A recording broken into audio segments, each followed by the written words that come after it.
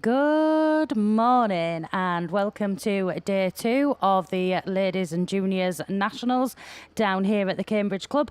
So just to give you guys a little bit of an update, we were hoping for a 9 a.m. start. That is going to be delayed. Unfortunately, the weather's brought a little bit of fog in for us, as you can see just on the screens if you're watching on the BAStv. So yeah, we've got a little bit of fog. It is lifting. I mean, I've been here now probably about an hour this morning and it's lifted a lot. So we're just hanging fire. The track is a lot more visible than it was an hour ago. But yeah, we're hoping for sort of a 9:30-ish start now.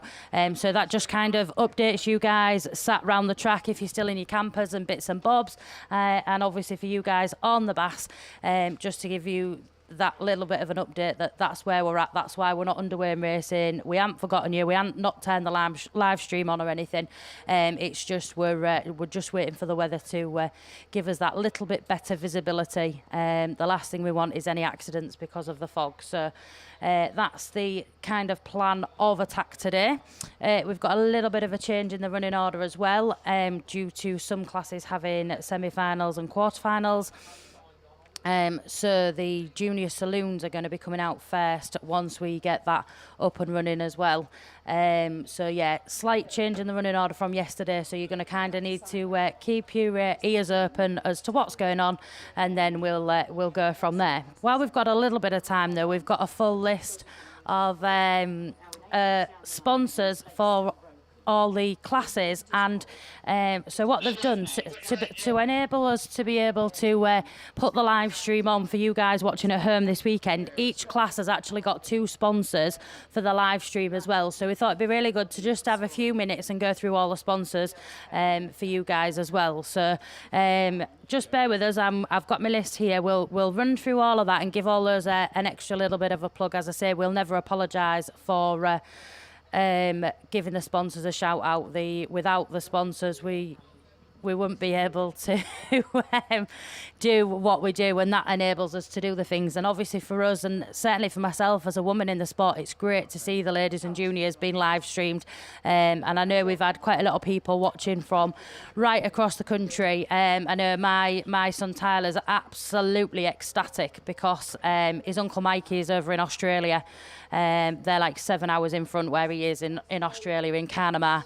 And Uncle Mikey watched his races on the live stream yesterday. So yeah, we had people out in Australia even watching us yesterday, and I know we had a few messages from people on holiday and bits and bobs as well. So again, if you want any shout outs this weekend, I'll be around, and any of the commentators, if you drop us a message on our Facebooks or whatever, we'll do our best to get those shout outs done down here this weekend. I know I have got a birthday one to do from yesterday, but it's her birthday today, so I'm just going to have a little look now at that one and do that one now, just so that I remember, but I will try and do it again a little bit later on as well. And I know it was from Emmy Morehouse, so let me just pull my Facebook Messenger up.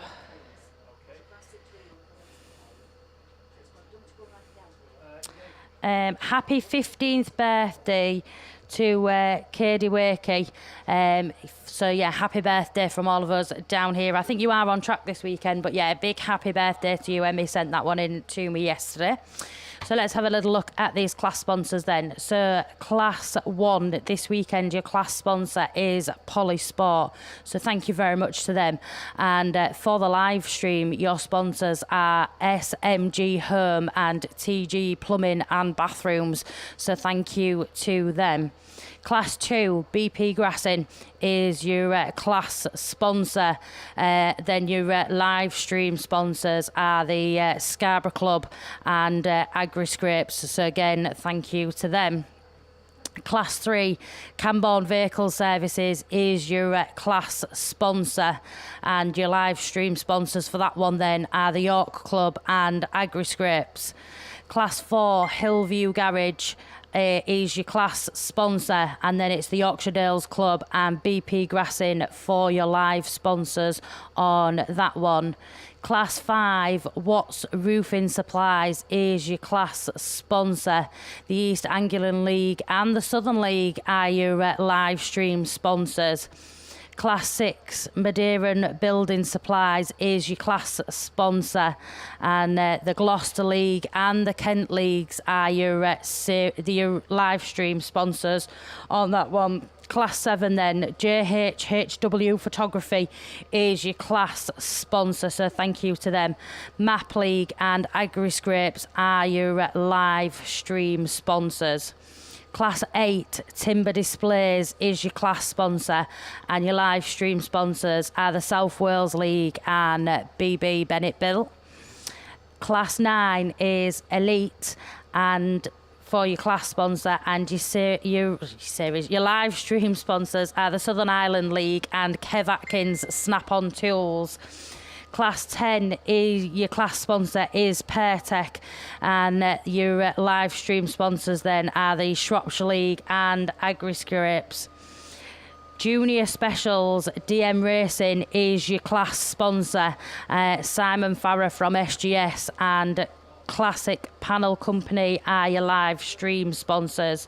Junior Saloons this weekend then sponsored by Godfrey's Garage, and Simon Farrer SGS and the Southern East Timber and Damp are your live stream sponsors on that one. Stockhatch class then this weekend is sponsored by the Staton and Stowe Autograss Club, and the live stream is sponsored by the Northwestern League and Agri-Scrapes. And then your Champ of Champs down here this weekend, your class sponsor is D&M Design and Fabrications, and your live stream sponsors on that one then is Agri-Scrapes and Simon Farrer at SGS. So we thank each and every one of those for all your sponsorship down here this weekend to put on this very prestigious event for the ladies and the juniors.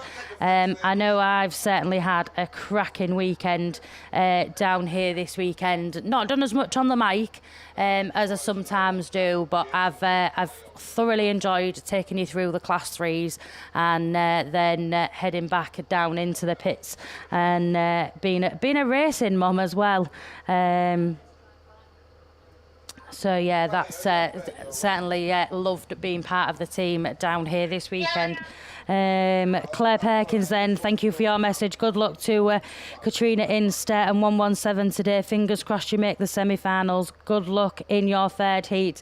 Happy birthday to KD. Have a great day. And then we've got... Oh, I thought somebody else was going to send me a message, but it's been unsent. So, yeah, if you want any messages reading out while we've got this little bit of downtime, drop me a message on my Facebook, and we'll get all those read out before we get underway in racing. And equally through the day, we'll try and get as many read out as we can down here this weekend. I know yesterday there was some very quick racing. We had a few reruns, but that's the nature of the game when the competition is so tough. As well, but yeah, well done to everybody down here this weekend. I know it's been great atmosphere walking around the track and people cheering on their favourites as they come out in their heats. There's certainly been a fabulous atmosphere down here this weekend, and so yeah, great to see everybody cheering all their friends on as the race round this Cambridge track. Just having a little look outside then, seeing what's happening. The fog, as I say, we are just waiting for it to start and lift a bit, and it certainly is starting to lift as we go through. On the track, looking at that picture from what it was probably 10 minutes ago that you guys can see on the BAStv, it's different again, and it is certainly lifting. I know they know where they want to, where they need, how far they need to be see to be able to be safe to take the racing. To get the racing underway. That national sign in the middle of the track is certainly becoming more visible as well down here. But yeah, so just having a little look round. There's been quite a bit of track work going on, both overnight and then back again this morning. Marshals and everybody being out assessing the track, making sure that they're happy with it before we get underway in racing a little bit later on as well.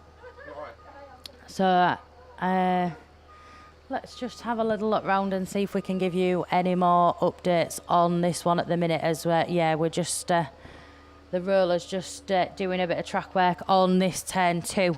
Obviously there was a lot of racing took place yesterday, and these tracks do take some hammer when we are putting on big meetings like this, so it's crucial to the racing that we keep on top of the track. And the team yesterday was certainly, if we had a bit of downtime, we were straight on the track and ironing out any kinks that there may have been, and sorting bits and bobs out. Armco's replaced at the far side of the field and bits and bobs as well. So yeah, if you didn't tune in yesterday, it's well worth a watch back, because there was some absolutely fantastic racing down here this weekend. Some really tough heats for some of the races as well. But yeah, what a fantastic show the guys and girls have put on down here this weekend. And like we say, if you're tuning in for the first time and you don't know what any of this Autograss stuff is all about, it is definitely worthwhile a good little watch. Some of these young racers that are out here this weekend, just 10 years old and out on a track, and some it'll be their first nationals, and that's great to see the new blood coming through in the sport. Some of them will have relations in the sport and some of them will be newbies. Good morning, Brandon. He's just giving us a wave from outside the commentary box. Mickey B's already up and about as well. I'm not JB's here as well, and Steve Langley. Liam's about. I've not seen him yet this morning. He's alive. So Liam Williams is about as well. I've not seen Russ or Mr. Glover. Grandad Glover's about. So yeah, we're all up and out and early this morning. You all look a little bit more fresh-faced than I feel this morning, and I didn't even have anything to drink much last night. I had a glass of wine when I got back to my hotel. Brandon just telling us he was in bed for 10 o'clock last night. I wish I was. I've been up in the night with baby Charlie. That's why baby Charlie is not on the screen today, and he's sat with his dad, because he's grumpy. Grumpy baby. No, he doesn't need chocolate brownie. He's Charlie, bless him. He's been for some taster sessions this last week at the nursery, and in true form, soon as most parents will know, as soon as children start nursery, that's it. The coughs, the snotty noses, the colds, they all come. So yeah, he's a little bit snuffly this morning, is our Charlie. So he's sat with Daddy and making sure Tyler T's car's ready for him for his Heat 3 a little bit later on. If I just pull the event up, actually, I think the running order was posted up there, because I haven't actually written it down this morning. So we'll just have a little look on there and give you an update. But I do know that it is Junior Saloons coming out first. I think we've got a Class 6, I want to say a Class 6 rerun from yesterday still to come this morning, and I think they're going out before the Class 3s. So if we have a little look, the plan of attack today, again, this is subject to change with everything going on. We're going to see Junior Saloons for the first half, Stockhatch, Junior Saloons for the second half. Then I think they're going to put that Class 6 rerun in. Then I'm going to take you through the Class 3s. Then we've got Class 5, Junior Specials for the first half, Ladies 1s and 7s, then Junior Specials second half. Class 9, then we're going to get those Junior Saloon quarterfinals. So we're looking top 32 to go through to those Junior Saloon quarterfinals. They're the only class with quarterfinals this weekend. Then we're going to go Class 2, 4, 6, Class 1 semi-finals, 8, 10, Junior Special semi-finals, Junior Saloon semi-finals, and then we should have the finalists through for all 13 classes. That's the plan. Then we'll head up to those finals a little bit later on. So just got a message come through from Liam Baird. Good luck to Cumdy 22, Kelly Murray in Class 6. You got this, girl, from Liam Lauren and your biggest fan, Archie Baird. So thank you for your message. Liam, that one's read out. As we say, if anybody wants any messages read out while we've got this little bit of downtime, drop me a message. I have got my messenger open on the old Facebook, and we'll get those read out. Brandon's just coming in to join us in the commentary box. He'll be getting himself his vocal cords warmed up, ready for these junior saloons a little bit later on. As I say, they're going to kick off the meeting down here this weekend. This fog again is lifting. I can certainly see across over to the start line now. Water Bowser's on the track at the far side. A couple of the safety crew vehicles just coming out and checking the track. We've got a few people just having a little walk around the track as well this morning, just to give you guys a little bit of an update that are watching on the BAStv. Are you ready for it this morning, Brandon? Well, I don't know about ready for it. No, so yeah, day 2 of the 2023 Ladies and Juniors Nationals. Quite a day to come as well after some of the races yesterday. Some unbelievable stuff from the ladies and the juniors. We've still got, obviously, all of Heat 3 to come, like Hayley was saying. Myself, I've got quarterfinals to take you through for the junior saloons.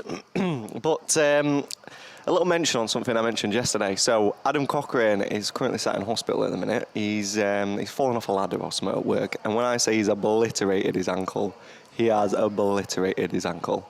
Oh my gosh! I was with Jamie Williams down at the bar last night, and he was showing me some pictures, and oh my good gosh! So the standard joke is now that he's peg leg, or he's called RoboCop. So just once again a speedy recovery to Adam. I know he'd have probably been here as not being in hospital. So I hope that peg leg gets better soon, and I'm sure he'll be laid in his hospital bed telling everybody to be quiet, and I want to listen to the racing and all that gobbledygook. But he's got another message. Can you please give Lexio in North Wales 97 a shout out, wishing her the best of luck, please, from Kyle. How the heck do you say that? Urquhart? Urquhart? If we've not pronounced that properly, we'll apologise now. Anyways, Lexi, Kyle says good luck, mate. So I think Lexi had a couple of unfortunate runs yesterday, but like I say, with quarterfinals, everything's to play for. So yeah. When they get through to those quarterfinals and stuff as well, you're just looking for your top 4 from each race as well. So if you can get a top 4 finish, which is really easy for us to sit and say in commentary, yeah, you want a top 4 finish, and then you're going to make it through to a semi-final, and then if you get a top 4, you're going to make it through to a final. It's not quite as easy as that when you're on track and you see some of the competition out here this weekend. It is everybody's absolutely driving their hearts out this weekend. Obviously it's the big one for both the ladies and the juniors. So yeah, it's great to see some close racing as well. Heather McLeod then, thank you for your message. Shout out to Hannah Thomas in Class 6, Gabby Smith in Class 2, and Maggie Appleton Juniors, Vicky Appleton in Class 8. Good luck, love, Fraser and Heather. I must admit, Hayley, Maggie Appleton, I've seen her race a couple of times, but I don't know what Sam has done with that car this weekend, but she is on form. She is flying. She's had some really, really, really good races. A couple of unfortunate bits have obviously happened to Maggie, where she's been pushed wide or she's been spun out or whatever. But at the end of the day, there's a lot of like close racing. Everybody wants to win that big pot. But yeah, for the weekend at the minute, with regards to the junior saloons, I would say at this moment in time, Maggie Appleton is my driver of the weekend. She is absolutely flying, and she is not letting those Yaris's bully her at all. No, I watched that race in Heat 2 yesterday. I was actually stood down to like the left of commentary, where all the Appleton crew were all Clan. all sat watching, and honestly the atmosphere was fantastic. And I saw Slim a little bit later on in the pits, and much love to the Appleton family. But yeah, they were all absolutely buzzing, and do you know what? That's what it's all about. Yeah. For me, that is what it's all about. And we say, like, I'm on the other end of that sometimes with a child that races, and we say, as long as you're coming off that track and you're buzzing and you've got that smile. And yeah, there was definitely an absolutely fantastic buzz around with the Appleton gang last night, and really, really well done to Maggie, because it was one fantastic drive in that heat too. I think Mickey B's £10 lighter for it as well. Yeah, I think he is. I think Mickey B put a bet on with Maggie. If you get a top 3 to finish, I think it was. Right, okay. Class 1 juniors, heat 3. So I don't have any names, which is absolutely wonderful. I think my junior sheet should be here somewhere. There we go. Right, so 11 races for heat 3. Obviously, that's going to get whittled down to 4 races. For the quarters. The top 32 will then see themselves in another race, and the top 4 from each 4 of those races will then go into another race of the semis, and then the top 4 from that, we will whittle it down to 8 drivers left. This is how organised I am. So this is my sheet from Heat 1's yesterday. And you're just using the same because sheet. I've only got 8 ladies in Class 3. My pink sheet, Charlie's pinched and been studying it and won't allow me to have it back. He's not. He's been chewing it. No, he hasn't chewed it. He's been like proper reading it and shouting at the top of his voice like he likes ladies Class 3s. And Sandy's you are beautiful. Sandy's just bringing us some points down and some names. So, but yeah, so I'm actually, I'll show you, look, I'm still using my sheet from Heat 1 yesterday, and just so that I make sure I've got a check of all my names. And then Dougie's got this thing, like, he likes to quiz me on drivers, and he'll go, oh, who races such and such a car? And it's like a test. So I carry my paperwork around with me. I've got paperwork from last BAS round and all sorts when I've done different classes. I find it amusing because... Just in case he says, Haley, who drives this car? And if I can't remember, I have a cheeky look up so he thinks I know all the drivers. Yeah. I do my best to try and know more, but I do quite a few different classes at varying different places up and down the country as well. So, it's always a little bit interesting. And, he's certainly taken to testing me at the minute with my racing knowledge. Talking about racing knowledge. Racing How many red knowledge. flags did you have yesterday? None. None. Neil, go on. Grow up. Thank you. Grow up. You definitely can take some of mine.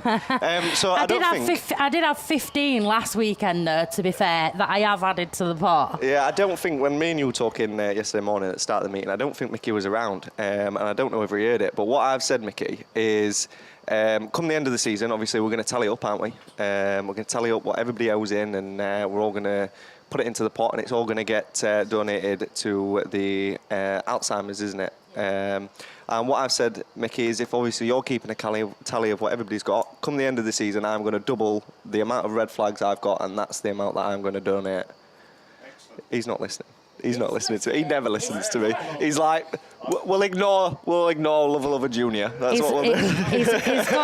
He's got the sheet down there. He's writing it down so don't forget. Yeah, that's what it is. But anyways, right, we have some points from overnight, and I'm just looking at my junior saloon sheet. Oh, good gosh. Right, there is 1, 2, 3, 4, 5 cars all tied on 110 points. Yeah, pictures sent to me from yeah, the live stream. Yeah, somebody, I think it was Fiona Thomas sent me a picture of me yesterday. I was like, whoa. Why can you see me? Sue Cargill, thank you for your message. This is relevant to you because the boys are racing in junior saloons. She's just put, looking good. Just want to wish everybody there all the best. Doing a great job commentating there. Also, especially to Lewis and Jensen Walker. Jensen Walker, yeah. So I'm just looking down my sheet. Lewis Walker is currently sat joint 21st on a 1st and a 4th. So, I mean, you've only got to get in the top 32. Yeah, he had a good day yesterday. I think baby brother broke a drive shaft I because think he did. my hubby was laid underneath it fixing it yesterday. So he's a little bit further down the pecking order in that one. We've got another little shout out while you're having a quick flick through there as well. Daniel Wall has just dropped me a message. Can we give the Scarborough crew a shout out? Good luck to all the Scarborough drivers today and enjoy yourselves. So thank you, Danielle, for your message. Yeah, so just going back to these junior saloons, obviously sponsored by Godfrey's Garage this weekend. You've got my live stream. Oh, junior saloons, Simon Farrer and Southern East Timber and what? Timber and Damp. Damp. Oh, you write like a child. My 9-year-old can write better than you. Anyways, right, 5 joint top in the junior saloons, 110 points. We've got Lud 1, Reese Tipton, 2 wins yesterday. Jack Owen, TA5, on absolute fire yesterday, on 2 wins. Bo Chamberlain in Forest 22, also 2 wins. And Freddie Farrow in York 72, also on 2 wins. Toby Maguire in West Waterford 973. Also on 2 wins. So there you go. That's how close it is. There's 11 races, and we've got five drivers that have all had 2 wins. This is gonna be tight. So your next one is obviously joint 6th. 1, 2, 3, 4, 5. Also joint 6th. So we've Dexter Price in Hereford, number 6, a win and a second. Will Evans in TA7, also on a win and a second. Bo Bennett in Breedon 33. Mush Troy Holtby in Scunny 161. And Hannah Lewis in Athelston 212. So just there, the top 10.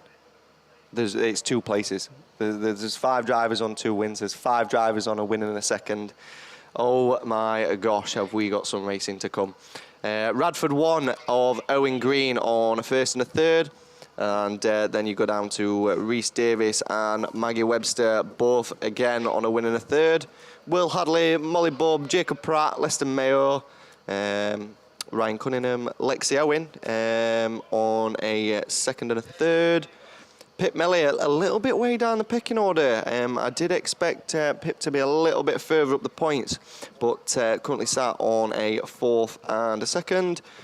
You go down to the likes of Elliot Trinder, Blake Crowther, Lewis Turkington, Maggie Appleton on a 5th and a 2nd in joint 28th. So a good result today will see Maggie into those quarterfinals.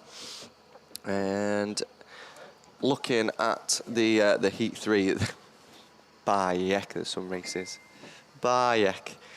But, Hayley, are you talking again? Are you interrupting me again? I've just got a few more. Yeah, go on then. Go on then. You shout out away. You shout out away. So, first of all, if you've lost your glasses somewhere near Commentary last night, pop along to Commentary because we've had them handed in. So that's a pair of glasses. How are they going to be able to know they've lost their glasses when they can't see without them on? I don't know. I'm assuming the prescription glasses. Because I wear prescription glasses. Mickey can't see for looking. Yeah, they're definitely prescription glasses. So I'm assuming somebody will know that they've lost them. Come along to Commentary. We've got them. And then I've got a couple more messages coming through on the old Facebook. Hang on. When I have all these passwords on my phone. Hello, please could you do a shout out to Dawn North in class 5 and 8. Best of luck from Sam, Lisa and all of your Gloucester and district friends. So thank you to you. Cat MacDonald, can you give a big shout out to all the YD members, wishing them all good luck, but a special shout out to Auntie Sue and Tyler from Taylor. Taylor loves our Tyler, bless her. So yes, I can. That shout out is done. Thanks, Kat, for your message. I'm caught up now. Do you want to press that button? I've got a couple that. Yeah, morning everyone. Mickey B. I've been nice and relaxed last night. Friday night's exploits caught up with me last night.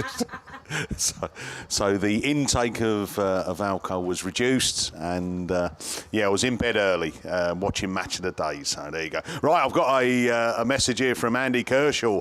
So he said, "Hi Mickey B. Shout out to the Holtby and Steve O Middleton White House racers. Any chance we can hear a bit more about the incest in Bexhill?" Well, maybe not. It's a Sunday morning. It's church going time. Right. Who else have we got? Right. We've got one here from Jack Farrer. Morning, bud. Can you give Martin, he's Martin Truer, the father-in-law, a shout out? 70 today. Martin, 70. You don't look it, Martin. I mean, Who's 70? Jack Farrer, his father-in-law. Martin, who he knocked around with you for years, obviously because he's married his daughter. He's 70. Happy birthday. Happy birthday. Well, big 7-0. So that's done, and I'll tell you a few stories about Martin if we get any breaks in racing. There's some classics out there. Right, it looks like Mr. Lover's grandson, Brandon Glover, is ready to come back onto the mic.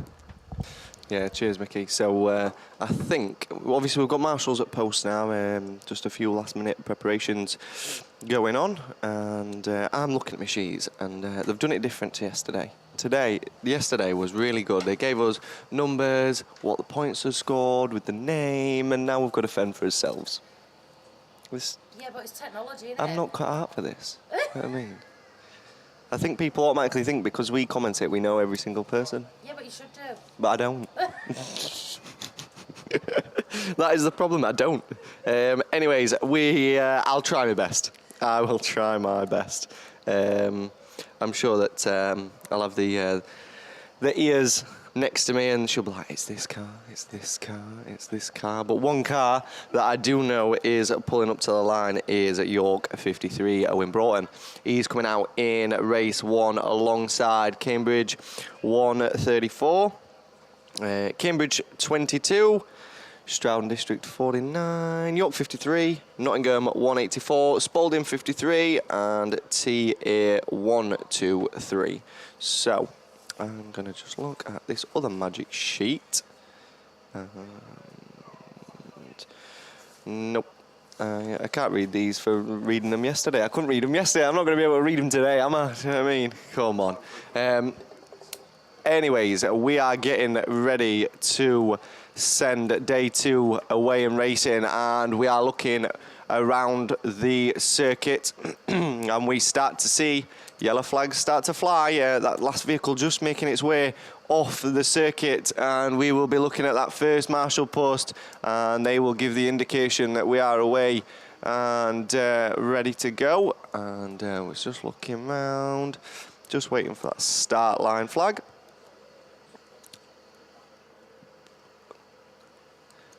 And still waiting. Good morning, Pat. Good morning. Are you all right? I am. Are you? Yes, thank you. Good. It's always amazing to see Pat on a morning. It just makes everybody's day. But anyways, back to the racing. There's one thing we can say about you, Lucky. But anyways, race 1, day 2 underway. York 53, Owen Broughton got a lot of work to do if he wants to make that those quarterfinals a little later on, but he is doing exactly that, first into that first bend. So it's York 53, Owen Broughton, and somebody's very, very wide, just keeps it out of the arm core. Tier 1, 2, 3 in Stroud District 49, sat there in that third position. Stroud 49 also got a bit of work to do if they want to make those quarterfinals a little later on, but up and gone with this one. Owen Broughton in York 53. I think everybody just must have given him a talking to at the beer tent last night. One good result, Owen, and you'll be in. But as they come down past commentary 4, another time of asking, York 53, TA 1, 2, 3 in Stroud District 49. Cambridge 22 sat there in that comfortable 4th position, just pulling away from the rest of the pack. Nottingham 184 still sat there in that 5th place, but up at the front, the 3 leaders are away and gone with this one. one, as it's still Owen Broughton in that CC Fabs motor. Down past Commentary he comes. York 53, Tier 1, 2, 3 in hot pursuit. Stroud District 49 still sat there waiting for a mistake to be made. Cambridge 22 and Nottingham 184. It's just dropping off the pace. Cambridge 245 and Cambridge 134. But your back marker Spalding 53 looks like he's going to be falling into the realms of Owen Broughton. Is that going to is that little bit of traffic going to mess Owen up as he's now on to his final circuit? Yellow flag with the black cross. 1, 2, 3 goes with him in Stroud District 49. Cambridge 22 still that sat there in that fourth place as Owen Broughton just in that little bit of traffic now, just slides up the inside without an issue. But it is going to be 55 on the board for York 53. Owen Broughton maximum points, and there's a little shake of the fist there. That's what we like to see. York 53, Tier 1, 2, 3 and Stroud District 49. Spalding 53 being a lap down. Cambridge 22 comes home in fourth, and I think it's going to be the Nottingham 184 in fifth. Cambridge 245 and Cambridge 134, and obviously your back marker being the Spalding 53.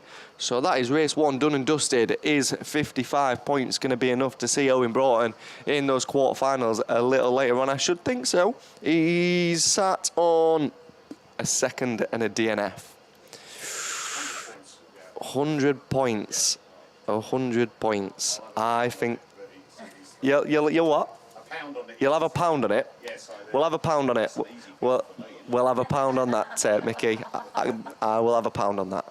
But anyways, race two brings out Mush Holtby in Scunny 161. P23, Evesham 146 of, I think that is the Bub machine. Molly, I believe it is. Look at my sheet. Yeah, it is. Evesham 146, Molly Bub, but somebody's very, very, very slow at the gate. That's the Swansea 16 machine. Bo Bennett's on the outside in that Breedon 33 as he got an answer for Troy in these slippy conditions as they all bunch up. It's very, very close going. 161 and 33, just pulling away from the rest of the pack ever so slightly. Molly Bub a little way down the pecking order. You need a third place, I'd say, but up at the front it's still Troy in 161. Breedon 33. Bell Bennett sat there as well, and the Leicester Mayo, sat there in third. Molly Bub fourth, but down past Commentary for another time it is Mush and Bell Bennett. They're your front two, just leading away from the rest of the pack, and that Leicester Mayo and Molly Bub machine battling it out for that third place. Swansea 16 is your back marker, slow out of the gate in that one, but into that beer tent bend. Oh, we do like a beer tent bend, don't we? For another time of asking, down past Commentary is Troy Holtby, Scunny 161, Breedon 33, and P23, Evesham 146, IK 140, and Breedon 40 of Tom Creed. Swansea 16 is just still dropping off the pace in that one, but yellow flag with the black cross this time for Troy in the Scunny 161. It doesn't look like Bo Bennett's going to have an answer for him in this one in the Breedon 33. Still sat there in that second. Leicester Mayo in third and Molly Bub in fourth, and Tom Creed still sat there in fifth. IK 140 and Swansea 16, and they're all now onto the final circuit, but up the far side for the final time. I think 2 wins and a second. We will be seeing you in those quarterfinals a little bit later on. So Troy Holtby picks up 55. I think Breedon 33 will be going with him, of Bo Bennett. Leicester Mayo in 23. Evesham 146 and Molly Bub. Tom Creed in the Breedon 40. IK 430 and Swansea 15. We are on it. Race number 3. Don't say it, Mickey. You're looking at me. You're giving me the eyes, and I can hear them. I can hear the eyes. I just think it's a bit of deja vu. Get a break. Give it a break. We're not going to have no red flags. I'm going to have no red flags today. Oh, that's it. Got quarterfinals and semifinals. You've definitely just cursed yourself there, haven't you? Yeah, I did it yesterday. I was bragging to Mickey. I was like, I haven't had no red flags. Bang, 4 races in a row. Good morning, Gareth. Good morning. Fancy seeing you here. Well, I'm a bit early, Yeah, just a little bit early. I'm going to get coffee next door. Yeah, I was going to say, get back to the beer tin. In the first place, But anyways, race number 3 will be coming your way, and the bungee breaks, and we are away in racing. And who is it that's going to get the best of the shouts? IK 25 is absolutely rapid into that first corner. Tier 29's gone with them as well, but who is it all the way around the outside? Oh, God. It looks like that Will Adney machine has just had some dramas and he's heading towards the Armco, but it's tier 29, IK 25, IK 377. Oh, PAC 55 into the Armco, just in front of commentary, and that brings out the inevitable red flags. Oh, my gosh. Yeah, it works all the time. It works all the time, doesn't it? That was not good. It's, yes. So, PAC 55 just coming together there with Kia Rees just coming together with the Armco just here in front of commentary. And that obviously brings out the inevitable red flag, so that's going to go back into the pits, and we'll see them a little later on for their rerun. So the medical crew just making their way onto the circuit just to check over Kia Rees in that PAC 55. Quite a nasty whack that was to the Armco. Good morning, Jason. Good morning. Good morning. It's not like I haven't seen you 43 times this morning already. But yeah, so Mickey B's got his seat. He's here, he's got his mic. No, I was just having a look. I mean, there was a bit of a hefty shunt there, PAC 55, into the Armco, and it's actually pulled the bolts out of the interconnecting section. So I think we've got just a little bit of downtime, and I have got a couple of messages that come through. So I thought I'll take you through those. One, maybe I missed this one yesterday. So there's two from the same person. It is Mike and Joan Bevan. So it was like, hi, great commentating by everyone. So thanks very much for that. At home getting ready for a wedding. Well, it's all obviously the wedding took place. Well, hopefully it took place. Just imagine, will you take this bloke to be your lawfully wedded husband? And she goes, nah. I'm going racing down at Cambridge. Wishing everyone a great weekend, especially Alice and Dan Barnard. See you tomorrow. So they're here now, and this is now the morning's message, and it says, and now I just think this is hopefully a spelling mistake, because it starts with hi Mucky B. No, I hope it's a spelling mistake, but there again, maybe some of the things I was talking about yesterday possibly fits that category. But it said, can you wish all South Wales Autograss League drivers the very best?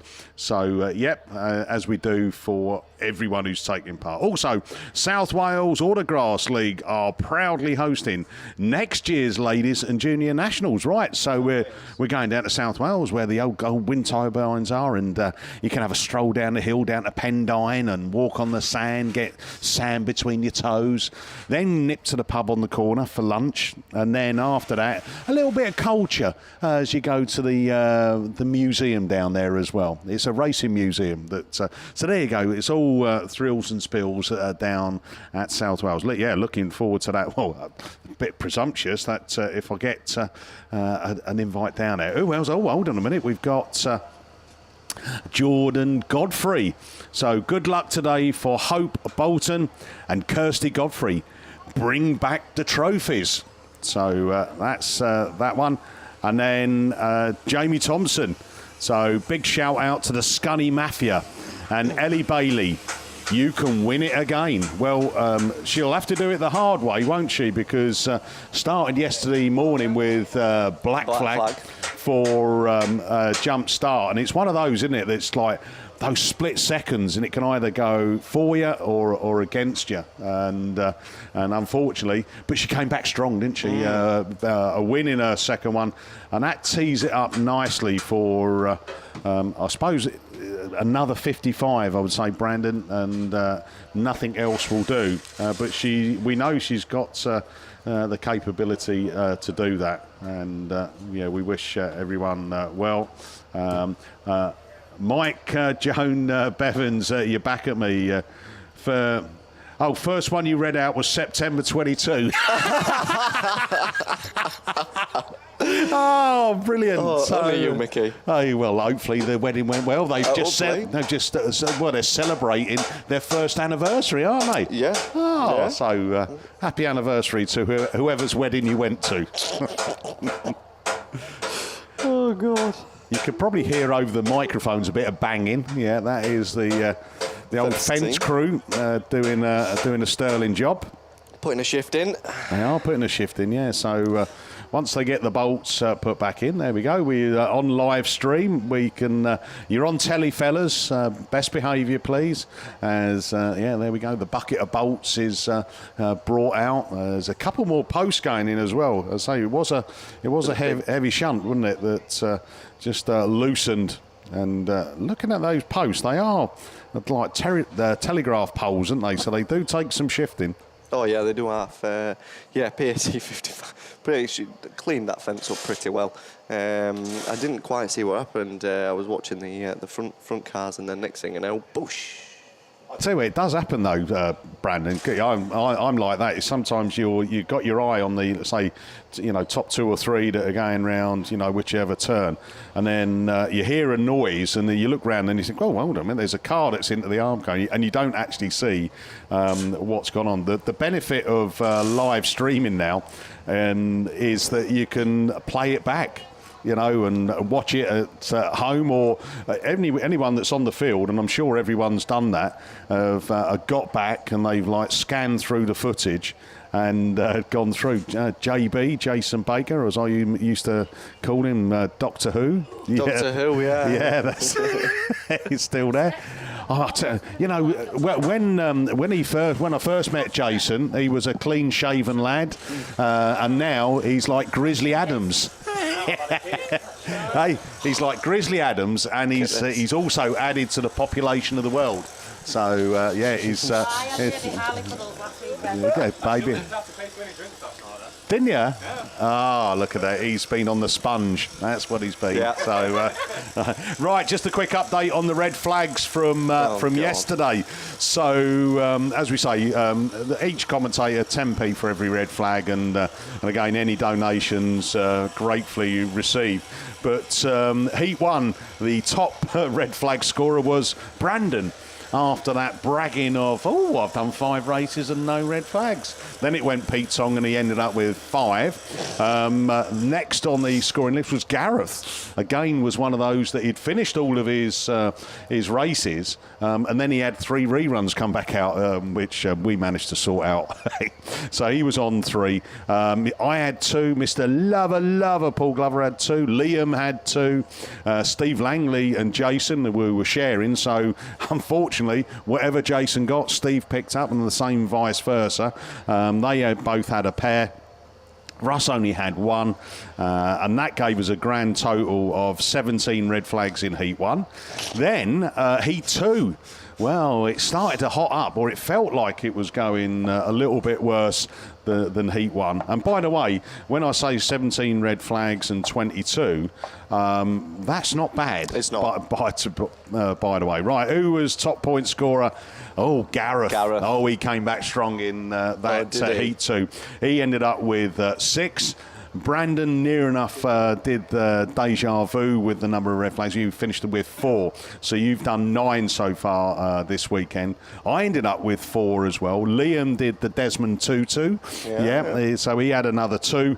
And overall, it was 22. 22, yeah. So we're 39 red flags in, and we've just added one now for Brandon, so that rounds it to 40 at the moment. Your mate, hold on, who was it? It's Jim Larkin. For Gareth. Yeah, so Jim Larkin thought he was on a winner when Gareth had gone through with no red flags. He then bravely messaged through and said, I'll donate £1 for every red flag that Gareth gets. And Gareth now is on the grand total of 9. So he's a tenner down. Jim Larkin, it's getting a bit Pete Tong for you.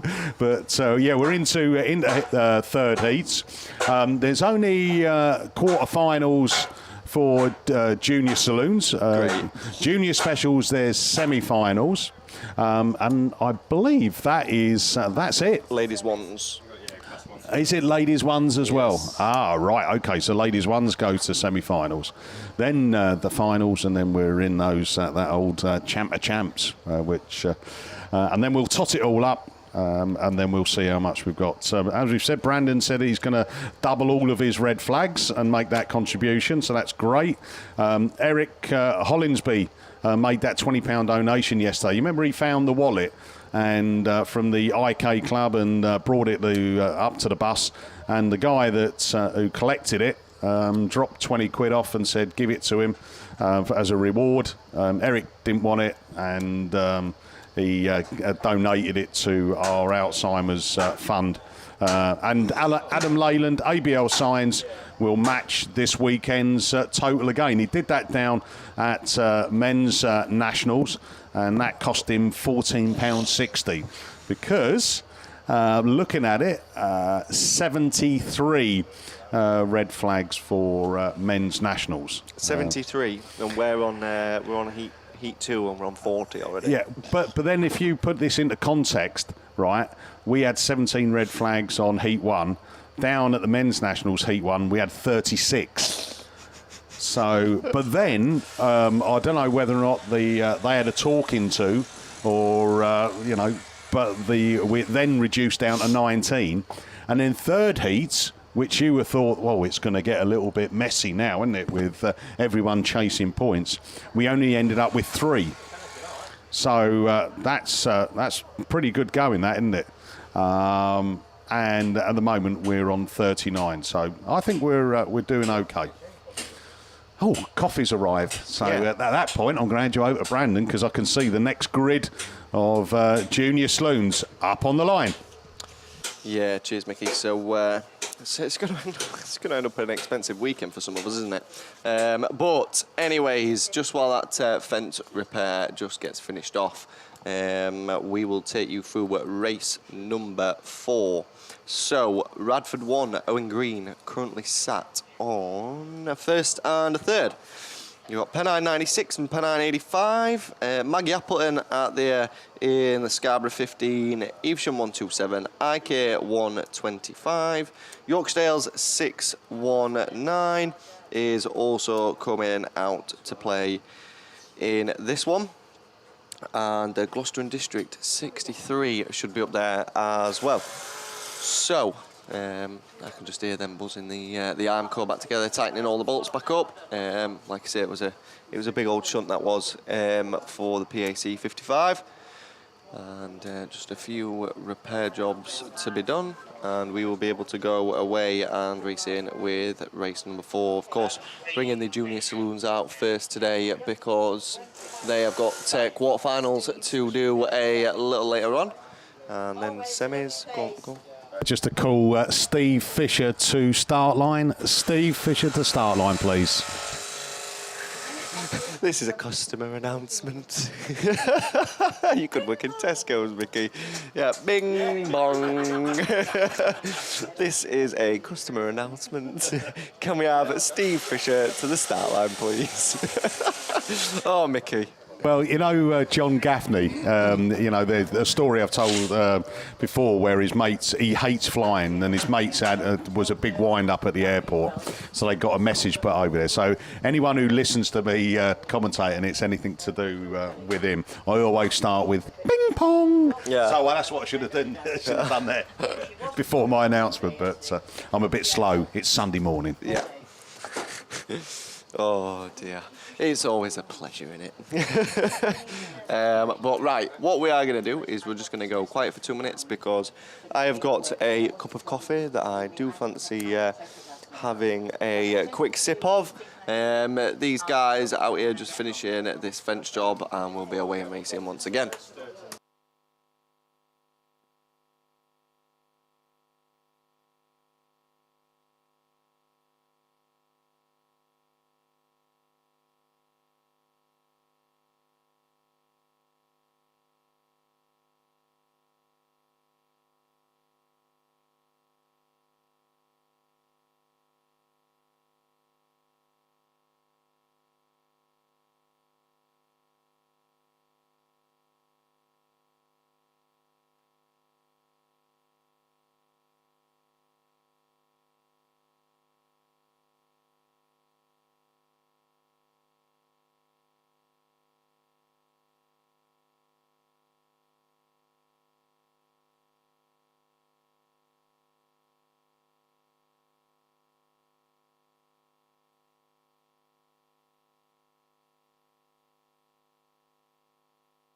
So we've just had some money handed in. It's not to give back out, by the way, but can we just say a massive thank you to the Scarborough crew and. I know Rob Farrer there. I spoke about him yesterday. About being hit in the right between the eyes with an ashtray from the missus. Great shot, by the way, but he's still here. But the Scarborough crew have just donated £100 to our George Capper fund, all in his memory, and all proceeds will go to Alzheimer's at the end of the season. But that's a fantastic gesture. Thank you very much, and that will really boost the funds up as we work through the rest of this season. So once again, thank you very much.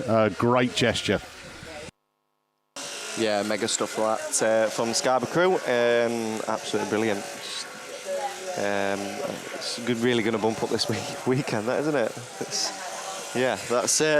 mega. So massive thank you to everybody that does any kind of donation, whether it's from £1 up to whatever, 50p, a pound, and then you get the Scarborough crew that donate £100. But no, that is absolutely amazing, and we do thank you very much. As you seem to just be having a little bit of hassle here with this piece of fencing. Quite the whack it was, but hopefully we will be all done very shortly. So we were talking about Martin, who's 70. So he's the father-in-law of Jack Farrer, and I tell you what, Jacob Farrer yesterday in the juniors, by the way, he's only his first year out, first nationals. And he held on to win yesterday, his second heat, under extreme pressure. I think, Brandon, you would have commentated on it. I think in that, just coming up to the last lap flag, he got tagged at the back here, and it snaked him down past commentary, but he held on to it, and then come round and drove brilliantly to protect that race line and stop. I mean, the guy behind him was all over him like a rash. But it was brilliant to see, and he's such a lovely young lad as well, and the smile on his face makes it worth it. But Martin, so the father-in-law, is obviously chuffed about it. He's 70 today. Oh boy, he doesn't look it at all.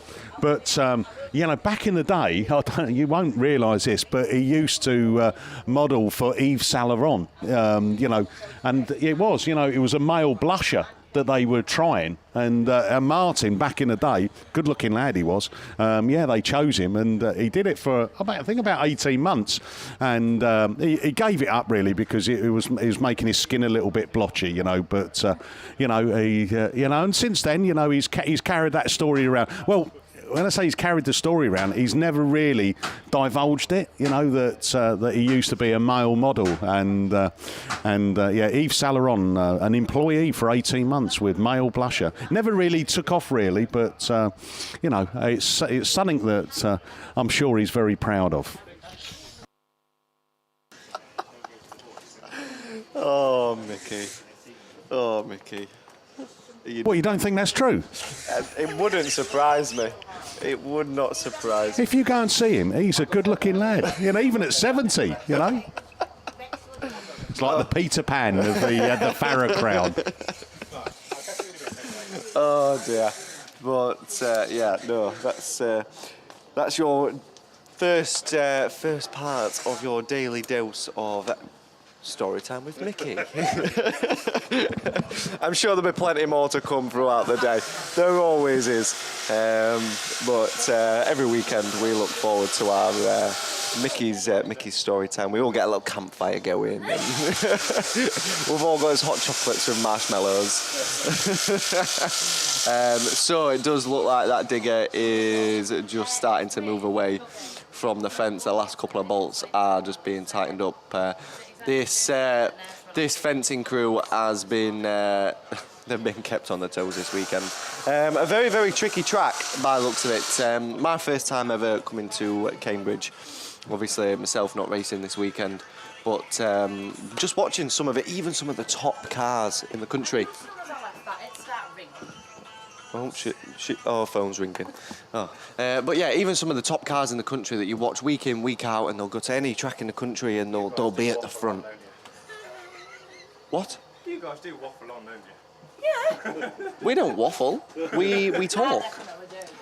How boring must it be for the people at home that are just watching this fence crew? They can't even see what they're doing on the TV. So we just keep talking and. No. We'll go back.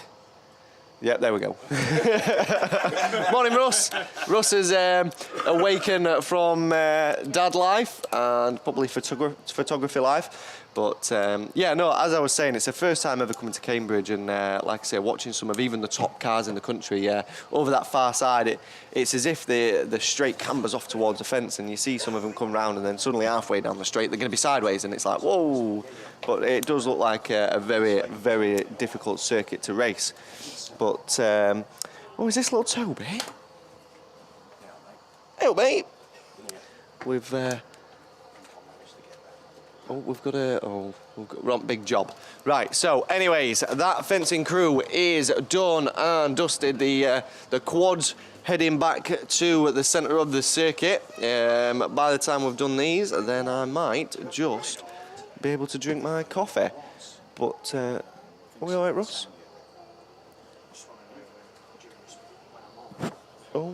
Oh, can't be losing them, can we? But anyways, so race number 4. This one obviously bringing out Maggie Appleton. We've got Radford 1 of Owen Green. Yesterday, Owen took a first and a third, and like we said this morning, Maggie, if she gets an half decent result here, that might scrape her through up into that. Oh, she's already in the quarters, but a good result should keep her in. She's currently joint 28th on a 5th and a 2nd. We also have Evesham 127. So I look down my list. Can't find it. It's here somewhere. Apparently, Evesham 126 doesn't exist on my list.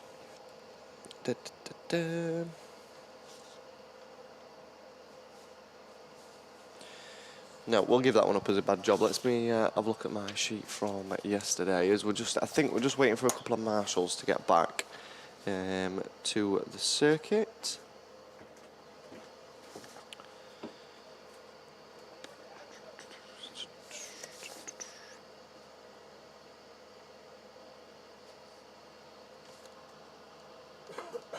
Evesham 120. That's why I can't find Evesham 126, because it's Evesham 127. Ben Hughes it is in the behind the wheel of that one. Yorkdale's 619 will be out to play as well. Gloucester and District 63, and obviously the 2 Pennine machines. So the 96 and the 85, and I'm just looking over the far side, and we are waiting for a marshal to go to that first post. I can see Paul Ruddock stood over there with his camera. Oh, he's giving us a wave now with his Paul. He's an interesting soul. So yesterday I'm commentating away like I do, and I looked to my right, and who stood there with a camera pointing straight at me? Brilliant. Thanks, mate. But PR photography. I don't really shout out photographers, but he does take some of the best pictures around. Obviously, Russ Thompson, he's also big into his photography now. But we got a canvas printed. Actually, got it for Kirsty for her wedding anniversary present off of Paul. It's absolutely massive. It's huge, and it's up on our living room wall, and the quality is just unreal. But like I say, plenty of photographers here this weekend. I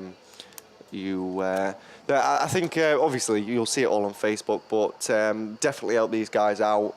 Just even if it's just one picture, £3. Get the digital copy, and then it's yours to do what you want with, isn't it? It just helps us keep these photographers at the racing. Everybody wants to see pictures of them racing, especially when they have a win or a good race or a battle, or even, God forbid, they have a bit of an incident. Everybody wants the pictures. So if we just help these, they're all little small businesses, aren't they? And we're all for helping small businesses. But anyways, down there I can see a couple of trade stands. I know BP Grassing's there. I believe Mrs B's Animal Feed's there. That's the Blaber Climb. some mega stuff down there, treats for your dogs and whatnot. I believe Barnard's down there with their stall.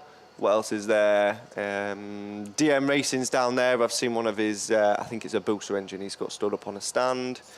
And anybody that I've missed, then I do apologise. My granddad's got a list somewhere. I'm sure he'll show me a little bit later on, and we can give him a bit of a shout out.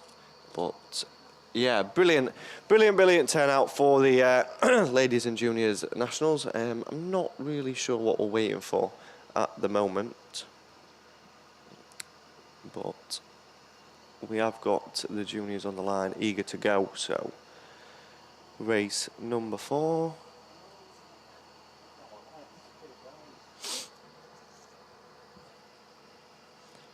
So I think, as it stands, if the running order stays the same, we're going to do the first half of the junior saloons, and then we're going to do the stock catches, and then we're going to send the second half of the junior saloons out, and then I think we're sending 3s and 5s out, 7s maybe, and then the ladies 1s, and then so on and so forth.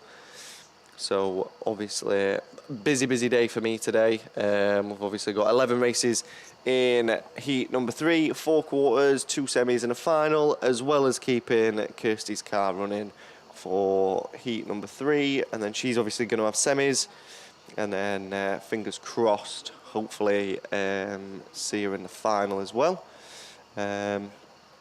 So yeah, backwards and forwards. So if I miss any of my reruns or anything like that, one of the clan will pick it up, whether it be my granddad Paul, whether it be Liam. I think Liam picked up one yesterday for me, Mickey B, Haley, and as always, it's an absolute pleasure to be asked to come here.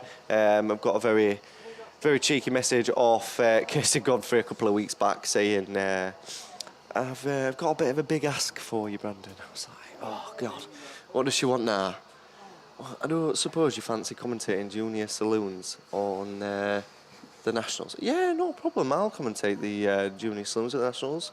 Yeah, I've already agreed to it. Oh, there's 101 registered, Brandon. Oh, right, okay, brilliant. Thanks, Kirsty. Chucked me in the deep end there, didn't you? But my granddad has just given me a list, and my granddad also writes like my 9-year-old child. Right, we have Bouncy Castles, Nigel's down there, so I'm not sure whether he's brought any micro bits, but I know for a fact, Micro, Nova, Corsa, all sorts, so I've got all sorts, Yaris bits. Pat's shop's down there. Pat, she's been around at racing with that shop as long as I can possibly remember. So anything you need, chances are Pat's going to have something, if not that right thing, that you can make work. XE Works is down there, Wildcat Photography, the F600 stall. Obviously, the F600s are becoming a massive thing. Am I right in saying they're a NASA class next year? They're a NASA class, and they will be able to race by juniors 14 to 16. Right, so yeah, F600s. They are going to be, as of next season, a NASA class, and 14 to 16-year-old juniors can also race them. So that's going to be even better. So as soon as your bairn turns 14, you can get them in F600. Mum and Dad can race it as well if they want. That's absolutely quality stuff. The UK Autograss stand, I'm presuming that is? Yep, that's it, yep. Yep, crepes and donuts. Everybody loves that. Everybody loves crepes and donuts. Burgers and more. The carvery. I had one of them carvery sandwiches for my breakfast yesterday. Unreal. A cavalry sandwich for your breakfast? Oh, it was unreal. Honestly. Like I said, DM Racing's down there, Dan Mack. One of the best in the business, really, isn't he? He's up there. There you go, Mrs. B's Animals Feeds, BP Grassing, Barnard's is there, Elite Transmissions. What the heck does that say, Grandad? Where are we? This bottom one. It's just called Ray's, and he was selling F1 team memorabilia and kits, and he's also got some microfiber wiping cloths and stuff like that. Right. And some different bits and pieces on his stall. All right. I do it in my shorthand, I understand it. Yeah, Ray F1 Team Kit Plus. That's what it says. So there you go.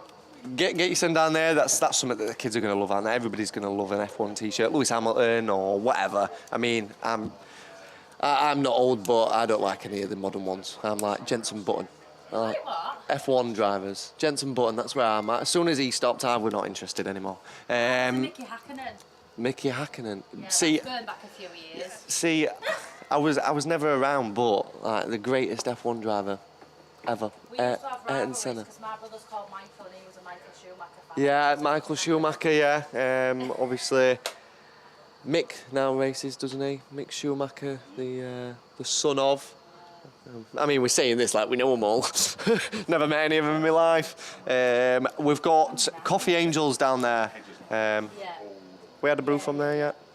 No, but I have noticed this morning that they've had a queue nearly all morning. Well, so they're going very well. It's actually, I think it's a Cambridge member that doesn't do autograph meetings as a rule, but he is doing them this weekend to publicise his business and support the club. So it's very kind thanks to him that's come along more to support the club than for his business. And he normally does steam rallies and other sorts of events like that, gymkhanas. But looking around this field, I'm not sure what has hold us, but I think might have a problem with Bungee, I've just heard. I'm not sure, I might be wrong, but hopefully they'll get whatever the problem is sorted out fairly quickly. There's a lot of orange jackets down there. Yeah, there is a lot. Scare me. There's a lot of orange jackets, not a lot of movement. Yeah, they scare me, orange jackets. Yeah. Suddenly you see a big crowd of orange jackets and you're like, oh. But you'll find out that clubs out in countryside like this one, fenlands like this, where there's a lot of flies about, they all have orange jackets because otherwise you get eaten alive with flies if you have yellow. Yeah. See, I work in orange. I wear orange ivies all year round. Because it's obviously being on What rail. have I said about using that word in front of me? What? That four-letter word beginning with W. You've not got to do it. I don't have anything to do with that nowadays. Yeah. 9 years since I did any of that. Well, that's just showing your age, isn't it? No, I retired early. Yeah. You'll tell me, tell me, but we were saying, I think it was up at Scunthorpe, I think we are the first sort of grandfather and grandson. I don't think I've been commentating a long time. I mean, I started with Gorgeous George, as Mickey B calls him. Yeah. Must be 30-some years since. And that was when White Rose and York used to run alternate weekends, missing the big meetings. And big meetings in them days were just Nationals, MAP, North of England. North of England's fastest man. There were only about 5 or 6. We didn't travel as much. We didn't. Nobody had a motorhome. We were all in tents. And I started with George, and I used to do White Rose. He did York, and we'd go along and help each other out all the time. Yeah, I mean, it was you, like I was saying yesterday, it was you and Gorgeous George that dragged me into the commentary box. 11, 12 years old. Yeah, have a go with that. Well, that might be something because you never stopped talking. Yeah, something like that, yeah. Yeah, somebody said that to Ailey as well. You talk a lot, you'll be good on a microphone. Yeah, there you go, have that. And suddenly you get it, the first couple of meetings, anybody that wants to go at commentary, I suggest, we're sending race 4. Race 4 are coming now up to line, so yeah, it was a bit of a problem, but just quickly while they get back, anybody that wants to go at commentary, I do, honestly, sometimes we do struggle for commentators, everybody's shy. What you've got to think about is everybody likes hearing about it, and the more that you do it, the better you get.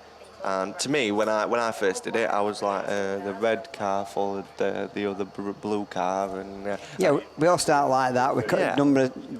When you get a little bit better, you start using the numbers. Yeah. But I always remember one of George Capper's bit of information to new people. He always used to say, try to think about explaining racing to your blind friend that's sat outside of you. Yeah, that's what he said to me, and yeah. I mean, the way I commentate, nobody would understand it anyway. I don't think anybody that can see the racing could understand me commentate. They're just like, oh, right. Brandon, okay. Anybody outside Yorkshire struggling with me and you anyway. What is this person on about? But, so, looks like we're getting him up to that line, so I'm going to leave it all to Brandon now, and he'll take you through these final runs of this first half of the junior saloons. Yeah, cheers, Grandad. So, yeah, if they can understand me anyway, I bet there's some of the Irish people that are here that are like, what are they on about? What do you mean? I'm actually qualified to translate because I've been in the north, in Yorkshire. You're qualified to translate? Yeah, so, I can do that. So all my boys were born in Yorkshire. Yeah. So 2 of them were born at Northern General Hospital. Yeah, yeah. At Just Sheffield, up the road from me. Yeah, and then Callum was born at York District. Oh, yeah. And they all talk funny. Like, They all talk funny. Sit there. He used to wake up in the morning, in the morning, lick it clean with soap. Bad. So you understood that, didn't you? Yeah. Yeah, see, my boys are Yorkshire boys. Don't give us something. They're taking the mick out of his Yorkshire accent now.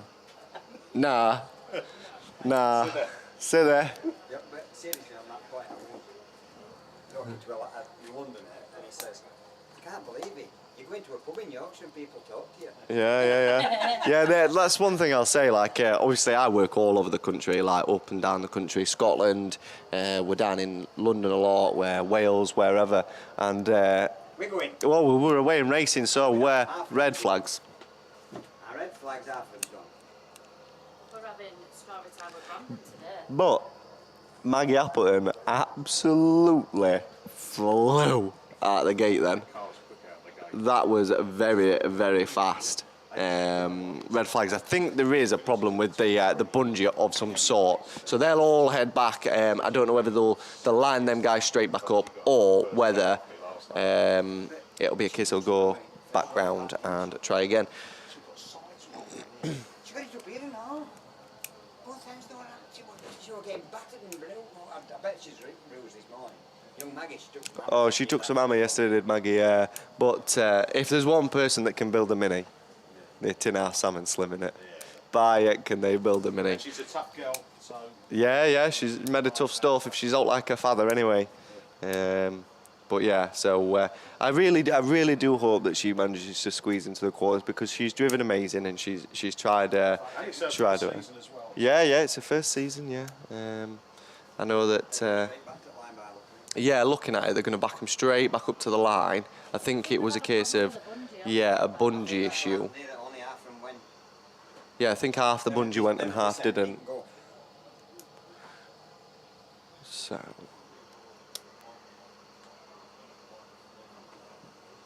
Right, if you start it on a flag, I would say. Yeah. Say again? Start it on a flag. Yeah, they're going to have to if there's a... Move my mic closer to my mouth. I don't want people to be deaf, do I? Nobody wants to actually hear me. That's the thing. But yeah, I think... No, maybe, yes. The other thing is, if you're talking as part of the conversation, could you use the mics because you're getting him on live stream but nothing else. Oh, so if we're having a conversation, you've got to pick up the microphone, guys. We're getting told off. I'm used to getting told off, by the way, Brandon. You Quite are? often. Yeah? Yeah, me too. You get used to it, don't you? That's because you're married, Mickey.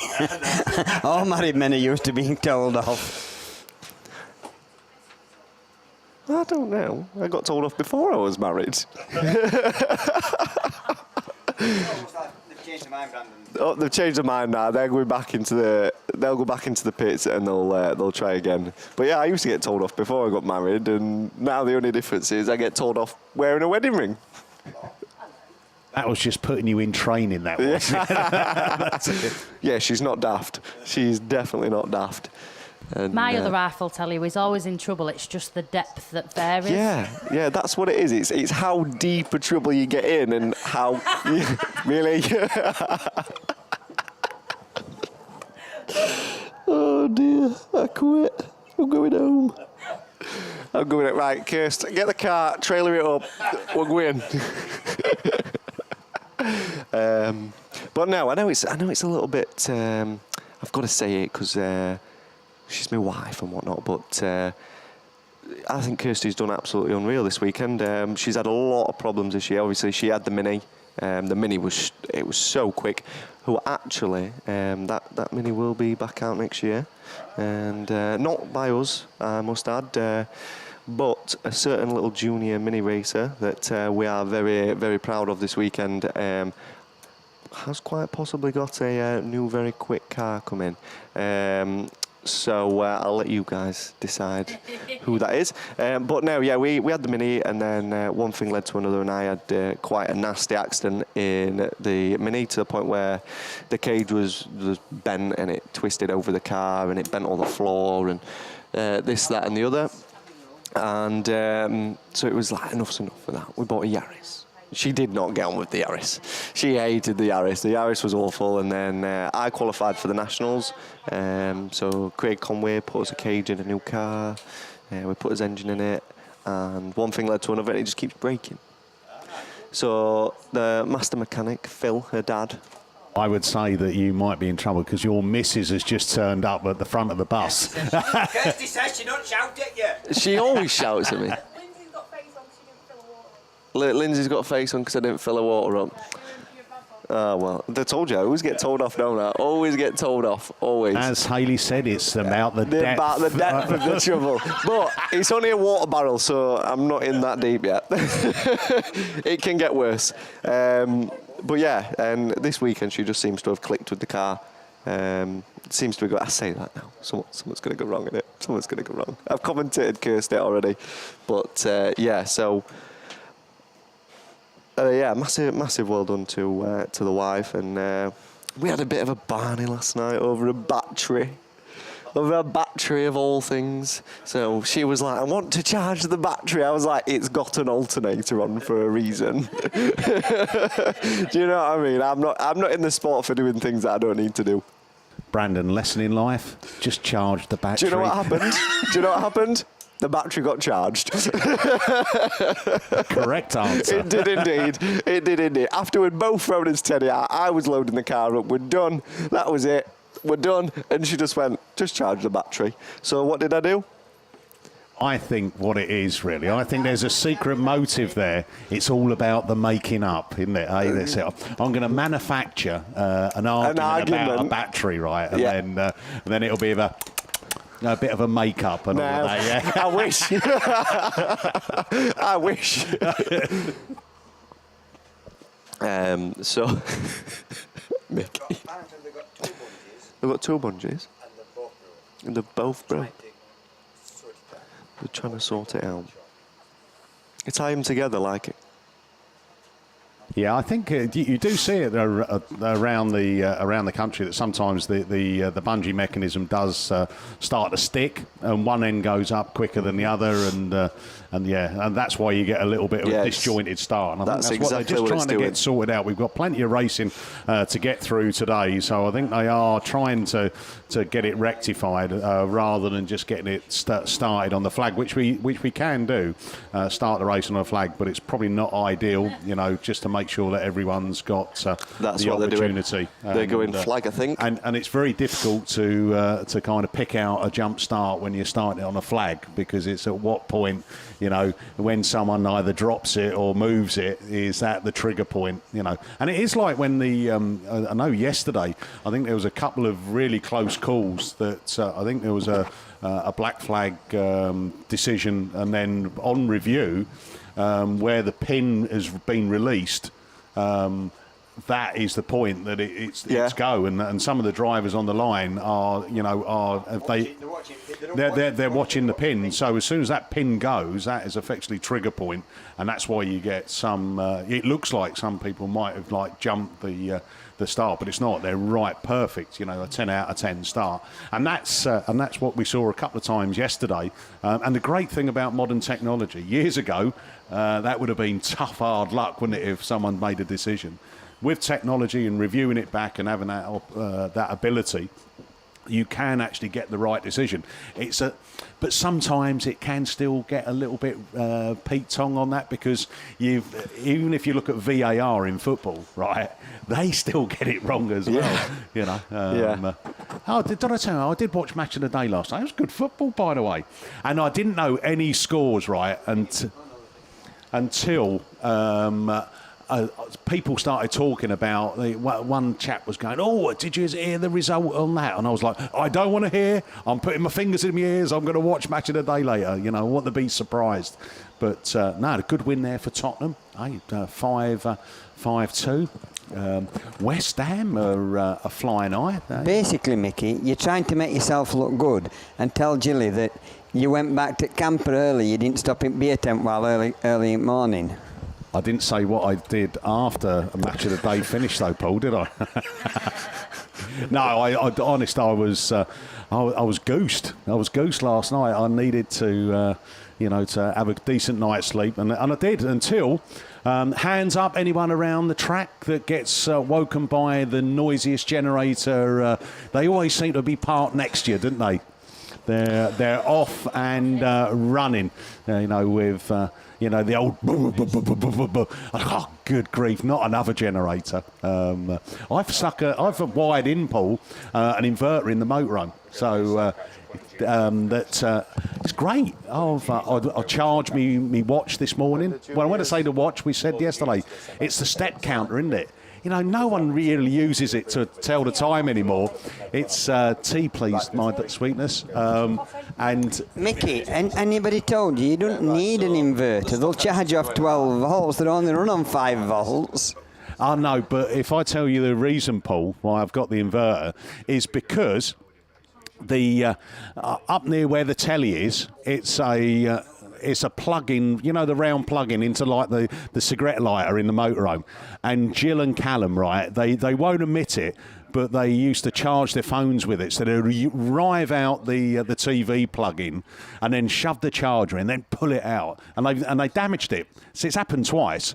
And I've tried to get it repaired myself, and I couldn't get it going. So now I've got an inverter with an extension lead that runs round to the telly to run it on. That's why I've got the inverter.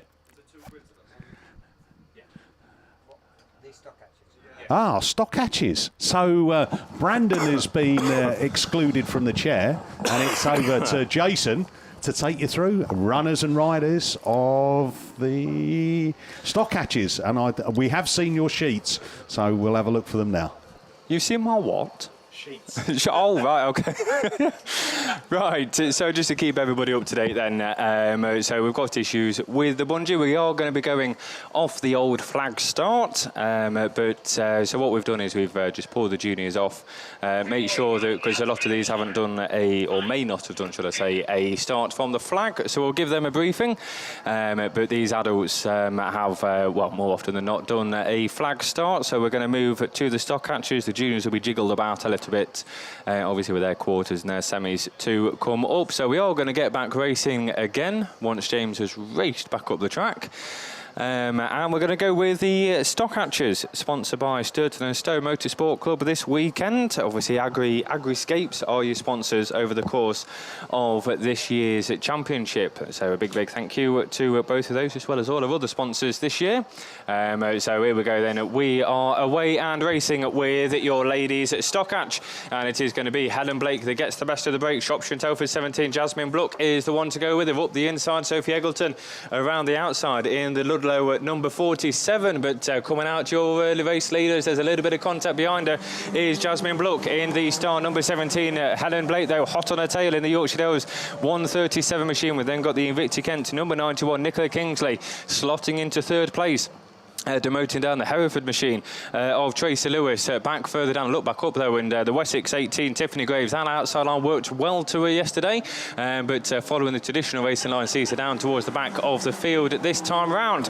But another lap completed. It is still Jasmine Bluck that leads the way, and these top two starting to pull away from the rest of the field now as Helen Blake in the Yorkshire's 137, the only contender for your race win in Heat 3.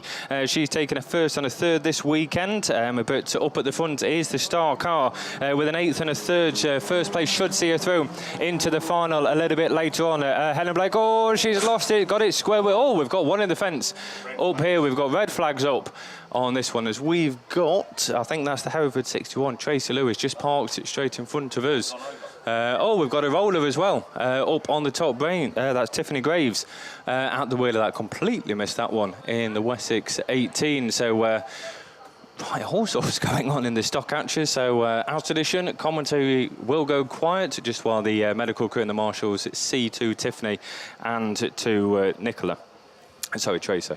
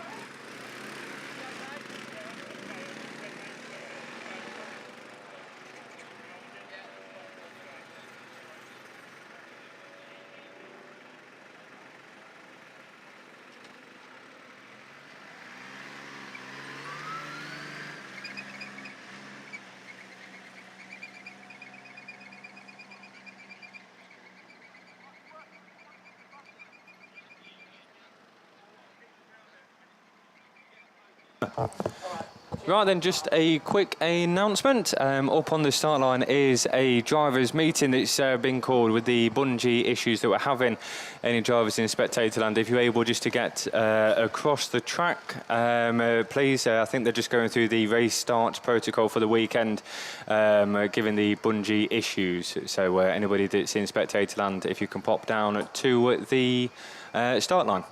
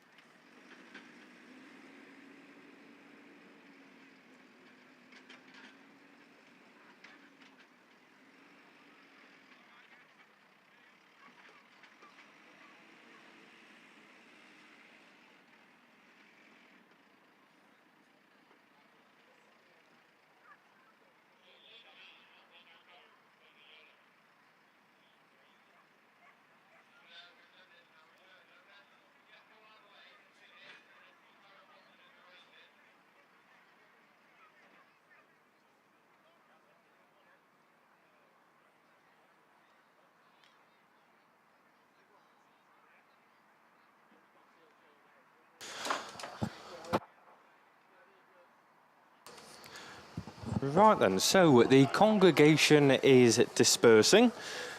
That might be the poshest words I've used all weekend, that might. I think we've just tried to show as many drivers as possible. Looks like the issue on the with the bungee will last a little bit longer. So we're off on the good old-fashioned flag start. There's no mechanical fault with the flag, not unless the pin falls out and the flag goes flying. That will see the juniors. Not sure on the race format. We'll keep you up to date with that. Excuse me. A little bit later on, as I would assume, although I don't know. You know, commentators don't know an awful lot. They might try and do first and second half all in one go. Who knows?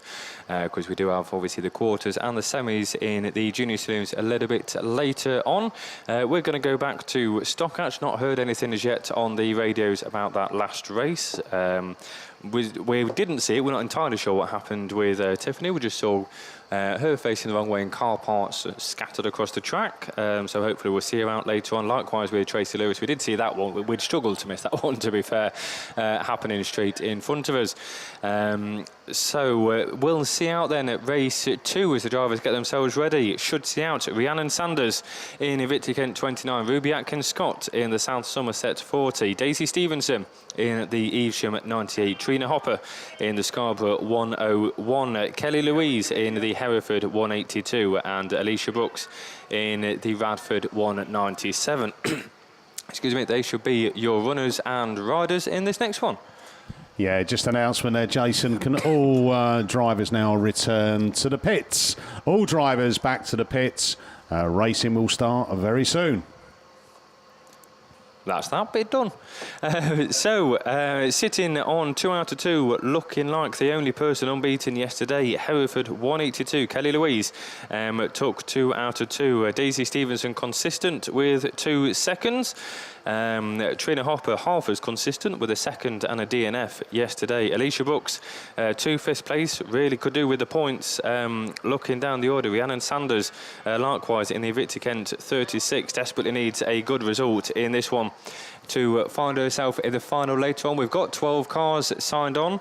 We need 8. We can only have 8. It's gone that we may be back in the day of the flag, but we're not back in the day of 10-car grid. So we're still after 8 cars. We've got 5 off the grid now, though, as we go back racing. And it is Daisy Stevenson that gets the best of the breaks, looking like she's going to get a nose in front of your unbeaten lady from yesterday. 3 abreast behind us. Nearly. What did they say, Mickey? Bish, bash, bosh. That's going to cost Dosh, as they leave 3 cars parked up down that far side, 2 cars now, and that brings out the red flags. Sorry, Mickey, go again for me. Black flag for Hereford 182. Right, so initial hearing then is that Kelly Louise will be the exclusion from that one, so that's what you get for piping her up and saying she's had 2 out of 2. She'll have 2 out of 2, but she won't have 2 out of 3 as she goes down. And next time, when we do the 4s and 6s, I'll be pleased Steve comes back, because it seems a bad omen when Steve's not down here with me. I've not had much luck with the stock catchers. 2 races done-ish, 2 races rerun, that's for sure. So we'll see the stock catchers a little bit later on. Not heard a decision on race 1 as yet, so we'll come back to you on that one. But it looks like we're going to go back Junior Saloon Racing, give them another go and see what they think to at the flag start. And to take you back to the Junior Saloons, all hundreds of them, will be back to Brandon Glover.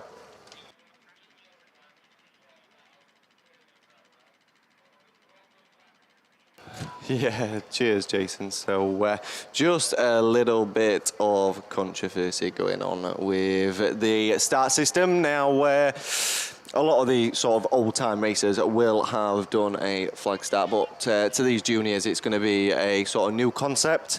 But anyways, we are going to try with the second half of the Junior Saloons. We'll see the race 3, 4, 5 and 6 out a little later on. But race 7 should be bringing out Jacob Pratt in White Rose 1, Pip Melly Swansea 2, Riley Blackburn in Scunny 106, Jacob Clark, as he likes to remind us, the fastest junior on grass, in Spalding number 3, Cambridge 32, Forest 32, CA 135 and CA 142, who I do believe that's Grace Williams, I want to say. 32 is Rory Jones, Cambridge Machine, and Cambridge 142. It is indeed Grace Williams in Cambridge 142.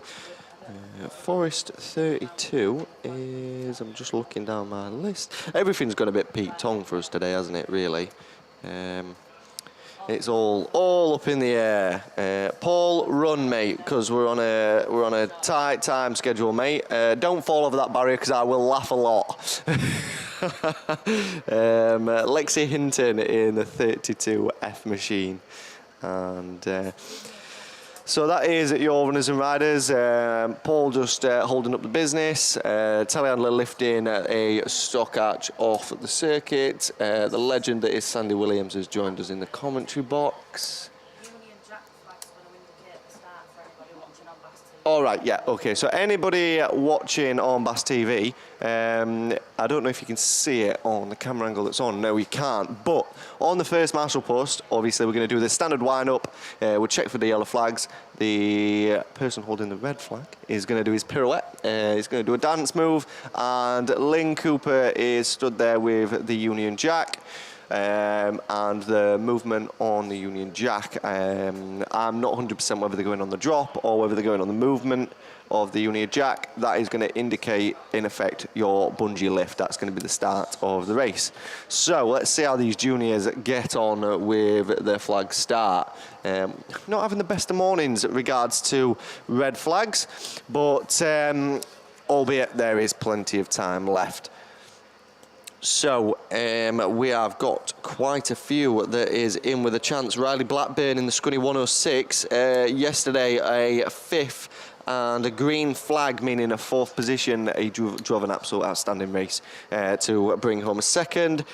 Jacob Clark is, I want to say, he's doing quite well. Jacob Clark 37th at the minute with a 3rd and a 5th.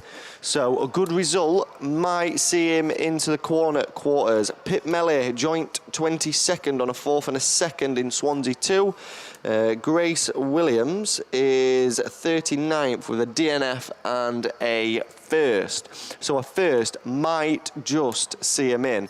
Now, I'm not really sure what's happening here because... right, so we're going on the pirouette and the yellow flag up. That's when we're going.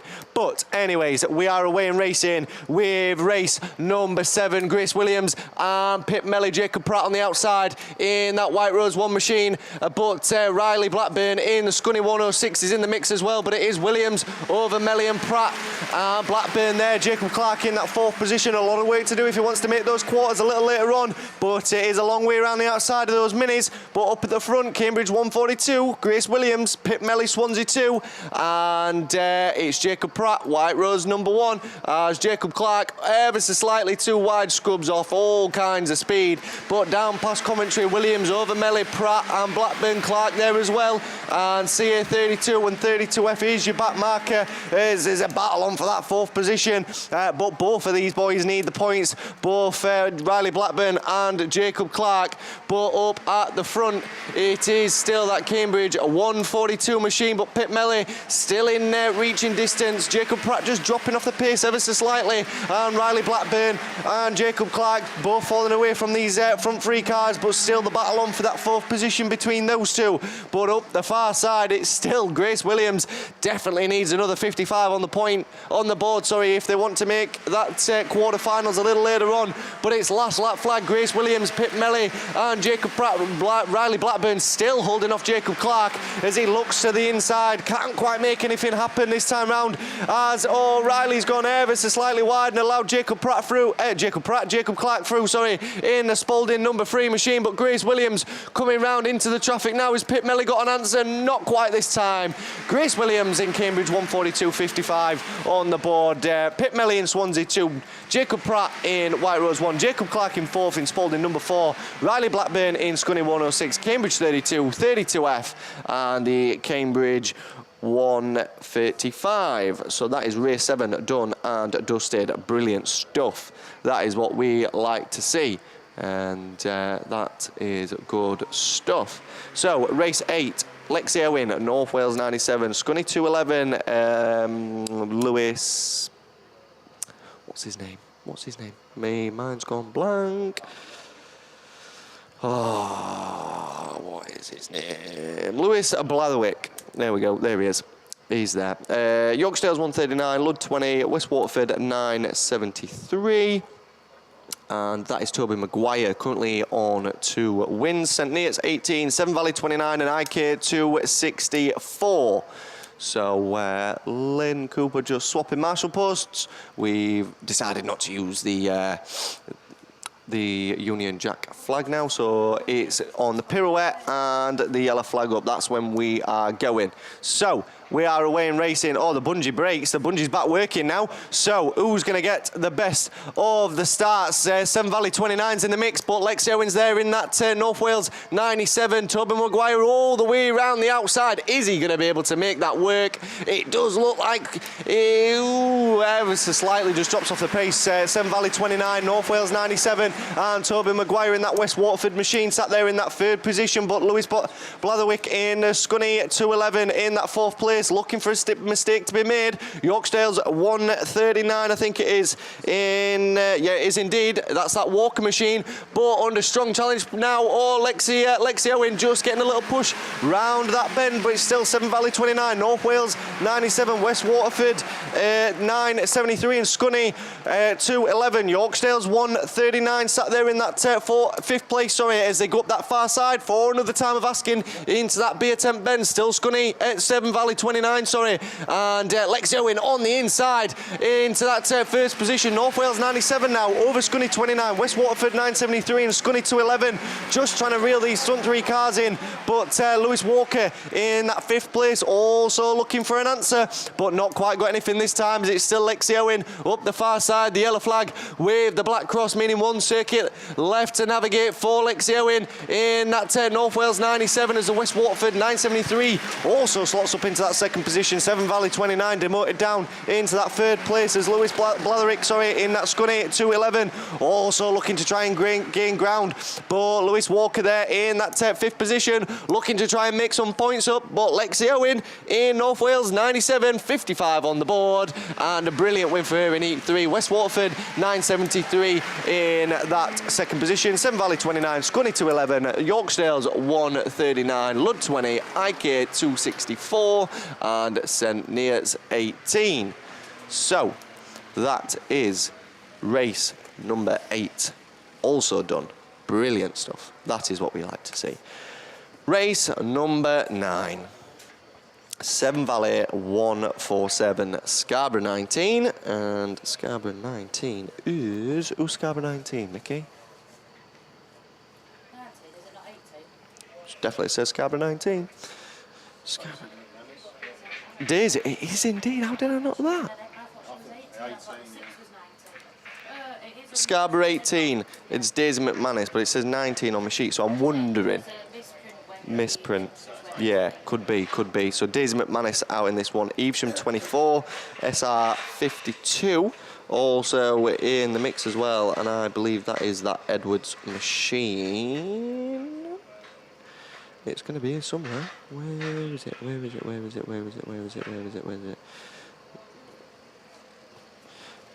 I believe that is the Edwards machine. But WS 27, IK 273, Pennine 83, and Spalding 298. So, are we going to get another one clear?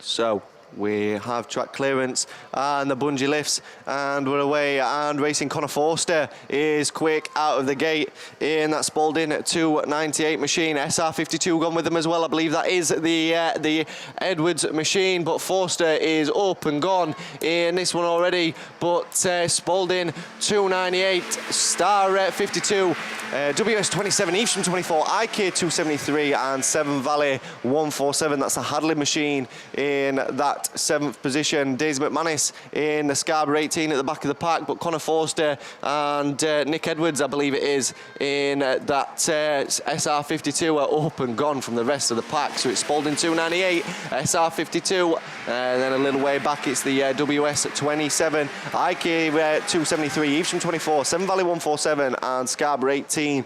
And that is your runners and riders as they go up that far side for another time of asking. Connor Forster is just gaining a little bit of a lead over that Edwards machine in that 2nd position, and still pulling away. WS 27, IK 273 in 4th place. Evesham 24, Severn Valley 147 as Daisy McManus in the Scarborough 18 looks up the inside, but hasn't quite got an answer this time round. But yellow flag with the black cross already for Connor Forster in the Spalding 298. SR52 also on a win from yesterday. WS 27 in that 3rd position. IK 273 in 4th. Evesham 24, but battle is at the back of the pack between Daisy McManus and that Hadley machine of Severn Valley 147. But checkered flag this time. Connor Forster 55 on the points is Spalding 298. He picks up maximum. Edwards goes with him in SR52. WS 27 comes home in 3rd. IK 273 4th. And it does look like it's going to be the Evesham 24 machine in that 5th place, and Severn Valley 147 just over Scarborough 18. So that is race number 9 completed. Race 10 brings out IK 407. It brings out TA number 7 of Will Evans, Evesham 99, North Wales 95, Turkington in Evesham at 72, and it also brings out Bo Chamberlain in the Forest 22. So, quad bikes just making the way back into the centre of the circuit, and we're away and racing already. And who's going to get the best of the starts? And Hannah Lewis isn't as quick out the gate this time, but Bo Chamberlain is in the 22F. As I say that, Hannah Lewis in the Athelston 212 is all kinds of argy-bargy in that first corner, and someone's facing the wrong way. Evesham 99's facing the wrong direction, but it's Bo Chamberlain in the 22F that is up and gone. Turkington's through on the inside, up into that third position in that Evesham 72. Hannah Lewis on the outside in Athelston 212. TA7 at Will Evans on his way through as well. He's got to try and keep these points up there, but Athelston 212 fighting back for that fourth position, so it's still Chamberlain over the IK 408, Turkington in third, Will Evans in fourth, and Hannah Lewis in fifth. North Wales 95 just dropping off the pace ever so slightly in this one. Evesham 99 all the way at the back of the pack with a lot of work to do, but back up at the front it is still Bo Chamberlain in the Forest 22 machine, but Turkington's looking for a way through on that inside line on the IK 408 for that second position, but Will Evans in TA number 7, he's trying around the outside, switches back to the inside, but Turkington's tight on those cones as they go up that far side for another time, but yellow flag with the black cross this time out for Bo Chamberlain in the Forest 22, so he's already on 2 wins. Is he going to be top point scorer into the quarters, on 3 wins? IK 408 now under strong challenge from Lewis Turkington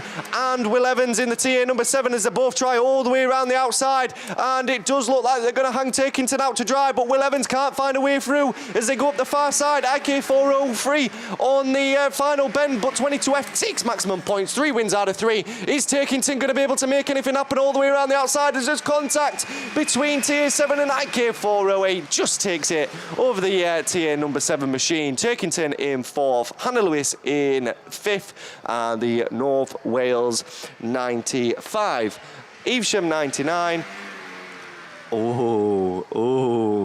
Evesham 99 being your final finisher, so it is looking like Mickey B is the bearer of bad news. TA number 7 of Will Evans picking up a green flag in that one, I'm going to presume for contact.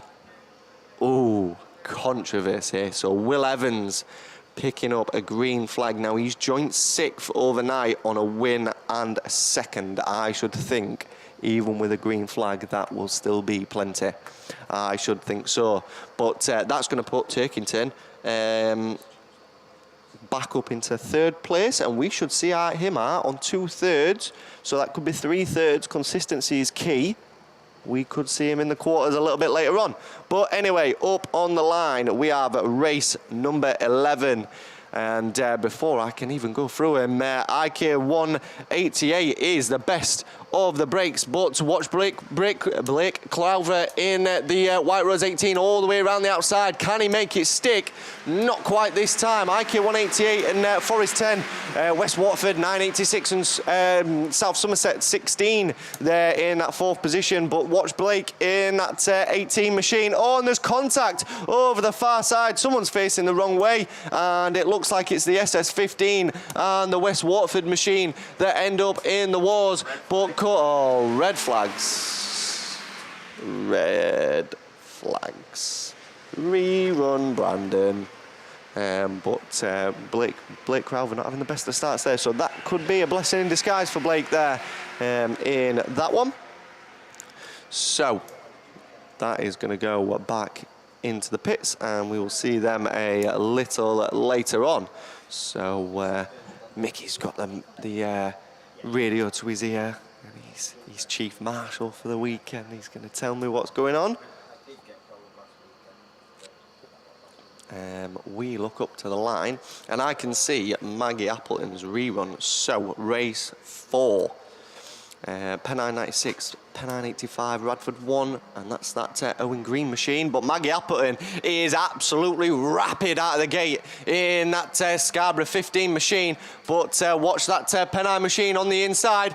Radford 1's gone with him as well, of that Owen Green, but Maggie Appleton on the outside in the mini. And oh no, Owen Green problems on board in Radford number 1, and he's currently sat 11th. He's got a puncher in the first bend, and that is unfortunate. But Maggie Appleton up into that second place. Scarborough 15 absolutely flying in that little mini, but it is the 85 machine that is up and gone, and that Jacko machine, it's 96, sorry, but Maggie Appleton just under challenge now from the Gloucester and District 63. Is she going to get hung out to dry in that little mini? And she has. She's been hung out to dry, and she drops from 2nd down to 4th position, and it could be down to 5th, but she's back on the power. Up the far side she goes, and we've got one stopped just down from Commentary as well. That's another Pennine machine, but it's still 96 over the Gloucester and District 63, IK 125, Scarborough 15, Yoxdale 619, and Evesham 127. There your runners and riders. Radford 1 limping round, hoping for a red flag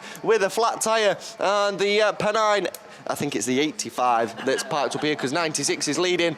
But has Maggie Appleton got any kind of answer? But it's still 96 onto his final circuit. Gloucester and District 63, IK 125, Scarborough, 15, Yoxdale's 619, and Evesham 127. But the battle really is here on for that second position over Gloucester and District 63 and IK 125. Is there going to be any kind of change as the checkered flag's out now for the Pennine 96 machine? And who's going to be in second place? It is going to be Gloucester and District 63, IK 125, Maggie Appleton in Scarborough 15, Yoxdale's 619, and Evesham 127.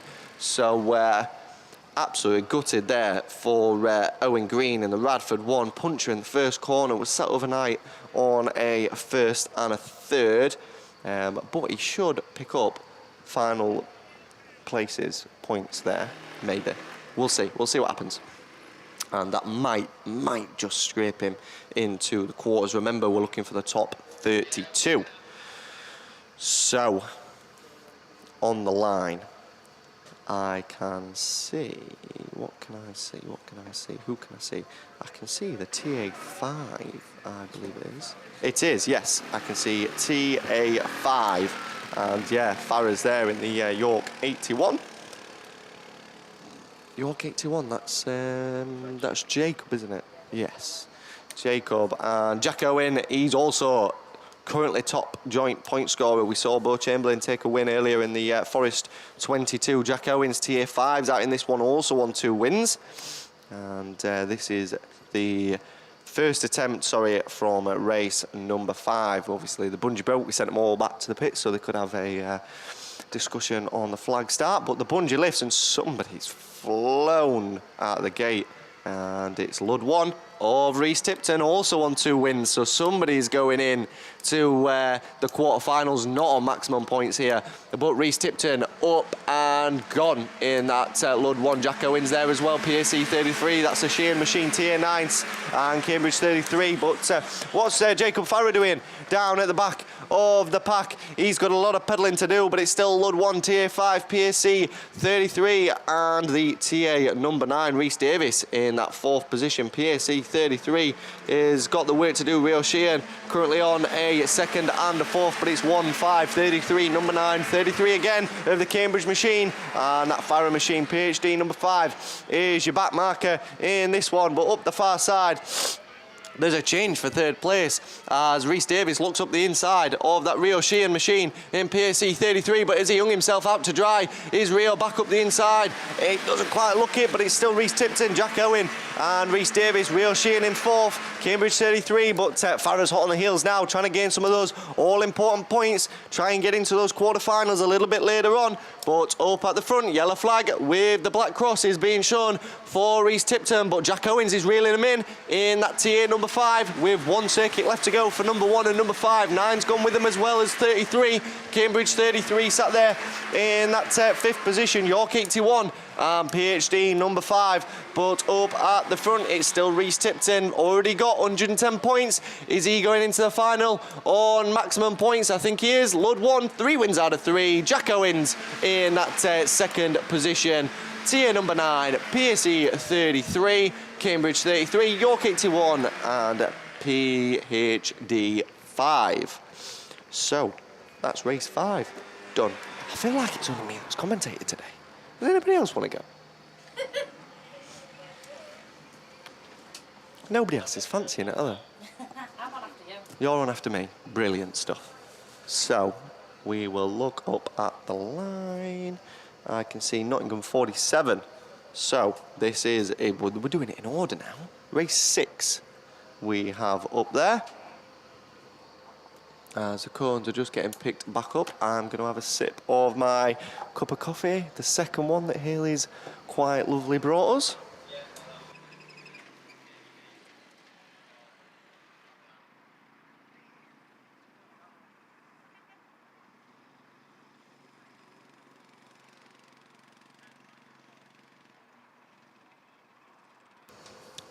So, we are...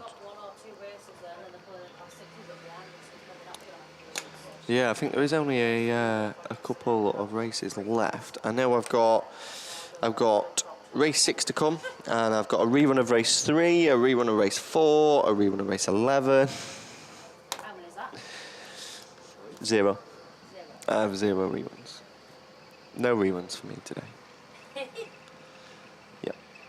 I've made an executive decision that my granddad's going to do the quarterfinals for me, because then I'm going to be saving quite a lot of money there. Oh, he can't hear you because he's using his phone. But anyways, we are on to race number 6, because York 72 has flown out of the gate in this one. And that is Freddie Farrow, also on 2 wins from yesterday. And Dexter Price, Hereford 6, York 210. And I think that's, is it Karina Ince in the Sturton 117? I believe it is. It is indeed. Up the far side they go. York 72. Nottingham 47 slow out of the gate in this one. But down past commentary 4 another time of asking. Freddie Farrow, York 72. Dexter Price in Hereford 6. York 210. Sturton 117. And Spalding 711. As the field becoming very, very spread out very quickly in this one. And your 2 back markers, Cambridge 244 and Nottingham 47. And that Nottingham 47 doesn't quite seem as quick as it was yesterday. But Freddie Farrow on to another circuit. York 72. Hereford 6 goes with them as well. York 210 of Lewis Sellers in that one. Sturton 117 of that Ince machine. Spalding 711. And that Cambridge machine is down at the back of the pack. That 244. Nottingham 47 just seems to be having a little bit of dramas in this one. But yellow flag with the black cross already for Freddie Farrow. York 72. And Hereford 6. Dexter Price as well. Gone with them. Lewis Sellers. And... Karina Ince, in Sturton 117. Down past commentary onto the final circuit. Spalding 711 and the Cambridge 244. Nottingham 47 as well, but checkered flag. And 3 wins out of 3 for Freddie Farrow in the York 72. Hereford 6 in 2nd. Lewis Sellers in York 210 in 3rd. That Ince machine, Sturton 117, Spalding 711, Cambridge 244, and that Nottingham 47, I believe. So that is another one done and dusted. But we look up at the line and we can see Class 6s. So my reruns are going to come a little bit later on. I don't quite know where anybody is for the ladies' 6s. Somebody will come, I'm sure.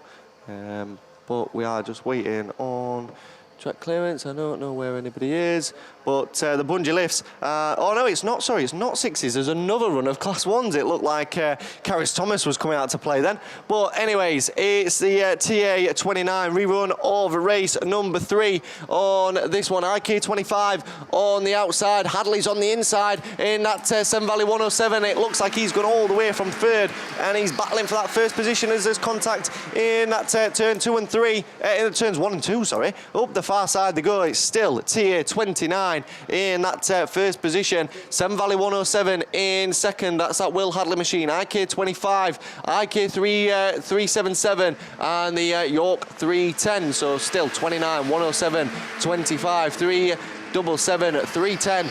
And the back marker being Cambridge 69. But has Will Hadley got any answer for the TA 29?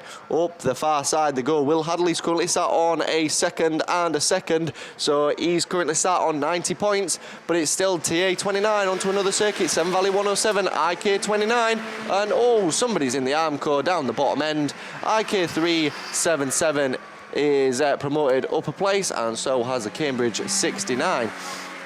So I'm not sure who it is that ended up in the Armco. Oh, it's the York 310. But yellow flag with the black cross for TA number 9. 1 circuit left to go. Will Hadley as well in the Severn Valley 107 goes with him. IK 25. And I'm not sure what the IK 377 is doing there. Cambridge 69 is one of your back markers as well, along with the York 310. But it's going to be checkered flag this time.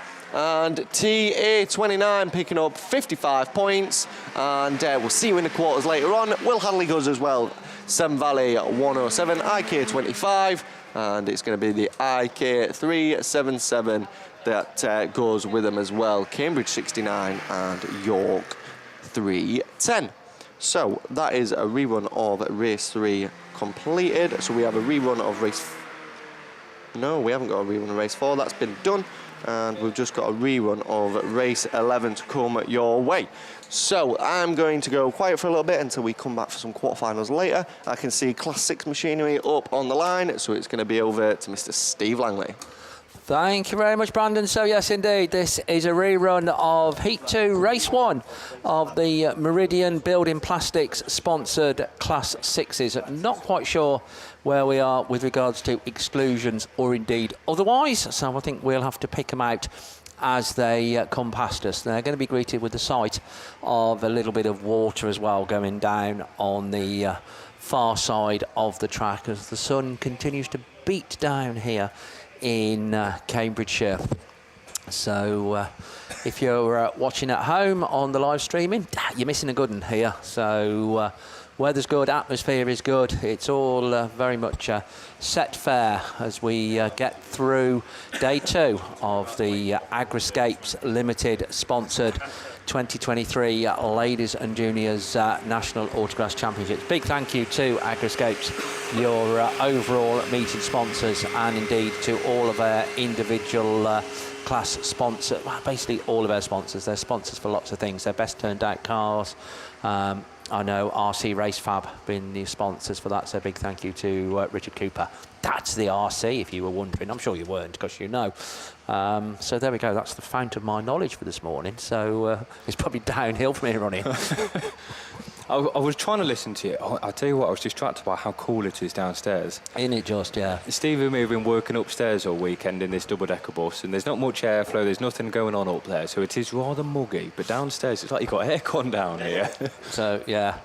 Can you do points as well then, please, Joyce? I'm just going to stop down here. So, yeah, if you can do point... There's no point both of us being up there, is there, and suffering? And there's absolutely no way I can lap score. But I'm sure you're more than capable of doing points. So, yeah, there we go. Right, that's delegated that one. So, that's good. So, yeah, I'll go and sit outside in the sun. So, yeah, looking at this potential list of runners and riders, Nicola Olsen should be there, hopefully, in the CM. Jason's as always, a mine of information, so we know who our non-starter is. Nicola Olsen should be down there in Carmarthen 47, heat winner in run 1. Not forgetting, of course, this is still only run 2 for these cars. So Nicola had a good run in run 1. Couple of thirds, that's Sue Whips in Sturton 92 and Kelly Murray in the Cumdee 22 machine. Hannah Thomas, she had a 4th in the Scarborough 16 car, but if my memory serves me right, I think she actually won this race. Not that it counts for anything, unfortunately, because we are in rerun situation. But yeah, Hannah looking a lot quicker in run 2, the second run of this one, so that's good. Becky Weston is a non-starter in Yorksdale's treble 1, so unfortunately she's not going to be on the line. Caris Thomas, TA66, that's the lady that amongst all others probably needs the points. She had a DNF by the side of her for run 1, so she actually hasn't got any points at all. And then Katrina Beckwith in Cambridge Cambridge treble 3, she had a 6th. So yeah, we shall absolutely see how this one shapes up. No idea what they're doing out here. I'm trying to remember somebody hitting this fence out here. So yeah, a little bit of fence repair work going on. I think one of the posts just needs a restraining post behind it. Don't forget, good opportunity, if you haven't already done so, get yourselves fed and watered. It's that nice sort of brunch time on a Sunday, and it's Sunday brunch. So the catering facilities situated down towards the start line end of the circuit, and once again, I personally recommend them from today. So fine array of hot and cold food and beverages being served, and also whilst you're down there, then the trade stand area surrounding the, see, these trade stands know where to pitch themselves, don't they? Close round by the catering facilities. So certainly pay a visit to all of their trade stands, and we do thank all of them very, very much indeed for their support. So this post just being banged in down.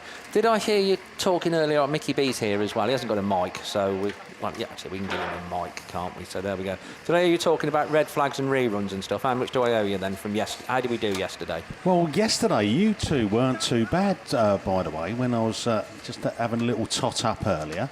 Is that yesterday you're down for 3. Oh, 3 apiece, you know, because like obviously if Jason's a bad boy, then you naturally become one as well. I would just like to politely point out on this that due to other commitments, I wasn't doing the stock hatches for the first time, but you're still going to collar me for it, aren't you? I am, yeah, because you guys have paired up, so that's it. You've got to go with a rough with a smooth, Steve, I'm afraid. So there we go. It's like this morning. So yeah, 2 stock hatches this morning, 2 races. I'm busy doing me points. I didn't send Jason down because I've got to tell you, but Jason comes down and does it and comes up with the news. Oh, I've had 2 races and 2 stops. I know how to stitch you up, Steve. Yeah, thank you very much. No, absolutely all in good. We make no apologies for keep going on about this. It's all in a good cause. And big thank you to all of the people. I mean, we started off as a little commentary thing across the BAS season. We've extended it to the nationals and stuff. But so many people have come in and just voluntarily made donations, and we do very, very much appreciate that.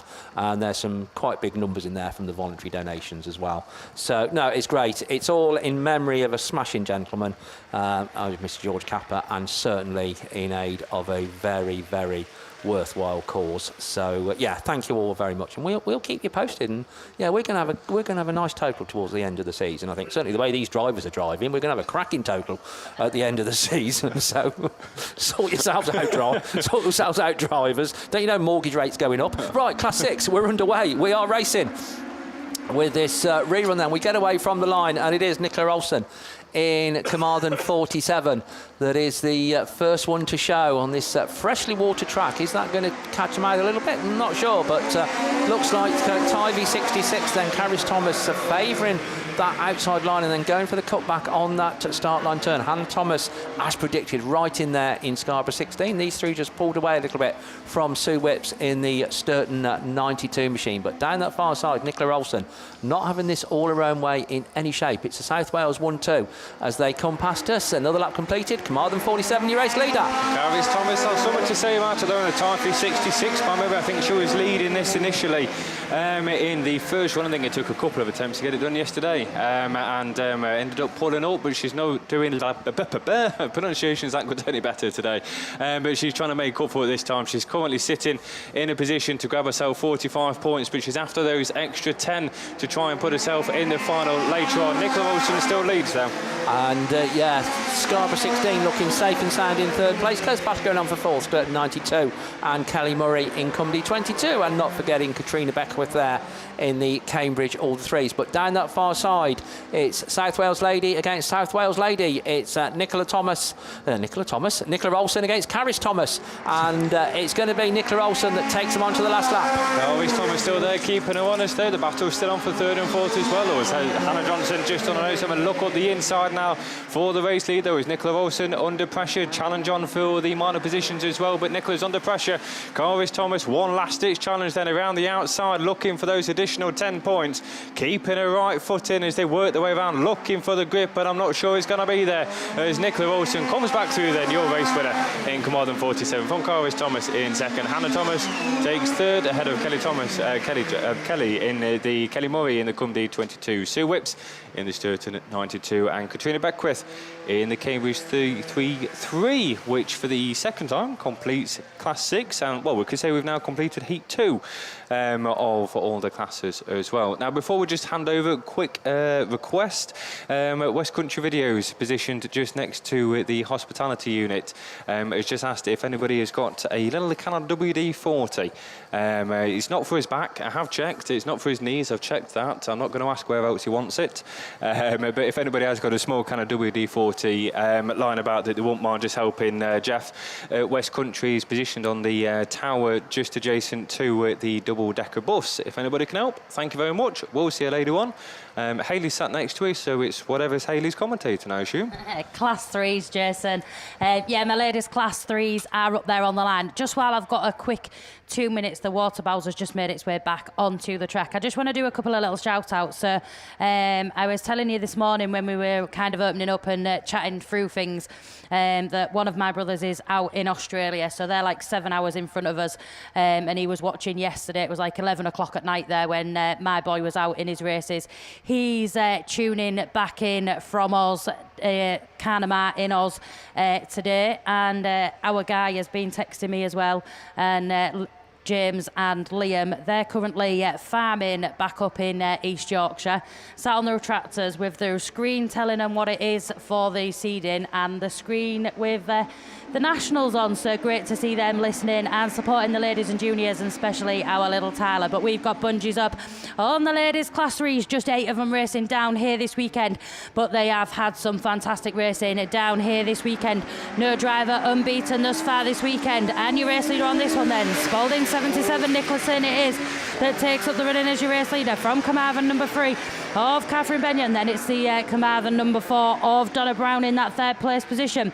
Then Typhy number 1, Naomi Davies, Border Counties 111, Becky Shaw, 305F of Kerry Jones, then the North Wales 27 of Erin Hammond, and the one with all the work to do from the rear of the field then, St Neots 269, Joe Thompson, but eyes back front. Nicholson it is then that leads them up down the far side of the lead, probably quarter of a lap over a second place competitor now then. That is the Carmarthen number 4 of Catherine Benyon from Border Counties Typhy number 1 and Border Counties 111, Carmarthen number 4 then of Donna Brown, and then the 305F of Kerry Jones. Kerry Jones then just been undertook by Erin Hammond in the North Wales 27, but looking to be away and gone with this one. on the far side of the field already. Spalding 77, Nicholson it is then that's already heading up into that turn 1 and that turn 2 for this time. Second place at the minute then is the Carmarthen number 3 of Catherine Benyon in that second place position from Becky Shaw in the Border Counties 111. As they now all make their way up onto their last circuit. Typhy number 1, Carmarthen number 4, North Wales 27, and that 305F from the St Neots 269 of Joe Thompson, with all the work to do from the rear of the field, but eyes back front. Checkered flag time. Spalding 77, Nicholson it is then that takes the win. Second place in this one to add to a win and a fourth yesterday is Carmarthen number 3 of Catherine Benyon, Border Counties 111 Becky Shaw, Typhy number 1 Naomi Davis, Carmarthen number 4 of Donna Brown, North Wales 27 of Erin Hammond, 305F then of Kerry Jones, and then the St Neots 269 of Joe Thompson. So that one is done and dusted. Well done, ladies. Class 3 Camborne Vehicle Service is your weekend sponsor. York Autograss Club and Agriscrapes have sponsored the live stream for the Class 3s. Next time we'll see those ladies, it will be final times up on the line then. That looks like, is it Stockhatch? It is, and I'm not letting him loose on his own this time. I'll tell you, he cost me too much money. Right, it is Heat 3, Race 2 rerun of the stock catches. We believe running, unfortunately, without Kelly Louise in Hereford 182. Which is interesting because she was top qualifier after 2 runs, sitting on 2 wins out of 2, so 110 points. She'll be hoping it'll be enough for a place in the final, but yeah, it might be a bit tight with this number signed on as they come past us for the first time. Then it is the Evesham 98 of Daisy Stevenson that's the first one to show. Ruby Atkins Stott sits in second place in South Somerset 40. On the outside then Rhiannon Sanders in the IK 29 car, and somebody just challenging through there on the inside is Alicia Brooks in Radford 197. So it's MAP cars first and fourth in this one. But your race leader as they come round once again, Daisy Stevenson in Evesham 98. Ruby Atkins Scott still sitting there in second place, but it is closer personal is the Radford 197. Distracting me, Alicia's got some whiskers going on here. Not sure whether it's a ratchet strap or what it is that's dangling from this side, but whiskers is what I'm going to go with. In Victor Kent 29, Rhiannon Sanders is the one challenging for that second place Scott though, putting Ruby Atkins Scott under pressure as she looks to go right the way around the outside. She'll scrub off some pace at it as she comes back through. So Daisy Stevenson sitting on 90 points after 2 runs, looking fair set for a place in today's stock catch final. Ruby Atkins Stott still there in that second place, though it's getting closer because Rhiannon Sanders, who does need the points in IK 29, currently only on 36, so she certainly needs to improve at least 1 position. But Daisy Stevenson it is with a very clear lead as she comes round to take that last lap flag. The battle's still on for second place though. Ruby Atkins Stott doing what she needs to do. The Rhiannon Sanders just slipped back a little bit now in the Invicta Kent number 29 as Alicia Brooks in the Radford 197, whiskers and all, sits there in 4th place. That'll be 2 fifths and a 4th again. She'll be close to the line down at the bottom of the points, I think, but we'll see what they are like later on. Daisy Stevenson though, I'm sure will be through with 2 seconds and a first. Ruby Atkins Stott holds on to that second place from the Invicta Kent 29 of Rhiannon Sanders and Alicia Brooks in the Radford 197. So that's that one done. You see, Steve, when you're here by the side of me, I'm a good boy and I get the race, and we're able to get the races done, and it costs you less money. Absolutely. Well, I'm going to stop down here because we've got to go back up to the sauna now, haven't we, as well? Well, it's all right. We've got another race to come, yeah. We've got a race 1 still to come. But for the time being, we'll pass you back to Mickey B. Yeah, ladies, class 5's already off the line, and Sarah Bateman, the snake, into turn 1 in Stroud District 45. What's she got so far? She had a 4th and a win yesterday, and now she's looking for another win. Kirsty Godfrey goes with her, the Evesham 777, Shauna Stedman up in that 3rd place. Godfrey getting close now. Oh, hold on a minute. We've gone red. Oh, no. Why have you done that to me? Oh, dear. Oh, I don't know. It looks all clean to me. Hey? Oh, but it's gone red flag. I'll try and hear on the radio what... oh, let's have a listen here. Can I have a listen while we're... Oh, right. They're just having a little bit of a conflab on that at the moment. we'll try and pick up any decisions on that. But it means that maybe I've just got a little bit more time to say that we are Heat 3s of the ladies Class 5, sponsored by Watts Roofing Supplies Limited. Overall National Championship 2023 L&J sponsor is Agriscapes and Chris Cake. So thank you to those guys. But who's in race 2 then, Mickey? South Somerset 10, it is Dawn North. Ludd 24, Jess Bradley. Breeden Hill 27, Lynn Olsen. Lindsay Weir in Breeden Hill 66. Evesham 77, Tiggy Stedman. St Neots 1, 2, 3, Linda Smith. Top point scorer, it's Lynn Olsen. And off we go and racing again. Another cracking start there from Linda Smith. She's had great starts all weekend. Can she make it pay? She had a 4th in her first run and then did not finish. So maximum points, and guess what? Oh no! You're having a giraffe, aren't you? Oh, it's a black flag. St Neots 123, I think I could see, and that is no, the black flag. I thought she had a cracking start, maybe too cracking, and I think she's going to see black on that. And with 2 attempts of ladies class 5s, 2 failures. Right, we're already quickly into Heat 3, Race 3, and right, top point scorer is going to be Nicola Jesse, York 44, started the campaign with a win, a 3rd in the afternoon, 91 points, brings her in 3rd, well, 3rd place on points, so a good finish here, and she'll book her place in the national final. Natasha Gibbs, Hereford 4, a 2nd and a 4th, 73 points, PAC 11, Lucy Wickham did not finish, and then a 5th, so that looks like it's a challenge. Laura Blaber, Athelston 13, got blacked in the first race and then came back with a 3rd.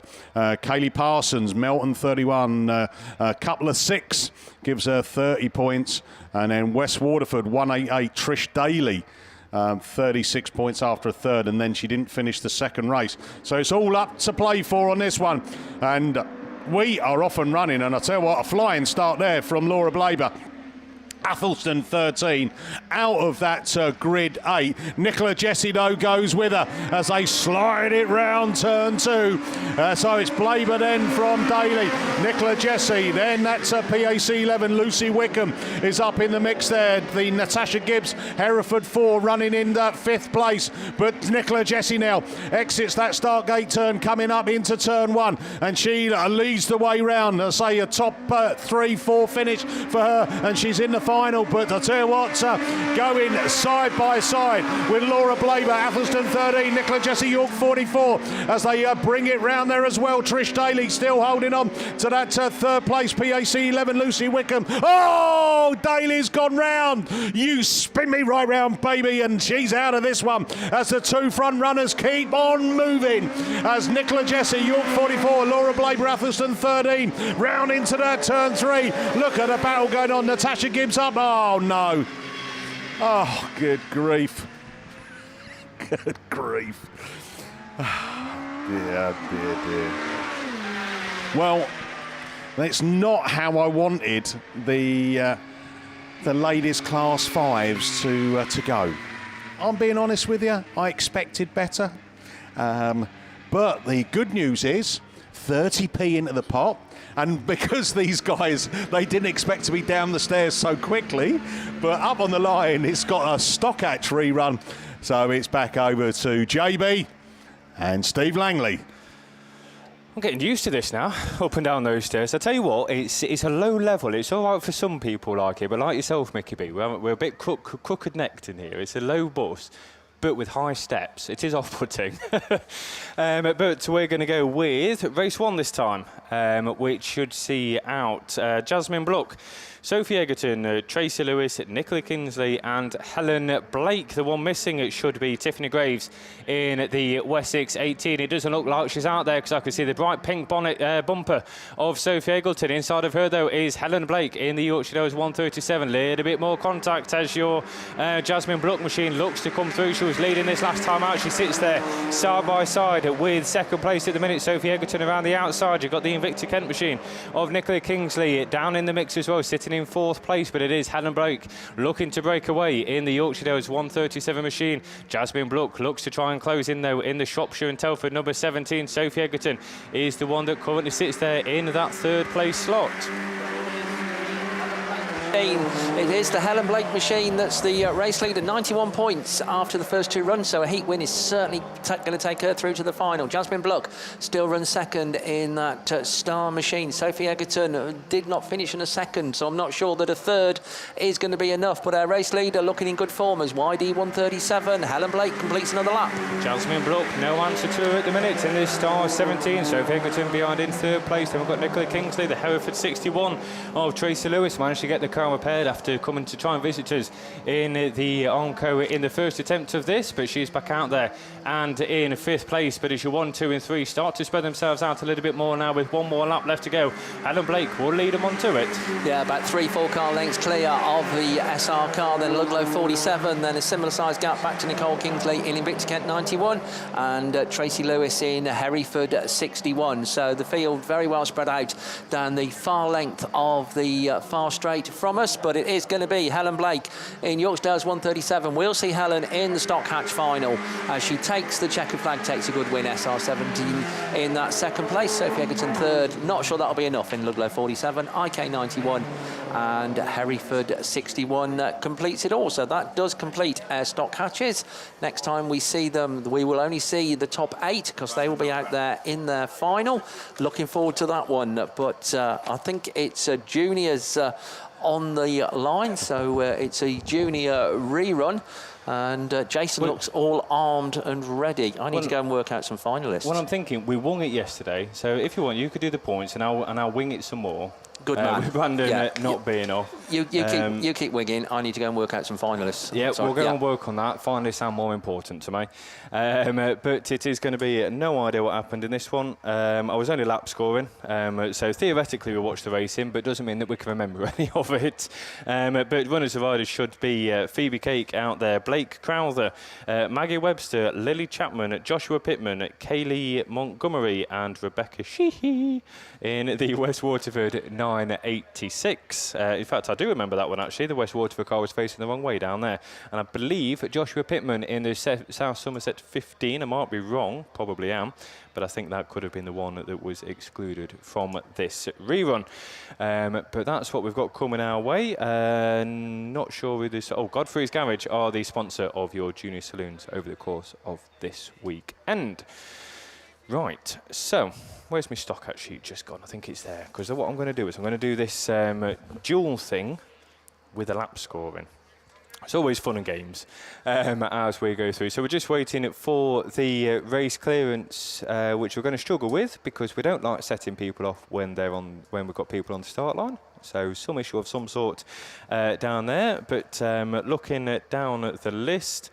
That's too big a list for me to be able to figure out who's where in this one as we try and work through. Having a quick glance at the list.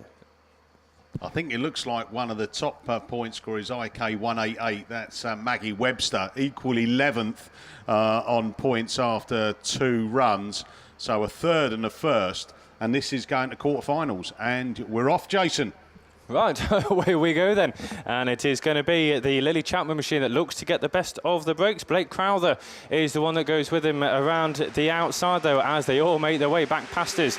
It is going to be the Forest City number 10 that leads the way. The West Waterford car that was left facing backwards last time is down in the middle of the pack as well. Currently sat there in 4th place. That's Rebecca Sheehy at the wheel of that. You've got Invicta Kent, 189 down in the mix as well. It's Kaylee Montgomery at the wheel of that. But as your 1, 2, 3 and 4 come back through for another time of asking, it's all close and personal up at the top of the field, as it is the Forest City machine of Lily Chapman that still leads the way from that 2nd place. Oh, we've got all sorts of summer order going on here because we've got White Rose 18 facing the wrong way. That's Blake Crowther at the wheel of that. Got back going against. That leaves the battle on track in 2nd place. It also means we've got some breathing space for your race leader.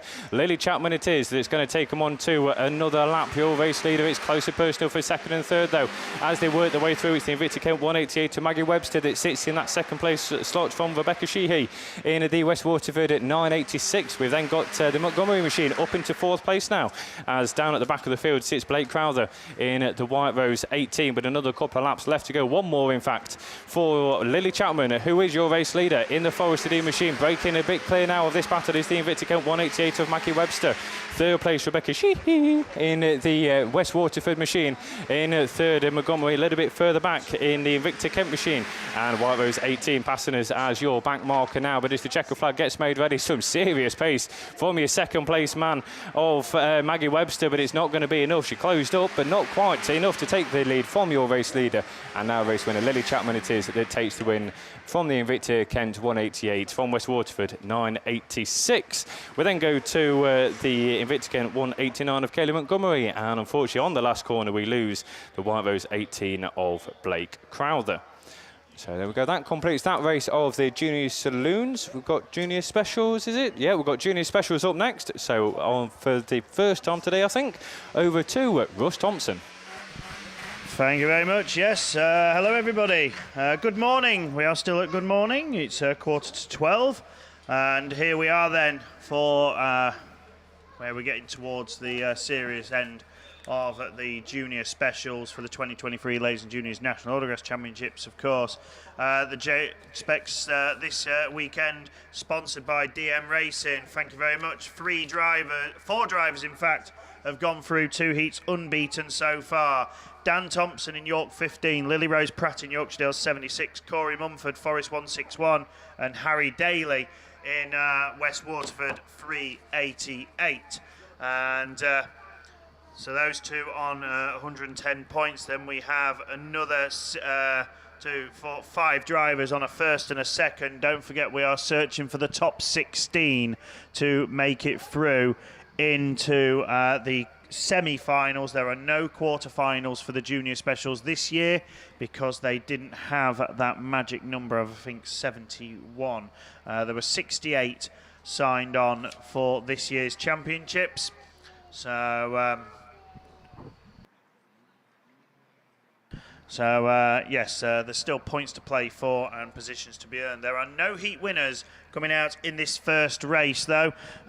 We have Zach Ford, Katie Atkins, Harry Scorfen, Dylan Grasby, Tilly Clark, Tyler Church, Dara Sheehy, and the Taylor machine, the Radford 160. So that is who we're going to have. Away we go then. The first race of the Junior Specials is underway, and who's going to score it? It's Tilly Clark. Actually was a heat winner in the first round of qualifying, and Tilly is second best of the scorers in 17th for the minute. Katie Atkins is best overall in equal 14th, so just inside that elusive top 16, which is where you need to be. But it's Dara Sheehy who leads the way. Dara right on the verge of it as well, currently a joint 18th going into this. After a second and a fourth, 73 points, another 55 will do nicely, and that'll put him on 128. Should that be enough? You'd like to think so.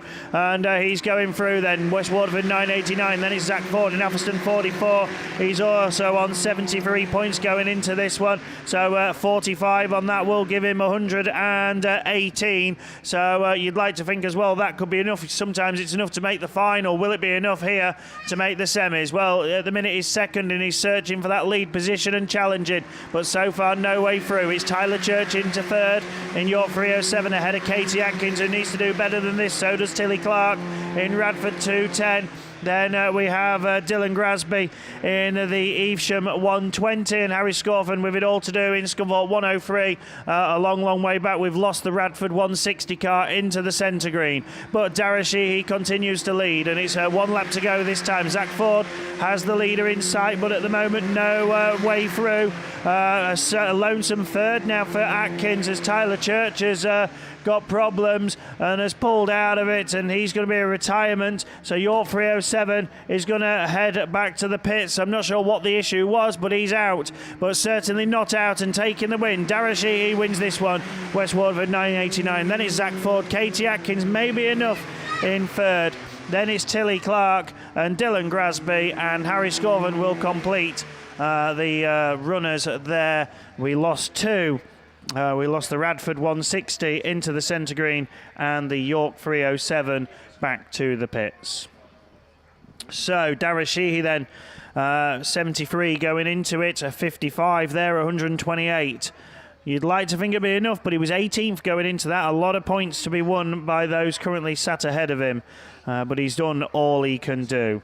Zach Ford, it may be a waiting game. Likewise with Katie Atkins also. The points are going to be incredibly tight to get into this top 16. I wouldn't be surprised if we see a runoff to get into that final position. Okay, let's look to Heat 3 Race 2 then, the DM Racing sponsored Junior Specials. 2 drivers in this next race have won a heat, both won in their second round of qualifying. Away we go though, and those heat winners were Ben Coffey in Carlo 23 and Finley Winter in Athelston 32. Lewis Farrer hasn't won a race yet this weekend, but he leads into turn 1 in Yorkshire Dales 3. He's on 2 seconds. Oh, I think that was Ben Coffey on 2 wheels, but he landed safely just and continues on in 4th. Levi Phipps then up to 2nd place in Stroud 13. He's got Finley Winter challenging, and oh dear, we've gone reds on that one, and not sure what it was for, but sadly that one brought to an early halt.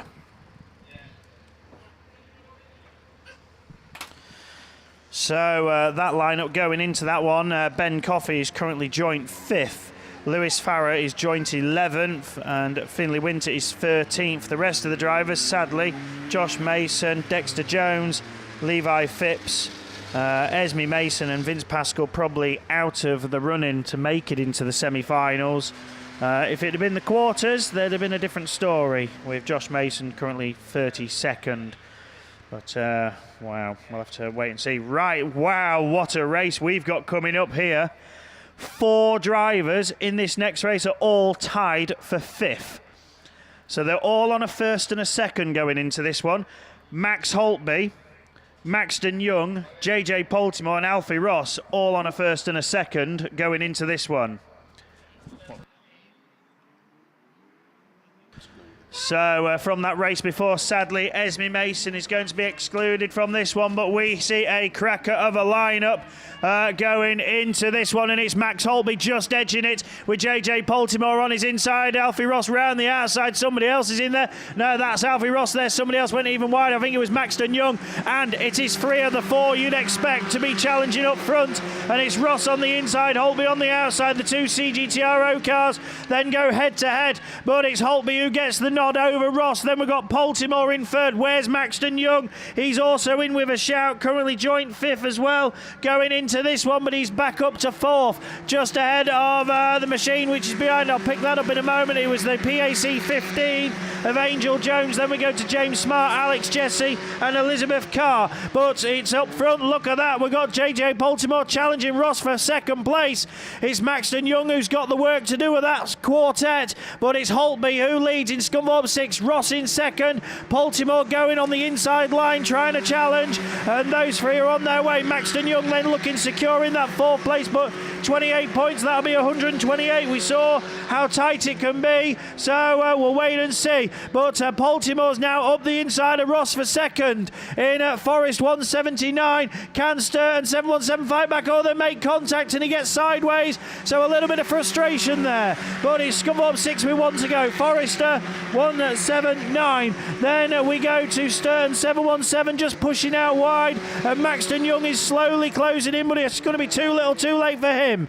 But up front then it is Scunthorpe 6. He led it into turn 1 and he's held firm for the whole race, and a good drive there. Max Holtby wins it, Scunthorpe 6. JJ Poltimore a little punch of delight for 2nd in Forest 179. Alfie Ross is 3rd, and then it's Maxton Young, Angel Jones, James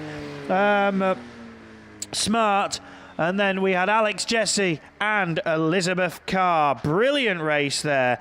So Holtby goes on 155, Poltimore 145, Ross 136, Young 128. Right, we have a junior saloon runoff. I think this is the last place for the quarterfinals. Scarborough 15 and Yorkshire-Dales 139. You are in a runoff. Right, we go with this next one, and we've got 3 top of the top scorers in this, and they go into turn 1 first. Corey Mumford, Dan Thompson, Lily Rose Pratt, all 3 are on 2 wins. Not going to be any longer for 2 of them, because Mumford is the one leading Thompson and Rose Pratt. So to the form but we go. They're the 1, 2, 3. They're the top scorers. Where's the rest of them? What can they do? Well, it is looking to be the Invicta Kent car then of Summer Highstead, currently joint 35th, not going to really progress through, but ending on a good result here. But it's Forest 161, York 15, Yorkshire 76, Invicta Kent 96, Melbourne 39, Star 25, Hereford 15, and then it's Lauren Fuller in West Waterford 299 at the back of the order. But Thompson is looking to challenge Mumford for the lead. Forest 161 and York 15, both of them Junior Specials national champions. Mumford the defending champion, Thompson the former champion from 2 years ago. Lily Rose Pratt would love to make history and be the first girl to lift the title, but at the minute 3rd place will be enough. She'll end up on 146, but Thompson is looking up the inside of Mumford for the lead, and it's going to be 1 lap to go this time around. Mumford defends, looking to go 3 out of 3. Thompson also wants that 3 out of 3. Rose Pratt sitting there comfortably in 3rd. Highstead likewise in 4th. Another battle further back with Megan Goodman ahead of Lauren Fuller, who's moved up a couple of places at the expense of Daisy Bennett and Adam Walford. But here's the checkered, and Thompson's gone up the inside. It's going to be a dash to the line, and York 15 snatches it, goes 3 out of 3. Mumford drops his first defeat of the weekend. Lily Rose Pratt is there in 3rd. Then it's Summer Highstead. Megan Goodman defends from Lauren Fuller, Daisy Bennett, Adam Walford, and that is Junior Specials racing for you. What a drive from both of those, but going through unbeaten, 3 wins out of 3, is York 15 of Dan Thompson. Well done to the Junior Specials there. Stunning stuff. Can the next race follow? This is race 5, and there isn't anybody who's won a race yet in this lineup, and it's time for somebody to make their mark. And so far, it's Rosie Russell on the inside, Tom Williams on the outside. So, Invicta Kent 19 it is, leads the way. Type 44, Border Counties 39. That's the 1, 2, 3. As out of shape goes Bobby Kelly further back in Evesham 32. But it's at the front, Invicta Kent 19, Rosie Russell currently joint 18 for win. Will put her in there, currently on 73, and a win will go 128, so it's going to be incredibly close here. Tom Williams then in Tyvy 44, he's on a 3rd and a 2nd, so a 2nd place here will go 126, so just behind Russell in the points table. Kieran Lewis is there, not going to make it, currently down in 48th, but ending on a stronger result here. Then we go to Tyler Goodwin. Not it's been his strongest weekend as Tyler, but he's looking good here and sitting 4th ahead of Sky Pascal in Hereford 50. As Goodwin gets in a bit out of shape into the trade stand turn, but he defends that 4th place nicely. Then we go Ruby Richardson, Bobby Kelly, and 1 left to mention Cara Blaber. But it's 1 lap to go then, and Rosie Russell doing what she needs to do to make sure she can progress. Then it is the Tom Williams machine ahead of Kian Lewis, and down that start straight they go for the final time as Cara Blaber starts her final circuit. But Rosie Russell comes through then. Invicta Kent 19 can do no more. Takes the win and at 55 points. Tom Williams scores 45. Kieran Lewis will pick up 36. Tyler Goodwin will score 28 for that 4th place. Then it's Sky Pascal and Ruby Richardson, Bobby Kelly, and finally Cara Blaber will complete. So there we go. So not bad, that's the first half of the DM Racing sponsored Junior Specials done, and 4 races out of 5 complete, can't complain there. But we've got front wheel drive machinery on the line and we're thinking it might be the turn of the Class 1. So, Garfy, it's over to you, mate. Yeah, thanks, Russ. Good morning, everyone. Just about 1 minute to spare. So, yeah, well, we're already going. I can't even give you the runners and riders here, but it looks like we're up and going, and it's the Mini from Ireland then of Jasmine Cusack that is taking you into the first bend in that Mallow 5. In the Lud 48 there of Sophie Edgerton. She's in 16th, so a good result here for her will definitely put her in the semi-finals. And we've got the Swansea 16, we've got Pippa Laurie Star 2, Lud 200, Spalding 208 of Millie Phillips, and then at the back there, the South Somerset 183 of Emily Retter. But it looks like there's going to be a change for the lead, potentially down that back straight. Oh, we've got a bit of a late starter here there, the South Somerset 93 of Rhiannon Can. But as we go round the Beer Tent Bend, it's your new leader then, Sophie Edgerton, in the Lud 48 from the Mallow 5, Swansea 16 of Joe Robbins. She was the one that did a little bit of a modification to the arm coil on the far side yesterday, and they managed to get it fixed for that junior, for the junior race in that when he came out in his first race. So credit to that team. We've got red flags. Oh, there's another 10p. Sorry, Jim. It's £1 for you. So, yeah, they'll go back. That was interesting. So we'll have a rerun on that one. So, race 2. I think it's race 2. Let's have a look. We got both the good childs on the line there. I can see one of them. And I think both are there, aren't they? Yes. So Tracy in 634, Georgina in 734, both from Invicta Kent. Amy Barrett's out there in Cambridge 226. Kaz Watson currently sitting third overnight. So there's 3 of them sat third with a first and a second on that 100 points. So Kaz is the highest, but Laura Henry, who's had a first and a third there in Star 19, she's also got a good haul of points there and sitting 6th, joint 6th overall. There's 2 of them in the whole field sat on 6th. So yeah, there's a lot to play for still. Your other runner's got Jordan Pope in Spalding 7, Tina Rose in Lud 25, Sarah Lovett on the cusp sitting 18th in the Invicta Kent 37. So she's only currently she's 9 points off the top 16. So Sarah, again, a good result here for her. And I think she had IK members, 2 or 3 others in her race yesterday. So she comes a little bit up the road and still racing her club mates. So and then we've got the Cambridge 226 of Amy Barrett. So just getting some information from race 1, and it looks like unfortunately Emily Retter is going to be excluded.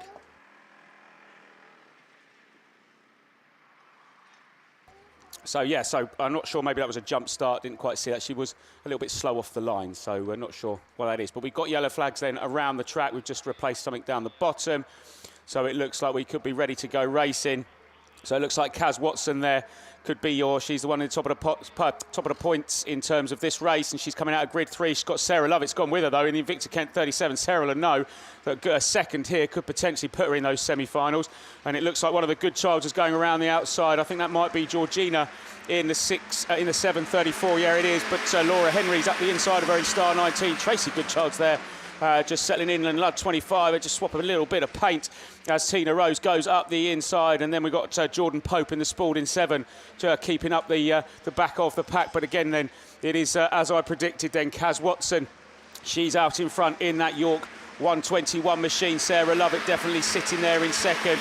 Laura Henry, though, being under some bit of pressure from Georgina Goodchild in the 734 machine, but it looks like there could be a change for that second place as Laura Henry looks up the inside of Sarah Lovett, but that doesn't quite stick. But as she scrubs off some speed, Georgina Goodchild then goes around the outside in the Invicta Kent 734. Tracy Goodchild looking to benefit from that as well as Kaz Watson completes another lap, but the battle's on for that third place as Georgina's looking to try and get past the Star 19 machine as they go past the start line.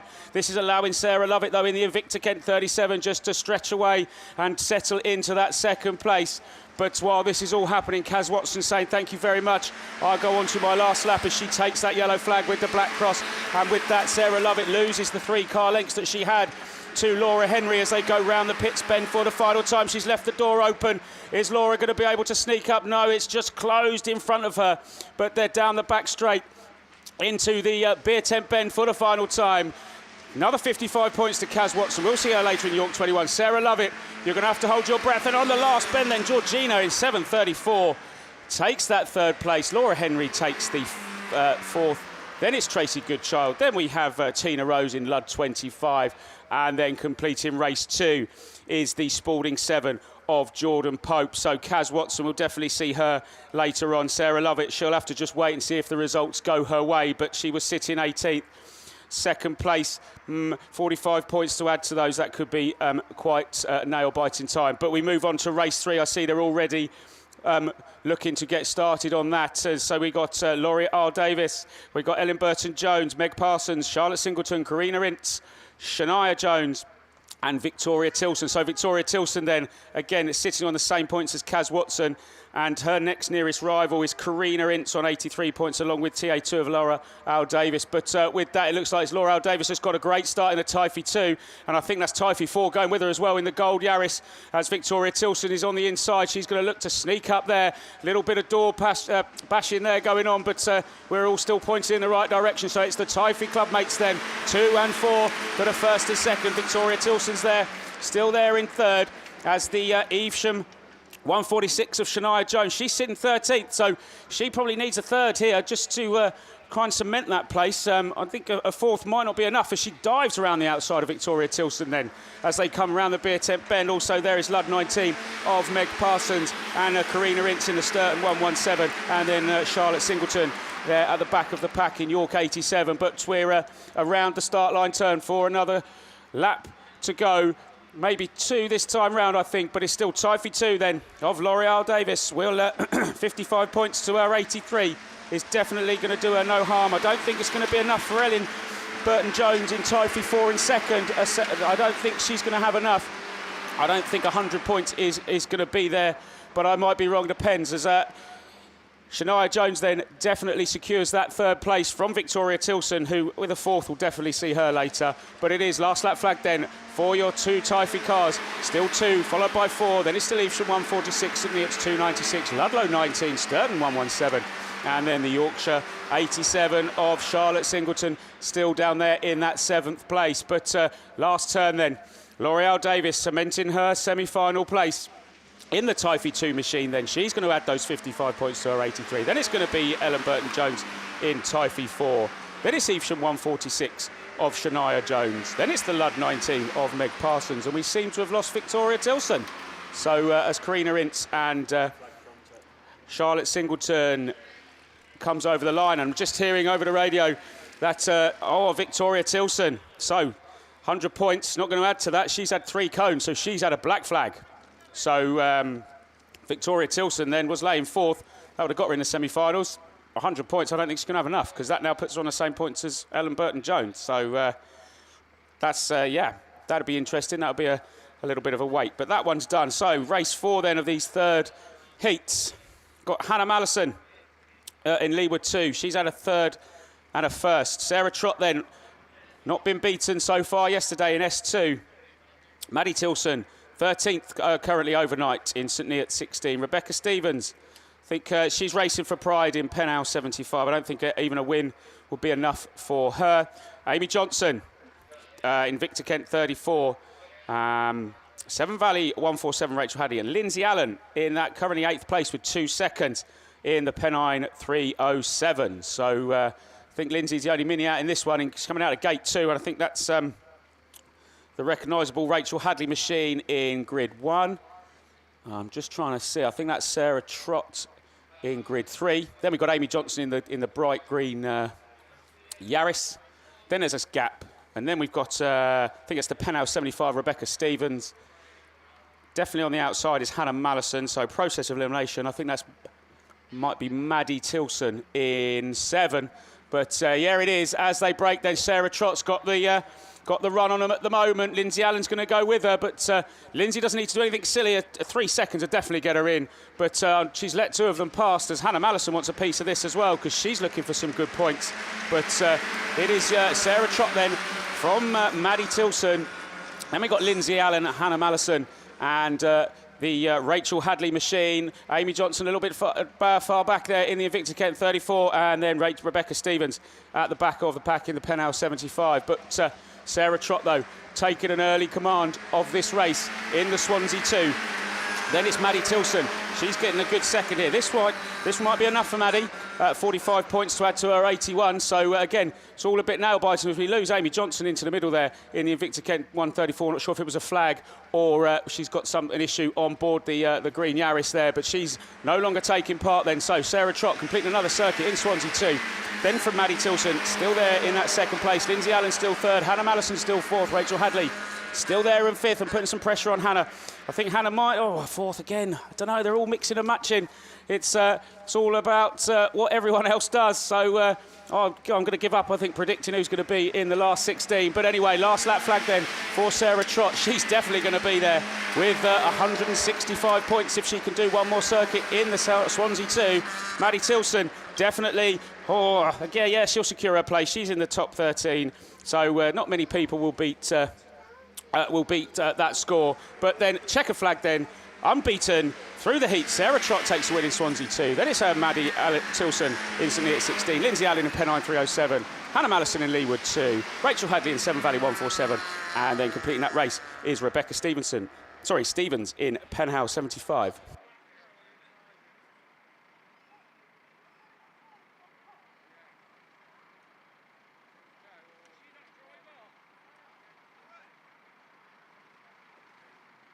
OK then, so that's race 4 completed. Moving on to race 5 of the Polysport sponsored ladies ones. So as Amy Johnson does leave the track at her own speed. So again, we got another unbeaten driver in this heat of Jess Conway in the Evesham 82. Then we got also in this race, we got Jane Knight in Spalding 16, PAC 88 of Alice Evans, Emily Grayson in Scarborough 95, West Waterford 134, Sarah Meehan, she's the closest contender to Jess. She's had a first and a fourth and currently sitting joint 10th. Ruby Turner, Nottingham 184, Katrina Beckwith in the Cambridge 323, and then Faith Badcock in St Neots 375 is the remaining runner and rider. So who have we got then? The Evesham 82 then, Jess Conway looking to join Sarah Trott on 3 from 3 as they go into the Beer Tent Bend for the first time. And Jane Knight sitting there with her as well in that second place. But Minnie goes up the inside, someone sideways, taking some cones with them. But the West Waterford 134 avoids all of that as the Spalding 16's got a little bit of damage, I think, on board. I think she's got a flat tyre. Scarborough 95's carrying some tyres with her. That's Emily Grayson. She's not going to go any faster than that as Spalding 16 moves out of the way. And we've got red flags on that one. So...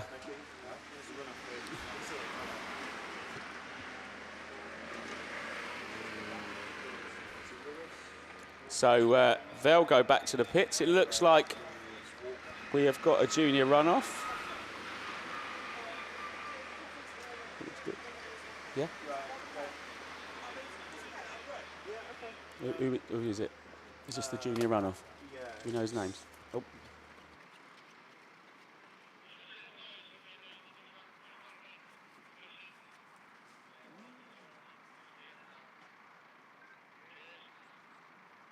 So then, sorry, I was just sorting out, I don't know where Brandon is. He's probably busy helping Kirsty because she's out in race 6, the next ladies ones. But we've got the junior saloon runoff then. So we've got Maggie Appleton in the Scarborough 15. She's in that mini. I think she's pulled grid 8. And then we've got Lewis Walker. He's in grid 3, I think, by the looks of things. Yes, so he's in Yorkshire Dales 139. So Mini versus Micra. So Minis have been doing quite well around this track though this weekend. So they've been. I think we had a couple of wins in the ladies yesterday, but the track's obviously developed. It's got a little bit harder than it was yesterday. So these are for a runoff for the quarterfinals. So 31 have been decided. This is for the 32nd place. All to play for really, because you get through that next stage, anything can happen. You only need to be in the top 4 to progress. So I think that's the way they're doing it, isn't it? I don't think they're adding points. It's just the top 4. So knockout. So as soon as you get in that top 4, you're on to the next stage. So all to play for. And I don't think Brandon will get through those personally without any red flags. So yellow flags up then. So 2 racers, 1 goes through to those quarterfinals later on today. So we've got Maggie Appleton in the Scarborough 15. We've got Lewis Walker in the Yorkshire Dales 139. It looks like it's Maggie that's got the best start in the Mini then. And the Micras now playing catch-up and chasing. So Maggie just tucks it in on the tyres then in the Scarborough 15. So she's taken charge as they come past us the first time in commentary. Lewis Walker, though, he's already looking up the inside. He's already on that back wheel, but just not enough room for him to make that pass. So they go down the back straight and into the beer tent bend for another time. It is still Maggie Appleton that leads this runoff. And Lewis Walker, he goes in a little bit hot. Has he lost a little bit of ground? He has. He's going to have to just drive a little bit tidier. And Maggie's just got to try and defend that inside line and just try and keep it nailed as she goes down the back straight in the Scarborough 15. But as Lewis does gain a little bit up that back straight, but he slowed it down a little bit, but he's just pushing a little bit wide, but he is definitely closer than he was a circuit ago. But it is still Maggie Appleton then from Lewis Walker. It's still Scarborough leading Yorkshire Dales. So they race each other regularly, I would imagine. So they go down the back straight, and I think it might be last lap flag this time round then. Maggie looks like she has this under control, barring any mistakes, but now I say that she's gone a little bit wide. Lewis just closes the gap a little bit. So yellow flag there with the black cross. 1 more circuit to go. It's still Maggie Appleton from Lewis Walker. And it's still the Scarborough 15 that is still taking charge as she did 4 laps ago as they go down the back straight for the final time into the beer tent bend. Don't think Lewis Walker's close enough, but I might be wrong as Maggie just does go a little bit wide. Lewis looks up the inside as they come past us. Maggie's taking the win then in Scarborough 15. Yorkshire Dales 139 of Lewis Walker. Didn't quite have enough there, but what a race, guys. Didn't embarrass to shame yourself there, Lewis. You tried every which way, and you can take away that you finished 33rd at the Nationals, young man. But unfortunately, your weekend is over. For Maggie, she's got potentially 3 more races, but she will see her in the quarterfinals later. So that's that then. So we'll move on. I hope that's ladies' ones on the line. I can see Sharon Shuin on the outside there in the York 129. I can't even give you their names because they're already going. And we have Kirsty Glover out here. And as I say that, she is the one in that well-prepared Scunthorpe 171. She's got a first and a second. So we've got red flags on that one. So what happened there, I don't know. But not having good luck of it this morning. 3 completed, 3 reruns. So I suppose race 7 can go either way. So while they return to the pits then, I'll give you... Oh, OK, I can see what the problem is now. Look.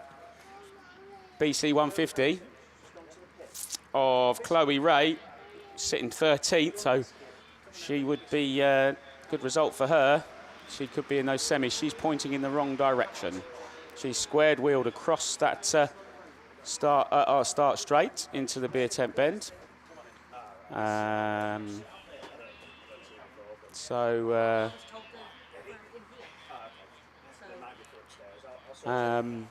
we're going to look to remove Chloe Ray. She looks like she's going to need towing off, but that's a good sign if it's being towed off and not lifted off. But not sure what the issue was there. I'm not sure if there was contact. I was too busy. Looking at the corner as they came out. But so let's concentrate on race 7 that's on the line then. So Ludd 20 there. Samantha Salis. She's 48th overnight, so I'm not sure with her 16 points. She definitely, I don't think she's going to make it. So racing for pride here. Amelia Fabritti Green in York 32. Stacey Mills, now she's sitting 18th. So in the Cambridge 34 on 64 points. And really, she's the second highest point scorer in this race. So a second for her if we go on form, but we know that doesn't happen. Nicole Kingsley in Victor Kent 90. Heidi Misson in Cambridge 222. West Waterford 986 Margaret Tobin. And currently sitting 8th with 2 seconds Emily Polly in Cambridge 136. And who's it going to be? It's the Cambridge 222 then. She had a DNF and did not start yesterday. Imagine what she would have done if she had got those. But Emily Polly then in that lovely, lovely Yaris there in Cambridge 136 then. She's taken up the run-in as the form book would suggest. With those 2 seconds, she's looking to add a win. And again, as I said, the form book with Stacey Mills in the Cambridge 34. She's down in 18th, and 45 points would definitely potentially put her on the cusp, if not in those semi-finals. Nicole Kingsley looking to get a good result, the best result of the weekend, and in the Invicta Kent 90 for her, as she's looking to go up into third around the outside of Heidi Misson in the Cambridge 222, but she's just run out of room as they go down the back straight. And then the West Waterford Margaret Tobin is also out there with the Lud 20 of Samantha Salis, and then it's Amelia Fabriti Green at the back of the pack in York 32. But another lap completed then for your 2 Cambridge cars then, Host Club. And then Nicole Kingsley just sneaks up the inside of the other Cambridge 222. So others are looking to make it a Cambridge top 3, but Nicole Kingsley's going to say that's not going to happen on my watch as she goes down the back straight in that Invicta Kent 90. But all this tussling and changing of places, that allows our 2 leaders to stretch out onto their last lap then. So it's still Emily Polly from Stacey Mills. These 2 are away and gone. Nicole Kingsley, not Margaret Tobin, Heidi Misson, then Margaret Tobin, Samantha Salis and Amelia Fabriti Green. But it is last corner action for our race leaders. Stacey Mills looking to make a last-ditch attempt round the outside, but that's not going to happen. Here's your race winner, Emily Polly, Cambridge 136, Cambridge 12. Stacey Mills next in Cambridge 34. We've made it a Cambridge top 3, as I must have missed it, but Heidi Misson got past in Cambridge 222 from Nicole Kingsley in Invicta Kent 90. Then it's the Lud 20 of Samantha Salis. Then I just think it was Margaret Tobin from West Waterford 986. And completing race 7 was the York 32 of Amelia Fabriti Green. And that looks like Class 5s. So I'm going to get out the hot seat. I'm going to hand you over to Mickey.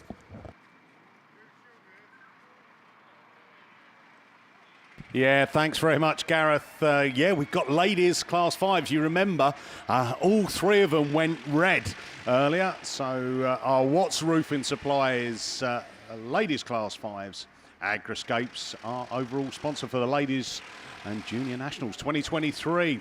So Kelly Grierson, Kirsty Godfrey, Sandra Jones, Sarah Bateman, Rachel Collier, Shauna Steadman. Now looking up on the line, we have got some gaps in the lineup. So I can see Kirsty Godfrey there in the Cambridge 10. What's Kirsty had, Mickey? Well, she's had a Desmond, yeah, 2-2, yeah, 2 seconds. That's 90 points. Cumdy 31. Where is Sandra Jones? Let's have a look here. I'm looking as the roller is just going across in front of the screen. I'm looking at this. I think Sandra may be coming out of grid 1, 2, 3, 4. Actually, I don't know. I'm not sure if I can see her down there. Which would be a little bit of a mix-up, wouldn't it? Because Sandra's 2 wins out of 2 in Cumdy 31. Shauna Steadman, Evesham 777, was pretty quick off the line as well. Kelly Grierson, her weekend didn't really start off too well. She picked up a black flag and a 5th in her second run. But one thing that she is taking home is a trophy for best turned out. She was, I think they selected 4 cars, I think, and she was one of the lucky, fortunate ones to get that. So just waiting for a little bit of track work to be done. It feels like it's a hotter day than yesterday. I don't know. We're sat inside the bus. I think we're in the better position, by the way, on the ground floor. I think upstairs, I think it's a little bit like a sauna, apparently. So we'll stay down here and just keep out of that hot sunshine. But if you are out there, make sure to get yourselves plenty of fluids on board. Wear some caps and get that sun cream on. Otherwise, you'll be sizzling tonight. You know, when you get in the shower and you go, oh God. I've been there myself. Don't worry, folks. It's very, like, you know, that's why I'm staying in the shade, because, like, I'm on my own. Normally, I'd have Jilly here to rub sun cream. Russ looked at me then and was going, "What are you going to say, Mickey?" But yeah, I would have had Jilly here to rub sun cream on me neck and me arms, and you know, and like if I take my shirt off, right, maybe a little bit on my shoulders. But fortunately, I'm not going to do that. I haven't put any on yet. I'm going, as they would say, naked on the protection. So that's The old rollers back out and doing a little bit of work just as they come down into turn 3. So just was a little bit of a dip starting to appear. So they're just doing a little bit of grading work. They're blowing plenty of water on it as well, aren't they? I think that's the second time it's been round. I'm sure the ladies sat there on the 5s are going, I can't believe it. Hold on a minute. It's there hardly any water on it thus far. And just as we're going to go out, it's getting a full old dosing. But, you know, we've said it's, you know, cracking little venue. It's got a good feel about it. You know, it's been pretty chilled and relaxed over the course of the weekend. 07 359 112 920 if you've got any messages. As we know, we've already picked off a few this morning. Martin, who's 70 today, in the Farah clan there. You know, a little bit of his life story earlier. I have had the guys and girls from Scunny asking for a little bit more detail on Bexhill-on-Sea, and I've just been talking to them about. There's a couple of like side shows down there. There's old Sweet Sue with the 7 fingers. I'm not sure how she ended up with 7 fingers, but you know, that's what you can get down there. The old beach, Bexhill, is very. It's not that sandy beach. It's all stony. Very good, therapeutic if you've got a bad back. You know, go and like lay on a beach. You know, like those old, you know, the car covers, Russ. You know, that used to be like those wooden balls that it was supposed to like kind of like soothe and massage your back as you were driving. So no good if you're just popping around the shop to Tesco's, you know, a Tesco Express for a pint of milk. But if you were going on a long journey, then you could get, you know, some relief on a long journey. Just a big shout out there to Maggie Appleton. Fantastic, by the way. Unlucky to Lewis Walker there in that run-off with the juniors, but maybe I've got a little bit of a favourite. You know, Maggie, the daughter of Sam Appleton, first year out in that Mini. And do you know what? I think this is the weekend that has defined where she's going to start going with her racing. The speed that she's been carrying around the corners and the confidence, brilliant. So the Bowser's back in. It looks a little bit damp out there. And the ladies, Class 5s, on the line, getting ready to rumble. And here we go then. Bungee's going to lift. Let's go racing. Godfrey's got a cracking start coming out of that far side line. The snake. It is Sarah Bateman. Stroudon District 45 looking for a nice tighter line. Is that going to pay off as the water on this track could sort them out? But it's Kirsty Godfrey then from Sarah Bateman, from Shauna Stedman, from Loredana Bowes in York 33. Oh, big news then. Sandra Jones not out in this one. She must have been excluded from the rerun. 2 wins under her belt. Is that going to be enough to get you into the final? Oh, this could be interesting. That might have to be fingers crossed and the prayers to the Lord Almighty as they bring it down into turn 3. Still that's Cambridge 10, but I say that it's the snake, and it is Stroudon District 45. Sarah Bateman then gets her nose up in front of Kirsty Godfrey, and off she goes now. Evesham 777, Shauna Stedman running in 3rd place, and Loredana Bowes in York 33 running in 4th place.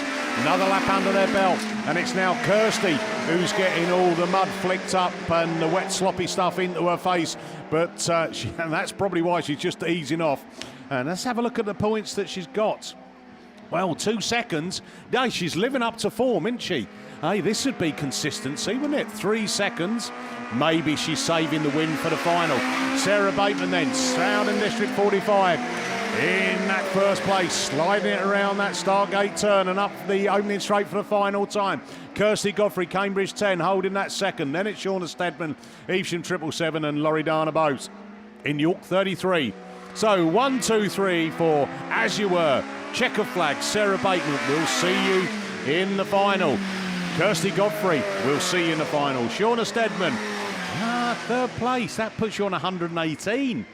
Well, that means you've now gone in front of Sandra Jones, who didn't come back out in this one. This is all going to mix it up. Top 8 will make it through to the final. Watts Roofing Supplies are sponsors of the Ladies Fives. Right, I can see Lynn Olsen up there, sat out on, I think, grid 7. So the Len Goodman one, 7.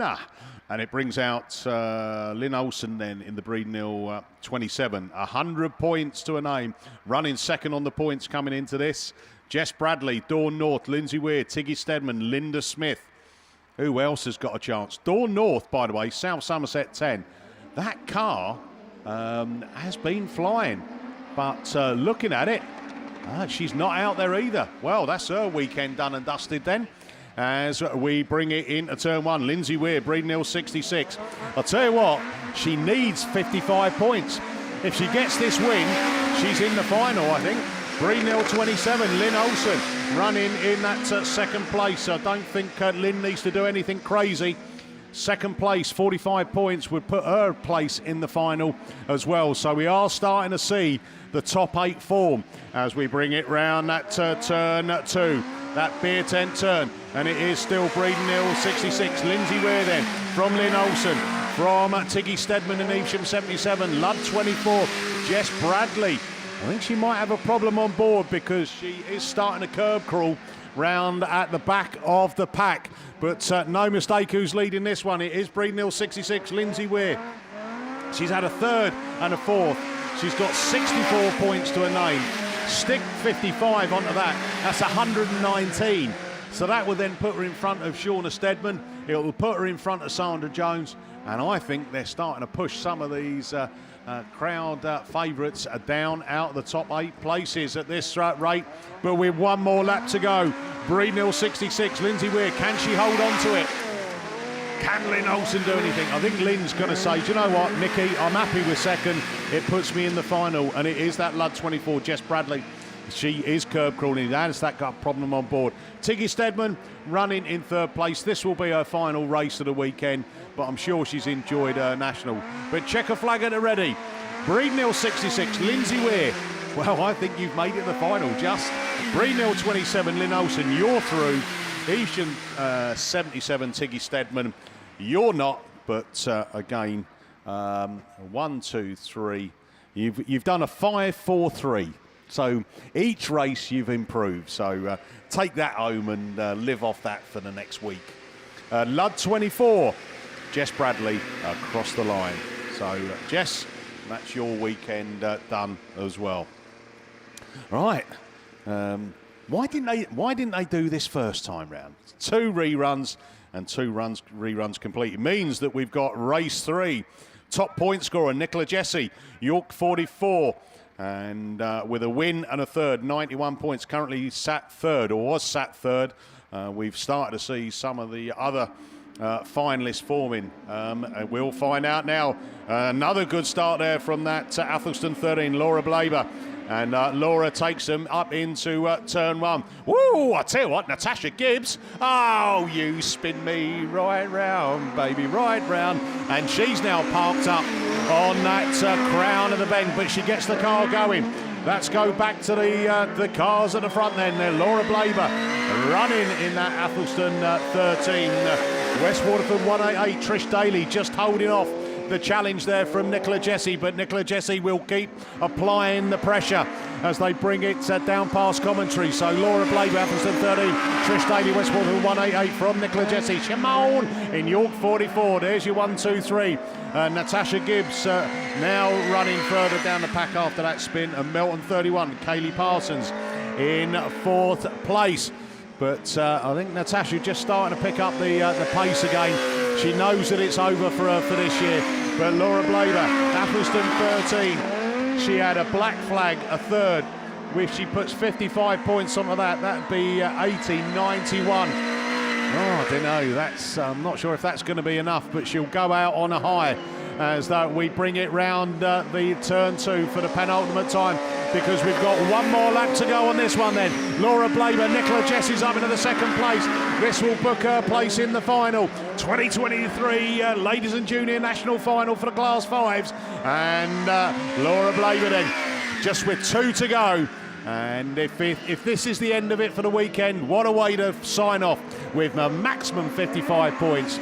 So Laura Blaber, Appleton 13. Oh, Nicola Jessie's round. Trish Daly comes through. Westford with 188. Nicola Jessie just gets the car back going round. Can she get it round in time before Melton 31 comes? And she does. So Nicola Jessie picking up 36 points. Melton 31, Kaylee Parsons across the line. And then that final one will be Hereford 4 of Natasha Gibbs. So Nicola Jessie 36 points, 127. Oh yeah, that's enough. We'll see you in the final. Right, we switch from 5s and we move it up into Super Saloons.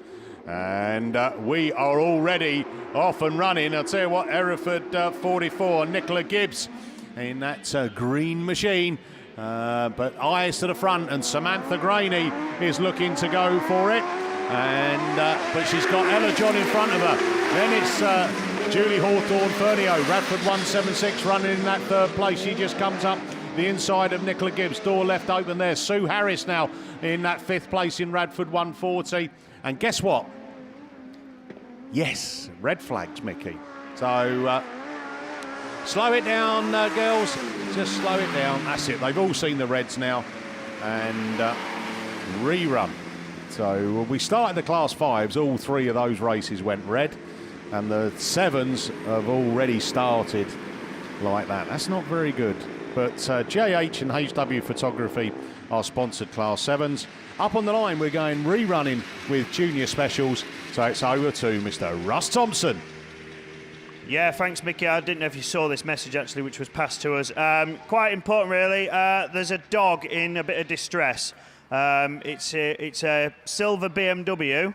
It has sideways, I think, stickered on the front window or something, or in the front window. The dog is actually tied to the front wheel. It's outside, but it's in a bit of distress. Obviously, it's a bit warm out there. So if you've got a dog and you've left it with your vehicle, can you please go back and take care of that pooch, because yeah, it's not exactly good for it. But let's go back racing then. This is the rerun, Heat 3 Race 2, which was stopped without something happening early on, and I think one of them just went a little bit airborne there through the turn, but coming out of it, it's Lewis Farrer and Finley Winter. So Farrer on 90 points at the minute, Finley Winter then. What's he on? He's on a 83, a 4th and a 1st. Cones go flying, but at the minute we go Yorkshire Dales 3 and Athelston 32. That's the 1 and the 2 then. Where's Ben Coffey? Carlo 33. He's there in 4th at the minute. He's currently joint 5th on a 2nd and a 1st. So at the minute he'll be scoring 128, although he looks up the inside of Josh Mason for that 3rd place. So that'll do nicely, scoring more points there. Levi Phipps further back. Then we have a battle at the tail end with Dexter Jones and Vince Pascal. Sadly, we lost Esme Mason in the 1st attempt, but it's Farrer looking good, and if he wins this one, that'll be 145. That'll put him through into the top 16 comfortably. Then Finley Winter will score 45. He'll go on 128, one of the several to score that figure. Ben Coffey currently 3rd. In this one, he'll end up on 136, so that'll be enough. Josh Mason then is the next runner, and he'll end up with 79, which won't be enough, sadly. But so it's the top 3, which are the ones looking to progress. And Winter wants that win. Farrer wants to score his 1st win in Yorkshire Dales 3. He's defending from the Athelston car, who's challenging strongly late on. Looks to the outside. Oh, he's made contact and runs up the back wheel, lands safely. That challenge a bit too close, but it looks like coming through then, and it's Lewis Farrer who's going to take the win and scores the 55 points, books his place. Finley Winter will go through. Ben Coffey takes 3rd, Josh Mason home 4th, and then it was Levi Phipps and Dexter Jones just ahead of Vince Pascal to complete.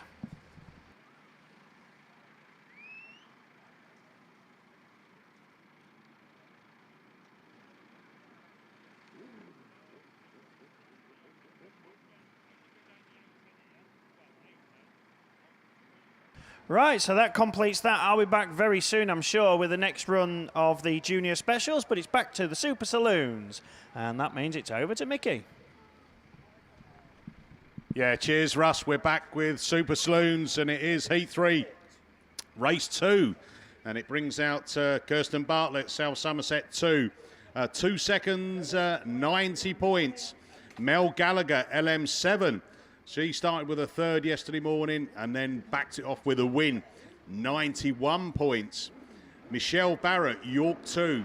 Started with a fourth and then with a win, 83. So they're your top point scorers in this one. And York 2 it is then. Michelle Barrett that leads them in there. It's Spalding 31, Shamel Gadsby.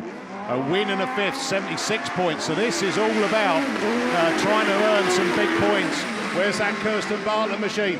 Running down in fifth place, looking to switch back up the inside of Tracy Bainbridge. Has to ease off there. Still laps though to go in that for Kirsten, and she'll try her hardest to get up in some bigger points. But York 2, Michelle Barrett, if she holds on to this, we'll see her in the final. Shamel Gadsby goes with her. The LM7, Mel Gallagher, running in third place. And again, Mel Gallagher, 36 onto the 83, 119. That could be enough to see her into the final. And I tell you what, Shamel Gadsby slowed it all the way down in that second place. Away with this one though, it is Michelle Barrett. I don't think anyone's going to catch her on this form at the moment. It is about those second, third and fourth places. Shamel Gadsby then holding in that second place from Mel Gallagher, LM7 in third. Tracy Bainbridge in that Yorkshire Dales 41, South Somerset 2, Kirsten Bartlett. And then North Shropshire 28, Heidi Bentley at the back of the pack. But round they go, picking up the last lap flag. One more lap to go on this one then. York 2, Michelle Barrett. It's going to be 2 wins and a fourth, and she'll book her place in the final later this afternoon. So Barrett takes the win. Who's going to come round for second? Oh, hold on a minute. Mel Gallagher's gone for it. LM7, Mel Gallagher takes second. Shamel Gadsby third. Bainbridge in fourth. South Somerset 2, Kirsten Bartlett in fifth. 6 goes to North Shropshire 28, Heidi Bentley. So well done there to a great win there for Michelle Barrett. Exactly what she needed. And we'll see her in the final. I'm not sure. We'll have to wait and see for the others. I think Mel Gallagher, I think you've booked your place as well. Right, next one, it's Sarah Allmack, Kesney Adams, Lindsay Allen, Michaela Dance, Pam Blackburn, Sarah Tateson, Kathy Harrison, top point scorer, Michaela Dance. She's done a win and a second, 100 points. Lindsay Allen on 90, 2 seconds. Right, and Allen gets a good start from there as well. Coming up on the inside there, and Michaela Dance. Dance looking to go round the outside. Oh, she's round. Oh, have they avoided contact? I think Sarah Tateson has, and they keep on running, but Michaela Dance, that's not what she wanted. Oh, dear me. And, there's a blue flag there's damage on board for Michaela Dance. And dear me. Can she keep the car running? No, the back has gone. So she's out of this one. Lindsay Allen then from Pam Blackburn, from that Sarah Allmack machine. Then it's Sarah Tateson. St Neots 272, Kathy Harrison. And that final place is going to be, board account is 26, Kesney Adams. And I'll tell you what, I wonder whether or not Michaela Dance is just going to see if she can just crawl it round with the damage on board just to get the minor points, because it might all go down to that to get into the final. But Lindsay Allen it is, Pennine 37, leading the way round. She's had 2 seconds. This books her place in the final. Yorkshire Dale 71, Pam Blackburn, a fifth and a third.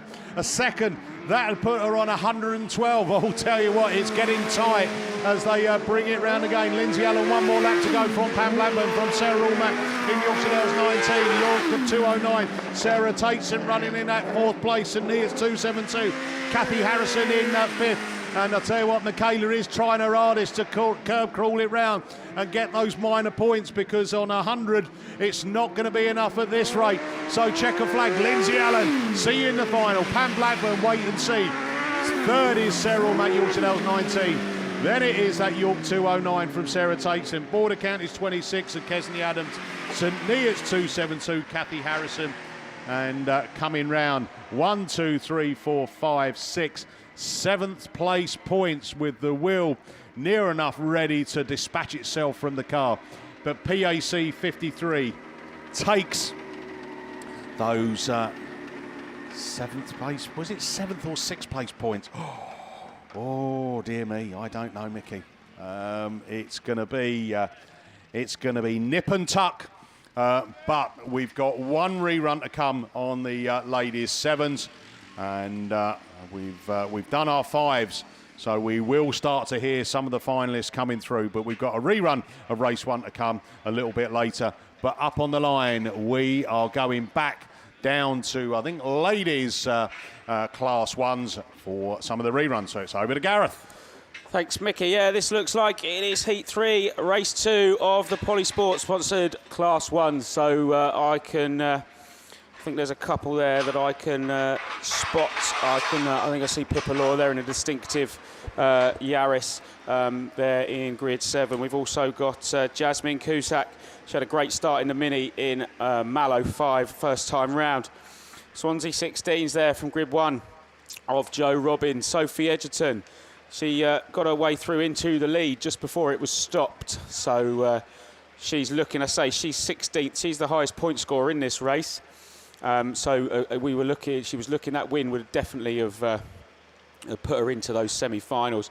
Rihanna Khan in South Somerset 93. Now I know that I think we lost Emily Retter. She got a black flag, so she won't be out there in South Somerset 183. So her weekend's over, and then we got Tracy Short in Lud 200, and then Millie Phillips in the Spalding 208. So we've got a message come in. It's come on, Ellie Brown, Carmarthen 49, and Donna Brown, Carmarthen 4. We're all watching from Pembroke Dock. Love from all your family, with a couple of kisses. There we go. So Pembroke Dock, oh, what a nice place to watch with the sunshine out. Yeah, and the boat's coming. Is it busy? I've never been. Is it a busy dock? Oh, thought you knew. You said it was nice. I know you've been to Bexhill. Well, I know I've been down to Pembroke, and I would imagine that Pembroke Dock would be nice. Yeah, when you get to Bexhill, you're getting too close to me then. So let me know when you're next in, and I'll go away for the weekend or something. Anyway, so Michaela then, so just picking that car up. I'm not sure if I don't think there was any contact, not sure. I wasn't watching properly, but looks like maybe a rose joint just gave way on the rear arm or something. So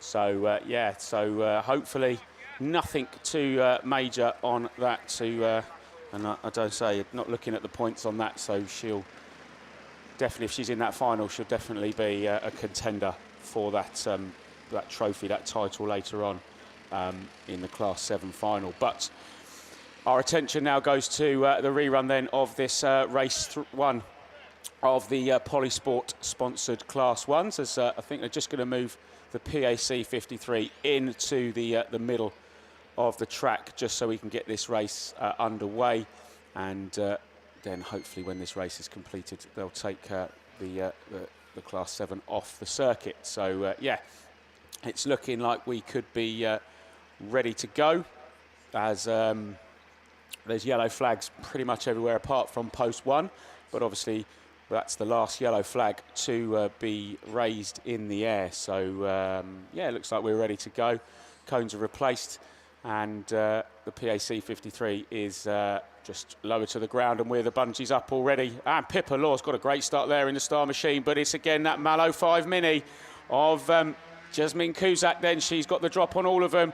Don't know where the Lud 48 quite is. It's tucked in there in second of Sophie Edgerton. So again, second will do no harm. Pippa Law settled down there into third. Oh, someone's got a little bit of a loud exhaust on that one, or he's not changing gear. So yeah, the blue flag's gone out to them. So I think that's the S16 machine. That's been through the walls this weekend, that poor car.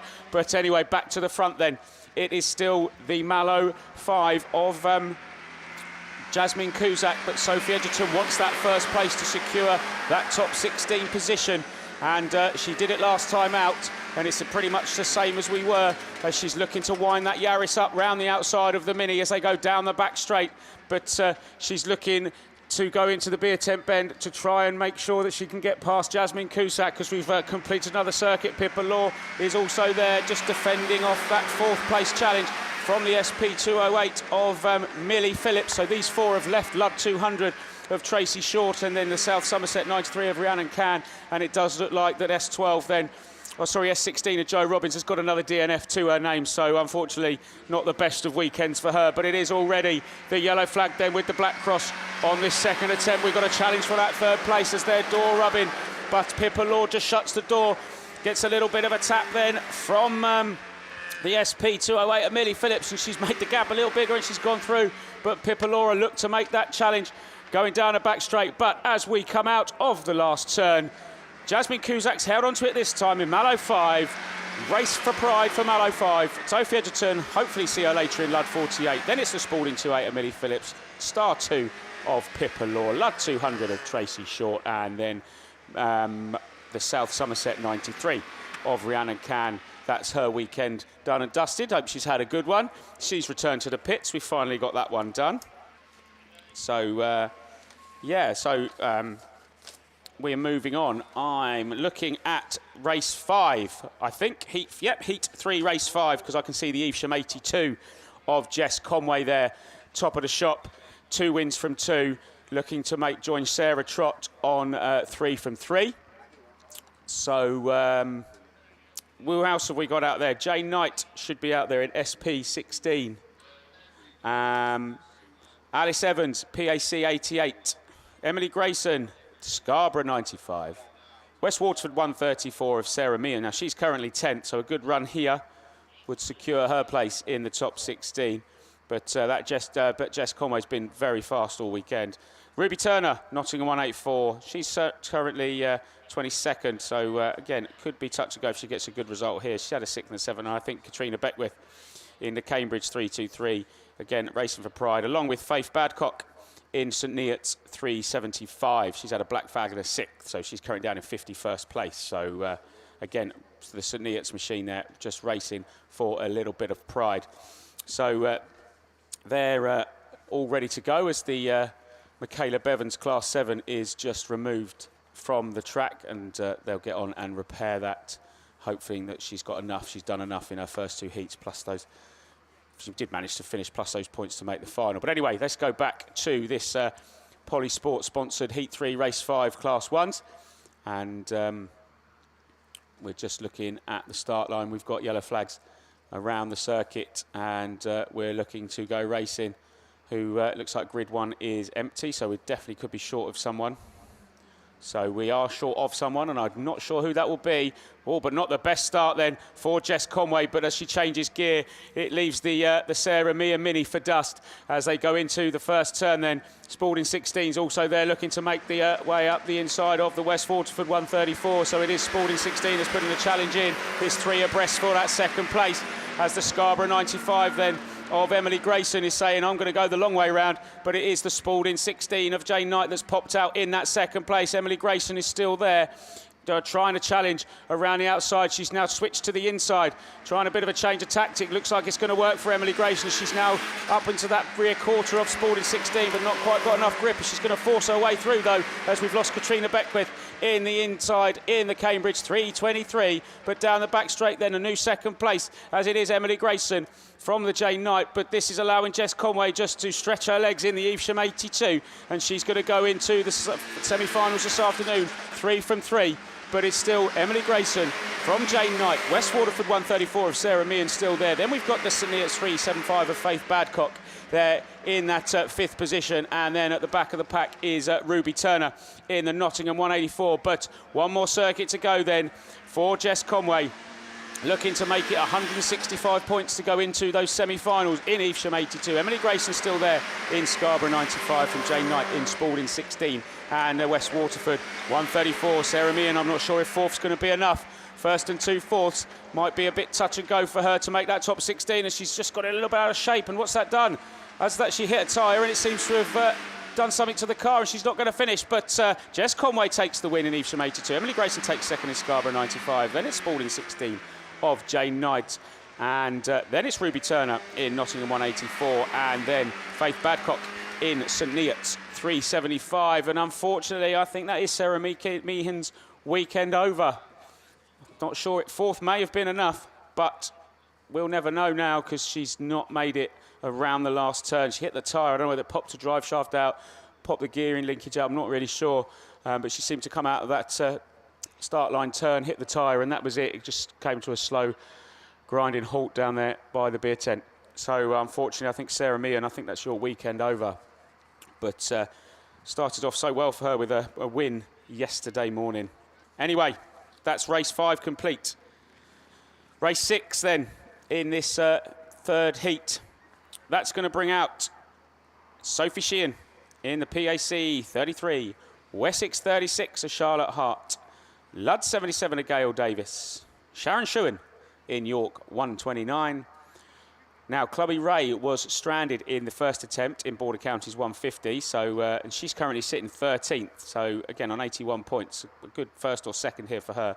Should get her hopefully into the semis. Now, Kirsty Glover is your top point scorer in this one in Scunthorpe 171.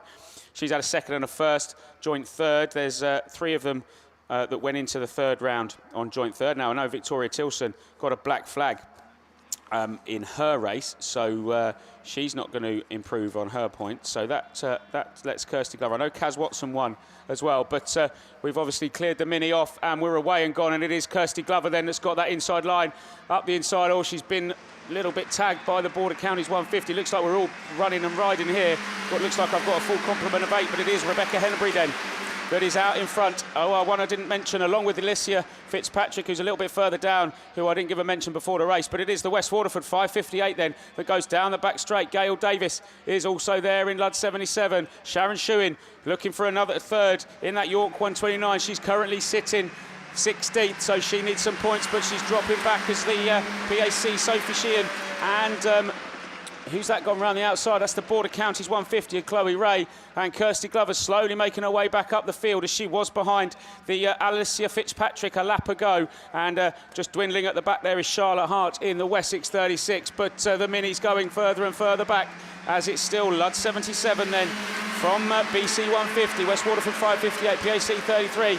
Kirsty Glover's made another position up then as she's demoted Sharon Shuin down to 5th.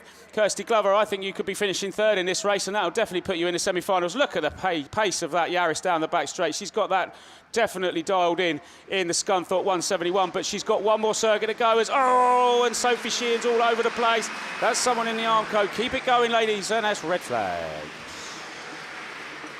Oh, it was going so well. So, not sure what they're going to decide there as Gail Davis and Sophie Sheehan came together. So I think we're just waiting on the radio to see the outcome of that. But that's definitely going to be... oh, we might have to pick it up on that one. Maybe there's a drive shaft gone, steering arm. Something like that, but definitely the Sophie Sheehan PAC 33 Micra is going to not be removed under its own steam or even on a rope.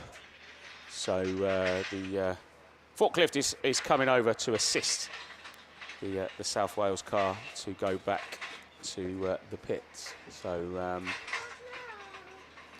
yeah, but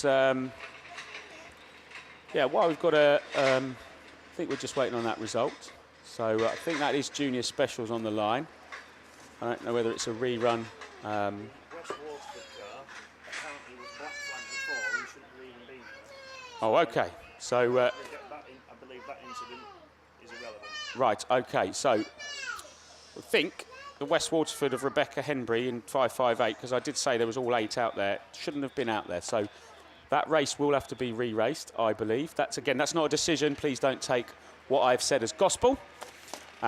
We only go on the information that we can collect ourselves, and other decisions are made out of our hands. So, but Sophie Sheehan looks like she's okay. She's walking. She's out of the car, but the car is in a little bit worse a state than she is. But I think that's Junior Specials on the line. So that's no longer me. I've got one more race of third round of qualifying Class 1s. But Junior Specials, as it has been all weekend, it's Russ Thompson. It certainly is, Gareth. Thank you very much. And yeah, you're getting into the swing of these red flags now, aren't you, mate?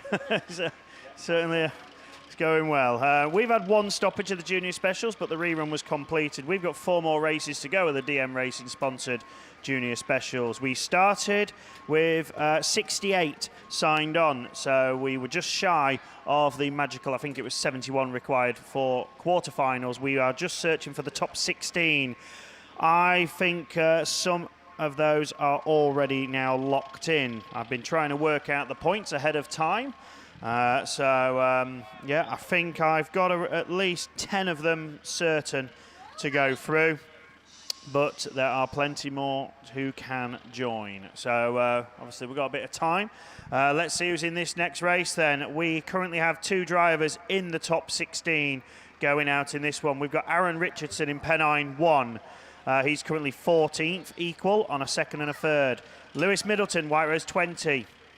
Is 10th on a 1st and a 3rd, so he's on 91 points. A good result from both of those will see them through. The rest, well, there's one who's possible, which is Tom Cosgrove. He's currently 22nd, equal after 2 thirds. So 2 thirds means 22nd. Then we have next best is Liam Grasby in Evesham 121. He's currently joint 35th on a 5th and a 4th.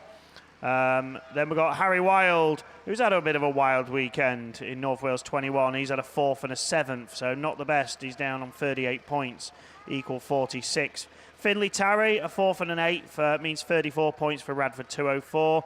And it wasn't Gemma Daly's weekend at all. West Waterford 288 only got a couple of yards off the line in her first heat and finished 4th in the second heat. So she's hoping to end her weekend with at least a good result. But the focus really has to be on Lewis Middleton, Aaron Richardson and Tom Cosgrove to try and progress through. But Cosgrove needs the points more. If he was to win, he would end up on 127.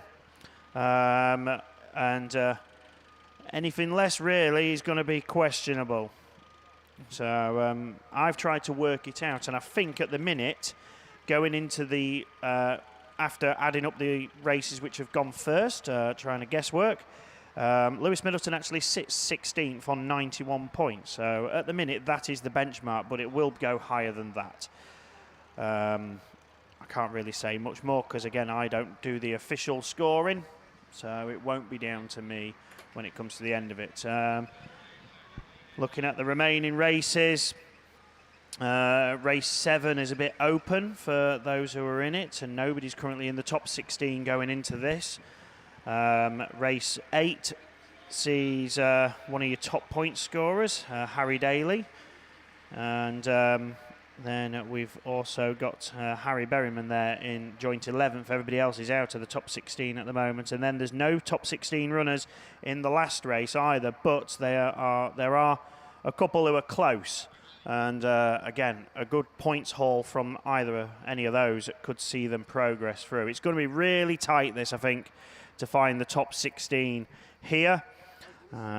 So we'll have to wait and see.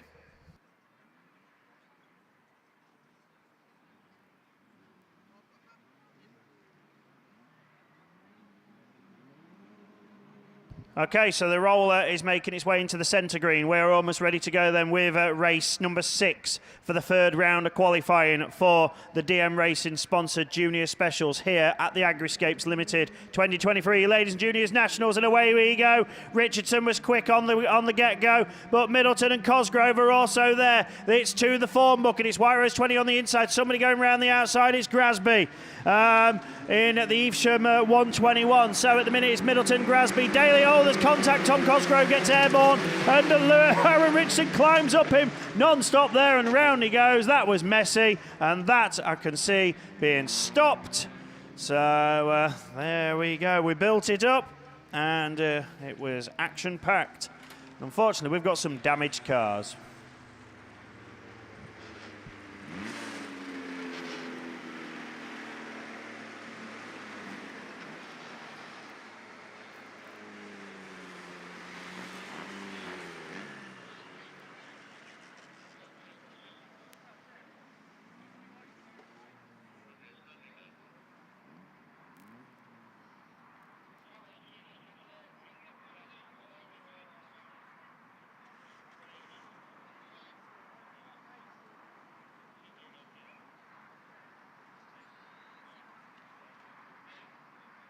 Okay, so the good thing is that all the drivers are okay. Nobody requires any checking over or assistance, but they will need recovery back. So there's a lot of deliberation going on from that one, as you'd expect, with obviously all sorts of contact ensuing. But yeah, they're just reviewing obviously the footage, and we'll be able to announce anything if we get any answers to give. But all we can do is hope both drivers are okay, and they just obviously need some recovery assistance. I think that's Aaron Richardson walking off. Tom Cosgrove still sat in the car, feeling a bit helpless, sat there, waiting for the teleporter to, or at least something with lifting equipment to be able to get him back. He's got front corner broken. I think Richardson has as well, but it's a bit harder to tell from here. Yeah. All right, I did have a few messages come through. Another good luck to Archie Bennett, Austin Bennett and Harry Wild from Ivy and Williams.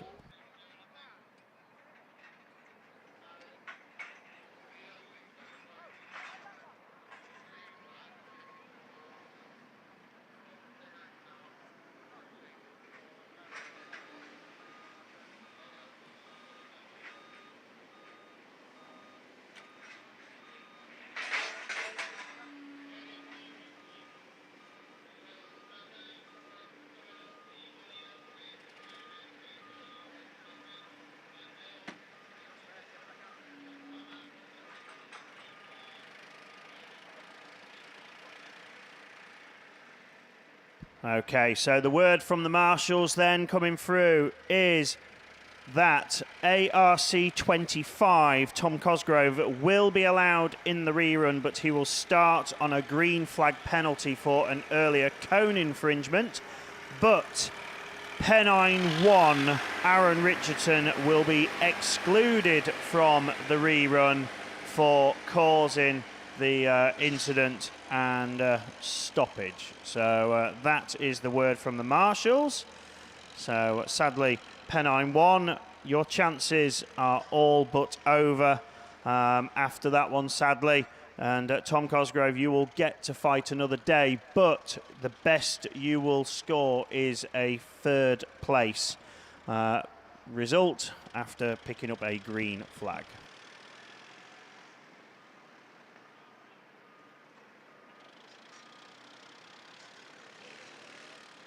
Okay, public service announcement. Martin Tinker, if you're out and about, can you please make your way over to race control, please? So, Martin Tinker, if you're around, could you please make your way to race control?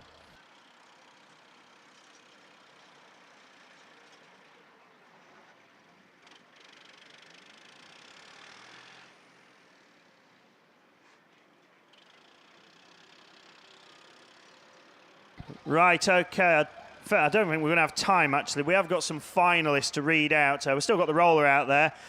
The Class 3s, all of you will go in the final as long as your cars are fit and ready to go. But in points order, Becky Shaw, your defending champion, is top qualifier in Border Counties Treble 1. Catherine Bainan's had a stunning weekend, 2nd qualifier in the Carmarthen 3. Nicola Saint will go as joint 2nd qualifier in Spalding 77.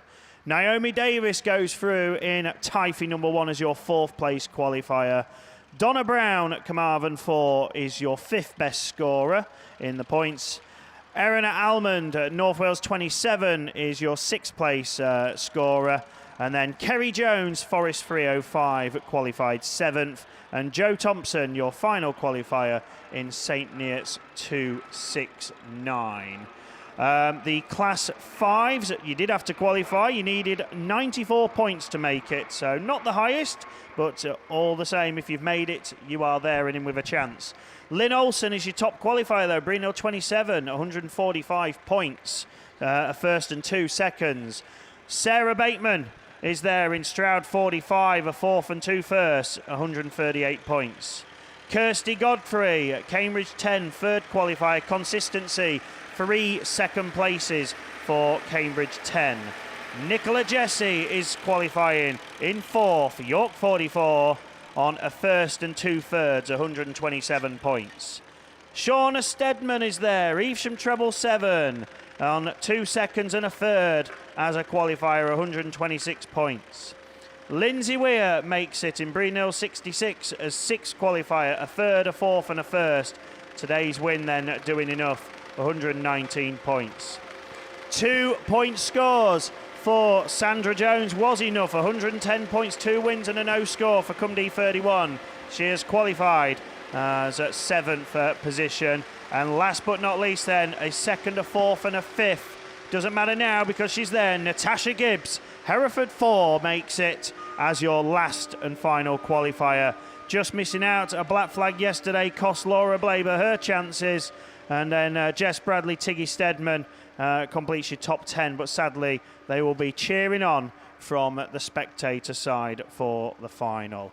We've also got these stock hatches. We started with 12, but we have our 8. Only 79 points were needed, and that is enough. But top point scorer 146 for Helen Blake in Yorkshire Dales 137. She's their top point scorer. 2nd qualifier, Evesham 98. Daisy Stevenson on 2 seconds and a first for Evesham 98, going through as 2nd.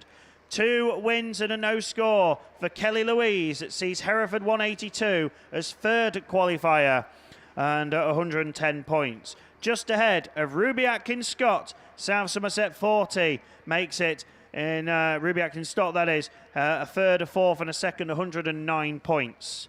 Jasmine Bluck has made it in Star 17. Sophie Egerton, Ludlow 47, and last but not least, Nicole Kingsley in Invicta Kent 91. You have qualified for the Stockhatch final, but now we go Junior Specials racing.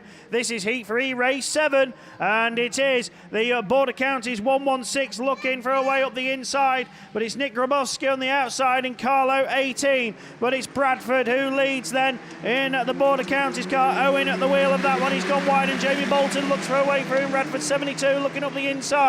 So it's Radford 72, Jamie Bolton, a 3rd and a 4th under his belt. He needs this win. He's currently joined 25th. And if he was to win this, it'd be 119 points. So it'd be touch and go for him to make it into the top 16. But though he can do no more than win it, Bradford there in 2nd place. He's on 70 at the minute. So if he finishes 2nd, he'll be on 115. So again, it'll be close. Owen Richards-Jones only on 38 points for Carmarthen 33, but looking to end his weekend with a good result. Grabowski's gone down to 4th, and that's not going to be enough because he's only on 51 going into this. For Carlo 18, he looks to fight back for 3rd. Then it's Jaden Stewart in Invicta Kent 287, Jack Bowes and Austin Bennett. In North Wales 26 behind the Yorkshire Dales 18. So at the minute they're not going to progress either, and it's all eyes on Bolton then. He's the one in with a chance. He's only on 64 points, so he has to win and hope as Owen Bradford up to 2nd place still there. Nick Grabowski in 3rd and Owen Richards-Jones in there, that 4th place. They're the top 4. They're broken clear of the rest of the pack, with Austin Bennett still fighting with Jack Bowes for the very minor places. But here's your checkered, and it looks like going through is going to be Jamie Bolton to win this one. Will it be enough? We'll wait and see. Owen Bradford 2nd, Nick Grabowski a close 3rd in the end. Then we had Owen Richards-Jones in Carmarthen 33, Jaden Stewart, Jack Bowes and Austin Bennett will complete it all.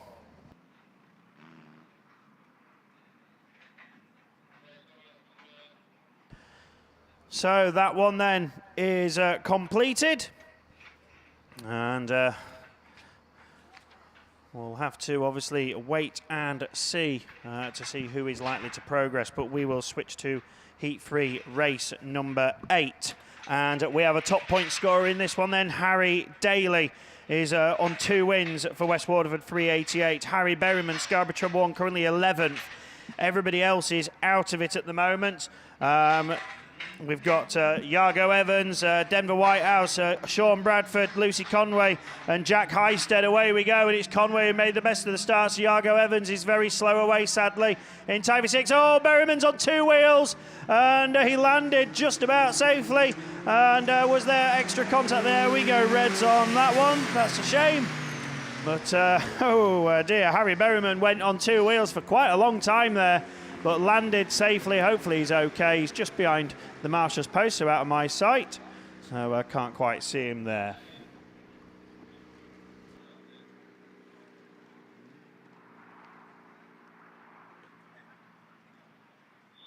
So once again, it's the second half of the junior specials which provides most of the entertainment with the odd incident.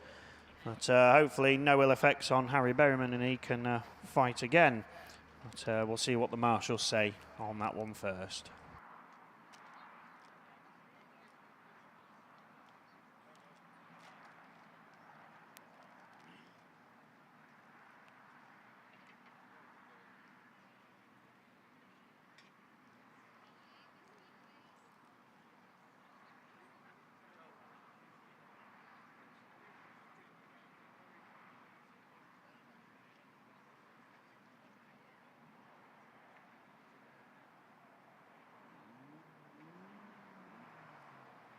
So the Scarborough Treble one then is being helped into the centre green. We'll go racing in a moment with Heat 3 race 9. So that one brings out then Alex Hines, Alicia Jarvis, William Smith, Ellie Brown, Emmylou Leach, Archie Bennett and Aideen Fuller. Best of the scorers is Alex Hines, currently joint 18th. Points are on the board to win. Who's going to win them? We'll wait and see. Hines makes a good start. Fuller on the outside, Bennett on the inside. William Smith also there. We go bunching up into turn. Oh, that's a big incident there on two wheels again. And then into the side of, I think it was the West Waterford car. And we have yet another stoppage there. So that didn't go well either.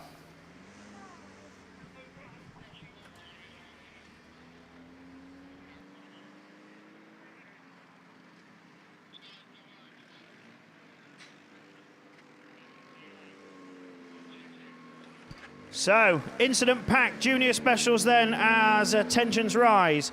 Out of that second group, we only got one completed. 3 of them stopped. And from race 8, sadly, we will lose Denver Whitehouse, White Rose 6 from the rerun, excluded for that one.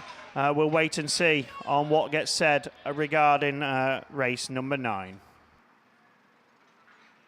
But in the meantime, we've got Paul's Class 9s on the line, so hopefully we've got still a couple of grids of cars ready to go today. Yep, hopefully I can get a little bit further. Not sure what's happening. I'm sure I can get a little bit further on this one. As they just sort them cars out up at the top, we've got Class 9s, Elite Racing Transmission sponsored Class 9s this weekend. Just wait for that car to be collected and returned back to the pits. We set off with 9 cars at the start of the weekend. Robin Eisted in IK 196 unfortunately had a DNF yesterday afternoon. Looks like the car was terminal, couldn't get it repaired, so she's not coming back out today. So we were on 2 grids yesterday, we're down to 1 grid of 8 cars today, which is Claire Williams owner in Melton 62, and she's on 2 wins. Molly Richardson in Nottingham 492 on a 3rd and a 4th. Chloe Richardson in Pennine 5 on a 2nd and a 1st. Heidi Dealey Seagrave in ARC 3 on a 2nd and a 4th.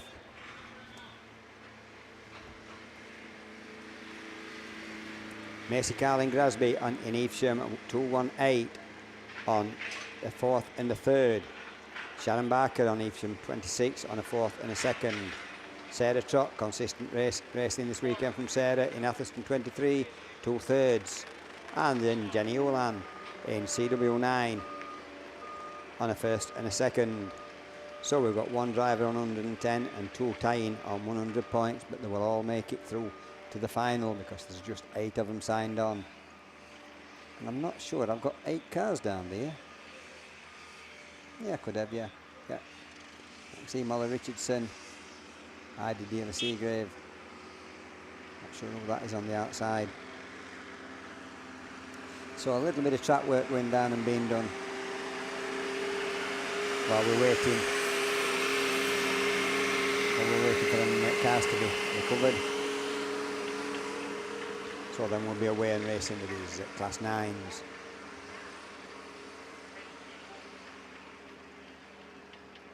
So water going round, a little bit of grading on this bottom corner. and a bit of rolling.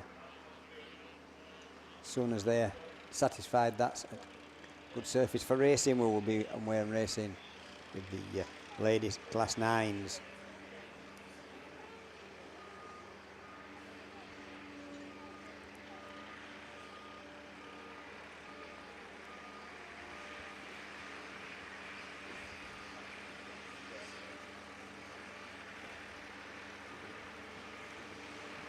So that's the grading back into the centre of the field. Hopefully the roll will not be far behind him.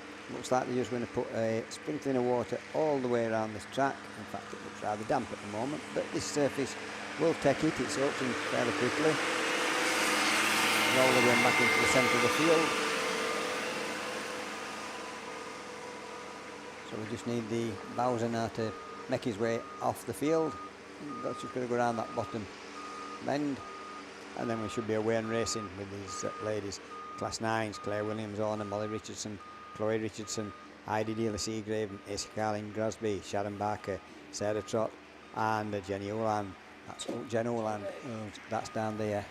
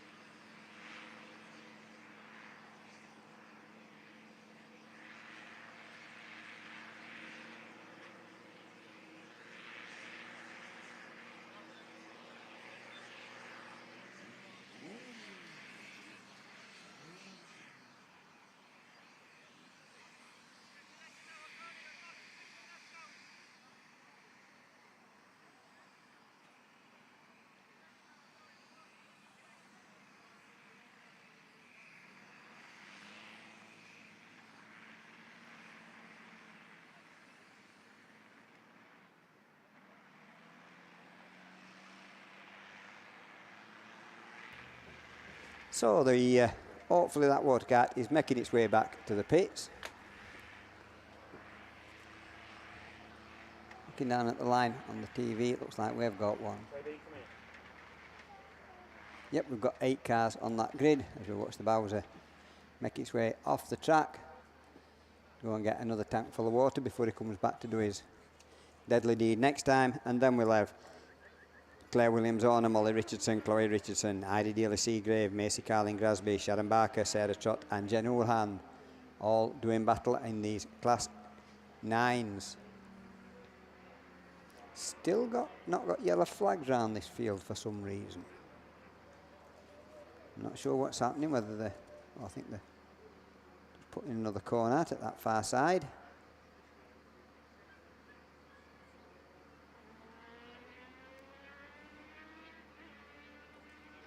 Start to get yellow flags.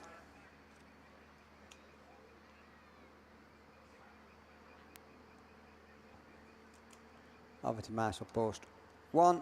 Let him make sure that everybody's ready. He'll do the pirouette with the yellow flag when that goes up. Bungee goes up and we're away and racing. Molly Richardson gets a good start, but also Claire Orna on the inside.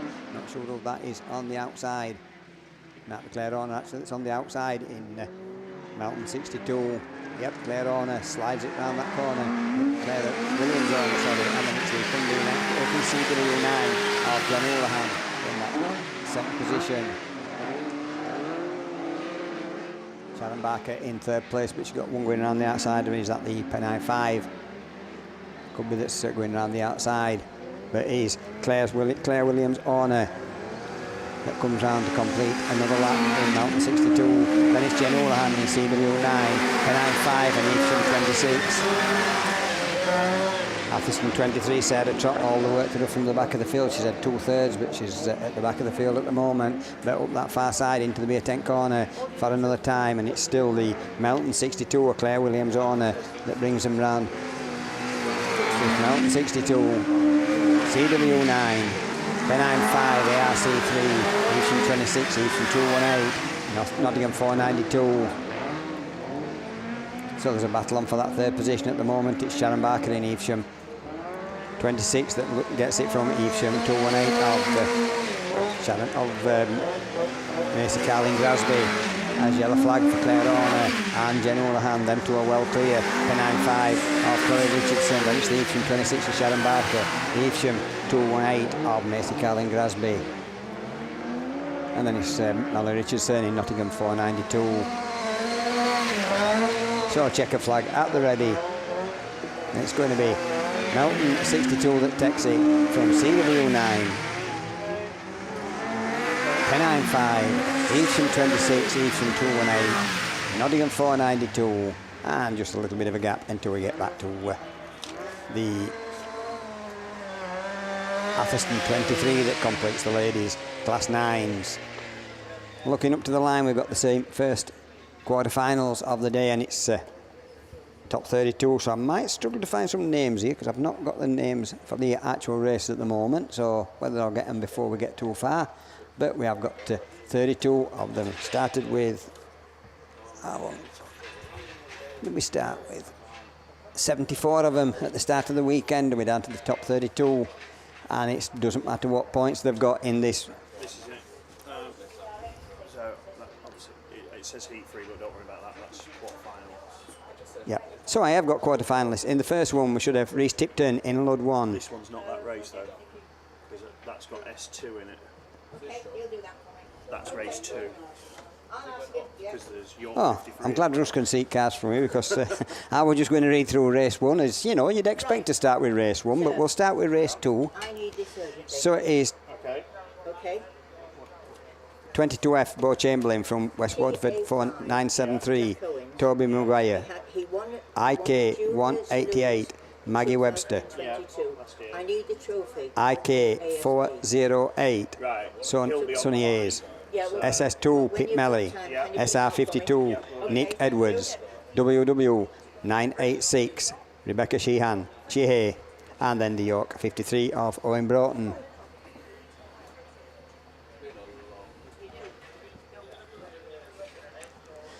So looks like we're starting. Oh, we've got Marshall just coming off.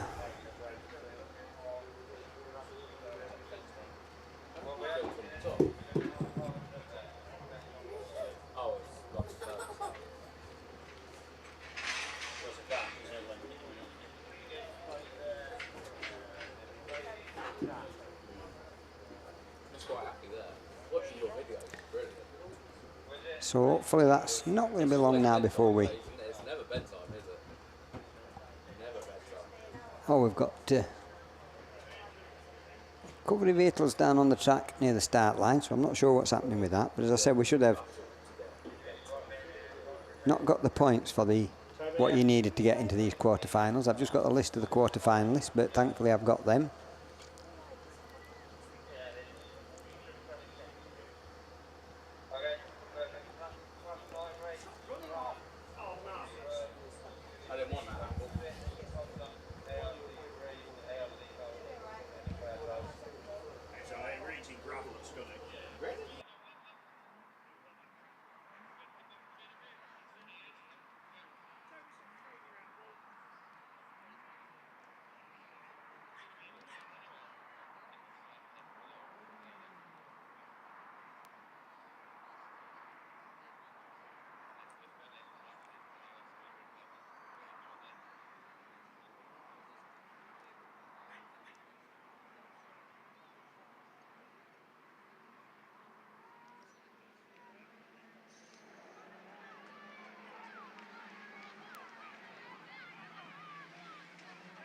Bungee's up and we're racing with race 2 of the quarterfinals. Let them sort themselves out. You see the 22F at Bo Chamberlain on the inside, and he's slipped out to the middle of the field, but he's still got his nose in front. Then it's Pete Melly in Swansea 2, and on the outside we've got Owen Broughton in York 53. So Owen Broughton trying to take the big run round the outside, but the 22F of Bo Chamberlain still got that inside line. Now it's Pete Melly in Swansea 2 that's trying to keep round the outside and keep that nose in front, chasing Bo Chamberlain with drops in behind him, and Pete Melly comes through in Swansea 2. Then it's the SR52 22F, IK 88, York 53, IK 408, and West Waterford 986. But we got red flags on that one, so not a good start for my attempt at these juniors. Apologies that you've got to put up with me for this one, but Brandon's busy in the pits trying to sort Kirsty's car out, and as soon as he gets that sorted, he will be hot-footing it back up here.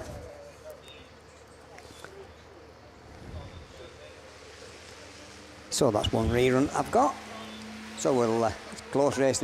These cars have been fighting all weekend, and it's very hard to get through these. They've got to get into the top 4 in this race and top 4 in the next race. So don't matter what points they've got. I think I can see Evesham 72 at Lewis Turkington down there on the start line, in fact in grid 7. So this means it's race 3, so we should have Freddie Farrer in York 72, Dexter Price in Hereford 6, Will Hadley in Severn Valley 107, and Will Evans TA 7, Molly Bubb in Evesham 146, Grace Williams in Cambridge 142, Lewis Turkington in the Evesham 72, and Freddie Neville in the Gloucester and District 63.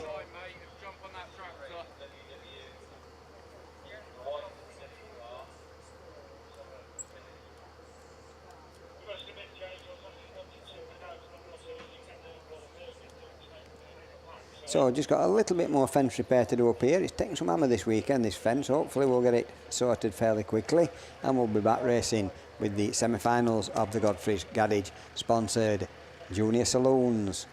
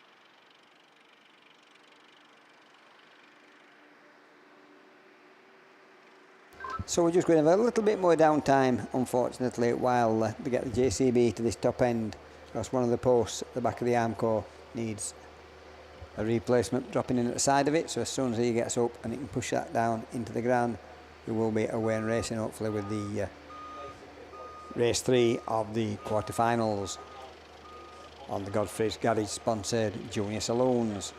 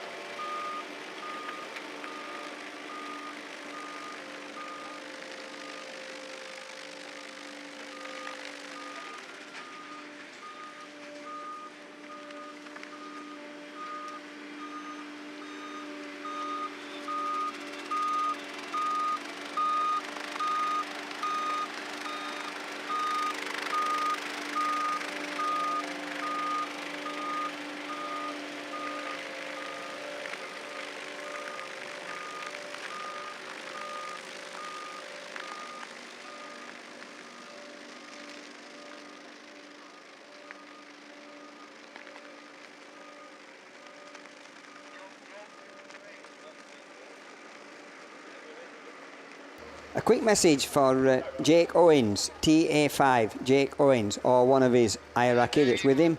Jake Owens, you have the Junior Saloon for the 2020 from the 2022 Ladies and Juniors Nationals. It needs to be returned back to hospitality ASAP. We need that trophy back as soon as possible.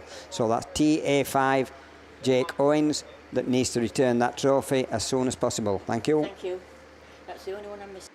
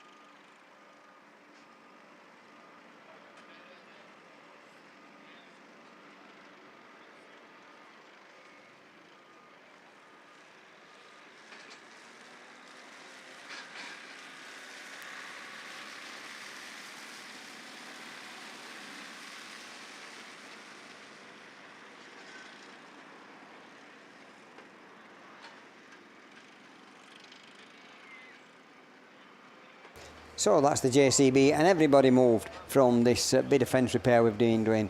Hopefully the girder that's down on that bottom corner will be filled, finished trying to fill in them holes that's appearing, and then we'll be away with race 3 of the Junior Special, sponsored by the Junior Saloon, sponsored by Godfrey's Garage, which should bring out Freddie Neville in the Gloucester and District 63, Lewis Turkington in Evesham 72, Grace Williams in Cambridge 142, Molly Bubb in Evesham 146, Will Evans in Typhy 7, Will Adley in Seven Valley 107, Dexter Price in the Hereford 6, and Freddie Farrow in York 72. We don't know what position grids they've got, because as they go up to them lines, the driver themselves picks which grid they want according to ice point scorer. So the ice point scorer gets the first pick, and so on down until they've all picked their own grids, except for the last one that has to make do with what's left. But apart from that, you get a pick. So that's the only reason that points are important on these to get into these quarterfinals, is that besides getting in, you get to pick your positions on the grid.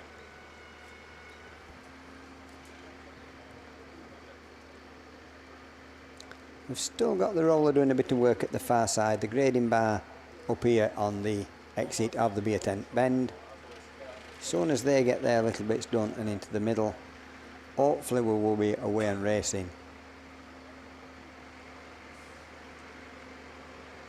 Remember, we have still got all the caterers down here. I believe there's a catering van as well up near the beer tent, and looking up to the beer tent, it looks like it's a very popular place, because there's a lot of people sat outside looking like they'll be getting a little bit of a drink up there, and I'm getting a wave so they can hear me up there, and they're getting a wave up there. So they'll be having a drink up there in that Elite Bars beer tent up there, and there's a catering van up there as well. And down at the bottom end, we've got crepes and donuts, we've got burgers and more, and we've got the carvery.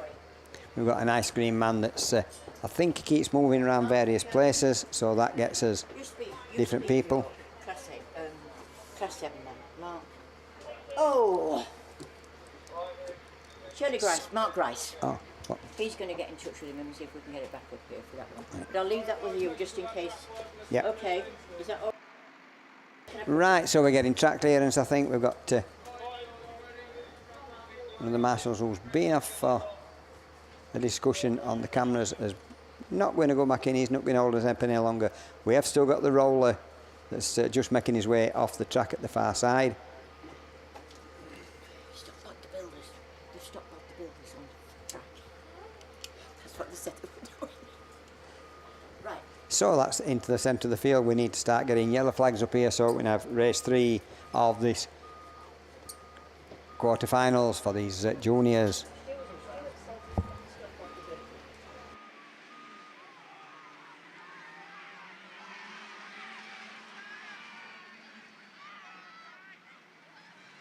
So Bungee's up, and we're racing round that first corner, and it's Freddie Farrer in Y72 that's the first one to show, but on the outside we've got the Evesham 146 of Grace Williams. Sorry, Evesham 146 of Molly Bub, so Molly Bub on the outside, trying to get round the outside of Freddie Farrer as they go up that far side, but Freddie's got a couple of car lengths up there. But in third place we've got Lewis Turkington in that Evesham 72, right on Lewis's back end we've got Grace Williams in Cambridge 142 with another couple of cars on the outside, and it's Freddie Farrer, then it's Evesham 146 72, 7 Valley 107, Cambridge 142, Gloucester and District 63, and then Typhy 7 of Will Evans got all the work to do from the back of the field. But Molly Bub still trying to get round Freddie Farrer as they go up that far side into that beer tent corner for another time. Lewis Turkington still there in that third position, now trying to come through is Grace Williams in that Cambridge 142, but Grace has switched to the outside. Then it's the 7 Valley 107 of Will Adley. Will's just waiting for someone to make a mistake in front, then Will will be through because he's not far behind off Grace Williams in the Cambridge car. Now Lewis Turkington has got right up onto the back end of Molly Bub in Evesham 146. Freddie Farrer's away and clear at the time being in that Scarborough 72, and he's going to be pleased to see that yellow flag with the black cross. Tells him he's one more lap to keep in front of this, and then he's nailed his place in that them semi-finals later on. Molly Bub as well. And Lewis Turkington's just turned around while I look down at my paperwork down at the bottom corner. Not sure what happened there. Marshals will make that decision. But coming around this time, and it's going to be checkered flag for York 72. Then it's Evesham 146. 7 Valley 107. Hereford 6. Them's the 4 that go through as the way they finish on the track. Gloucester 63. Tyvy 7.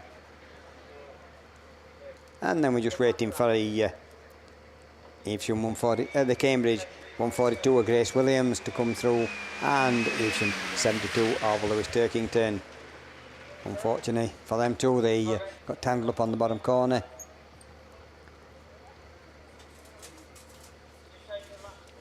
So we move on now. We've got race 4. So when race 1's coming, I'm going to guess it must be coming last or later on. I'm not sure which, but we should have JAC. I'm not sure how you pronounce it, whether it's Jace or Jake, but Jace Owens TA5. That's your defending champion that comes out in this one. Bo Bennett in Breeden Hill 33. Anna Lewis in Atherstone 212. Jackson Cardine in Pennine 96. Jacob Pratt in White Rose 1. TA 123 is Liam Regan.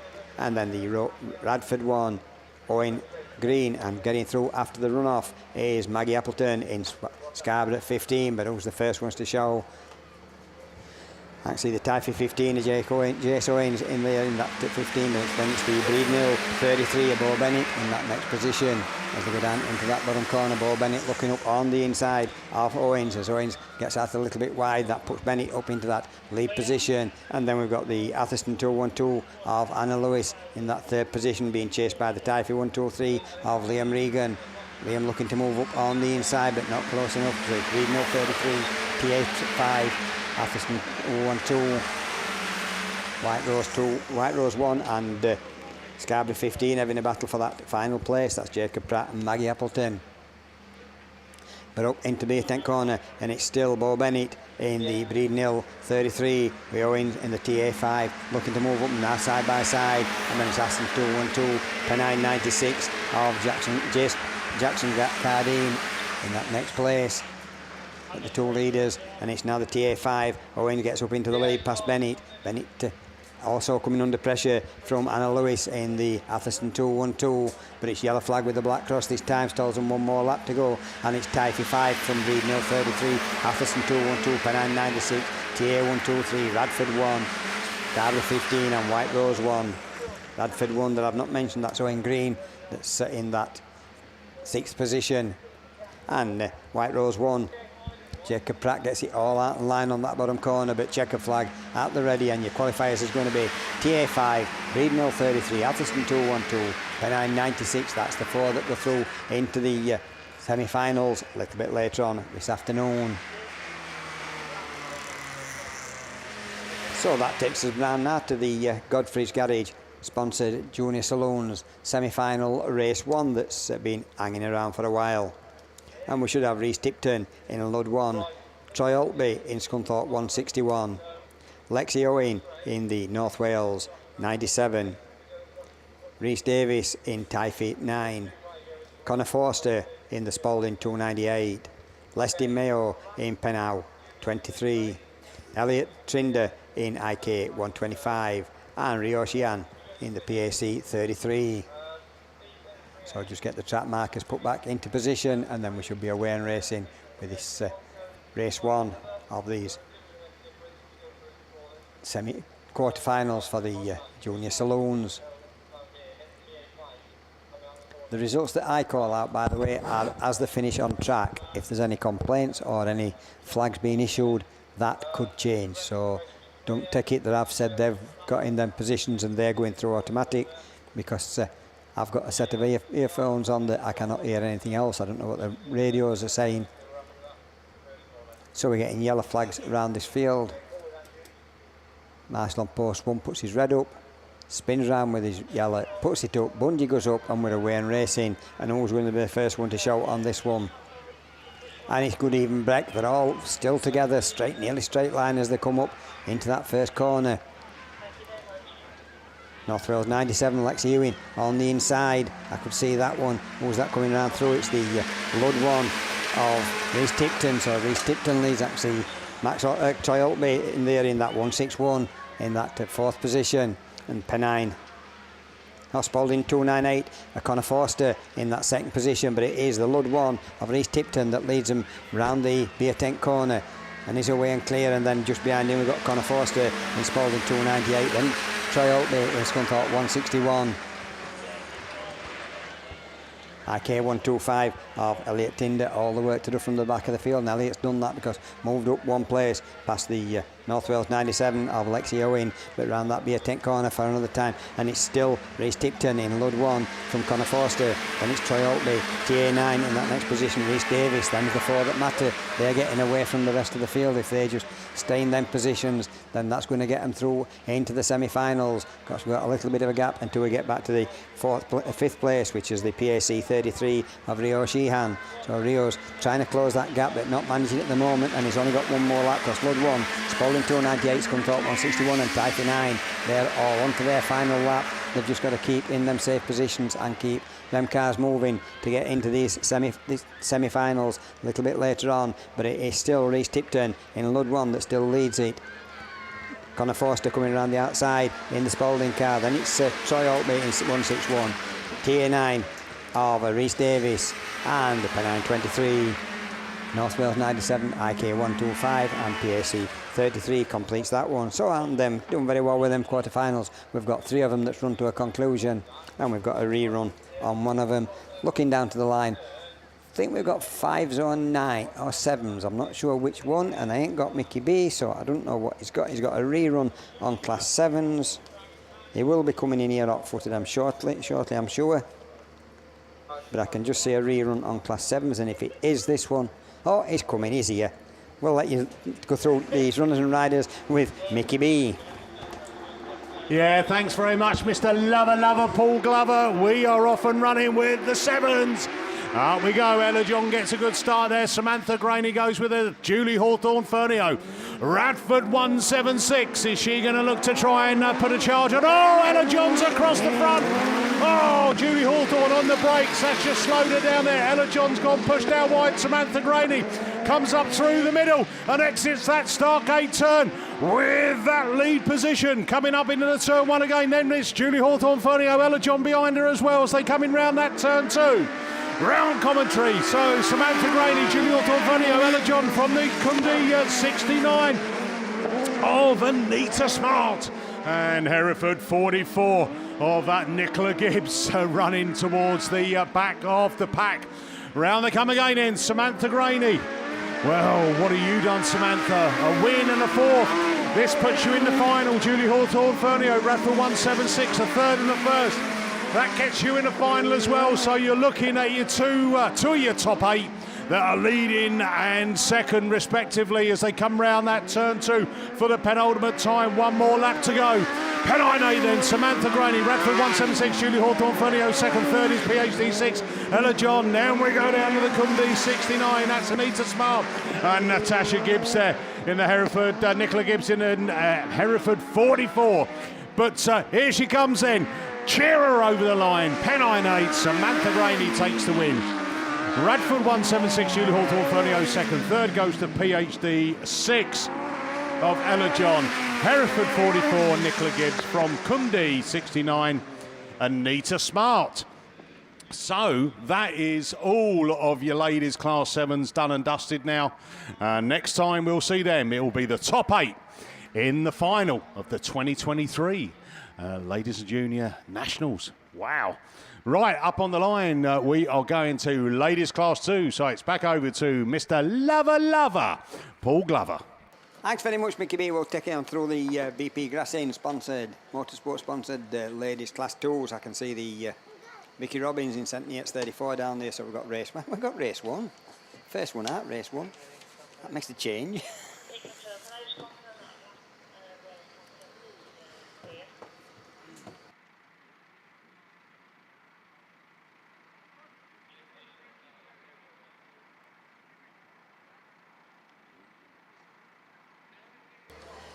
So we'll try that again. We've got, we should have Terry Rowlands in North Wales 12, Lacey Law in the SR 24, Vicky Robbins in St. Neots 34, Emma Clark in Cambridge 85, Caitlin Barnett in Cundee 151, Charlotte Jordan in the Radford 231, Ice Point scorer. Vicky Robbins got 2 out and 2 wins, and then Caitlin Barnett in the Cundee 151 has got a first and a second. So we're getting yellow flags around this field.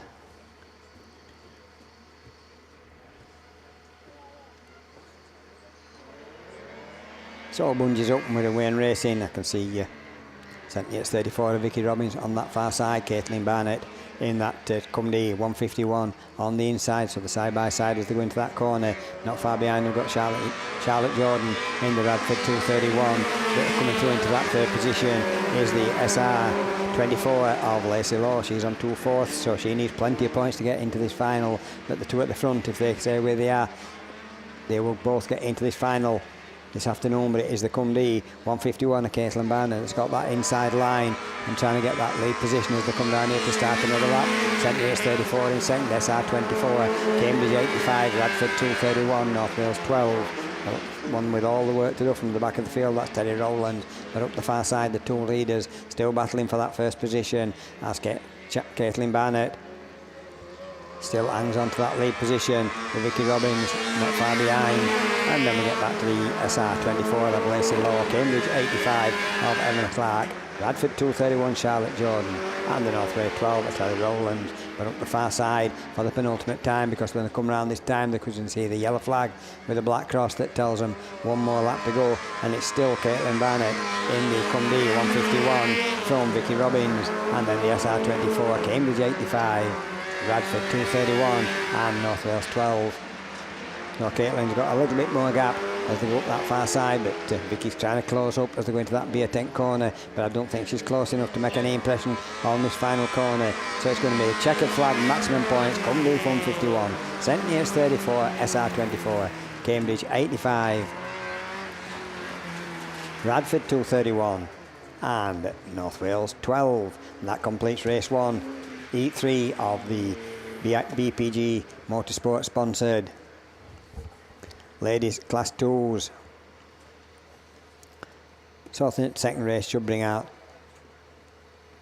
Anna Cheshire in the Breeden Hill 12, Anne-Marie Chadburn in White Rose 13, Ebba Robinson in Spalding 26, Jess Singer in SS 45, Jessica Farrer in York 71, Linda Thomas in PAC 91, and Jess Owen in 151. Highest point scorer on this one with a second and a third is Anna Cheshire in Breeden Hill 12, so she needs a good result. She'll be into the final. A little bit off the final at the moment, but within striking distance is Anne-Marie Chadburn, and also Jessica Farrer on the third and the first. So Jessica Farrer's the first one to show in 21. And then the North Wales 151 of Jess Owen. Oh, and they've all got tangled up on that corner, and we get one on 2 wheels, and that looks a little bit Lionel, as Mickey would say, but it's Anne-Marie Chadburn that's kept her nose clear on that one, and we get red flags on that one. Thought that looked a bit promising, that red flag one. So not done bad with these this weekend, but they've got a red flag on that one, so we'll send them back. That means we should be moving on to race 3, which should bring out Jess Conway, who's on maximum points on 110, 2 wins out and 2 in Scunthorpe 1, Mallow 2 off Pamela Logan, Laura Jones, who's on 2 seconds in Typhy 17, so she should make it with a good result. Sharon Barrett in the St Neots 19, and Rachel Fowles in Pennine 84, who's not had a good weekend. She's got a black flag and a DNF, so hopefully she'll be wanting some points to make herself look a little bit better this weekend. Then Caitlin Newton in the Stroughton District 99, she's on 57 points, so she definitely needs a really good result. And another one that's on 1 win and a second, giving her 100 points, is Gabby Smith in Scarborough 249. Bungee's up and we're away and racing. I can see the Scunthorpe winner Jess Conway coming straight through on the inside. So Jess comes through and gets that lead position as they come down here, but coming through on the inside of Jess and trying to make it up is Mallow 2 of Pamela Organ.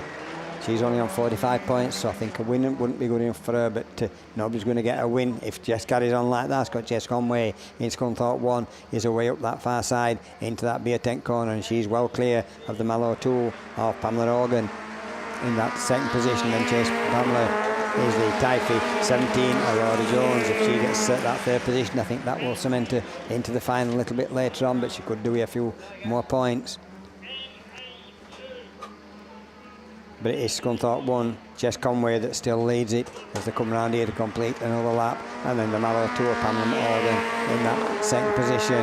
Typhy 17, Scarborough 249, Southern District 99, St Neots 19. So the Scarborough 249 was at the first and the second. Gabby Smith down in that fourth position as the Mallow 2. So it's Scunthorpe 1 that starts the final lap.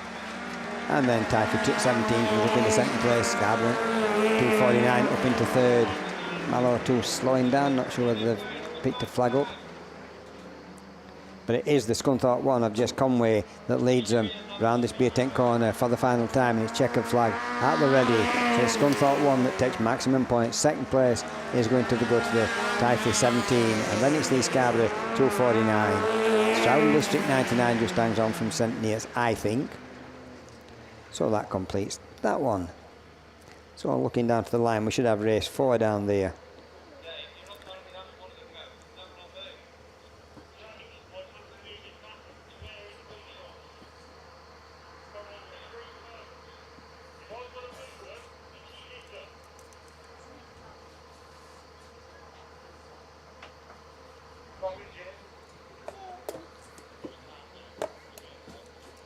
Listening to the radios, I think the Mallow 2 has just picked a black flag up on that one for 3 cones, so she did slow down and keep out in everybody's way.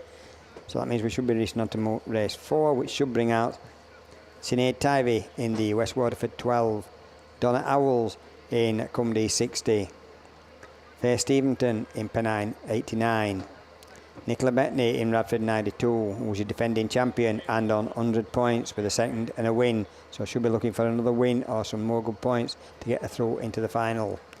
Claire Mulroy in Mallow 117. And Sally Doddridge in Forest 515. That's all we should have down there on this line.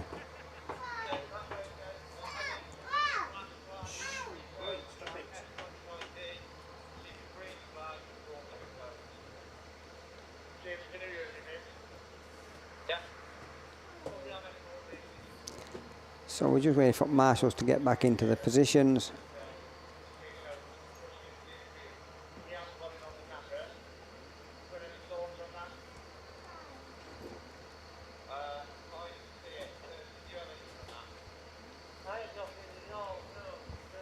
So we're just waiting for marshals to get back to the positions. I think they're discussing what's happened in that last race. We're starting to get yellow flags at the far side, the top of the field, bottom of the field. So it's like we're all ready.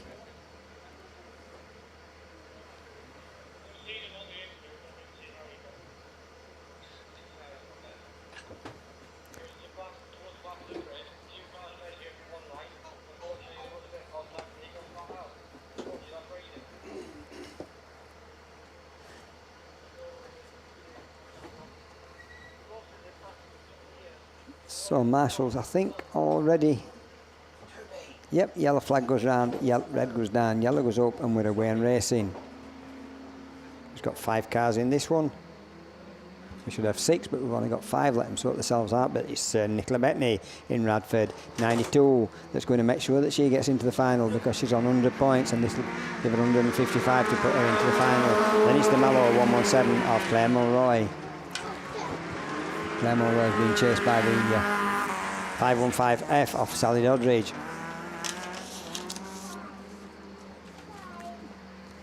So Nicola Bettany, she's away and clear in Radford at 92. And then North Wales 117, Penal 89, 515F. And Cumdy 60 of Donna Owls, all the work to do from the back of the field, but looks like she's got problems on board.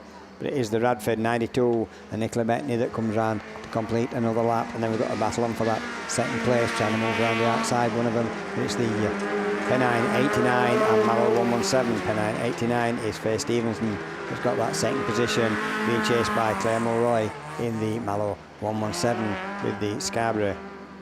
No, it's not Scarborough, we'll get that number. So 515F it is, Sally Doddridge that's chasing them too. But it's last lap flag for Radford 92, and then it's the Pennine 89, Mallow 117, 515F and Cumdy 60. But up the far side for the final time in this BP Grassing sponsored ladies class 2s, and it's going to be Nicola Bettany that's going to go through into the final on 155 points. And then we've got the Pennine 89 of Faye Stevenson, Mallow 117 Claire Mulroy, then the 515 of Sally Doddridge and Cumdy 60 of Donna Owls. So that completes the ladies class 2s. Looking over to the line, we've got single seaters, so I'm going to guess that it's junior specials, so it's back to Russ. It is indeed, yeah, thank you, Paul. So we've got 3 reruns to go of the DM Racing sponsored junior specials.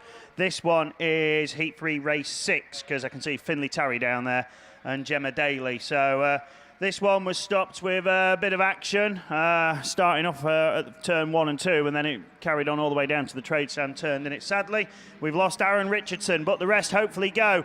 And away we do go. Lewis Middleton left it last time and he's made a cracker of a start, this time in White Rose 20, hasn't he? And he's going to lead into that all-important first bend. Do we go safely through? Just about, yes. We've got Grasby into second place, then Liam in Evesham 121. Then it is Gemma Daly in the West Waterford 288, just ahead of Tom Cosgrove, and it's Cosgrove who comes in on a green flag, remember. So he's got to win this to have any hope of getting into the semi-finals. So it's slim chances at the moment, and they're slipping fast because the top 2 are broken away already. White Rose 20 and Evesham 121. ARC 25 up to 3rd, but he'll still be demoted to 5th. Finley Tarry and Harry Wild are there at the back of the pack, and not really going to progress any further after this one. So That's just the runners and riders left with it, and Middleton is on his way already. He's there on a third and a first, 91 points, a win here, 146, will do nicely, that'll put him through. There'll be 45 being scored by Liam Grasby, that'll put him on 94, so not really enough for this encounter, but looking to end strong here in the Evesham car. Obviously, if there were quarterfinals on offer, be a different story, but it's just the top 16 we're after, and the only one out of this lot who's going to go through is White Rose 20. Evesham 121 next, then it's ARC 25 clearing third now, but again will be demoted to fifth. Harry Wild's made small progress there, gaining a position at the expense of Finley Tarry, but it's going to be booking a place in that elusive top 16. Lewis Middleton it is, Liam Grasby's second, then it is Cosgrove across the line, but will go back to fifth. That puts Gemma Daly up to third, and Harry Wild will then cash in a bit more to end up fourth, and Finley Tarry will round it all out as your sixth and final finisher. So that completes Heat 3 Race 6. We will try with our next race in just a moment, which hopefully is race number 8. But I think this is actually race 9 because Archie Bennett is down there in North Wales 162. So there's still points to be won here and places to earn. Will any of these progress through? Well, none of them started in the top 16. Alex Hines was best of the scorers and he leads into turn 1. Archie Bennett looking up the inside early. Oh, that's up and over and out. Who was that? There we go. I think was that Ellie Brown in Carmarthen 49.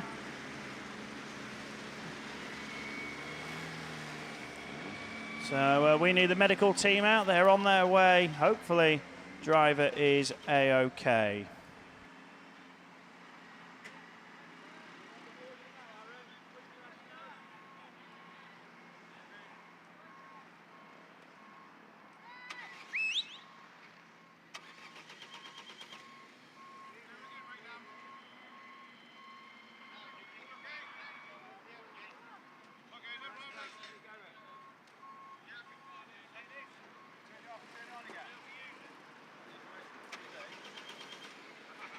So obviously while the medical team and everybody do their job, we'll just go quiet for the time being. Alex Hines in a spot of bother as well on the straights here, who needs recovering back. But yes, we'll be back with you obviously very soon.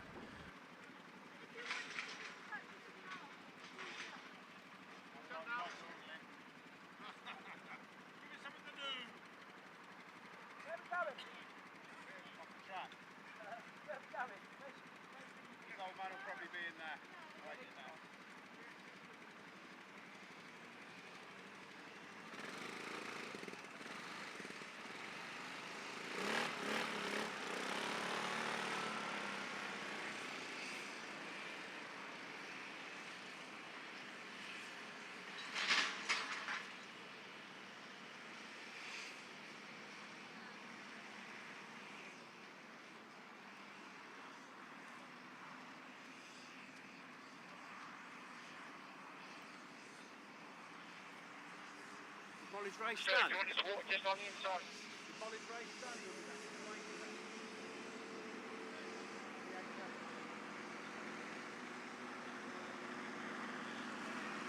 Thanks.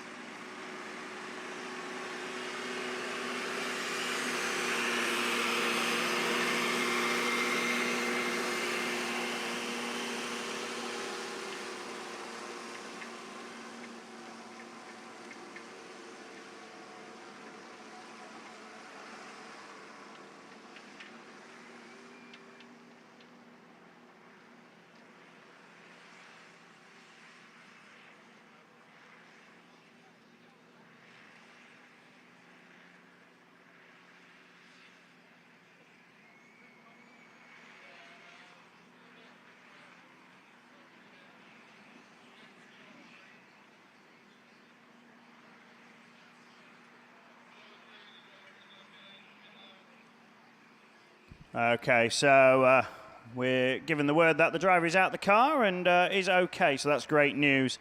I'm sure, I think it was Ellie Brown in the Carmarthen 49. She'll get the precautionary checkup to make sure that she's okay, of course. Not sure if she's judged to be the one who, obviously she did cause the red flag, but whether it was judged to be her fault or not, I'm not sure, so we'll have to wait and see.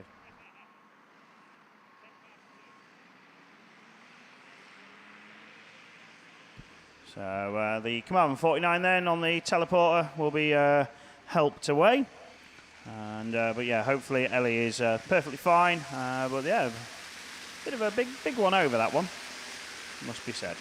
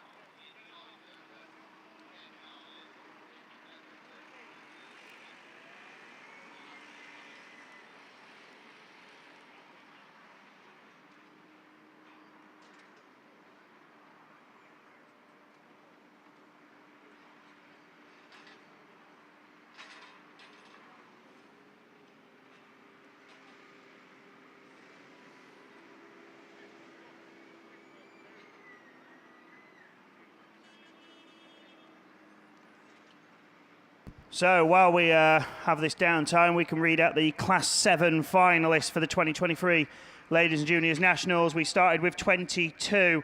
We have our top 8. You needed 110 points to make it. Top qualifier, though, on 2 seconds and a first, Lindsay Allen, Pennine 37. Joint second qualifiers, we start with your defending champion, Michelle Barrett, in York 2, a 4th and 2 wins. Is 138 points. That score replicated by Pennine 8 of Sam Graney, also 138 points. Joint 4th, Mel Gallagher, Leewood 7, a 3rd, a 1st and a 2nd, meaning 136. Also scored by Julie Hawthorne-Fernio in Radford 176, a 3rd, a 1st and a 2nd, meaning 136. 6th qualifier, Spalding 31, Shamel Gadsby, 1st, a 5th and a 3rd, meaning 112. 7th qualifier, South Somerset 2, Kirsten Bartlett has made it on 2 seconds and a 5th, meaning 111 points. And last but not least, crawling round at the end to score those vital points, proved enough. PAC 53, Michaela Dance is in the final, a 1st, a 2nd and a 7th. So, despite the breakage on the car, it was the right decision to keep going and score those all-important points. 9th qualifier missing out was Pam Blackburn, 10th Ella John, then it was Nicola Gibbs, Heidi Bentley, Kesney Adams, the next few. But well done then, your Class 7 finalists. Just a bit of track maintenance going on before we move through. So there we are, we were on screen again. Nanny said hello, Toby, and hello to Oliver, back at home watching as well. So if you're all watching on the live stream, I hope you're enjoying the action. And there's plenty of it. We've had a few frills and spills and tumbles. Hopefully we don't get too many more and we can keep the racing flowing and going. So we're going to go with this next Junior Specials race in but a moment's time. And just trying to look through. This one is at race 8. Unfortunately, we lost Denver Whitehouse out of it. But the rest of them do go again. So we should only have a few more moments and then we will be back underway with the next Junior Specials race.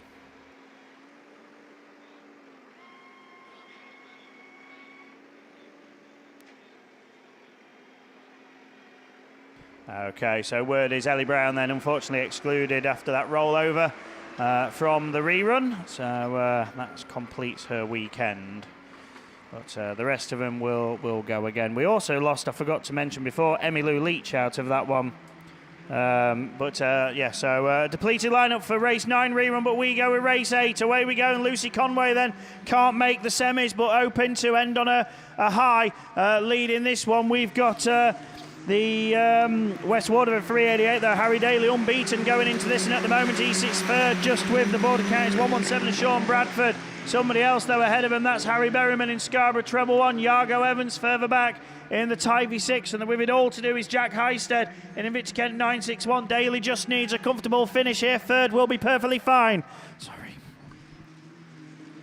That will do just nicely, sitting third, but he still wants to do better than that and score as many points as he can. Harry Berryman then just a bit out of shape there in that battle for the lead. And Lucy Conway's gone. Problems on Scunthorpe 125, and she just lost all momentum and parked up there. Now she gets it going again, but that lets Harry Daly through into the lead in the West Waterford car, racing with Berryman. Berryman on the inside and Daly on the outside. Scarborough Treble 1 then takes it up, so the third different race leader we've had. Bradford's there in third place ahead of Yargo Evans, and then the rest of them, Jack Highstead and Lucy Conway, I think, has disappeared now. Yes, she's parked up on the infield, so that's her weekend over, sadly. But we go side by side with 1 and the 2, Berryman and Daly racing for it. And where's the traction? With 1 lap to go, Scarborough Treble 1, West Waterford 388, Border Counties 117 and Tivy 6.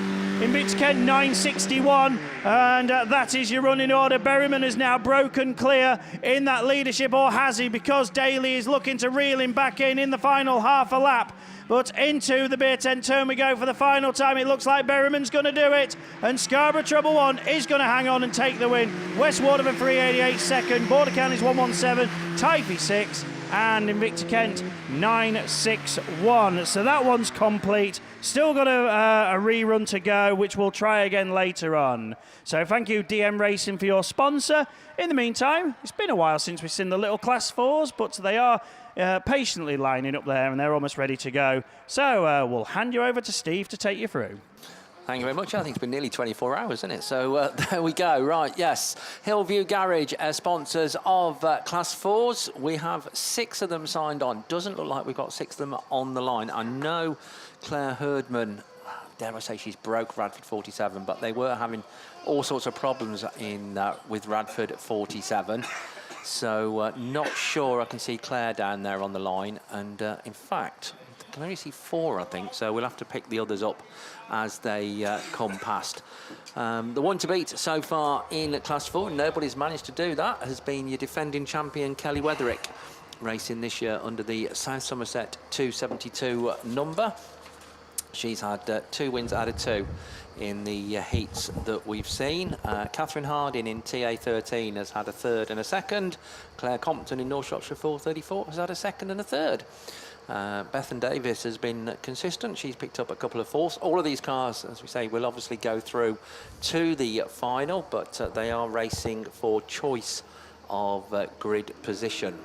So there is something to race for, and it just shows how good my eyesight is. There we go. All 6 are absolutely down there on the line, which is very, very good to see. A couple of them were hiding behind the tyres. Charlotte Singleton in York 61 is the first one to show as they come past us for the first time. Then on the inside is the Commander 55 car, Bethan Davis, South Somerset 272. Claire Compton comes next in 434. Claire Herdman in Radford 47, but just going through and improving the position is Catherine Harding in the Tivy 13. So conditions a little bit trickier out there with the water just having gone down, but no problems at the minute for your race leader, York 61, Charlotte Singleton. And we've got Commander 55, Bethan Davies in there in second, battle on for third place there, as we've got North Shropshire 434 of Claire Compton looking around the inside of Kelly Weatherwick in the South Somerset 272, making that move stick. Also trying to capitalise is Catherine Harding in the tie feet number 13, second, third and fourth place then. Close on track is Kelly just making a little mistake and opens up that gap. But York 61 then didn't have the best of days yesterday, but hey, if you're going to turn it on the Sunday. And she's setting herself fair for today's final, coming up a little bit later on, and I'm sure going to give herself lots of confidence. She's pulled a lead of about half the length of the far straight from this battle that's going on for second place still. Bethan Davis from Claire Compton, but our race leader comes down for the last lap flag. Battle still on for second place is Bethan Davis trying to hold off the challenge of Claire Compton in that third place slot. The final fourth place position in time for number 13, Catherine Harding is still holding on to that is Kelly Weatherwick trying to fight her way back up the order in the South Somerset 272, and up the inside she goes. One last ditch challenge from Claire Compton, looking up the inside, a little bit of a nudge for second as your race leader though comes to take the checker flag. It's Charlotte Singleton that takes the win of this one. Claire Compton made her way through to second place. Demoting Carmarthen 55, Bethan Davies back down. Kelly Weatherwick takes fourth in the South Somerset 272 from the time for 13 of Catherine Harding, and the last place car down there as well. So that's the class 4 is done. Right, we've managed a class all the way through, so that's some sort of positive to take from today. These are class 1s of some variety. I've lost track. Are they class 2s, are they? Oh, right, OK. Right, well, yeah, the eyesight of a commentator's not the best, is it? Yeah, they're not too, so we'll pass over then to Paul Glover.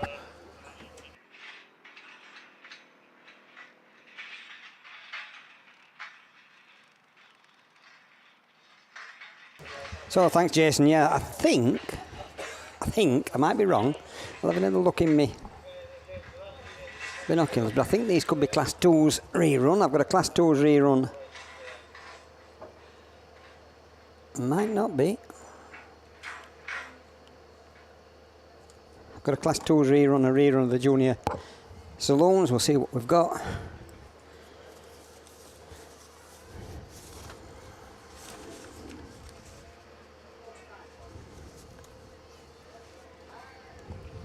So what we got coming around here, we've got Swansea 2, that must be Pit Melly in that one, so it's the rerun of the junior quarterfinals. So it's the first 4 from this race that goes through to the semi-finals a little bit later on, but Pit Melly on the outside is Swansea 2 coming through on the inside. I'm not sure who that one is, we'll get it next when they come around this time. I can see the 22F for Bo Chamberlain in that 4th position, but it is the IK 188 of Maggie Webster that's got clear at the moment. York 53, Owen Broughton battling with Pit Melly for that 2nd position. They don't need to do anything silly, they just need to be in these first 4, and then it's Bo Chamberlain in 22F, and they're pulling away from the rest of the field on this Godfrey's Garage sponsored junior saloons. And IK 188 comes out, gets all out in line. Pit Melly turning them up on the inside in Swansea 2. 22F moves up into 3rd place. That's Bo Chamberlain. Pit Melly now takes the lead as they come out in that start gate corner up that far side. York 53, Owen Broughton in that 4th position and moving up into 3rd past the 22F of Bo Chamberlain. But it's yellow flag with the black this time that gets so it's S22, IK 188, York 53 and 22F, and then IK 403, SR 52 battling for the final position, but they don't matter because it's the first 4 that matter. And as they come round this time, it's Pit Melly in the Swansea 2 that's going to lead them through in front of the IK 188 and Maggie Webster. Then it's the York 53, Owen Broughton, and 22F, Bo Chamberlain. That's the 4 that make it through into the quarterfinals a little bit later on. Looking up to the line, actually, we've got some single-seaters. What do we think? Yeah. They are, I want to say, they're a 9 rerun? Yep. So, class 9s, I thought they'd run to a conclusion, but because of an incident at the start of the race, it's going to be rerun excluding Sharon Barker. That's got black flagged. So it's going to be rerun minus her. So we've only got 7 cars in this, but they'll all be through to the final in this Elite Racing Transmission sponsored Class 9s. So just waiting for the marshals on the top corner to put them through. We've got Claire Williams Horner on maximum points of 110 with 2 wins and 2 in Melton 62.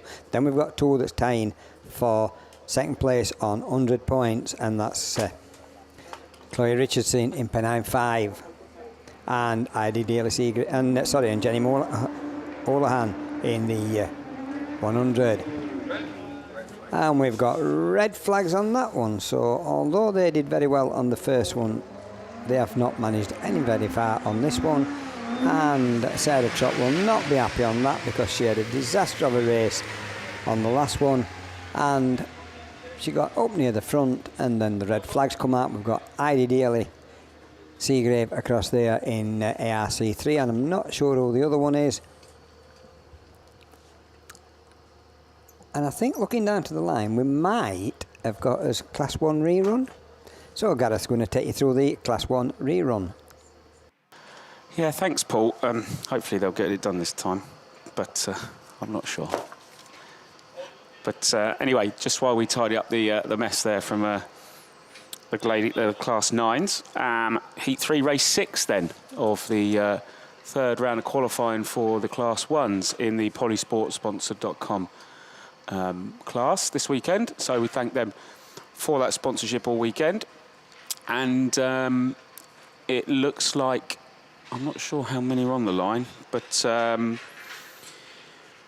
I think maybe Sophie Sheehan isn't. She was the one that was in the fence and got forklifted off.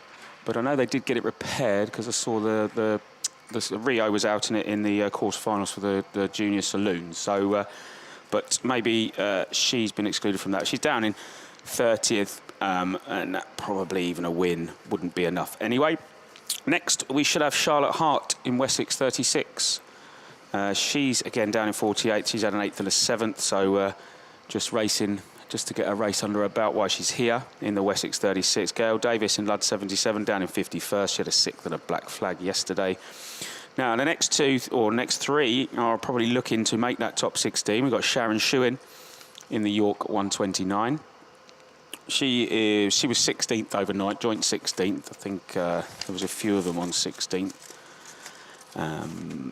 Yeah, there's a couple of them, and I know Sophie Edgerton, who came out earlier in Lud 48. I know that she got a good result, so that would have maybe moved her up a few places. So Sharon, they're definitely looking to probably a second, maybe enough, but again, down to everybody else and what they're scoring. Clubby Ray, just a few points ahead of her, with a 3rd and a 2nd. She's on 81 in the BC 150. So she was laying 13th overnight. Again, a couple of them, 3 of them on 13th. And I know Maddie Tilson was one of those. And I think she had a good result as well. So it's getting a little bit tight there for the top 16 in these Class 1s. Next then you've got Kirsty Glover, 3rd overnight. She had a 2nd and a 1st. So 100 points. Again, a good result for her. She doesn't need to win it. But maybe potentially top 3 definitely would be in, even top 4 for her. And would definitely put her in that top 16. Alicia Fitzpatrick now, a good result here for her in the Radford 201. 23rd. Again, I think we haven't got Rebecca Henbury, so in the West Waterford 5A8. So she was 21st. So Alicia Fitzpatrick at 23rd, joint 23rd. Again, looking at the points on the 57 mark. 55, yeah, you're not far off. She was only 15 points off the top 16, 16 points off the top 16. So she, well, yeah, a win for Alicia, or even maybe a 2nd might be enough for that top 16. But again, until you get all those results in, and without doing it live, which I haven't been, it's quite tricky to see, because obviously we've had 6 races. In this completed, so this is the final one to determine the semi-finals. But so without that live kind of information, no one really knows what they need to do unless they've been working it out themselves. But I can definitely see the Lud 77 of Gail Davis, I think, there. And Sharon Shuin is there, I think, as well. Kirsty Glover is definitely there on the inside. And then there's the blue one. I think that's... I don't know. It's BC 150 though. I can see the Radford 201 of Alicia Fitzpatrick. I think she's coming out of about grade 2 next to Kirsty Glover. Then I think it's the Wessex 36 of Charlotte Hart there in the blue Yaris. And then there's another black Yaris, so that could potentially be Chloe Ray in about grid 4, I think, in the BC 150. So, yeah, they're just waiting and watching. They saw those Class 9s go off. One of them then got square-wheeled. I don't know whether they hit the Armco or not, but it's being forklift off, so not in a good way, that Class 9. So, but hopefully he can get it fixed for the final, because I think there's only one grid of 9s, so they should all be in. But say we just got a little bit of track work over there, a little bit of fence repair. That's definitely taken some hammering this weekend, that Armco out there. It does drag you out that side. I know that was off the start, but definitely when you're going around this track, it definitely does pull you out over there. It's kind of a bit of a camber towards the hedge, but the ladies have been doing really well with it. So have the juniors. Been some really cracking racing, some close, fast racing. It's not been everyone's weekend, but I suppose that's racing, as they say. It doesn't necessarily always go your way, but sooner or later you will get the luck. So that's what you have to look forward to, I suppose, and take that luck when it comes to you. But yeah, so just doing that. Well, we've got a bit of downtime as well. Just trying to. There is a lump just appearing. Well, it did appear this morning, I think, just by this corner, this top corner, the pits corner, by the marshal's post that the track guys are currently working on. Now, that doesn't help guys on the live stream. Talking of that, so I think I was you're well aware that an old-time racer, Jim Larkin, used to be Mid-Kent 167s matching £1 for every red flag that I am a part of this weekend in terms of commentating. So I know I had 6 yesterday, I got 4 today, so he's £10 down at the moment. But I think some of you might, I think I had 2 from the day before, so I think I'm on about 12 at the moment, guys. So yeah, not too bad, but there's been I think someone's worse off than me. But the good news is that those of you that might know Apps Media, you probably do know that. But his dad, Chris Apps, again, I don't want to call him a has-been, but he has raced a few classes in his time. Starting back, I think he had a Class 3 Escort, Class 2 Escort back in the 80s, like 90s. And then he progressed on to a Class 8, and then he had a 2, and then he had a 7. But he's going to match that as well. So I do need to let Mickey know, but Chris Apps is going to match the pound as well. So yeah, so guys, I think at the moment we're at 12. So that's a good £24 from them and £1. So I'm well over £25 at the moment, and I've still got a race to go, and 2 semi-finals and a final. So I'm not sure it'll stop at 25. I don't really want it to get to 30, but yeah, so we thank both of them to do that. So give them a little shout out, and I'll make sure that definitely Chris actually pays up and doesn't put it in a bar till somewhere for a pint of Foster's. But yeah, so that's where I'm currently at. I think it's 12. Mickey will let me know if it's more or less. But that's definitely a good sum for me to add to that this weekend. So I thank them both, and I hope that can definitely add to the total. But as I can see, everything is moving into the middle. The fence crew have removed themselves from the circuit, and we'll look to go with Heat 3, Race 6 of the Polysport.com sponsored Class 1s, and they're off the line then, and Kirsty Glover has made a better start than she had in the previous 2 attempts in the Scunthorpe 171. And there she is then, but the Lud 77 of Gail Davis is looking around the outside. She wants to add a great end to her weekend. Not had the best of weekends down in 51st, but she wants 55 points for that. So there she is, Lud 77 from the SC 171. Then it's the BC 150. Chloe Ray needs a good result here to push her further up the order. Sharon Shuin, I don't think that's going to be enough for you in York 129. And then we got that smart Wessex 36 of Charlotte Hartnett. At the back of the pack is the Radford 201 of Alicia Fitzpatrick. But here we go then, another lap completed. It's the Lud 77. She's had a 6th and a black flag. She wants to add a win to that total this weekend and go home with a smile on her face. But Kirsty Glover might use her loaf here and just go, do you know what, 2nd is going to be enough in the Scunthorpe 171. But she's just left the door open a little bit. And BC 150 there, Chloe Ray has definitely closed the gap up on them two as Kirsty Glover then sneaks through into the lead. In the Scunthorpe 171 from Lud 77, BC 150. Sharon Shuin still there in York 129, Wessex 36, and then the Alicia Fitzpatrick in the Radford 201. But already it's a yellow flag. Oh, and we've lost someone down the bottom.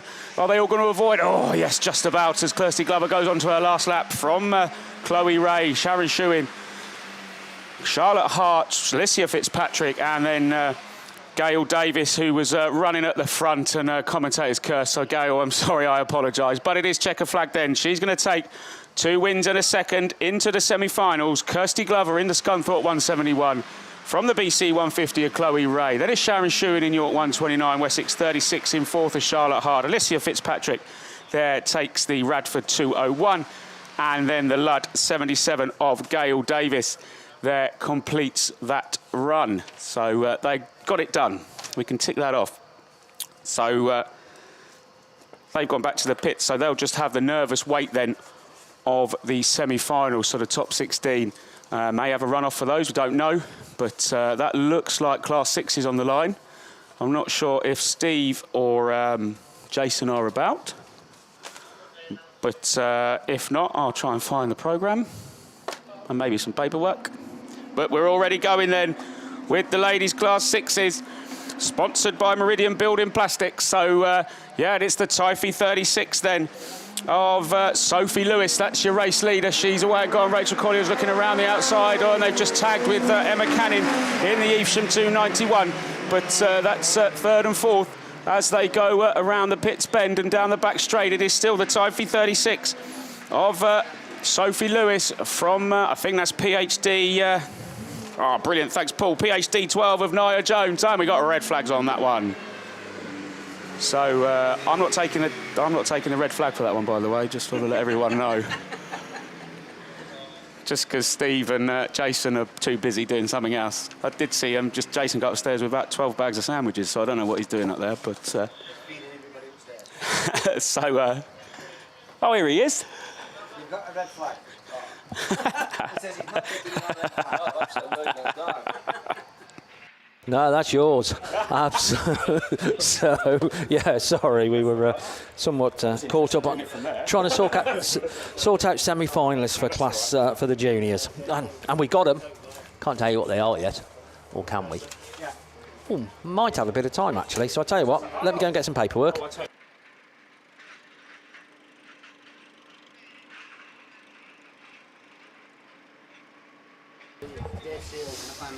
He didn't last long, did he? Steve, before he walked off. Right, so, yeah, we was actively deciding you're having that red flag then, Gareth. So that's the first heat of Class 6's attempted anyway. What you got them for us, Steve? So Steve's sorting his paperwork. We've got a fence out. Oh, we've got the ambulance out here as well. Just to keep us... I think just precautionary out here for whichever driver that was that ended up in the fence. But yeah, it looks like we'll have a little bit of downtime with the track work as Steve, ever the man to continues doing his points downstairs as we try and get ourselves set up for the semi-finals. Is it a little bit later on, Steve? Yeah, we're getting a thumbs up anyway. Yeah, we have. So we've got the Junior Saloons semi-finals, and following on from quarterfinals and semifinals are drawn out of a hat, and it literally was a hat. This is how it's all fallen. Semi-final 1 will be Ludlow 1, Reese Tipton. 22F, Bo Chamberlain. TA5, your defending champion, Jack Owens. IK 188, Maggie Webster. Athelston 212, Hannah Lewis. Spalding 298, Connor Forster. Evesham 146, Molly Bubb. And Evesham 72, Lewis Turkington. That's going to be semi-final 1. Semi-final 2 for the junior saloons will be York 72, Freddie Farrow. Scunthorpe 161, Troy Holtby. Breedenhill 33, Bo Bennett. Tivy 9, Rhys Davis. P96 EM, Jackson Carden. Swansea 2, Pip Melly. Cambridge 142, Grace Williams. And York 53, Owen Broughton. So those are your semi-finalists. Once again, just very quickly. Semi-final 1, numbers only. Lud 1, 22F, TA5, IK 188, A212, Spalding 298, Evesham 146 and Evesham 72. Semi-final 2 will be York 72, Scunthorpe 161, Breedenhill 33, Tivy 9, Pennine 96, Swansea 2, Cambridge 142 and York 53. I tell you what, you said that softly, that might have set off my child. It might have actually sent him to sleep. I wouldn't be the first time my commentary has been accused of sending people to sleep. So, right. I've had that quite a lot. I think we've got Paul behind us. We have a little bit of an announcement. Yeah, down on UK stand, they've been running a raffle this weekend. They've just drawn their raffle, and it is the ticket number 333, which happens to belong to one of the gentlemen that's on one of the spotter towers, Dave Shields. If Dave Shields can go down to UK when he gets off his spotter tower, he's got something that is won down there. Thank you. Percy, did you hear that over the tunnel?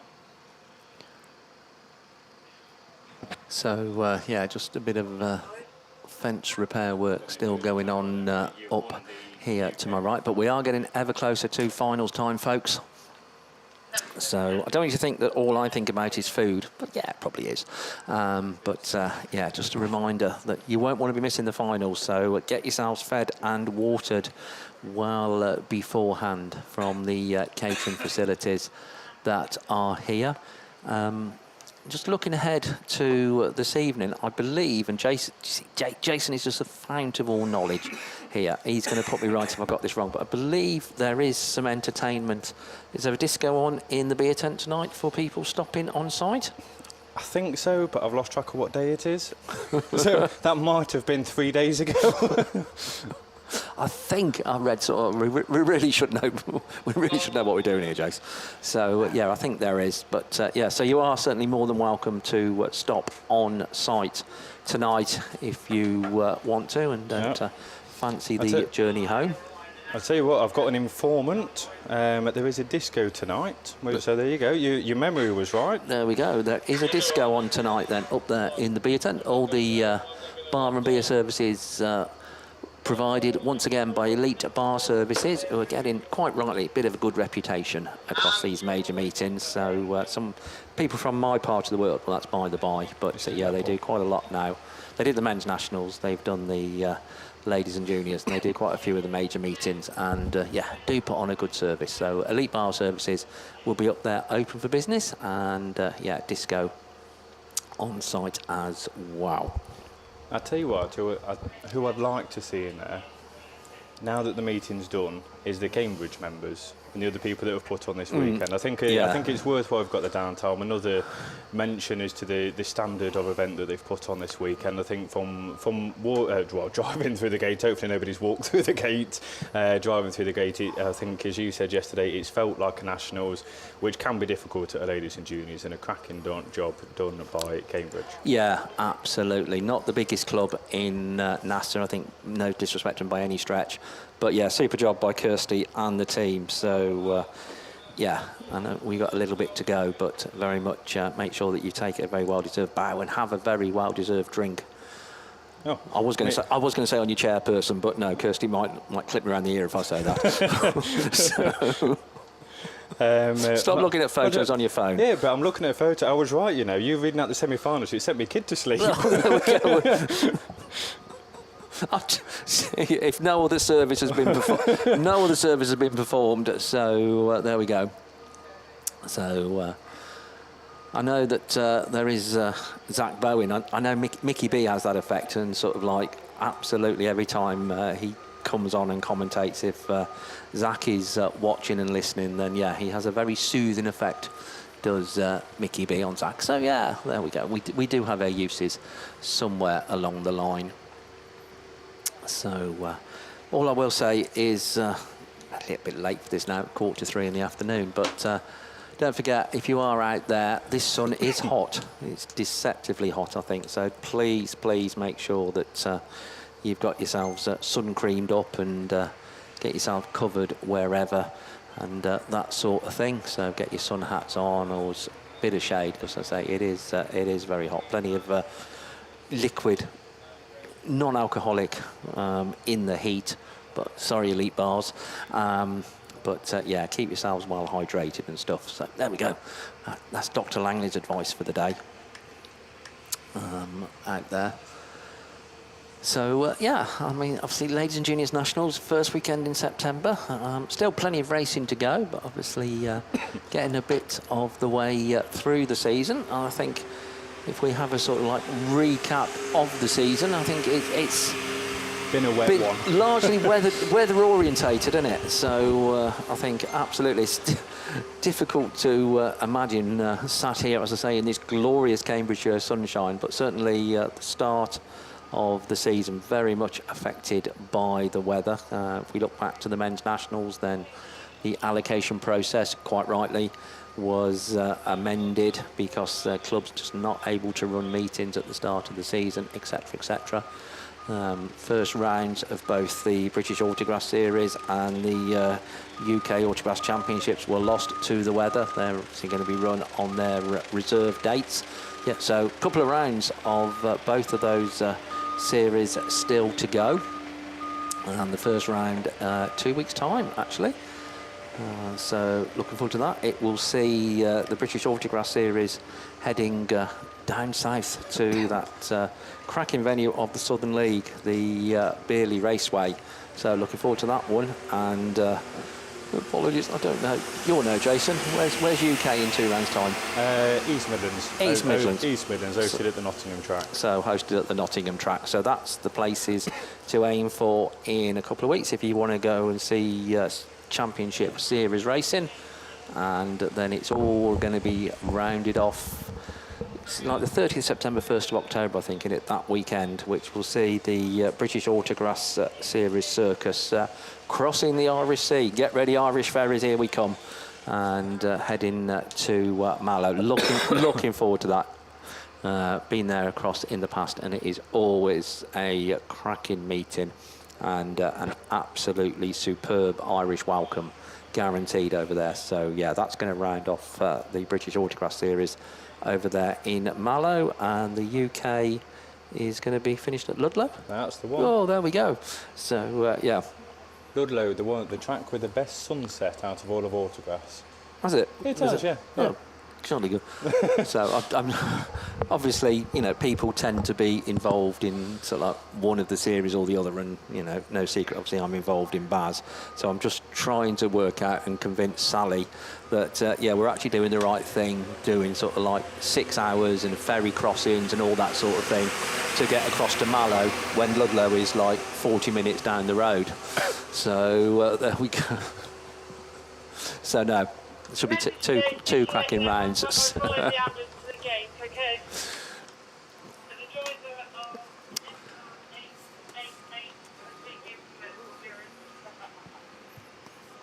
But yeah, talking of the heat and stuff, it's all right. We've gone into a bit of shade now because Dave Bennett stood in front of the window, so he makes a very good sunblind, if nothing else.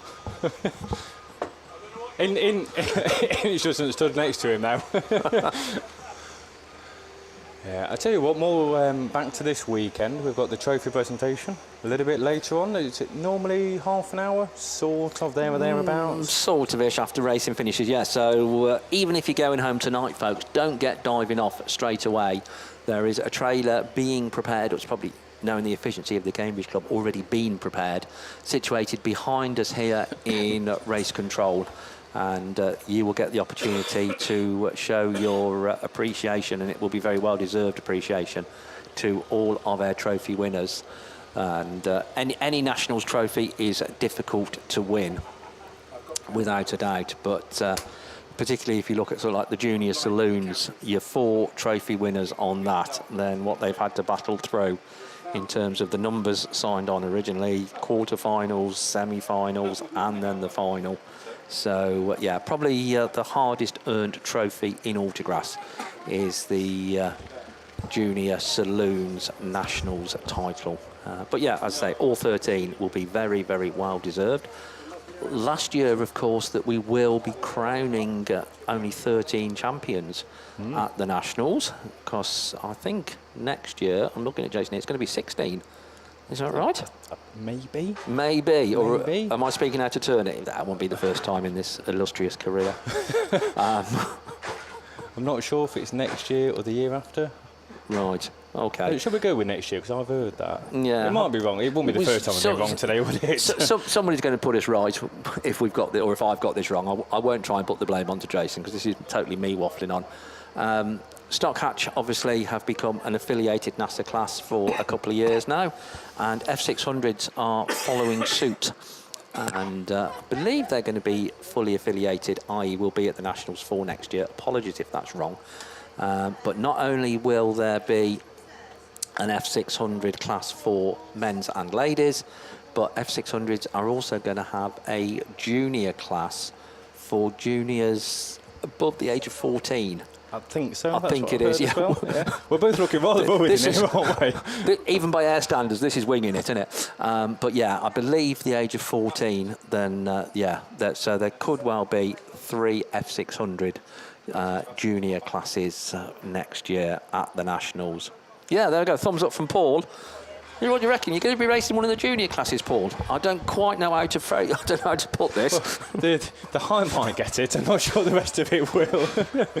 So juniors on age, not age. That's it, yeah. So yeah, all right. Thank you. So yeah, we have. And am I giving away a secret? No, but I think Paul is going to be racing an F600 next year, and certainly I think Rosemary is going to be racing F600s next year, which is good. Which is good. Well, nowadays it's more like Rosemary will be racing it, Paul will be driving it.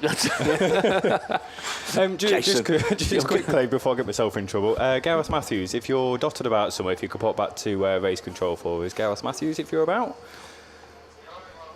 But yeah. So what we can do, this is going to be a link in like you wouldn't believe, is next year's Nationals. Then we've told you in terms of classes and stuff, men's Nationals going to be hosted by Sunny Scunny. So we're all, the men's nationals anyway, we're all heading up to Blighton for next year's men's national championship. So the Blighton Airfield. The 50th nationals.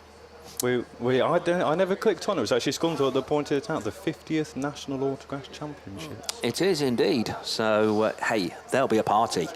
There'll certainly be plenty of celebrations for that. And as if you hadn't celebrated enough up at Scunthorpe for the men's, then cast yourself ahead exactly 12 months to the first weekend in September, and sunny South Wales for the ladies and juniors. Had a little bit of a sampler this morning what it could be like. It won't be. You know where this is going, don't you? Yeah. Yeah, the discussion of how far down the track can we see at the moment. Yeah. We had a little bit of sea mist here in inland Cambridge this morning, of course. But no, always putting on a super show down there in South Wales.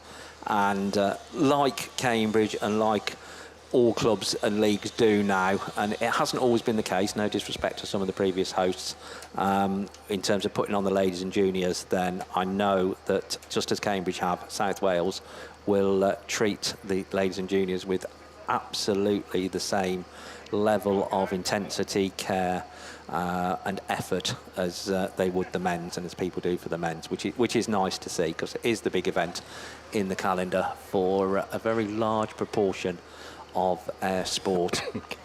People quite often say, oh, the juniors, the up-and-coming racers. No, they're not the up-and-coming racers, because they are absolutely racers in their own right at the moment. Hopefully they're racers that are going to stay in the sport, but they are very much racers in their own right, the juniors, and I think that's been very much evidenced this weekend, because they have given us some cracking racing. Still astonishes me that you see the standard of driving, the good standard of driving I'm referring to, and the close racing we've seen, and then you see the last lap flag stuck to the back of the car when you realise that kid's only 10 or 11 years old. Yeah. The quality of racing that some of these young juniors can come out with, to be fair, sometimes, but the adults to shame. Yeah. They're impressive, to say the least, sometimes. Yeah, no, absolutely. And as I say, qualifying very, very hard as well. Well, looking to our right, then the track repair crew are making their way off. So Class 6s should be making their way on. So hopefully it's race 1. We'll take them through the runners and riders. Well, I'm going to say it's our race 1, but it's probably going to be their race 2 because we missed the first one.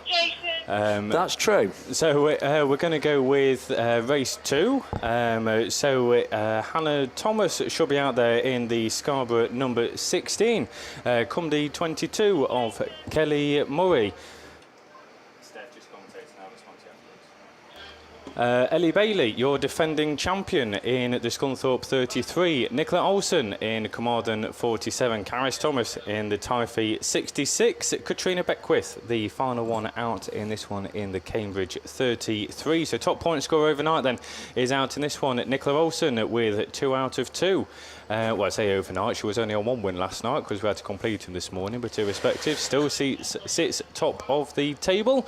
Who else in this one? Ellie Bailey, a defending champion, took a flag in the first heat, however did take a win in the second, so needs a decent result out in this one. Once again, we've got 13 drivers, which we need to whittle it down to 8, but a decent run in this should put Ellie Bailey there or thereabouts into the final a little bit later on. Taking a third and a fourth, Hannah Thomas and Kelly Murray are down there, and as we look down the order, Caris Thomas was leading the first grid until the car decided it didn't want to anymore, with a second place, and Katrina Beckwith has 2.6 to her name, but we're off and racing then, and we've got a very level break. Nicola Olsen, the only one to get her nose clear in the Carmarthen number 47, is Ellie Bailey around the outside. Hannah Thomas looking up the inside in the Scarborough machine, but it's your defending champion then that takes up the running in the Scunthorpe 33. Nicola Olsen throws it in sideways. Hannah Johnson looking up the inside. Caris Thomas is there as well in the Typhy number 66 as they settle themselves down. You 1, 2, 3 and 4 head down that far side. You've got Kelly Moore in the Cumdy 22 and Katrina Beckwith in the Cambridge 33 with an extra 3 on the end to make it treble 3, but here's your defending champion leading the way. Yeah, certainly meaning business, and a heat win, I think you're absolutely right, will take her through into the final, and a second place certainly will be enough for Nicola Olsen in Carmarthen 47. Hannah Thomas still runs third, so that's current and previous national champions running first, second and third in this one. Problems for Katrina Beckwith as CA treble 3 pulls into the middle of the track. Scunthorpe 33, motors on. Nicola Olsen now trying to hold off the challenges. Caris Thomas working her way up the order. She was fourth a couple of laps ago. Now she's up into second place around the outside of Nicola Olsen. A DNF yesterday, a second and another second should put her there or thereabouts. As we see Katrina Beckwith, I know, is pulled over, so that'll be 0 points for her. That's only going to benefit Caris Thomas as they come back round, though. She's closing in on your race leader. So yeah, Ellie Bailey takes the field onto the final circuit from 66. Nicola Olsen now having to battle to hold on to that third place as Hannah Thomas looks to make a move up the inside in Scarborough 16. That is the closest battle at the moment. Kelly Murray still there in fifth in Cumdy 22, but our race leader out of that top bend for the final time. It's going to be a good heat win for Ellie Bailey. Scunthorpe 33 then takes it. Tyvy 66 in that second place slot. Caris Thomas. Third place, I reckon, just goes to Hannah in Scarborough 16, and Nicola Olsen in Carmarthen 47, then Kelly Murray in Cumdy 22, and unfortunately Katrina Beckwith missing out in CA treble 3. So race 1 is in the rerun lane. Race 2 is successfully completed and getting ready to come and take you through Class 2 rerun. It is back over to Mr. Paul Glover. Thanks, Steve. So we'll try again with this one. We've only had one attempt so far. We'll hopefully get it on the second time. Actually, Anne-Marie Chadburn in White Rose 13 on the outside. Anna Cheshire in Breednell 12 should be up there.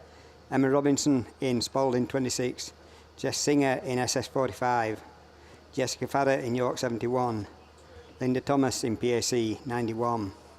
And Jess Owen in North Wales 151. That's who should be down there and going up that first straight. I can see the York 71. Jessica Farrer. Oh, and they're all getting tangled up. Anne-Marie Chapman and Jessica Farrer get tangled up, going into that corner, getting stretched out. It's the Breednell 12 of Anna Cheshire that comes out in the lead with the SS 45. Jess Singer in that second position. And we've got red flags on that one, so we're not getting very far with this. BP Grassing sponsored ladies class 2, race 2, it's on a rerun for another time. So that means I have now got more reruns so far today than I had all day yesterday. Still not a big total, it's only 5, but we'll keep going. As the two drivers in the corner, Anne-Marie Chadburn and Jessica Farrer, get it returned back to the track, take it back to the pits under their own stream.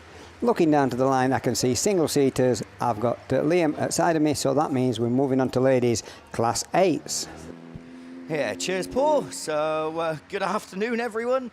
It's been a bit of a long wait for me, to be honest, this morning. I've been sat next to commentary for about 6.5 hours waiting for Class 8s to finally make their way to the holding lanes and down to the line, but hey, we've made it. So ladies class 8s then, heat 3 is down there on the line and ready to do battle. 5 races to come your way, 2 drivers unbeaten from yesterday, but more about them later on as we get ready to go with heat 3, race 1. No time to go through the runners and riders as they're already off the line, but who's going to be the quickest one out of the gate? Oh, Sandra Jones is climbing cars in Cundy number 10. That's not a great start. Are we going to keep it going? As they head into turn 1, it's Sooty that leads in Scarborough number 2 as Vicky Appleton looks to book her place in that final a little bit later on. Shelby Ullman was running second but relegated to third as Hope Bolton moves through into second, but Shelby fights back round the outside in the North Wales 271. So Shelby Ullman and Vicky Appleton looking to book their place in that top 8 a little bit later on. They're on good form. They're your 1 and 2. Hope Bolton's the next one, Sturton 387. Ellie Hines in 14. Sandra Jones a first and a 4th yesterday, and after contact in the early stages she finds herself 6th and she's got a lot of work to do, and as I say that, she's spun it, she's facing the wrong way. Unfortunately, Sandra's not going to be in that final later. It's hard luck. Are we going to carry on? Because she's square wheeled as they start another lap. Vicky Appleton it is still, that leads them round. Shelby Ullman just getting forced out there in 3rd in North Wales 271 as Hope Bolton moves through in 22 as they go down the far side for, I think, the penultimate time as Sandra Jones gets it going again. It's Scarborough 2 though, Sooty with 1 more to go and looking to book her place in the final. Hope Bolton and Shelby Ullman run 2nd and 3rd. Then we're going to go to Nikki Walker in 4th in the Sturton 387 machine, and tucked in just behind her is Ellie Hines in Breednell 14 as Ellie moves up a position and into 4th in that Breednell 14 machine. Sandra Jones starts her final circuit, but a checkered flag booking her place in the final. 2 wins and a 2nd. Vicky Appleton in Scarborough 2, Hope Bolton 2nd, Shelby Ullman comes across 3rd, Ellie Hines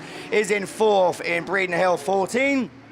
We got problems for Nikki Walker as she spun it right at the end, but she comes across in 5th, and Sandra Jones in Cumdy number 10. Disappointment for Sandra, that's not going to be enough to get her into that final a little bit later on, but she battled hard. She does get a chance at redemption in the Class 5, but not to be for her this weekend in the Class 8. But Vicky Appleton will be in that final 100%, and dare I say Shelby Ullman might sneak in as well with that 3rd place, but this is just me guessing. So we're going to go to Heat 2, race 2, Heat 3. of your ladies Class 8s. This brings out Alice Bevans, Sue Nichols, Cassie Gunn, Emma Ford, Josie Tompkinson, Kelly Reid and Kim Fittle. So how is that for a Class 8 lineup? Let's look at points then. Alice Bevans a 2nd and a 6th. She definitely needs a win. And Josie Tompkinson a 3rd and a 4th. Another one who needs to win. I think, to be honest, everyone in this needs a win. Kim Fittle and Kelly Reid, your highest point scorers, with a 2nd and a 3rd each yesterday. But it is all to play for now in Heat 3. Sue Nichols, don't forget, had a win yesterday. As Alice Bevans, it's all going wrong for the Bevans family this morning, as she's got it out of shape in number 2. But at the front, it's Kelly Reid on the outside and Josie Tompkinson on the inside as Tonky leads in Scunny 52. Josie needs this win in order to have any hope of getting into the final, and she's doing all that she can at the moment. As 52 it is. Kelly Reid runs 2nd, Sue Nichols 3rd, Kim Fittle runs 4th. Cassie Gunn now is facing the wrong way in Pennine number 9, so she's got it out of shape. Alice Bevans, though, is still the one at the back end of the field, just behind Emma Ford in Athelston 43, as Josie Tompkinson it is that moves on to another circuit. Down the far side she goes. Scunny 52 is the one that motors on. Kelly Reid tucked in just behind. Kim Fittle now looking to move up a position in the IK 850. She's up to 3rd. Kim had a 2nd and a 3rd yesterday, so is another 3rd going to be enough for her? She could do with moving up one more place, but Kelly Reid's the one in front as they start to separate themselves now down the far side, all moving on to another lap as Cassie Gunn it is that comes round at the tail end of the field after a earlier spin, but it's last lap flag for Josie Tompkinson. Scunny 52, Kelly Reid in 150, Kim Fittle in 850 and Sue Nichols in YD number 7. Emma Ford and Alice Bevans back as Alice looks to make up a position in number 2, slides out wide and Ford fights back up the inside, but Alice has the speed on the straight in the number 2. Cassie Gunn starts her final circuit, but it's checkered flag. Will that be enough for Josie Tompkinson? Kelly Reid, Sue Nichols snatches 3rd of Kim Fittle. I don't think that's going to be enough for Kim. Alice Bevans comes across in 5th with Emma Ford in 6th in the Athelston 43 machine. And coming right to complete it all after a bit of bad luck, Cassie Gunn in Pennine number 9. So that is race 2 of your Timber Displays sponsored Class 8. And as I said, Josie Tompkinson, a 1st, a 3rd and a 4th. Will that be enough? She was joint 15th overnight. So a win was literally the minimum that she could have got in order to have any hope. So I'm sure she'll be waiting eagerly for those points to come through. As I said, Fittle, I don't think that will be enough. Kelly Reid, though, a 2nd to go with her 2nd and 3rd yesterday. That might just about be enough. Who have we got in race 3? Charlene Hankey, ARC number 2. Jess Beard in Gloucester and District 33. Jade Russell, joint 7th overnight with a 1st and a 4th. So Jade realistically needs a top 2 finish in order to secure her place in the final a little bit later on. Claudine Barnett in Cumdee 115. Tony Platfoot in CA 117. Taylor Jade Pascal in Hereford 350 and Josie Osborne in Nottingham 456. So they're the ones that are scheduled to come out in race 3. But I don't think that is race 3. Is that your junior specials there, Ross? Oh, it is. It's a good job I come in. Perfect timing. So there we go. We bigged up race 3 and it's not even on the line. It's junior specials. We've got a rerun, which needs to get done because we need the semi-finalists. So a junior special rerun, over to Russ. Yeah, thanks, Liam. So, right, away we go then. The last outstanding heat, and from my reckoning, only Alex Hines can make the semi-finals. I work out the cut-off about 126, and if he wins this, he'll be on 128. So that's what he needs to do, but he's being led at the moment by Archie Bennett, who does lead the way. A black flag in his first heat, then a win, another win. It'll only be 110. Don't think will be enough, but he's going out in spirit here in North Wales 162. William Smith sits third in Ludlow 46. And then we have the Fuller machine, the West Waterford 499 of Aideen Fuller, only 30 points to her name, so at least wants to finish on a good result. And Alicia Jarvis, the one right at the back in the Scarborough, 34. So just these 5 remaining, and down that far side it is Bennett who leads the way, and like I say, I don't think 45 will be enough for the Breedon Hill 5. That'll put him on 118, so it's not going to be enough in my books. but he needs to get through to that leadership position. But what I work out isn't official. That'll come later on when the points are properly totaled up, and then we can say who's going to make that elusive top 16. So Archie Bennett, then, it's a story of what may have been, and contact in his first heat yesterday led to an exclusion, and that cost him dearly. Because he's certainly got the form of a champion here. Leading the way, North Wales 162, Breedon Hill 5 right there. Then it is the Ludlow 46 and West Waterford 499, Scarborough 34 with it all to do. But here's going to be your checkered then, your race winner is at North Wales 162, Archie Bennett, Alex Hines second in at Breedon Hill 5, then it's William Smith in at Ludlow 46 from Aideen Fuller. Finally, Alicia Jarvis to complete. And, of course, we lost Ellie Brown earlier on, rolling over, and Emmylou Leach also ended up out of that one. But that now finally concludes the junior specials. We've had all 3 qualifying heats. We will announce the semi-finalists as and when we get them. But we will hand you back to Liam because we've got Class 8s ready to go.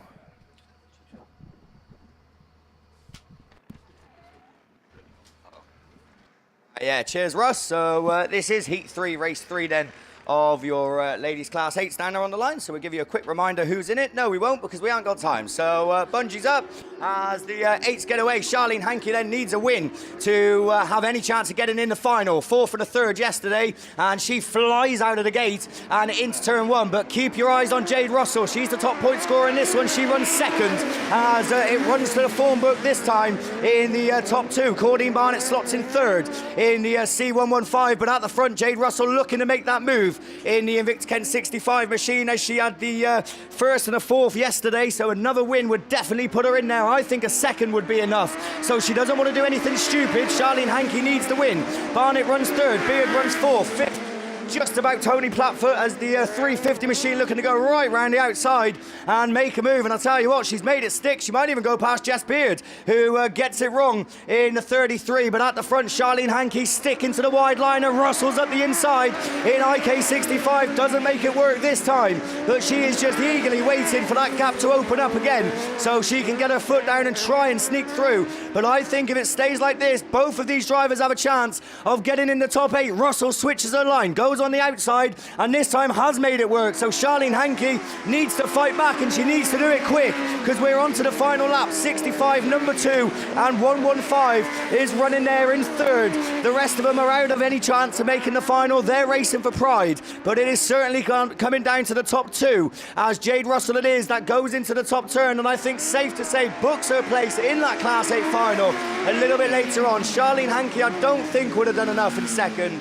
Claudine Barnett was 3rd from Jess Beard in 4th. Taylor Jade Pascal comes across next with Tony Platfoot in Cambridge 117, your final finisher. So Jade Russell then, as I said, a win onto her tally. Charlene Hankey a 2nd, 3rd and a 4th. I don't think that's going to be enough, but they will have to wait and see a little bit later on. I tell you what, Class 8s are shaping up, aren't they? So we're going to go race 4. Race 4 brings out one of your unbeaten drivers from yesterday. As I said, there was only 2 of them, and they've managed to avoid each other throughout the heat. So Claire Williams-Horner's the one that took 2 wins out of 2. She's looking to book her place in the final. Terry Mumford was a heat winner yesterday and got a 3rd in her 2nd heat, so she'll be looking to have a good run as well in order to book her place as they go into turn 1 for the first time. Claire Williams-Horner goes out wide, and it's Sinead Thomas that comes through in the number 20. So Thomas leading a very experienced lineup here as she drifts out wide, and Claire Williams-Horner looks to come through. Terry Mumford slots in 3rd. These 3 already away and gone. Linda Lawler runs 4th in North Wales number 2, and she leads the pack for the leading trio. Sue Harris, Dawn North, the ones tucked in just behind, but it is Thomas that moves on to another circuit. Commander number 20. I don't think this will be enough to get her in the final, because she did finish her 2nd heat yesterday after having a very respectable 3rd in the first round of qualifying. So unfortunately not going to be enough, but I tell you what, she's put on a show for us as she moves on to another circuit. Number 20 it is that leads them round. Claire Williams-Horner and Terry Mumford running 2nd and 3rd as they go down the far side for the penultimate time. Last lap flag being made ready this time is 20 from number 1 and red flags. So Not too sure why.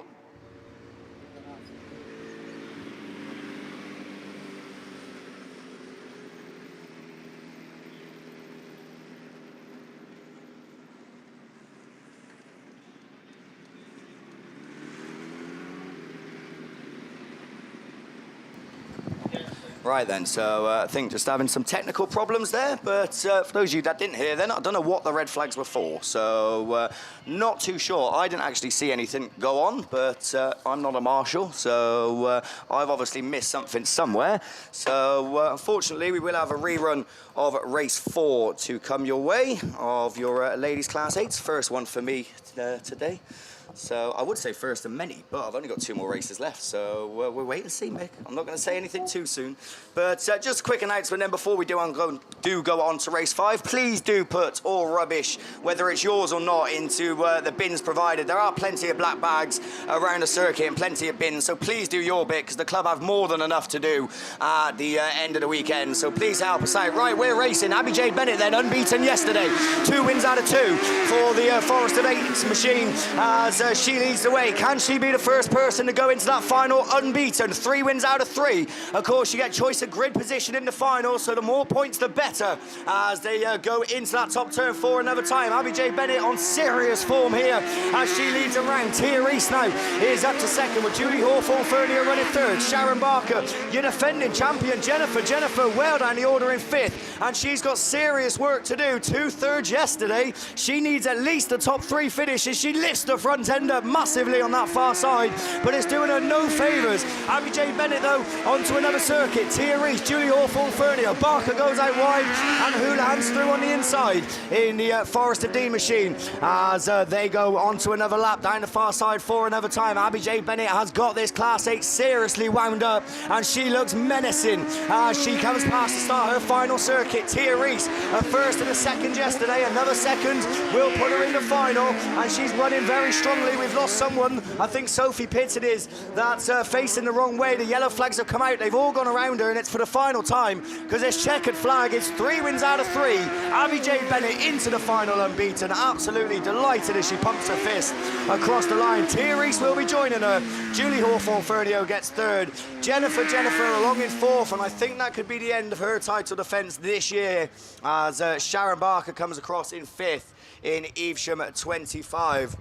So, as I said then, Jen Houlihan, unfortunately, I think that is going to be the last time we see Jen go out this weekend. She's not going to get the chance, I don't think, to get out into that final and defend her title because not enough points accumulated over the course of the heats with 2 thirds and a 4th. But as I said, from that race, Abby J. Bennett definitely in the final, unbeaten, the only one to do it so far. Of course, Claire Williams-Horner has got a rerun to come your way, and Tia Reese will also be joining her. So how many is that I've made it? Because I've wrote a fair few down. 1, 2, 3, 4, 5, 6. I think I've got 6 of the 8 finalists.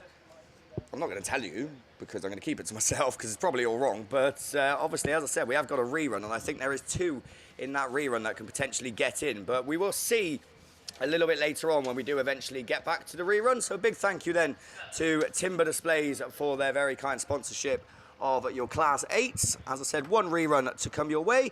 We're going to move on to the Pertec sponsored Class 10s, and it's going to be a little while until we go racing with them because we have got some track work going on over on that far side. Of course, Class 10s only the 1 grid to come your way, so they will all be in the final a little bit later on, but of course they still want the track time, they still want to get as many laps as they can under their belt and see what the track's doing, see what line is best to take. I think, obviously, taking a result from the second round yesterday leaves Josie Tompkinson unbeaten in Scunny 53. She's won both heats. She had to fight for it in the first round of qualifying, though. She had a brilliant race with Becky Faulkner and Katie Adaman, who are going with her. So it'll be interesting to see what happens in the third round of qualifying. But as I said, Josie Tompkinson, the one unbeaten, Scunny 53. Who else down there then? Kelsey Peters in Leewood, number 5. Katie Adaman, as we mentioned, in Vinnie Gibbons' machine, Leewood 170. Becky Faulkner in North Shropshire, number 6. Emmy Morehouse in Scunthorpe 101. Liz Cornwell in IK 77. And Ruby Atkins Stott in Athelston at number 11. So, as I said, all of them will be going into the final. So, theoretically, it doesn't really matter what they do in the heats because it is in the final where it all matters. Of course, at the Ladies and Juniors Nationals, it's not like racing for the BAST or the UKAC where you have to accumulate points over 5 rounds and it all comes down to it in the end. It is literally straight into the final, and whoever emerges victorious from that is obviously your champion. Obviously a little bit more complicated for the juniors with quarterfinals and semi-finals and things like that, but I'm glad I haven't got them to commentate on, put it that way. And to be honest, the 8s have been pretty well behaved this weekend, and the 10s, let's say most of them have been pretty well behaved this weekend after yesterday, of course, in Heat 2. Did let a little bit messy, but I'm sure we're not going to have a repeat of that again today. So as I said, bit of track work then going on the far side, so just making sure this track stays in top condition. And I'll tell you what, I'm sure you don't mind sitting around for a bit outside because the weather's absolutely beautiful. So for those of you watching then on the live stream, you're definitely missing out because we've got the glorious sunshine down here this weekend. And obviously for those of you out there in Spectator Land, do keep your sun cream on because it is a bit hot out there, although it's hotter in here, I feel. So at least we got the weather on our side. And you have to say, we are overdue it because it hasn't exactly been the greatest of year in terms of weather in Autograss racing. So it is good that we have got one thing on our side. The main thing really that we need is on our side, and it's provided some very good racing. The track, obviously, as I said, has got a tendency to dig up a little bit, but it doesn't polish, it doesn't get too dusty. We haven't had to have the water bowser out every 5 minutes to make sure that we can actually see the racing. So obviously suited to the nice conditions. And for those of you that are watching at home, as I said, you have missed out on a brilliant weekend, but hopefully you're enjoying the coverage nevertheless. And like I said, I would say send us a message, but my battery's dead. But Paul Glover and Mickey B are in commentary, so if you want to message them, then I'm sure we can give you a shout out. I might have to proofread Mickey's messages before reading them out because 07359 112 920. That's how you know Gillian here this weekend when he's giving his number out freely. Look. So give Mickey a message, or if you don't have his number or didn't write it down, then feel free to someone on Facebook and we'll read it out. Nothing inappropriate, please. But although saying that, the people that know Mickey, I don't know if anyone's sensible enough to send a normal message. So as I said, send us one and we will give you a shout out. I think it's Ross here. Yeah, Ross is here as well. So give Ross a message, or the Grass Chat page. I know he's been taking pictures of all the points and putting them on to obviously keep you all updated at home in terms of finalists and things like that. So hopefully you're all following the schedule. As I said, can get a little bit confusing when we get to like quarterfinals and semi-finals being thrown in, especially when we've got about 37 reruns to get through in 12 different classes as well. But hopefully you are all following. Have we got any finalists that haven't been read out, or have they all been gone through? So there we go then, nothing yet, because obviously we had a few reruns to come your way. We still got a Class 6 rerun as well, I think, haven't we? So there won't be any finalists in there. I think Class 4s is only the one grid, so obviously they're all being. And I think we had a Class 2 rerun not long ago, so they're probably still sorting out points for that. But as I said, no points sorted out for Class 10. They're all going through, but we still want them to put on a spectacle in the third round of qualifying. Pertec, your very kind sponsors, as we get away. Katie Adaman absolutely storms out of the gate and into turn one. I tell you what, that's one of the best starts I've seen all weekend. The Leeward 170 machine it is then that leads them round. Josie Tompkinson not having it all her own way this time in Scunny 53, but she's made ground and she's found a line, but has the door closed in her face as Becky Faulkner it is that runs there in third. So it's the same top three as it has been in the first 2 rounds of qualifying, but in a different order because Katie Adaman it is. Josie runs second, Becky third, Liz Cornwell fourth, Ruby Atkins stopped fifth, Emmy Morehouse runs there in sixth. So we're missing Kelsey Peters in the Leeward number 5 machine, who's not come out to play this time, but at the front it's oh there you go, there's Kelsey Peters. So slow off the line and already being reeled in by your race leader. Katie Adamant, though, is away and gone in Leeward 170. And Becky Faulkner now moves up to second as Josie gets relegated to third in the Scunthorpe machine, but tries to move back on the inside. They need to avoid contact. We don't want any drama between friends as they go into that top turn. As Adamant starts her final circuit, Josie follows, Becky in third. Liz Cornwell, though, is still there in fourth and still in the mix. Ruby Atkins Stott fifth and Emmy Morehouse sixth. And I'm just looking, is Kelsey Peters going to get in the way of your race leader? As Katie Adamant it is that goes into the top turn. She slowed it right down as Leeward 5 it is who starts her final lap. Katie Adamant just about holds on to the win. Josie Thompson second, Becky Faulkner third, Liz Cornwell fourth, Ruby Atkins Stott takes fifth, Emmy Morehouse in Scunny 101 was sixth, and Kelsey Peters isn't going to come around and do another lap, but I'm sure will be credited with 7th place points. But as I said, will be in the final nevertheless, and I'm sure she'll be hoping that the car is running better then than it was now. So that is Class 10's done. The next time we see them, we'll be in the final. I've got one Class 8 rerun to come your way, which isn't too bad for my standards. So I'm going to go have a play about with some points on my sheet. We're going to go with Class 6s, and I don't know who's doing it. So we're going away with Class 6s. And they go into turn one, and who's going to be the first one to show? Typhy 36 it is that's got the best of the break. Sophie Lewis is going to lead them into it. PhD number 12 then of Nia Jones runs there in second. She just lifts it up. There's a bit of a bump forming on that bottom bend as the Class 6 is riding the bumps there, but your race leader Sophie Lewis looking to pull away. How's Sophie doing in points? A first and a third, so I'm sure she'll be looking to book a place in that final a little bit later on. PhD 12 Canning runs in 291, Whitey Treble 1, Sue Whips in 92, and the IK 960 machine of Rachel Collier at the tail end of the field. But Rachel looking to move up a position in the big mini machine, but doesn't quite work out this time.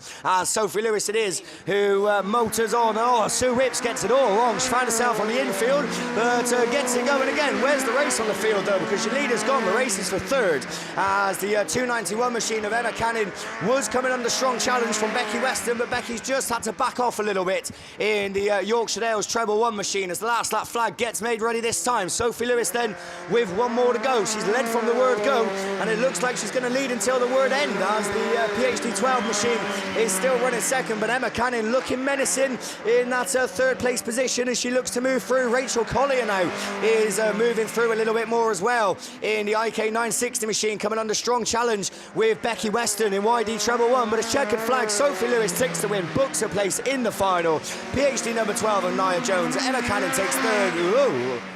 I don't know who got fourth. I think Rachel Collier might have just held on from Becky Weston in YD Treble 1, but that isn't official. I'm not lap scoring. And Sue Whips it is in Sturton 92. That comes across and completes it all. So that's your Class 6s, I believe, done. So I'm sure they'll be tallying up the points as we speak, ready to sort out your finalists. So a big thank you to Meriden Building Plastics Limited for their sponsorships. We're going junior saloon racing. It's over to Paul.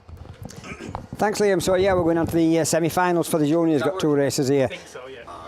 Reece Tipton in Lud 1 will be coming out in the first race alongside Bo Chamberlain. Not time to go through them because the Typhy 5, Jay Owens, is leading them out in that corner. Remember, it's the first 5 places that count.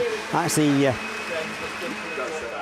Connor Forster in that Spalding 298 on the outside in that 4th position. Lud 1. Is it that's no? I get that number when he comes round, but it is the TA 5, Jace Owens, that leads them round this time.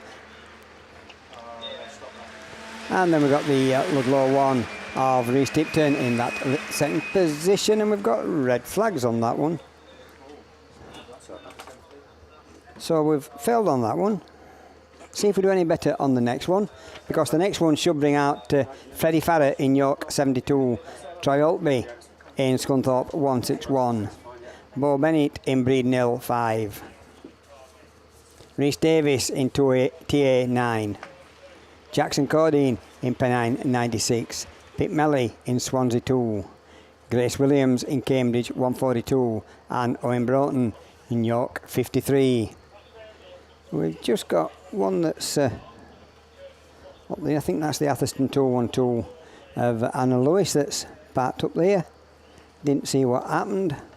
As usual, I'm looking at wrong place. As a commentator, that's what always happens. So we'll just wait until we get that car removed. Hopefully there's no more work needs doing on that Armco.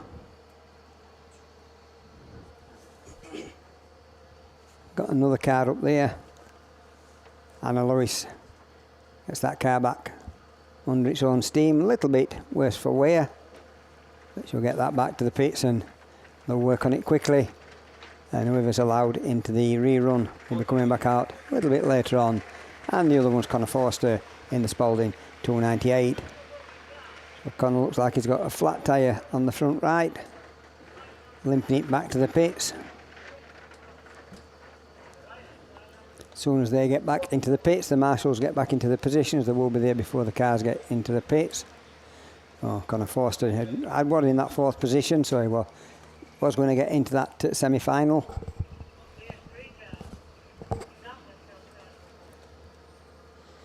So we should have Freddie Farrer, Troy Altby, Bo Bennett, Rhys Davis, Jackson Cardine, Pete Melly, Grace Williams and Owen Broughton down there on that line, waiting for Connor Forster to get that car back to the pits.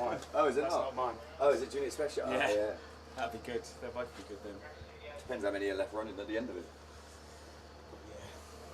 So that's track clearance. We're starting to get yellow flags appearing around this field. Marshal on post 1 looks round, makes sure everybody's okay. Quick look at the start line, I think, and then when he's ready he'll do his pirouette.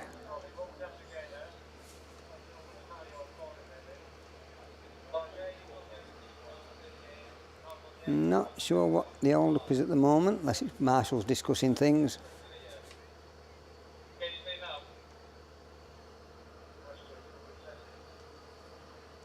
Moving vehicles in the middle because the marshals can't see the opposite marshal's post. So yellow flags up, Bungee's up, we're away and racing. Semi-final number 2 of the Godfrey's Garage sponsored Junior Saloons, and it's the 72 of Freddie Farrer that goes, oh, and Troy Altby in 161 spins round, collects the 53 of Owen Broughton, and that one brings red flags out as well. So we're not doing very well with these Junior Saloons. Looking down to the line, we've got, could be class 9s. Yep, I think the class 9s. I'm the commentator and I'll give for that paper, they normally bring it down from us upstairs, but I don't know. I don't think they, because I haven't had mine yet. I stopped, wasn't it? You are? Because he was 3rd, wasn't he? And he got I won't get a full list, I just get using. I mean, not surprising because I did say, I mean, one, I didn't actually see what he got green for. So looking down to the line, I think we've got ladies class 9's rerun on the line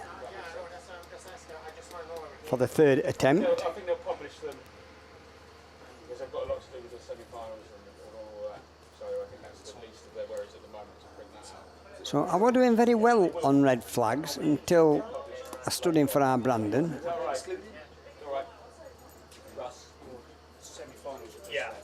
But someone has offered to sponsor our Brandon and cover all these red flags, so that will be covered.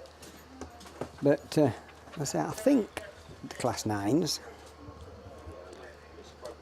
Right, well, Paul's looking through some binoculars. They are class 9s on the line, Paul. I can confirm that for you. But I'll go through the junior special semi-finalists. And I did try and work it out, and I think I am correct. 126 points is what you needed to get into the semi-finals. Normally, that's good enough for the top 8. But that was what was enough for the top 16. And wow, we've got 2 excellent semi-finals coming your way. Semi-final number 1, York 15, Dan Thompson. Forest 161, Corey Mumford. White Rose 20, Lewis Middleton. Yorkshire Dales 3, Lewis Farrer. Forest 179, James Poltimore. Sturton 717, Alfie Ross. Athelston 32, Finley Winter. And West Waterford 989, Dara Sheehy. Semi-final 2, Scunthorpe 6, Max Holtby. West Waterford 388, Harry Daly. Yorkshire Dales 76, Lily Rose Pratt. Scarborough Treble 1, Harry Berryman. Carlo 23, Ben Coffey. Invicta Kent 19, Rosie Russell. York 46, Maxton Young. And last but not least, Typhy 44 of Tom Williams. So your semi-finalists again, just the numbers. Semi-final 1, York 15, Forest 161, White Rose 20, Yorkshire Dales 3, Forest 179, Sturton 717, Athelston 32 and West Waterford 989. Semi-final 2, SC 6, West Waterford 388, Yorkshire Dales 76, Scarborough treble 1, Carlow 23, Invicta Kent 19, York 46 and Tyfee 44. So 2 mega semi-finals ready to go. We'll very quickly go through the Class 6 finalists. We've got our top 8. Top qualifier is Tyfee 36, Sophie Lewis. South Wales League occupying the top 3 places, because after that is Nicola Olsen, Carmarthen 47 on 138. Then it's Nia Jones in PhD 12 on 111. Your defending champion goes through as 4th qualifier with 2 wins and a black flag. Ellie Bailey, Scunthorpe 33, 4th qualifier. Emma Canning goes in Evesham 291, a 2nd, a 3rd and a 4th, 109. Hannah Johnson-Thomas is there. Scarborough 16, a 4th and 2 thirds, 100 points. Caris Thomas has made it with 2 second places, 90 points for Tyfee 66. And your last qualifier, 85 points, come D22, Kelly Murray. Thanks, Russ. That puts his yellow flags around on the first post, goes up, bungees up, and we're racing. It's like Claire Horner. It's not Claire Horner. It's the CW9 that comes straight into the lead. That's Jen Ulan. So Jen Ulan leads them at that bottom corner. Claire Williams Horner trying to get through into that 2nd position past Sarah Trott in the Athelston 23. So Jen Houlihan leading. First time that Claire Horner's been bet in these Class 9s this weekend. Can she hang on to that 2nd position, or is she going for the 1st? Looks like Claire Horner, Williams Horner's on the inside and she's going for that 1st place past Jen Houlihan in the Combi and the CW9. So CW9 still there. Athelston 23 of Sarah Trott. She's there in that 3rd position as she's done in the other 2 heats earlier on. So it's Melton 62 that leads it from CW9. Athelston 23, Evesham 218, Nottingham 492. So Claire Williams Horner got a nose in front and going up that far side into that beer tent corner, but Jenna Houlihan's not letting her get away in that CW9. She's still chasing hard. Sarah Trott hangs onto that 3rd position, being chased by the Evesham 218 and Macy Carling Grasby. Macy Carling Grasby got that Molly Richardson in Nottingham 492 that's in that next position. So checker flag out the ready. Melton 62, CW9, Athelston 23, Evesham 218, Nottingham 492 and Pennine 5 of Chloe Richards. At last completes the ladies Class 9s. Looking up to the line, have we got the rerun of a 2? Yep, looks like the rerun of the Class 2 has come back round. This the Class 9s, forgot to say that it's Elite Racing Transmissions that were sponsoring them. So moving on to the BP Grassing Motorsport sponsored Class 2's rerun of a rerun. We should have Anna Cheshire, Anne-Marie Chadburn, Emma Robinson, Jess Singer, Jessica Farrer, Linda Thomas and Jess Owen. That's who started the first one. How many's left running? We'll have to wait and see. I think I can only see 5 cars down there. Oh, we've lost 2 of them. Yep, we've just got 5 cars left running. Anne-Marie Chadburn on the far side, got a nose in front as they're going up there.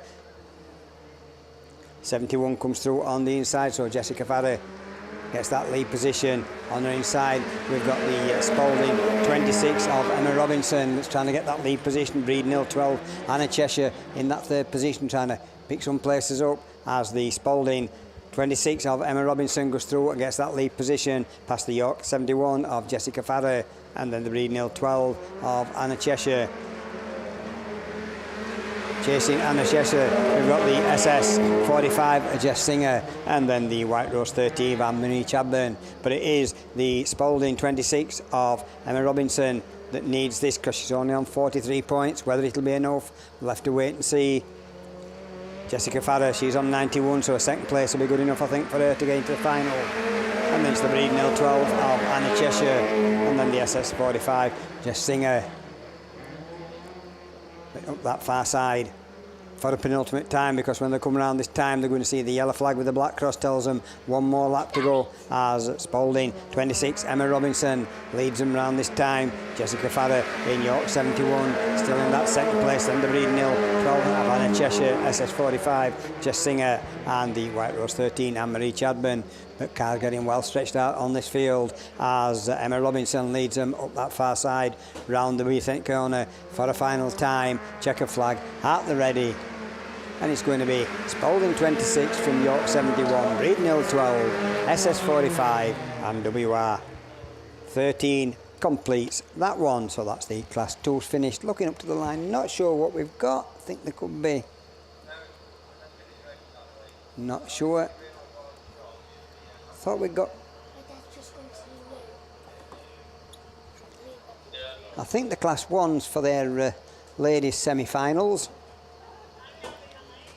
Well, Gareth will be with us very shortly after he's done a rather important little job that he'd got to do.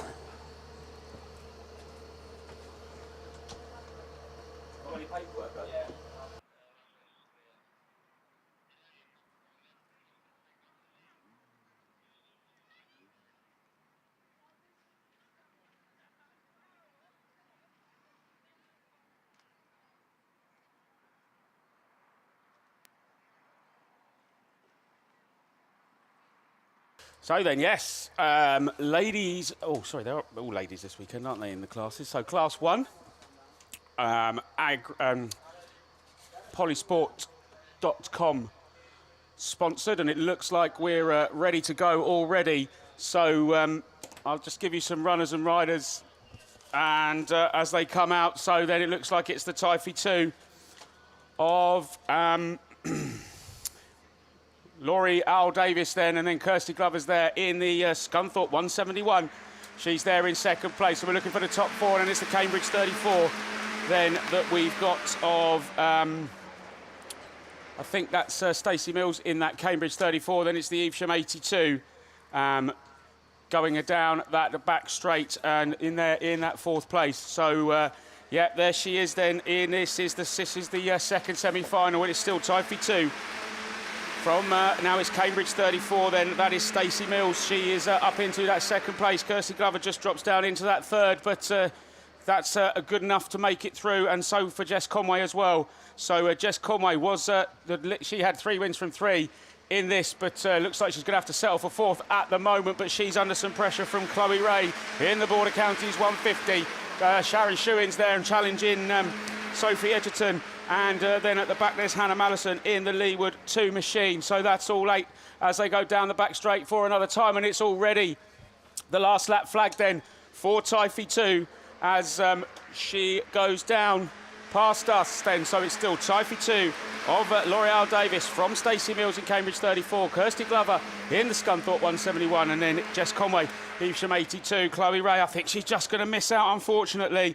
But who's Stacey Mills done well out of this. She was 14th qualifier, so she's going to go through. So is but L'Oreal Davis is going to go there in first. Then it's going to be Stacey Mills in Cambridge 34. Kirsty Glover gets through to the final. She's happy with that in the Scunthorpe 171.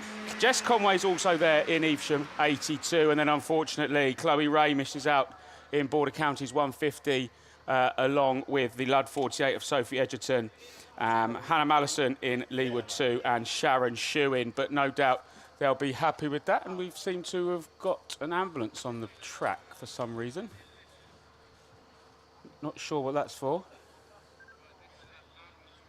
So seems to be an issue somewhere maybe. But I was hoping I might have the other semi-final. So, but not sure where they are, if they're coming to the line. Anyway, I'll give you the runners and riders. So Sarah Trott then, 3 from 3 for her in the Swansea 2. So she's going to be, she'll have top pick of the grid. Kaz Watson also there, joint third qualifier in York, 121. Emily Polly in Cambridge, 136. Maddie Tilson, St Neot, 16. So 2 East Anglian cars in this one then. Lindsay Allen's also there in the Pennine, 307. Laura Henry's got through in the Star, 19. Shania Jones in Evesham, 146, and then scraping in as joint 14th. There was 3 of them all on the same points, but it's Sarah Lovett in the Invicta Kent, 37. But they do not look like Class 1s coming to the line. So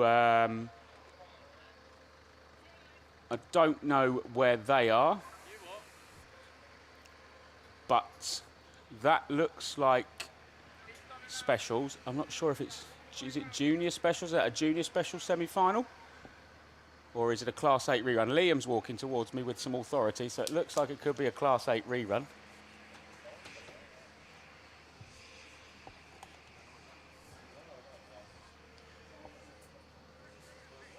I think they look like junior specials, but I'm not sure.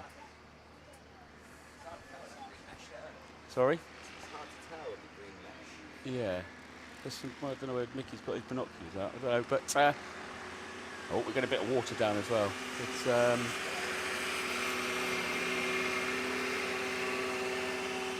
yeah. So just trying to work out where the medical crew need to be. Looks like they're down in the corner. I'm not sure if a spectator's been injured or anything like that, but we'll have those eyes on the line.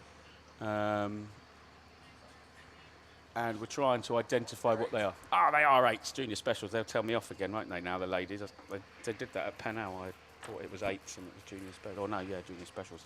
But so, I'll hand over to Liam. I think he wants that microphone. And so, yeah, he'll take you through the, I think is it a rerun? I think it's a rerun, Class 8. So it's over to Liam.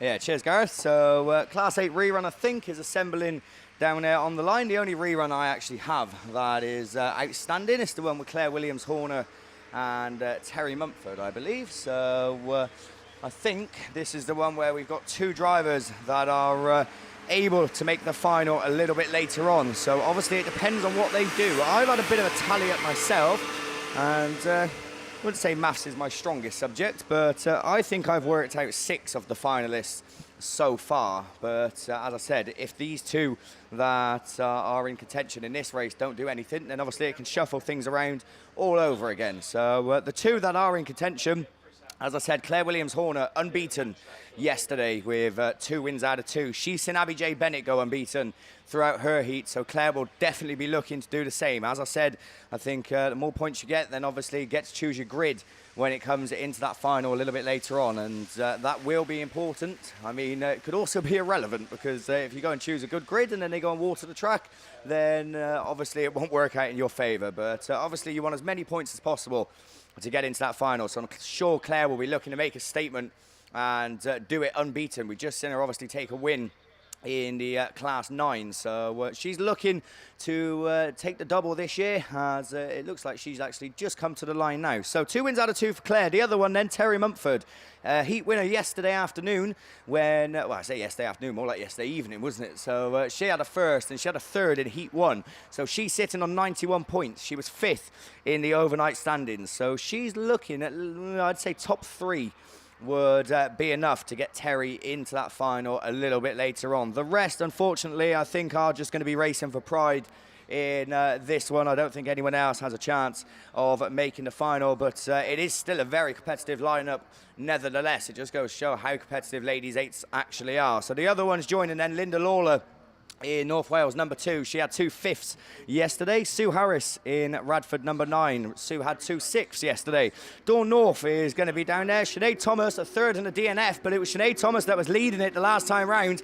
And Terry Mumford, as I said, is the one joining them with Macy Carlin Grasby. So we get away. Claire Horner it is. She leads them into turn 1. The track has been watered, so it could catch a few of them out, but it's not catching her out. Claire Williams Horner it is. that leads the way as they come past us and down into that Stargate turn. Already Claire is gone, so she looks to go unbeaten into the final. Where's Terry Mumford? She's down in 4th. So Terry, you got to get your foot down, because I don't think that'll be enough as they go into that top turn. Dawn North it is that runs there in 2nd. Where's Sinead Thomas? She was running very strongly in the earlier stage at the first attempt. She runs 3rd this time in CM number 20 as they're all forced to take that wide line. That's the dry line, and they've all got to try and follow everyone else's line, which makes it a little bit harder for overtaking. And I'll tell you what, it's going to be hard to catch a race leader because she is away and clear. Mountain number 1 is gone in this. Terry Mumford, though, is on a mission looking menacing. Sue Harris is round and she's right on the middle of the circuit in Radford number 9. She's parked up on the corner. Are we going to keep it going? Yellow flags are flying. They're going to have to come out wide again in order to avoid her. Claire Williams-Horner it is. It's last lap flag, so we might be able to get a result from this. Terry Mumford looking up the inside of Dawn North now as Sinead Thomas runs in 2nd. Terry's up to 3rd. Is that going to be enough? In the Forest of Dean 158, I feel like it might be, but I don't want to speak too prematurely as they all start their final circuits. 2 hours gets it going away. But joining Abby Jade Bennett, unbeaten in the final, Claire Williams-Horner, 3 wins out of 3 for Mountain number 1. Sinead Thomas, not to be this weekend, a 2nd and a 3rd. If she had finished her other race, who knows? Terry Mumford, well, watch this space as she comes across in 3rd. Dawn North is 4th. Macy Carlin Grasby is in 5th. In Evesham number 20, and Sue Harris, after her earlier spin, comes across to complete it all. Right, I'm going to do some math work because I'm going to work out if Terry's going to make that final. We will give you the finalists as soon as we get them. Big thank you to Timber Displays for their sponsorships of Class 8. We are going junior racing? No, ladies racing down there on the line. So it's ladies Class 1s, and it's back over to Garth. Yeah, thanks, Liam. So this is your second semi-final then. Sarah Trott, Kaz Watson, Emily Polly, Maddie Tilson, Lindsay Allen, Laura Henry, Shania Jones and Sarah Lovett all looking to book their spot in the polysport.com sponsored final, and they're already off. And it looks like Kaz Watson then has made the great start. Where is Sarah Trott? She's no doubt going to pop out. Sarah Lovett looks to have made a flyer as well. And Invicta Kent 37, she's going around the outside of both of them. Kaz Watson will come to a stop, but Sarah Lovett's finding the grip. Who's it going to be? It is Sarah Trott then in Swansea 2, York 121. Emily Polly there is there in that third. Well, she's taken the lead nearly up the inside. Sarah Lovett's winding the IK 37 on in that green machine. She's now looking to get second as she goes down the back straight then. So it is still Sarah Trott from Sarah Lovett, from Emily Polly. Then we've got the star 19 of Laura Henry. We've got red flags on that one. So mark me down for another one, Mickey. So... yeah, that's another 10p for me in the pot. And just to add to that, obviously, I know that thanks to Jim Narkin and Chris Apps, but also Kerry Jones from 305F, she's going to add £1 as well. So I know that she's probably sat waiting in the holding lanes as she's got her Class 3 ladies final to do. But again, that's 3 of you that have very generously donated £1 for every red flag that I get. So that's going to help the pot immensely. I think I'm now on 13 for the weekend. So as Russ jogs down, hope he's not out of breath this time, but that looks like a junior special semi-final on the line. And I'll just give him time to sort himself out. And then I'll hand you over to Russ. Yeah, thanks, Gareth. So here we go. The top 16 and this first 8 are fully deserving of being here. By no means here we go. Let's hope for a clean break. And it's just about Corey Mumford then who leads in turn 1. Lewis Farrer on the inside. Lewis Middleton there also. Sideways he goes on that water. I think Mumford's been tagged as they all slip and slide through the turn. Who's it going to be? Look how close it is. It's Middleton, Ross, Farrer, Thompson. Your champions out of it in a minute. Oh, somebody on 2 wheels down there in the trade stand turn. Middleton's round collected by Thompson and Mumford. And I think that one's is it going? We're still going. So at the minute we keep racing. They've all got going. And that leaves Alfie Ross up front. JJ Poltimore's in there as well. Dara Sheehy, Lewis Farrer. They're the top 4 at the moment in time. Then it's Finley Winter. Corey Mumford got going first. Dan Thompson and Lewis Middleton then at the moment are all out. So down that far side it goes Stern, 717, Alfie Ross, JJ Poltimore holding second place, Dara Sheehy third, and Lewis Farrer in that all-important final qualifying position at the minute in P4. So they go past us another time. Finley Winter, the first one, just about out of it. And then it's Mumford, Thompson and Middleton. Three of the favourites there. Oh, he's got it sideways and he's dropped down and he's out of it at the moment because Farrer and Winter have just about got past. The Alveston 32 now moves into the progression slot and it's 1 lap to go. Alfie Ross, JJ Baltimore on their way. Lewis Farrer, the battle's on for the final place with Sheehy back up the inside of Winter as they slip and slide through the turn. Mumford's closing in, but he needs another couple more laps, I think, to make it. Then it's Thompson and Middleton, but here's the checkered flag, and at the moment, your first finalist for the junior specials is Alfie Ross, Sturton 717, JJ Baltimore, Forest 179, Lewis Farrer in Yorksdale's 3, Finley Winter does it in Alveston 32, Dara Sheehy, West Waterford 989. Your champion is out. Corey Mumford, your former champion, is out. That is Dan Thompson, and also Lewis Middleton is sadly the final finisher. And unless we hear any other words on that one, that is completed.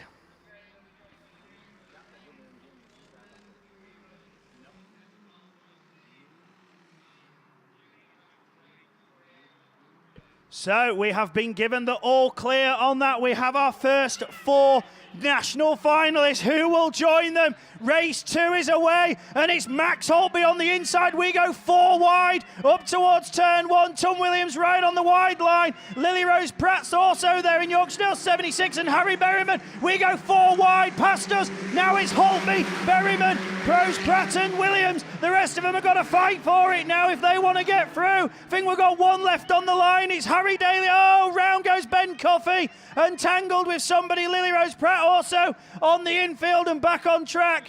But I think at the moment we still keep racing, and it's Holtby who leads the way, Berryman and Williams. Then we go Rosie Russell, and now we go Reds. Oh dear. Just a little bit close in the first race, a little bit closer that time round. We've got damage on board Ben Coffey's. We've got Maxton Young also there in York 46. Oh, what disappointment for the Dailies. It happened to, I think it was Gemma Daly yesterday morning in her first heat, and it's happened now to the Harry Daly car. Oh, what a shame. But we'll wait on that one. We'll have a rerun of the second semi-final. We got the all clear on the first. Right, some more finalists to read out. It is Class 2. We have our 8. We did have a number of them on the list. Some started the meeting, sadly, but we have our finalists.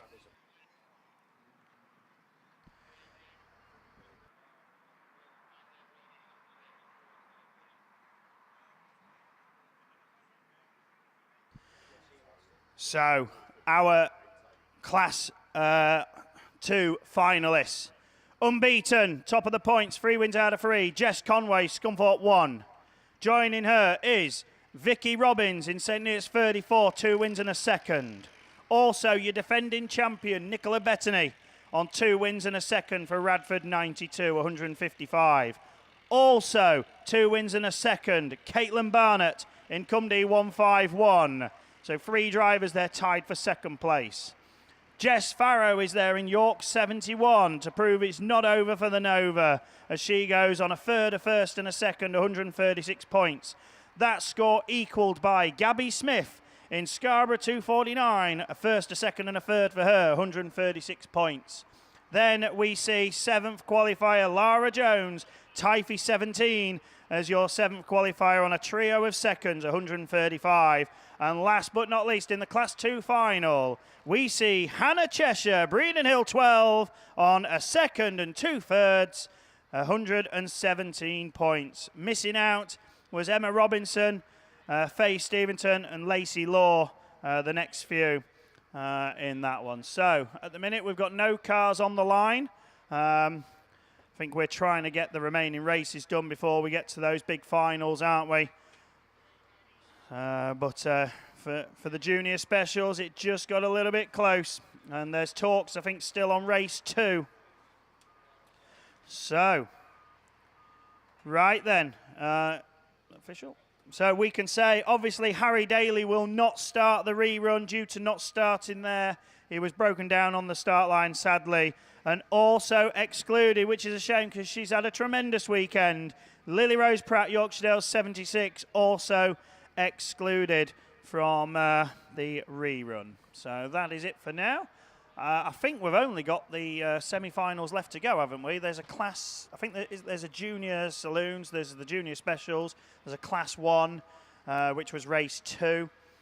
Race 1, sorry, but it went out second. Fortunately, there's no shared cars, I think, with the juniors, is there? Or there might be, actually.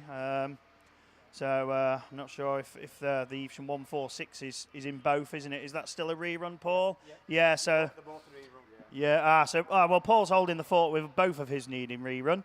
I've got one and Gareth's got one, but Gareth's had a rerun since the beginning of the weekend, and that was before a race even started. But so there we go. But yeah, we've just got this downtime. I'm afraid I'm not the professional rambler like some of our other commentators here. I will say though. I forgot to mention it, I have got my grass chat stickers with me this weekend. If anybody's still nearby, I've got them in the hospitality tent just next door to commentary. So if you want to pop over to collect them or buy them, then that's fine. Don't forget, pay one last visit to the trade stands before the big finals.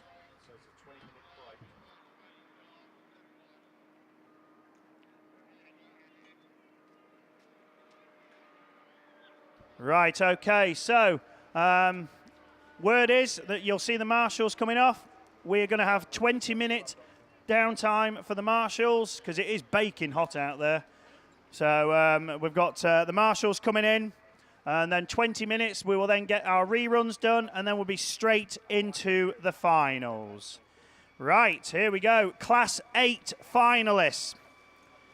This is close. Top points then, 2 drivers unbeaten after 3 sets of heat. Claire Williams-Horner in Melton 1, 3 wins out of 3. And Abby Jade Bennett, Forest 8, 3 wins out of 3, 165 points. Third qualifier, Scarborough 2, Vicky Appleton on a second and 2 first. Her look has changed after the last Baz round. She's right back up there. And third qualifier. Fantastic display from Tia Reese in PAC 21. First and 2 seconds, 145 points. Fifth qualifier, Invicta Kent 65. Jade Russell, 4th and 2 wins, gets her through. Terry Mumford is back in the big race. Forest 158. A third and a first and another third, 127 points. And then a tie for 7th qualifier. We have Shelby Almond in North Wales 271 and White Rose 150. Kelly Reid has made the Class 8 final on a third and 2 seconds, 126 points. Just missing out, we have Josie Tompkinson, Hope Bolton, Charlene Hankey, Kim Fittel, Sue Nichols, Julie Hawthorne-Fernio, and your outgoing champion, Jen Julian. So that is our Class 8 finalists. Well done to you all, and well done to all the finalists too. But yeah, we'll have some downtime now. We'll read out any more finalists as and when if we get them. But yeah, don't go anywhere. We'll be back soon.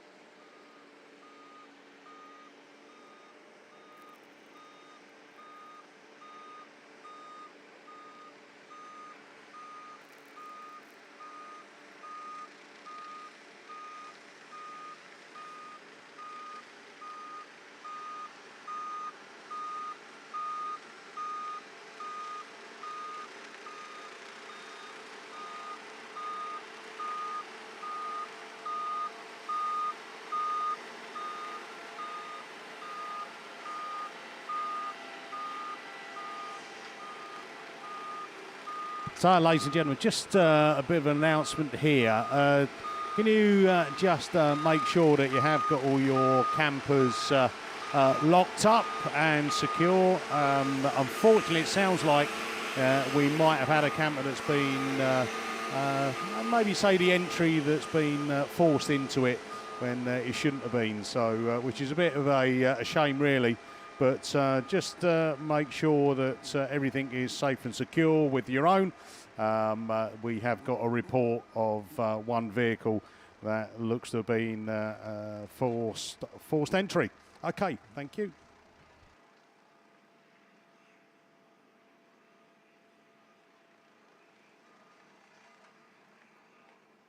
On happier news, though, happy birthday, Lola.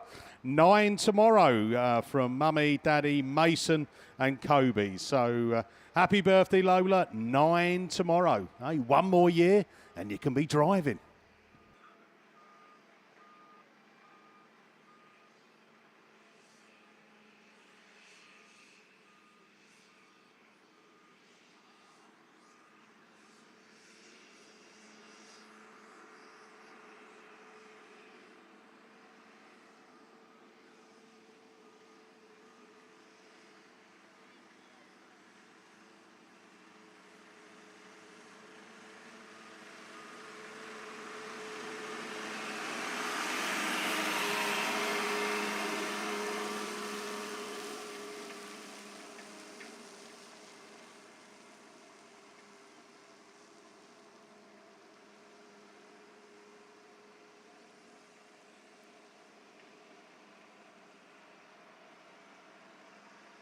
I got another message through on the old birthday front. So it said, hey, Mickey, please can you give Maxton Young, oh, we've seen him out, York 46 racing the J-Spec, a big happy 16th birthday. Well, this is his final Ladies and Junior Nationals, isn't it?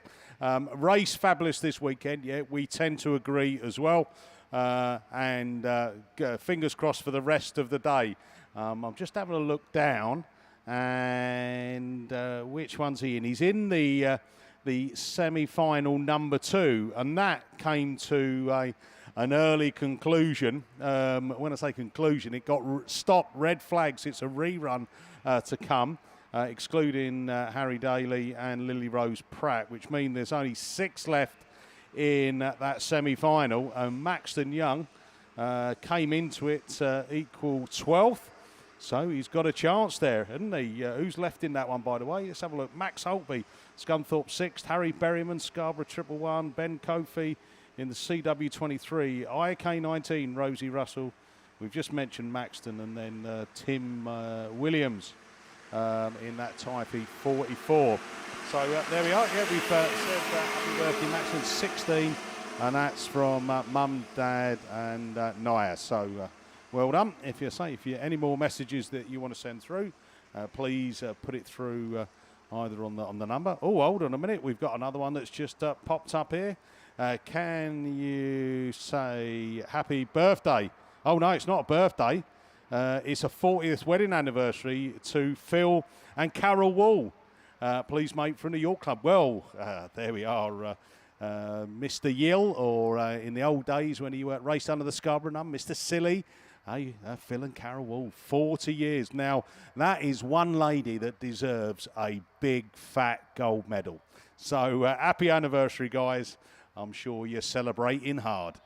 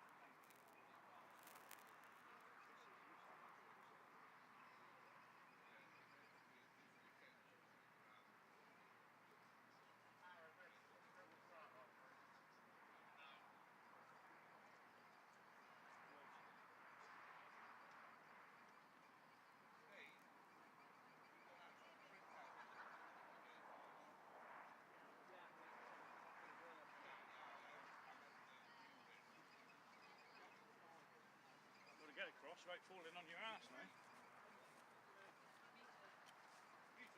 What's the other word it says there? Yeah. You going to launch? Yeah. Huh?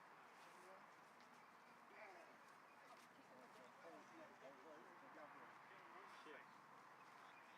Petty walls. Don't aim at each other. No, go on. Do you really have briefings in it? Nope. Yeah. For mother hen. Somebody.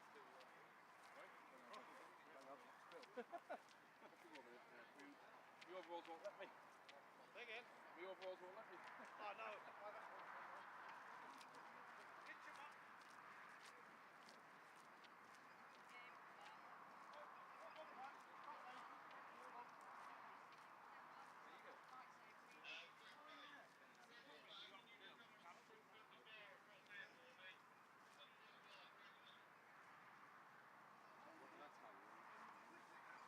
There'd be 2 complaints. Yeah. Especially when they complain.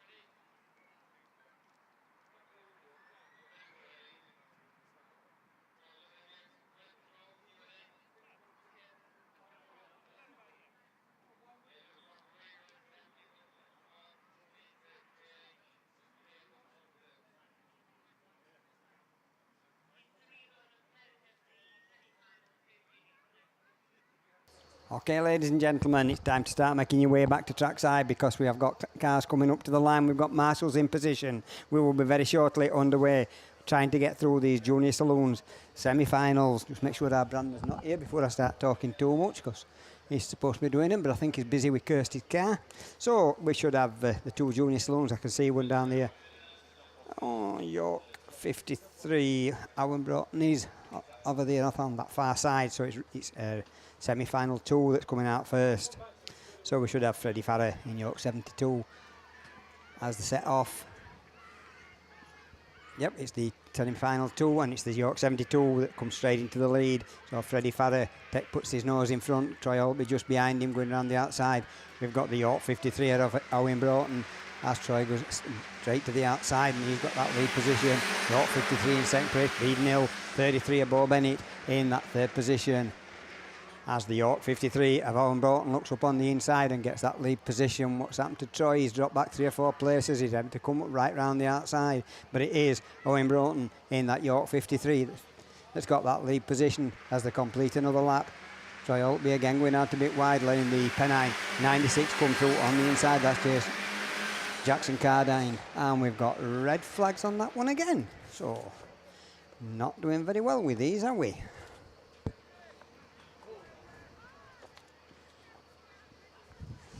So that's 2 reruns for that one.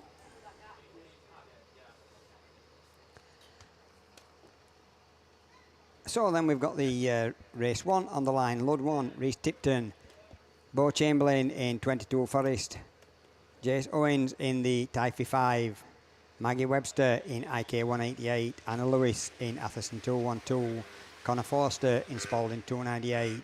Molly Bob in Evesham 146. And Lewis Turkington in Evesham 72. That's who should be down there if they're all coming back on this one.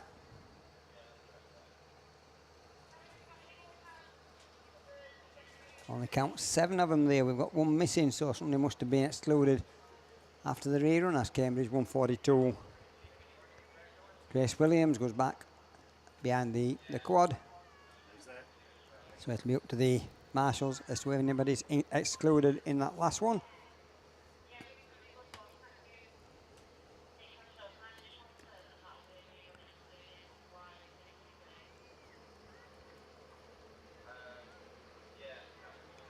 So Bungee's up and we're away and racing, and who was the first one to show? I think that's the Lud 1, Lewis Tipton, Race Tipton rather.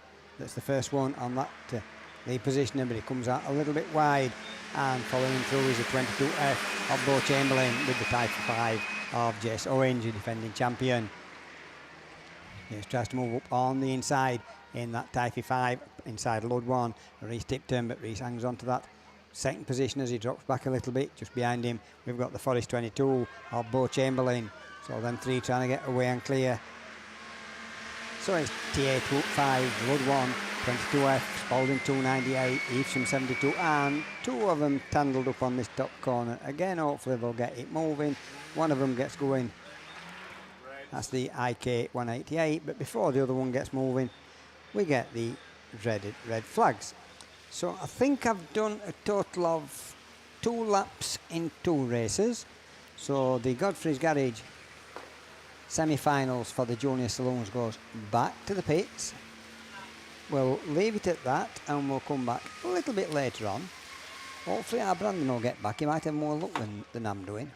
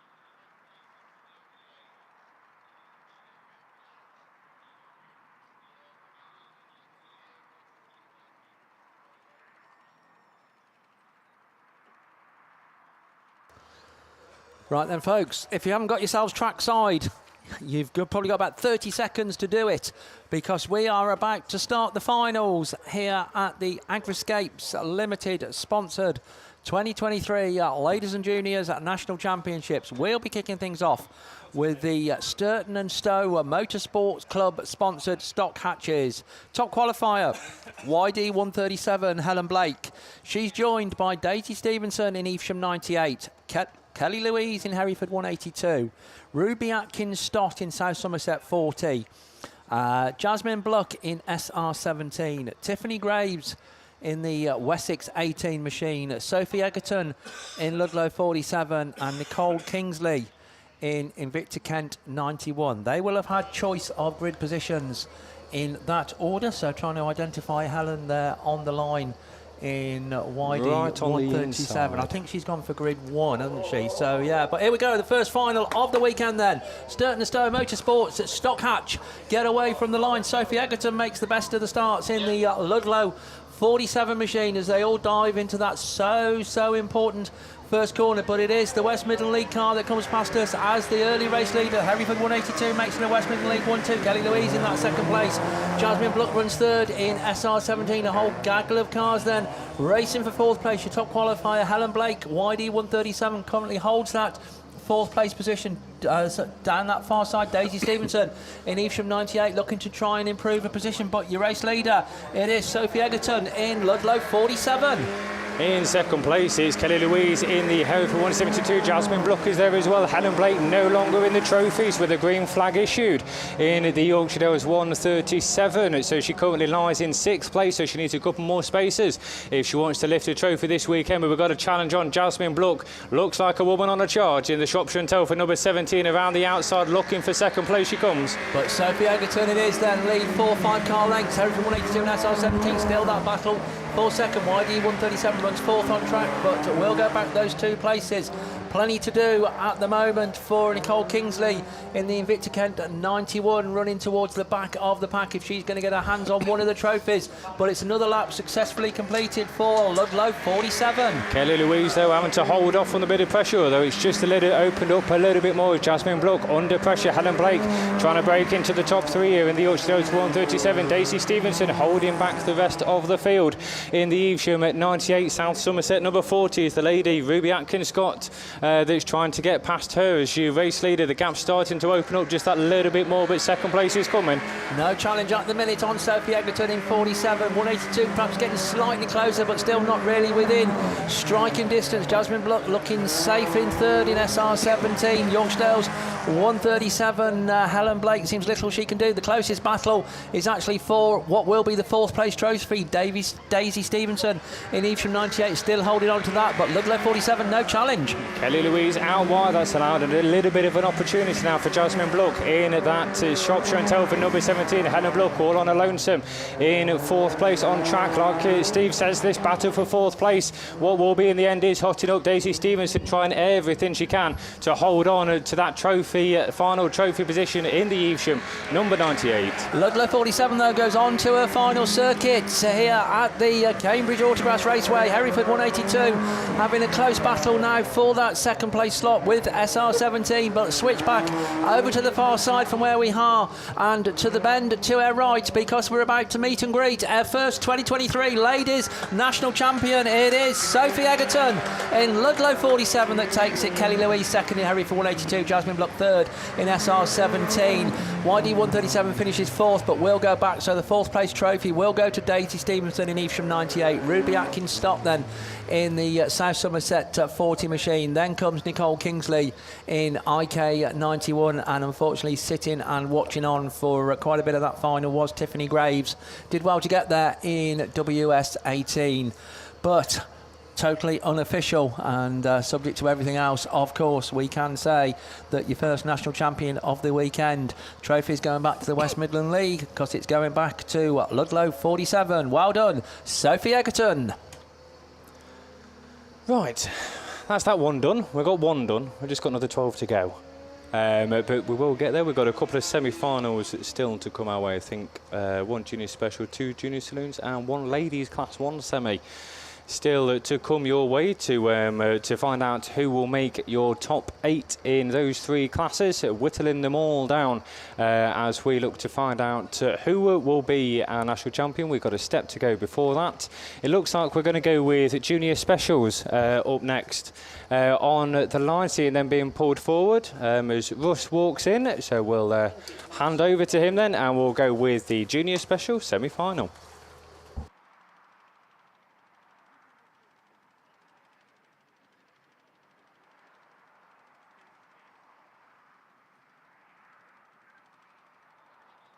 Right. Yeah, thank you. There we go. Congratulations, Sophie Egerton then, crossing the line first for the Stockhatch Spoils. And we'll see her hopefully in the Champion of Champions at the end of the day. We've got other business to deal with, though. The Junior Specials, DM Racing, your sponsor for this semi-finals. We are down to 6 cars for this rerun. Race 1 was completed. Race 2 had a bit of an incident. Sadly, Harry Daly was left on the line in West Waterford 388, takes no further part. And then Lily Rose Pratt, sadly, was judged to be the cause of the incident and has been excluded from the rerun. So we have 6 cars fighting for 4 places. Max Holtby led it last time in Scunthorpe 6. He comes from towards the inside grid. The grids are a bit damp. The inside grid looks favourable, but it hasn't fully worked out that way. But we go back 3 abreast into turn 1. Tom Williams on the outside, Max Holtby on the inside. The track is slippy, so it's got to be careful. Tyres go scattering though, but it's Scunthorpe 6. Ben Coffey up to second. Maxton Young, Tom Williams, Harry Berryman, Rosie Russell. That's the order. So it's Rosie and Tom now who've got work to do as Williams goes down to the back of the order, and Russell just sitting outside the top 4 at the moment. We have a race on for 2nd and 3rd. Maxton Young and Ben Coffey go side by side, but the other Max Holtby is getting away. Young in 2nd, Coffey 3rd. Berryman holds that vital 4th place, but he cannot rest because Rosie Russell is right there and looking up the inside. The door closed as they go onto the start straight another time, but it's Scunthorpe 6 running away with this one, and he's looking to book his place into that final later on and join the other top 4 from the first semi-final. Rosie Russell up the inside, door closed very late on by Harry Berryman, and that lets Tom Williams have another look. Ben Coffey is also only just ahead of him. Maxton Young has now broken free and he's looking good for 2nd. It's just a lap to go. So that separates these now from a place in the historic final. We've got York 46 safe in 2nd place. Rosie Russell still there behind Harry Berryman. Ben Coffey just ahead in that 3rd position. Tom Williams still sitting there but can do nothing at the moment. So we can greet our finalists then coming through. We have Scunthorpe 6. Max Holtby goes through. Maxton Young joins in 2nd place. 3rd is Ben Coffey, then it's Harry Berryman. Commiserations to Rosie Russell, who just missed out, but she's got to be proud. And then we have Tom Williams, the last one home. So well done, Junior Specials. You have done yourselves proud. And for Max Holtby, Maxton Young, Ben Coffey and Harry Berryman, we'll see you in the final. Right, speaking of final, is it? Or is it semi-final? Well, still with semis, it's Class 1. Over to Gareth. Thank you, Russ. Yeah, so polysport.com sponsored Class 1s. So Sarah Trott, Kaz Watson, Emily Polly, Maddie Tilson, Lindsay Allen, Laura Henry, Shania Jones, Sarah Lovett, all there on that line, and they're all leaving that line. I think we're 1 short, but it's the Mini from the middle, and Kaz Watson's there as well. I don't know where Sarah Trott is. She's down in about 6th place at the moment, so she's got some work to do, but already Kaz Watson's looking up the inside. Oh, they've gone across the front of Sarah Lovett, but Sarah Trott's gone up the inside, so it is still, though, the Evesham 146 of Shania Jones, 13th qualifier, leading this semi-final. So that will top her weekend off brilliantly. Emily Polly there is in 2nd in Cambridge 136. Sarah Trott's made her way through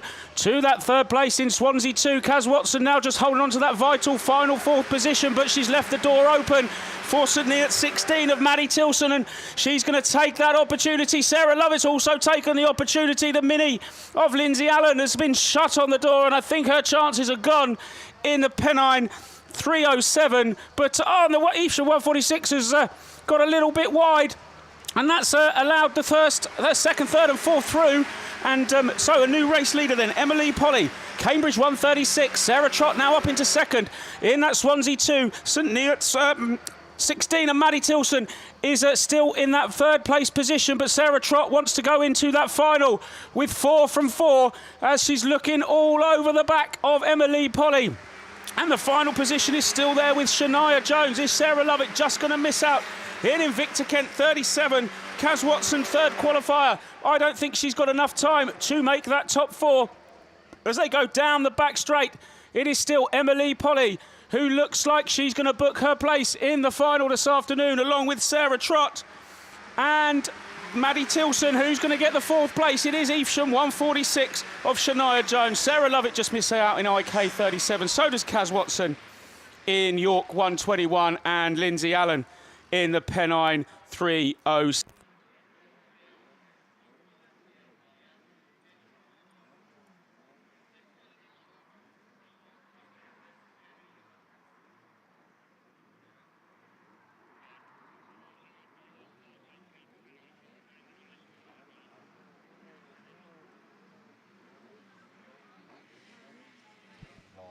Is it because the guys have gone out there and they look like they're looking at the generator?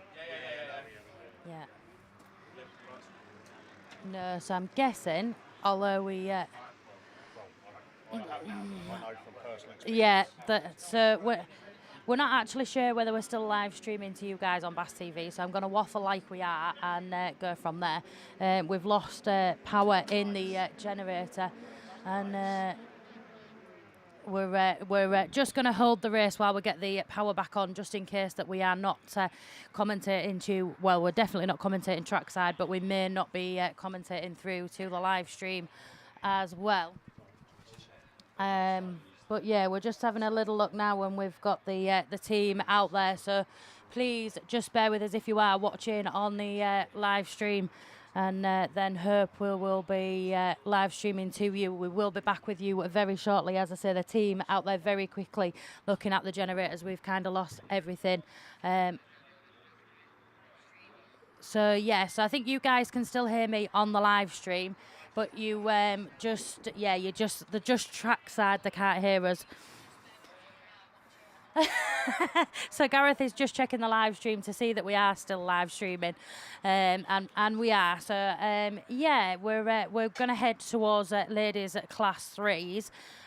We've had some super semi-finals and some super finals coming up. Yeah, there's a few people just dropping me texts. Dave Vickers, Jackie Bell, Claire Perkins, thank you for dropping me that message. So yeah, you can still see sort of what we can see. You can still hear me talking, and. Yeah. So, yeah, that's what we're on with at the minute. We're just trying to get the everything back up and running trackside.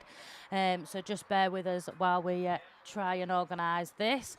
And yeah, plenty of action still to come down here this weekend. One finalist already crowned, and ladies class 3 coming your way in just a few moments' time. Once we get the generator back up and running, then we will live stream through to the track, and you guys watching on the BAStv. Weather is still absolutely baking down here. It's been an absolutely fantastic weekend, and the weather has been super kind to us this weekend, so that's been fabulous. Certainly, I think everybody looking a little bit pink around the track. We're not used to this sunshine, are we? We expected that the men's nationals would be beautiful and sunny, and we had a lot of rain. So yeah, it's been really nice this weekend to be at a race meeting and walking around in shorts and t-shirts and things. And yeah, I think the sun always makes everybody a little bit happy. So. That's certainly been a bonus of the weekend. There's certainly been lots of action down here at the Cambridge Club, and credit to the Cambridge Club. A lot of work and planning has gone into being on the organising such an event like this for the ladies and juniors, and yeah, some super racing. So that's been great to see. Just having a look behind me from the commentary box, and it looks like they've got the back of the generator open, and I'm not very technical when it comes to anything like that. Give me a car engine or a cylinder head to skim, and I'm sorted. But yeah, when it comes to generators and stuff, it's not usually my forte. So I'll just sit here and keep talking to you guys on the live stream, just so that you know that we are still here. I know little Charlie was shouting earlier, but he's currently sat with Daddy down on Dad. Doug's on hand with dad duties with the two boys. Tyler's weekend's all finished, so he's loaded up, ready to go home. Yeah, exciting time for a few of our junior members, because a lot of them will be heading through, if they haven't already gone back, heading through over the next week or so. And some of our junior members moving up to big school as well, so that's an exciting time for the juniors. I know Tyler starts his new secondary school on Wednesday. I think a few round by us back up in East Yorkshire sort of go, but some Tuesday, some Wednesday, some Thursday. For us, exciting week for us as well. Little Charlie that you've seen on the screens, he's had his taster days down at baby nursery, and he starts baby nursery on Tuesday, so that's all exciting for us back home when we go this week. And obviously over the season and the next few weeks, there's still a lot of racing to come.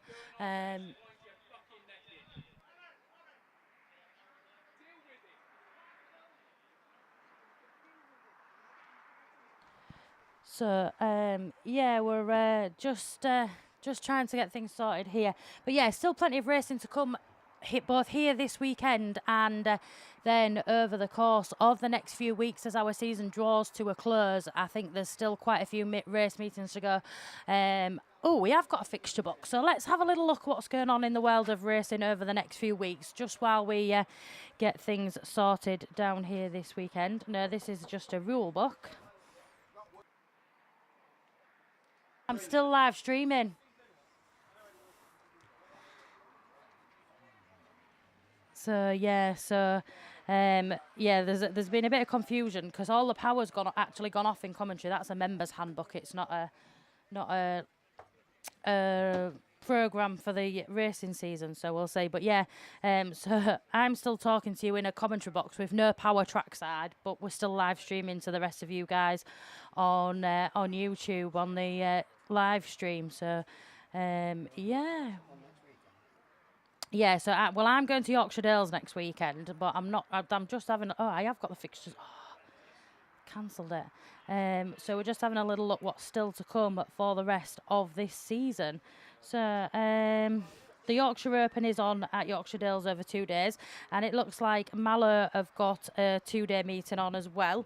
Invicta Kent. Look like they have a race meeting on North Wales, Spalding and District, and then a couple of the clubs look like they have a couple of reserve dates. Then the weekend after, 16th and 17th of September, we move to BAS and UK. Well, I would say round 5, so it's round 4 because they've moved and running a lot on the reserve date. So Jackie Bell's just texted me September the 24th, Radford is on. Yeah, that's my next weekend that I'm coming to then. So 16th and 17th, Octon Raceway, Nottingham. I've got the UK and Burley Raceway in Somerset. I've got BAS. Then the weekend after, it looks like Central Scotland have a 2-day meeting on 2 separate days of racing even, and then the West Waterford over with the guys in Ireland, they've got a 2-day meeting. It's the Irish fastest person on grass meeting. Tracy Tinker's just texted me and said, still live streaming up here in sunny North Yorkshire. You guys have been fantastic all weekend. Thank you for all your hard work. Well, thank you for sending us a message. We often get stuck in the box and don't really know what you guys think at home. I know over the last few weeks I've had some lovely messages come through on my Facebook, and I thank each and every one of you that have taken the time to drop me a message. And as we always say, if we ever get anybody's name wrong, please come and tell me. I'm dyslexic and I can't always read what they say properly. But yeah, do that. So then Sunday the 24th, obviously there's the day 2 of Central Scotland and the West Waterfords. And then I think we've got some racing on at Invicta Kent, Pennine, Radford, Scunthorpe, Severn Valley, Star, South Wales League, York and Yorkshire Dales. That's 24th of September. And then the 30th of September and 1st of October is the running the reserve dates for the UK and the BAS. Now, BAS is over in Ireland, but I'm not sure where the UK is. So if anybody at Ludlow, Russ has just let us know that's down at Ludlow for theirs. And then the 7th of October, then the Southern Ireland Grand Prix Day 1. I need to put my teeth back in and go to sleep.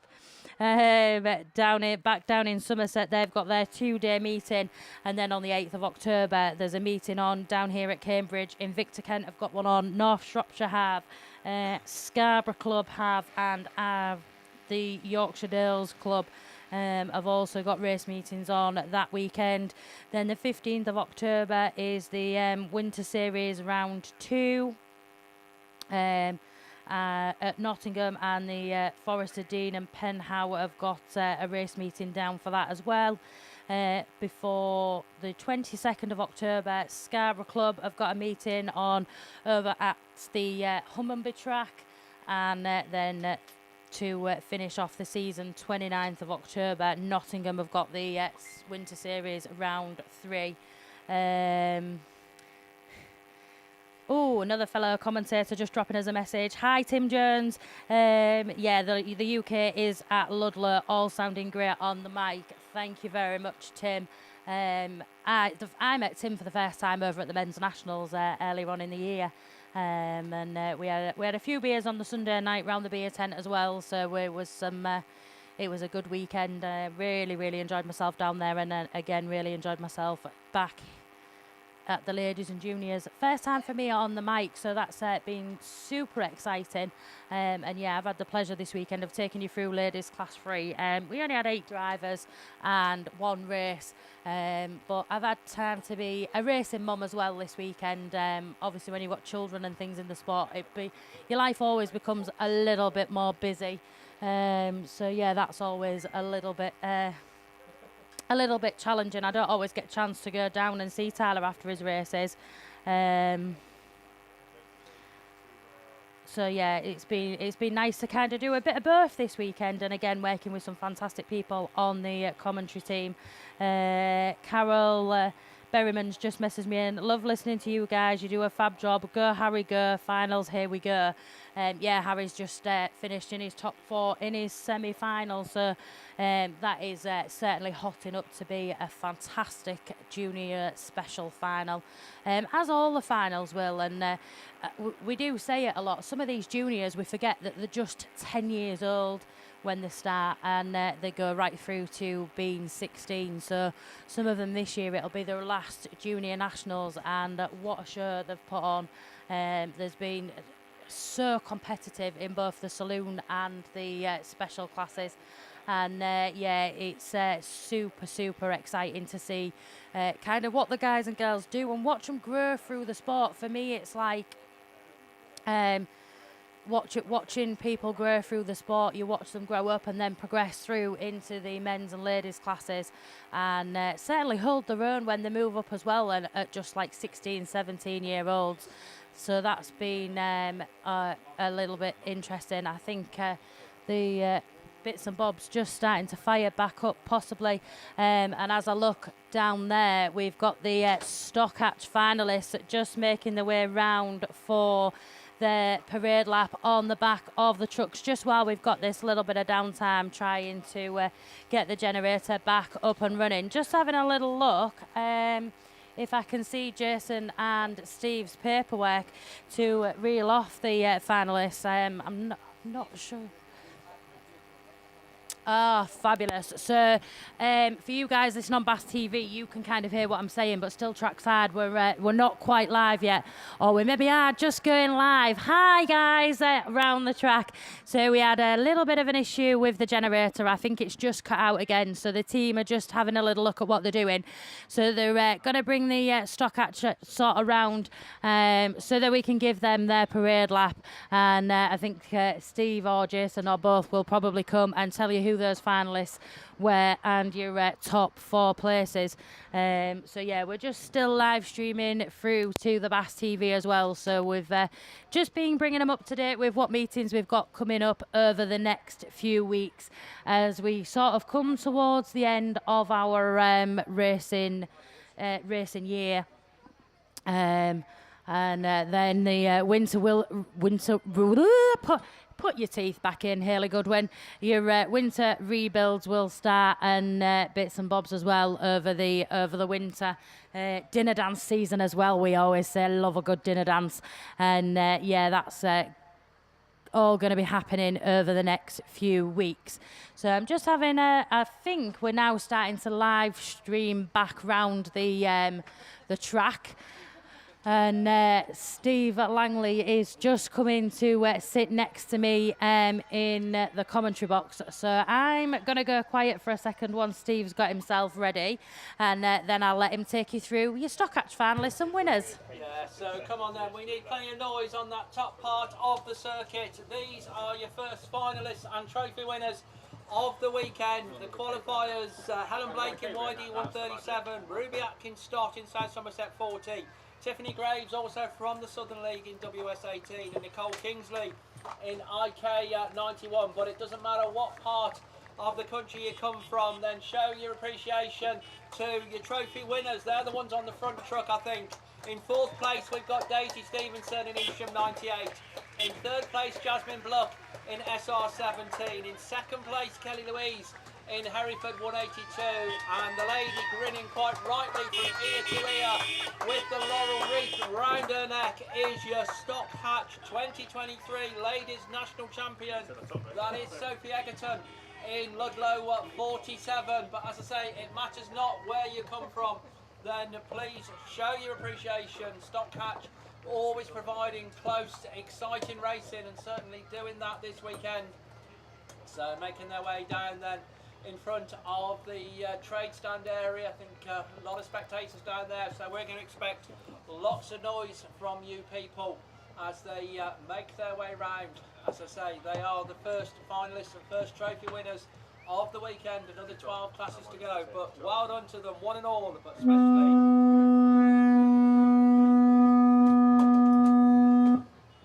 especially to Daisy Stevenson, Jasmine Block, Kelly Louise and Sophie Egerton.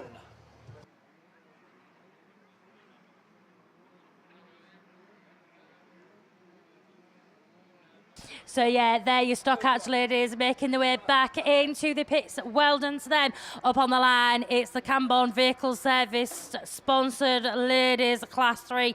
No driver unbeaten thus far this weekend. The one that comes out at the top of the points is the Border Counties 111, Becky Shaw. So she will have had her pick of the lanes over on that start line on the far side. Joint equal second then was the Carmarthen number 3 of Catherine Benyon and the Spalding 77 of Nicola Saint, both on 128 points with a win, a second and a fourth over the weekend. So yeah, they're in the second. 4th place then is the Typhy number 1 of Naomi Davis. She was on 100 points with 2/3 and a fourth through the heats.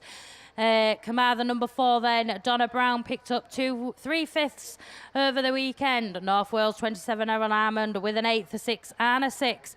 305F then, Kerry Jones with a 6 and 2/7, and then the St Neots 269 of Joe Thompson with a 7th and 2/8. None of that matters now though, because we're going to look round once we get that track clearance.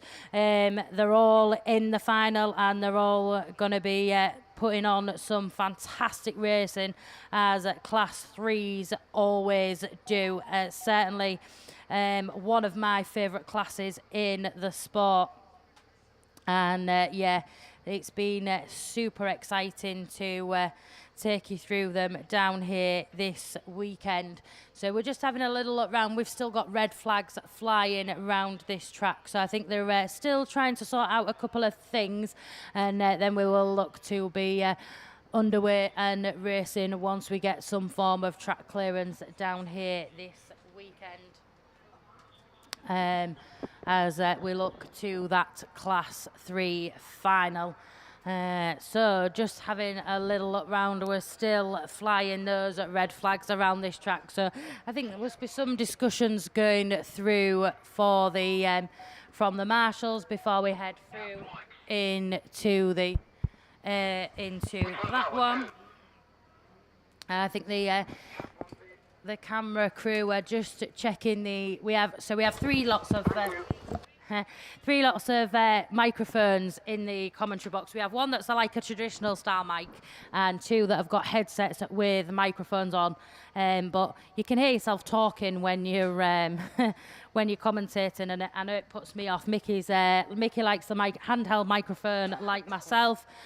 Paul likes the earphones, so we're all a little bit mixed up when we do the commentary. But it works really well when there's a few of us because we've got a couple of microphones that we can choose from and have a good conversation when we're waffling like we do. It's usually I usually get roped into waffling because I can talk a lot. That's the only reason I ended up in a commentary box, really. Mickey B gone on holiday, and I got voted in. Well, I didn't get voted in. I got asked if I would do it. My mate volunteered me, and yeah, been in the box ever since. So it's yeah, good to be at another nationals, and yeah, that's been super exciting. Mickey's just sat down, I think, having a look at his paperwork and his finalists. We're starting to see yellow flags appear around this track.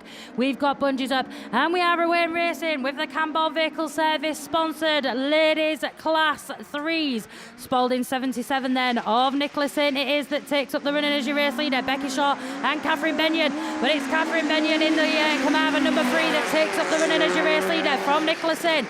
Becky Shaw on the outside then, and Donna Brown then in the Carmarthen number 4. She just drops back there. That allows Naomi Davis in the Typhy number 1 to move up into that 4th place position as we see a little bit of pushing through at the front of the field. Spalding 77, Nicholson then takes up the running as your race leader from Catherine Benyon as you 1 and 2. Then it's Becky Shaw from Donna Brown as your top 4 in this one at the minute. Typhy number 1 then Naomi Davis sits in that 5th place from the 305F of Kerry Jones. And then it's the St Neots 269 Joe Thompson, and the one with all the work to do from the rear of the field. North Wales 27 Erin Almond it is then, but back eyes front Nicholson in the Spalding 77 leads them up down the far side of the field into that Beer Tent bend and round past the crowd to the right of commentary. Border County's 111 then Becky Shaw now looking round the outside of Catherine Benyon, but it's still Benyon from Shaw from Donna Brown then in that 4th place position. Naomi Davis doing everything she can to find a gap on the far side of the field. Then it's the 305F of Kerry Jones from North Wales 27 of Erin Hammond, and then Joe Thompson in the St Neots 269. But another lap underneath your belt for your race leader then. Becky Shaw in that 2nd. Carmarthen number 3 then of Catherine Benyon in that 3rd place position from Donna Brown in that 4th place. Just out with the trophies at the minute, but still all to play for on this one then. Here's the Typhy number 1 of Naomi Davis. Then it's the 305F of Kerry Jones from North Wales 27 of Erin Hammond. And then the St Neots 269 of Joe Thompson then. But the battle at the minute is on for the 3rd, 4th and 5th place on this one. Away and gone at the front of the field and seeing that yellow flag with the black cross. Spalding 77 it is then of Nicholson from Border County's 111 of Becky Shaw. Then it's Catherine Benyon from Donna Brown then in that 4th place position. Typhy number 1 Naomi Davis looking to try on the outside. 305F North Wales 27 and then the St Neots 269. But Spalding 77 then of Nicholson it is that takes the win. Border County's 111 Becky Shaw takes 2nd from Carmarthen number 3 of Catherine Benyon, and then the Carmarthen number 4 of Donna Brown. Typhy number 1, Naomi Davis. From the 305S of Kerry Jones. North Wales 27 of Erin Hammond, and last but by no means least, St Neots 269 of Joe Thompson. Round off my Camborne Vehicle Services ladies class 3s down here this weekend, and your new national champions, Spalding 77 then, Nicola Saint. Up on the line then, as those ladies class 3s just make the way back into the pits, is ladies class 5s, and I'm going to hand you over to the very capable hands of Mickey B. Yeah, thanks very much, Hayley. Ladies Class 5 and National Final 2023. Watts Roofing Supplies Limited are sponsors throughout the weekend. It brings out Lynn Olsen, Breednill 27, top point score 145. Stroudon District 45, Sarah Bateman, Kirsty Godfrey in Cambridge 10, Nicola Jesse York 44, Shauna Stedman Eaton 777, Lindsay Weir, Breednill 66, Sandra Jones Cumberland 31, and Hereford 4, Natasha Gibbs. They are your runners and riders. We've got track clearance, bungee lifts. Let's go racing with the ladies class 5, and it is the final. Athelston 13, Laura Blaber then makes it through because I think Sandra Jones has dropped out, and she takes up the running. So it's Blaber then from Nicola Jesse, from Olsen, from Bateman, from Stedman. There we go, Weir, then Gibbs. Oh, Kirsty Godfrey knocked it out of gear. Cambridge 10, she's right at the back of the pack. Oh, she's not going to be happy with that. That go back to the 2 lead cars, and Nicola Jesse looks for a gap up the inside of Blaber. Door gets closed, they keep running past me. It's Blaber from Nicola Jesse. Shimon round that turn 3, and Stargate turn. Blaber from Jesse still leading it. Then it's the snake, Sarah Bateman. Where are you, Sarah? She's running at about 6th place at the moment, as Olsen taking up that 3rd place from Stedman. So there your trophy positions. Athelston 13, Blaber, York 44, Nicola Jessup, Breednill 27, Lynn Olsen, Evesham 777. That is the Stedman machine as they bring it round again, and look at the top 3. They're starting to pull away from the pack. The Evesham 777. Shauna Stedman still protecting that final trophy position from Lindsay Weir, from Sarah Bateman, Natasha Gibbs, and Kirsty Godfrey, who's starting to close up a bit of gap at the back. But we keep to the top 3 cars again. Still leading this one, Athelston 13. Laura Blaber up the opening straight again, up into the beer tent turn. Nicola Jesse now within touching distance as they come round. Turn 1 and 2. Athelston 13. Laura Blaber, can she hold on to this? As now Nicola Jesse goes with a Lynn Olsen from Lindsay Weir. Weir up into that 4th place from Sarah Bateman as they bring it round. Stedman dropped down a couple of places in the 777, but she's still fighting back against Bateman. But as they bring it round, still more laps to go on this one. Athelston 30, Laura Blaber, York 44, Nicola Jesse, Lynn Olsen, Breednill 27, Lindsay Weir and Breednill 66. And then it is the snake, Sarah Bateman in Stroudon District 45, running in 5th place just outside the trophies as they bring it round turn 1 and 2 for the penultimate time. One more lap to go on this one. Athelston 13, Laura Blaber, can she hold on to the win? Nicola Jesse right on her tail as they come out of that Stargate turn. They've got half a lap to go. Oh no, it's red flags. Oh no. Oh no. Why'd you do that to me, girls? Why do you do that to me? I'm not sure if I could do another one like that. It'd kill me voice. I think that in the national finals they have to run to conclusion, I think. That's my understanding. So we'll have a listen out on the radio to find out, but coming together over on that far side, I can see it's got the snake of Sarah Bateman, the car square-wheeled on that. Laura Blaber's like she can't believe it. Athelston 13 led it from start, but didn't get it to checkered flag. So will they need to do it all again? Sarah Bateman brings the car back off. Looks all right. The wheels are in the right direction. So we'll have to wait and see. Right, let's move it over onto ladies' super saloons. Lindsay Allen, Michelle Barrett, Sam Graney, Mel Gallagher, Julie Hawthorne-Fernio, Shamel Gasby, Kirsten Bartlett, Michaela Dance. Wow, what a lineup that is as we get ready to go racing with Super Saloons, JHHW Photography, our weekend sponsors. Yellow flags coming up around the track. We look to that first all-important Marshall post. When he's ready, he'll pirouette round and signal the start of the 2023 Super Saloon Ladies National Final. Here we go, let's go racing.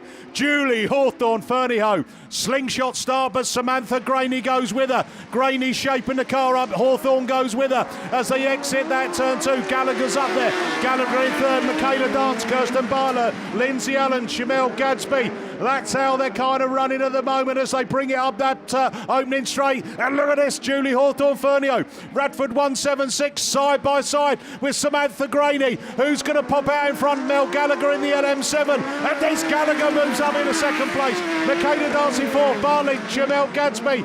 Then we go down to Lindsay Allen and then that York 2 machine. Michelle Barrett running at the back of the pack as we look up to the top 3 cars. Oh, Samantha Graney's got on it hard round that turn 1 and 2. Julie Hawthorne Fernieho still leading from Mel Gallagher, from Samantha Graney. Michaela Dance, Kirsty Bartlett from Shamel Gadsby as they bring it round that turn, and then we go Lindsay Allen and then Michelle Barrett in York 2, still looking to find a way past that Allen machine, but still leading round turn 2 again. It's Radford 176, Julie Hawthorne Fernieho. Hold on, Samantha Graney's going for it again. Round the outside of Mel Gallagher, 3 abreast as they come round. Wow, what a race this is. Michaela Dance was up to second, drops back down to fourth as they bring it up to Beer Tent Corner. Round that turn 2, still Julie Hawthorne Fernieho, Radford 176, Pennine 8, and Samantha Graney, Mel Gallagher, Michaela Dance, Shamel Gadsby, Lindsay Allen, Michelle Barrett,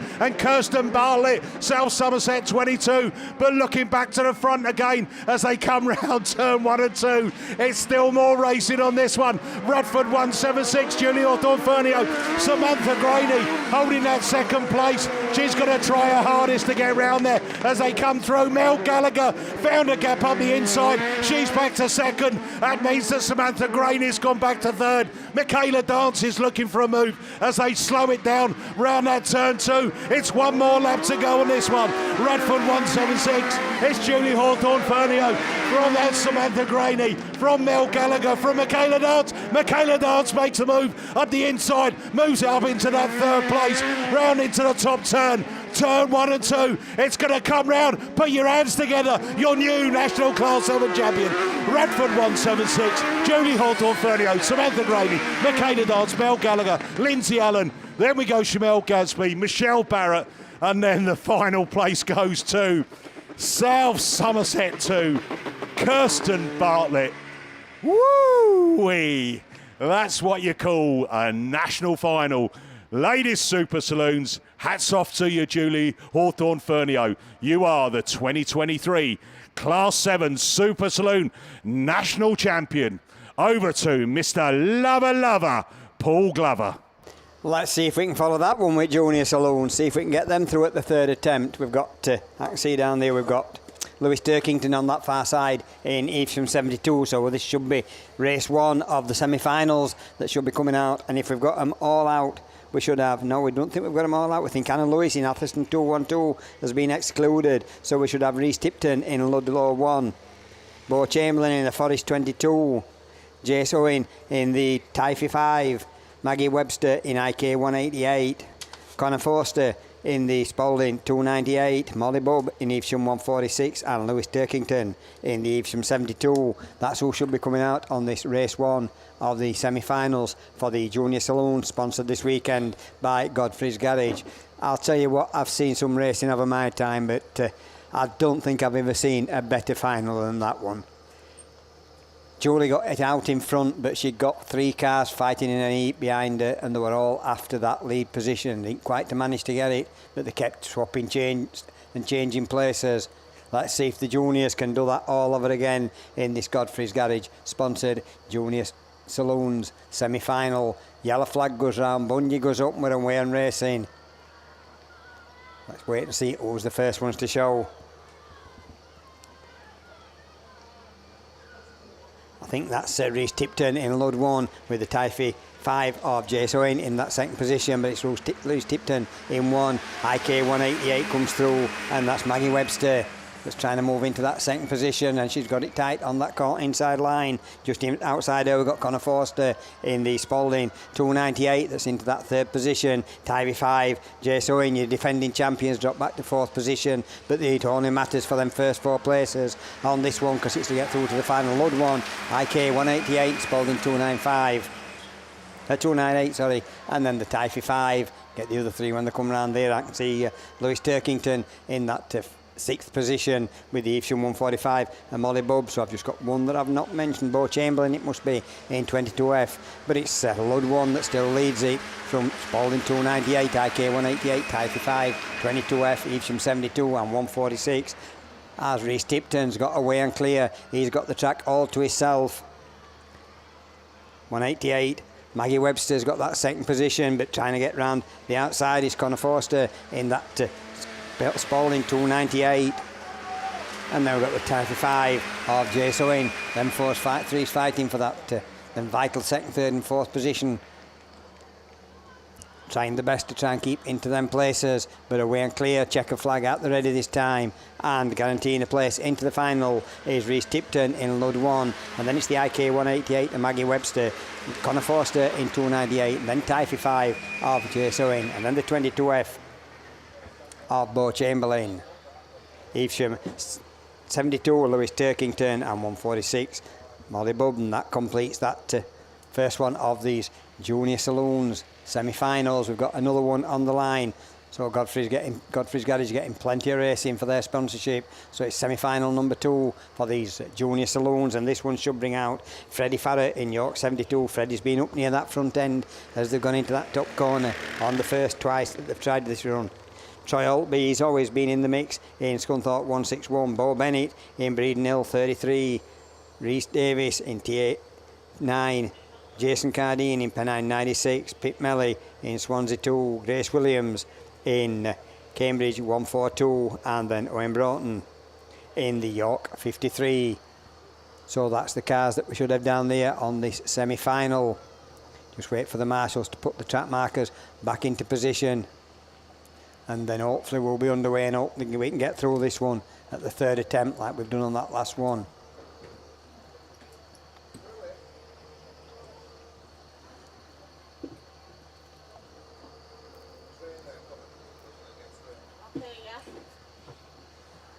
Excuse me, could you just radio over?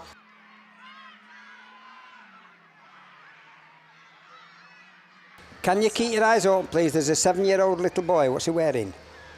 Shorts and a black top. A pair of shorts and a black top. What's his name? Jake Rogers. Pardon? His name's Jake Rogers. Jake Butters. Jake Rogers. Sorry, I can't. Rogers. So Jake Rogers, if anybody can see a little lad that's wandering around lost, 7-year-old, Jake Roberts in a black top and shorts, please. Rogers, can you please bring him up to commentary so as we can return him back to his family? We'll get through this race and we'll come back to that one in a moment as York 72 of Freddie Forster goes through and starts another lap. So Freddie Forster in York 72. Actually, Troy Altby in that valuable 4th position in the Scunthorpe 142. We've got one square wheeled up there. I think that's Cambridge 142. Grace Williams at square wheeled up near that beer tent corner. In second place, we've got the Pennine 96. Then it's the Swansea 2 of Pete Melly and the Pennine 96, that's Jason Cardine that's in that second position. So them 4 cars getting stretched away from the rest of the field as York 53, Owen Broughton is the first of the non-qualifiers, unfortunately. And then just behind him we've got the Tivy 9 of Rhys Davis, but it is the York 72, Pennine 96, Swansea 2, Scunthorpe 161, York 53, Tivy 9 and Breeden Hill 33 of Bo Bennett. All the work to do them back of the field, but the leaders up that far side. Troy Altby trying to move through and get that 3rd position as they go through there past Pete Melly, but it only matters about these 4 places. York 72, Pennine 96, Scunthorpe 161 and Swansea 2. That completes the second semi-final and we'll get them all into there. Actually, class 9s, I believe, up there. So thank you very much for the people that look for that little lad, but it has been found. You can imagine that his parents were frantic at the side of me when that race was starting on, trying to get him through. But looking down to the line, we're back to single-seaters, and I believe that this must be the Elite Racing Transmissions ladies class 9s. So we should have top of the shop on 3 out of 3 wins. Claire Williams owner. I can't get that name right. I've called the Claire Williams for that Claire owner for that long. But it's Claire Williams owner in Melton. 62. Jenny Houlihan in the CW9. Not got a chance to go through them because the Bungee's open with away and racing. And it's the Atherstone car 23 off Sarah Trott. That's the first one into that corner with the Pennine 5 of Chloe Richardson in second position. So we've got the usual leaders. Then we've got the Nottingham 492 Molly Richardson in third position as Sarah Trott stretches away from the rest of the field, and trying to chase her down is the Pennine 5 Chloe Richardson, but Chloe's having to hold on to that second place. So it's Atherstone 23, Pennine 5, Nottingham 492, Melton 62 and Evesham 218. So Claire Williams owner in that fourth position, the last of the trophy places, being chased by Marcy Carling Grasby in the Evesham 218. But Sarah Trott had 3 wins out and 3, but in the one that matters, she's leading it. Atherstone 23, Pennine 5, Nottingham 492, Molly Richardson still hangs on to that third position. Claire Williams owner trying to go around the outside of her in the Melton 62, and Macy Carling Grasby in the Evesham 218. Trying to find a way around any of them that she can pick a place up. And just behind them we've got the CW9 of Jenny Houlihan, another one that's been winning all weekend. Sharon Barker in Evesham 46. But it is still Sarah Trott in that Atherstone 23 up that far side into this start gate corner for this beer tent corner, sorry. But it's Pennine 5, Chloe Richardson still there in second place. Claire Horner's now moved up into third place in Melton 62, Nottingham 492 of Molly Richardson still hangs on to that final trophy position in fourth place. But up that far side, Sarah Trott still keeps her nose in front. Chloe Richardson trying to close up, but Claire Williams owner got right onto the back end of them as they've still got a couple of laps to go. Nottingham 492 come the CW9 of Jenny Houlihan. She's trying to find a way around Molly Richardson, but not managing at the moment as Macy Carling Grasby tries to get up on Jen's inside, but can't manage it as they come round this time. Yellow flag with the black cross tells them one more lap to go. Atherstone 23, Pennine 5, Melton 62, Nottingham 492, EW9, Evesham 218, Evesham 26, and the ARC 3 of Heidi Steely Seagrave. But up that far side, into that top corner, Sarah Trott's led this from the beginning, and she's going to take this final win. Atherstone 23, Pennine 5, Melton 62, Nottingham 492, them's your trophy winners. Then it's the CW9.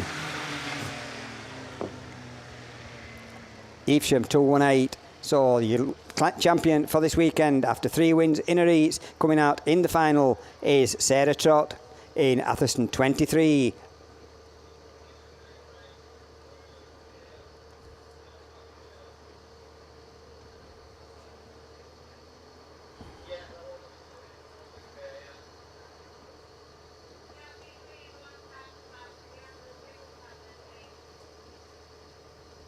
So that completes the Elite Racing Transmissions Ladies Class 9s.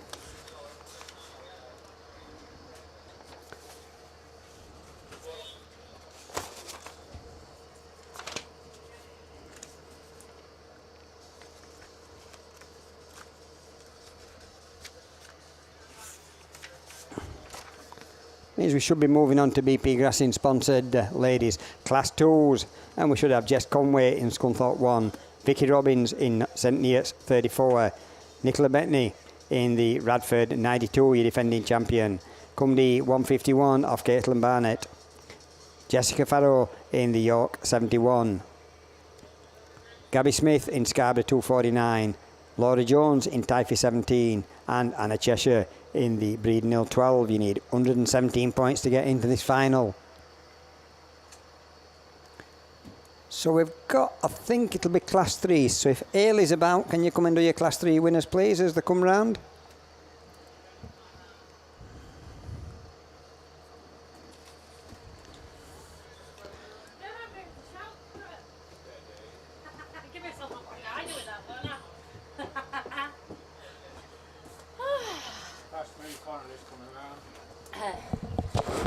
just while we get a little bit of a soaking from the water bowser, the Cambon's Vehicle Services Ladies Class 3 finalists are coming round in the trophy trucks then on the far side of the field. So we've got first place then, your new national champion in the ladies class 3s. Spalding 77, Nicola Saint then. Second is the Border Counties 111 of Becky Shaw. Third is the Carmarthen number 3 of Catherine Benyon. The fourth place then is the Carmarthen number 4 of Donna Brown. Fifth, Typhy number 1, Naomi Davis. Sixth, 305F of Kerry Jones. North Wales 27, Erin Hammond. And St Neots 269 of Joe Thompson then. They are your finalists and your top drivers in the ladies class 3s down here this weekend.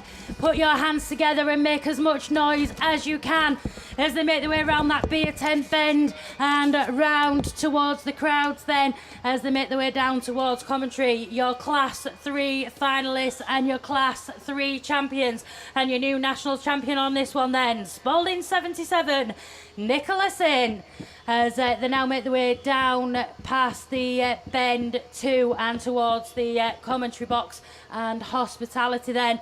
Keep that vibe going and keep those cheers going as they all make their way around.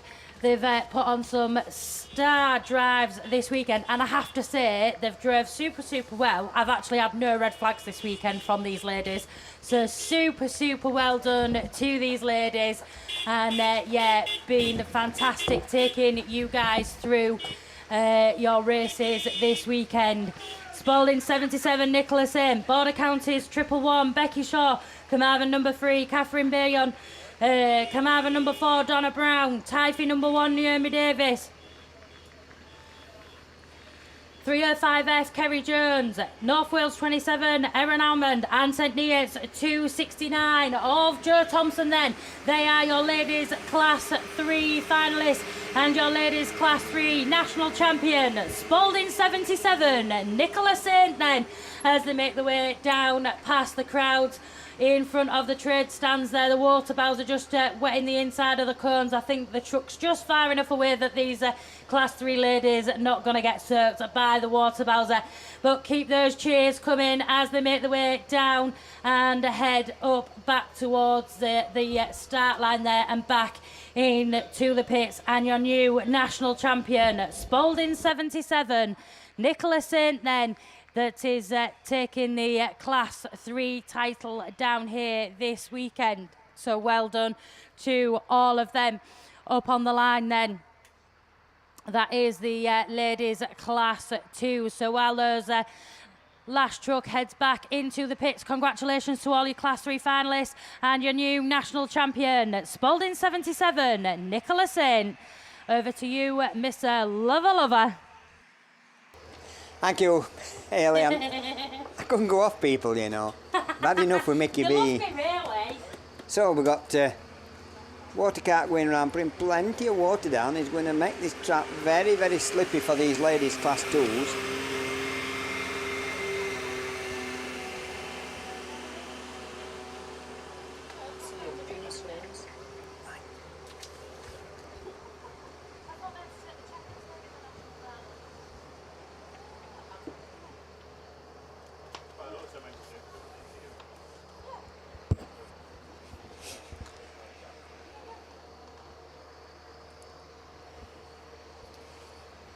So just get this little drop of water down and we'll have a look at the points that these ladies needed to get through into this final. Jess Conway, 3 out of 3 wins, 165.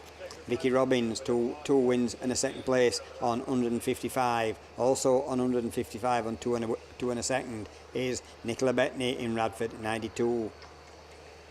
And also Caitlin Barnett in the Cumdee 151 on 136 points. We've got 2 of them. We've got Jessica Farrow in York, 71, and Gabby Smith in Scarborough, 249. And then on 1 point below behind them is on 135 points is Typhy 17, Laura Jones, and your final qualifier is Breed Nil 12, Anna Cheshire on 117 points as the Bowser makes it back into the off the track so as we can get away, and hopefully with this Class 2 final for these ladies, kindly sponsored by BP Grassing. That's, as we all know, down there in that green and yellow tent, selling all your little bits and pieces. And it's a big thanks to BP Grassing that's sponsoring this class this weekend.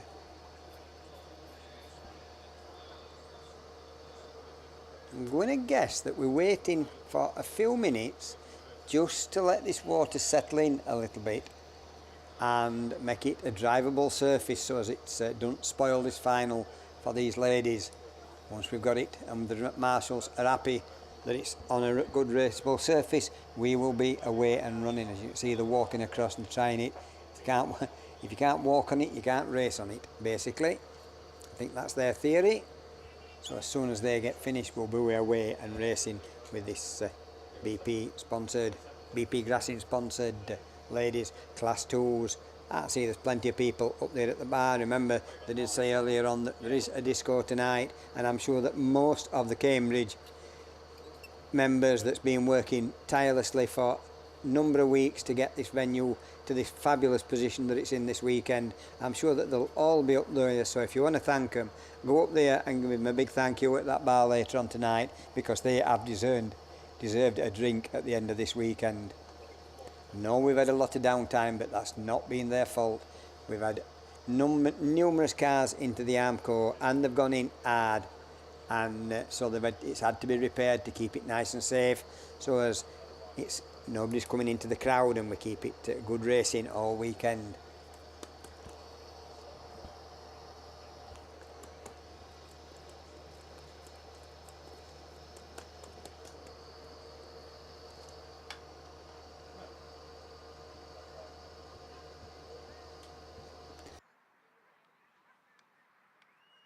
We've got another presentation truck coming up while the water's soaking in. We're going to come round, and I'm going to guess this is going to be Class 5s.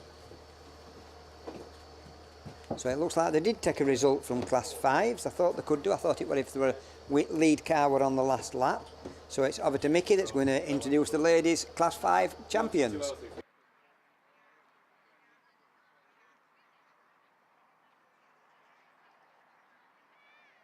Yeah, so ladies and gentlemen, we have got your ladies Class 5s, and what a final they put on. Didn't get to the checkered, but nearly, very, very nearly, and it was that machine that really took it. Nicola Jesse pushed her all the way, and that was that Athelston 13, Laura Blaber there, who came through as the final place qualifier, and took the final in dramatic fashion. York 44 second, then Nicola Jesse, then Lynn Olsen. Brilliant drive there, Lynn, in that Breeden Hill 27. Then another Breeden Hill member, Lindsay Ware, in the 66 machine, over in that final trophy position. Evesham 777, Shauna Stedman in 5th. 6 went to Cambridge 10, and a good weekend there for Kirsty, just missing out on the trophies. Hereford 4, Natasha Gibbs. Bit of a mention to Sandra Jones. The engine didn't hold up to get yourself into that final. But there you go, ladies and gentlemen. Put your hands together. Big cheers. If you've got any water, then spray it on them. But it is Athelston 13. That is your new 2023 national champion, Laura Blaber. Well done, Laura. Nicola Jesse. Shimon in that second place. Third is that Lynn Olsen machine, Breeden Hill 27. Fourth is Lindsay Ware. Fifth is Shauna Stedman there in that Evesham 777. Kirsty Godfrey, Cambridge 10. Hereford 4, and Natasha Gibbs. Come on, ladies and gentlemen, give them a big cheer, a big round of applause. There's things being thrown at them. It's boxer shorts, I think. No, it's not. I think it's water bombs. So put your hands together again as we come down into that turn 3 corner. A big round of applause to Athelston 13. It's Laura Blaber, your new 2023 national champion. Watts Water Roofing Supplies are sponsors.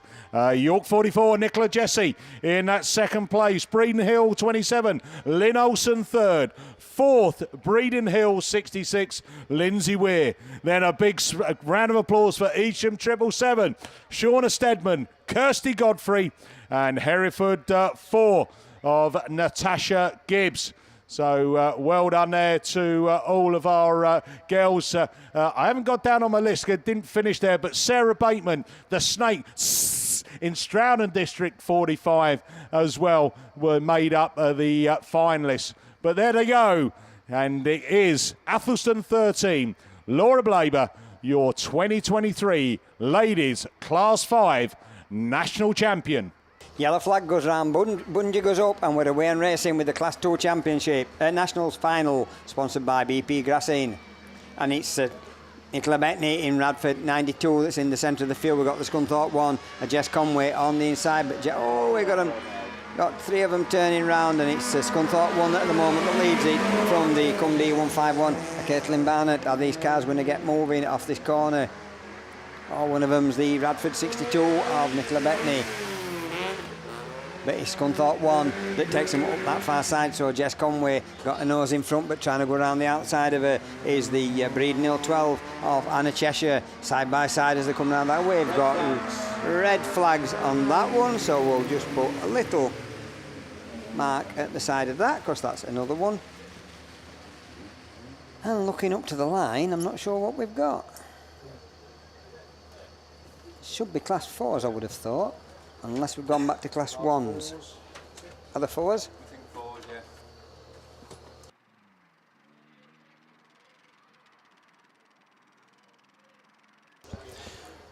Right, ladies and gentlemen, urgent announcement first of all before we go on to this next final. Chantel Gregory, if you're about, or if anybody can have a look around you, we're looking for Chantel Gregory, young 12-year-old girl wearing a pink top, if she's about, at the gate. If she could be, well, I say return, that's maybe the wrong phrase, but if she can come either to race control, pitch control, or the gate, if you can hear us in the camping field. If anybody can have a look around you, a young 12-year-old girl in pink, Chantel Gregory, the name. Thank you. Right, Class 4, so we've not had a chance to go through the runners and riders, so we'll take you straight through it. York 61, it is that leads the way, and that is going to be Jane. Sure, I forgot your name, so I'm going to call you Jane.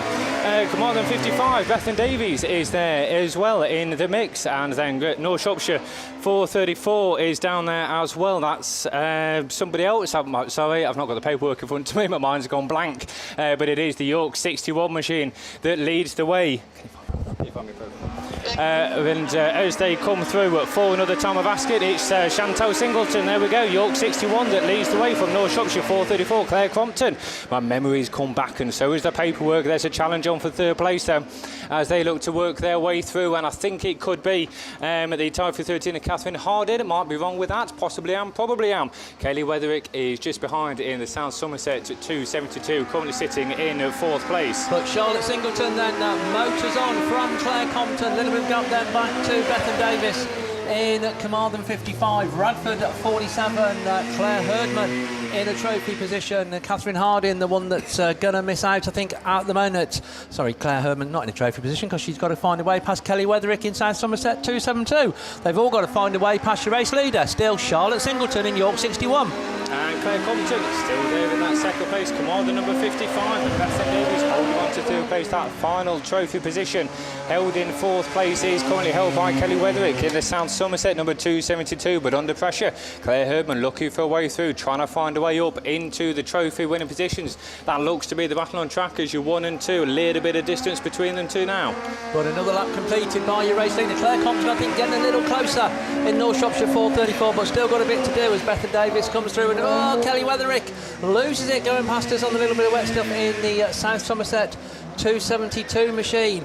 Gets it going again, but now finds herself right at the back of the pack. That does put Claire Herdman up into a trophy-winning position. But I tell you what, it's getting tight at the head of affairs as York 61 comes round once again. Claire Compton reeling her in like a fishy on the end of a stick at the moment. As you always say that, she goes out wide. All that progress she's made, it's been thrown away. And the gap's opened up to your race leader now as York 61, Claire Singleton, has a bit of breathing space now. Third place lady Bethan Davies sits there on a lonesome as well, with Claire Herdman now holding that final trophy position with one more lap to go. It is Charlotte Singleton that leads. So yes, can Claire Compton do anything on this final circuit in North Shropshire? 4:34, Carmarthen 55, Radford 47 complete the top four. Catherine Harding runs fifth in Tybee 13. I think Claire Compton just got a bit too much to do in North Shropshire 4:34. As she goes down to the top part of the circuit. Your Class 4 national champion is going to be York 61. Well done. Charlotte Singleton takes the win. Claire Compton in second place. Carmarthen 55, then Bethan Davis in third. Claire Herdman runs fourth. Catherine Harding fifth in Tybee 13. And your defending champion, unfortunately having to settle for sixth place, that's Kelly Wetherick in South Somerset 272.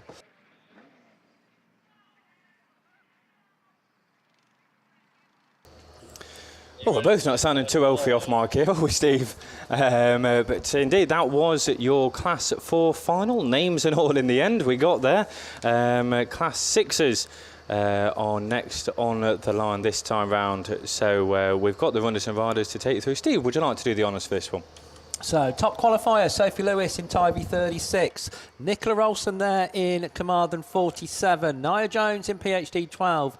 Your defending champion is there, Ellie Bailey in Scunthorpe 33. Emma Canning in Evesham at 291. Hannah Thomas in Scarborough 16. Caris Thomas in Tybee 66. And last but definitely by no means least, the Cumdee 22 car is there on the line. That is Kelly Murray at the wheel of that one. So Ellie Bailey, fourth qualifier, but she did have two wins. A black flag in Heat 1 and then unbeaten in the next two races. So defence of her title looking all right probably from that point of view. But we can see a trophy presentation truck coming round. Class 7s? I'm just guessing. Anybody recognise anybody on the back of the truck?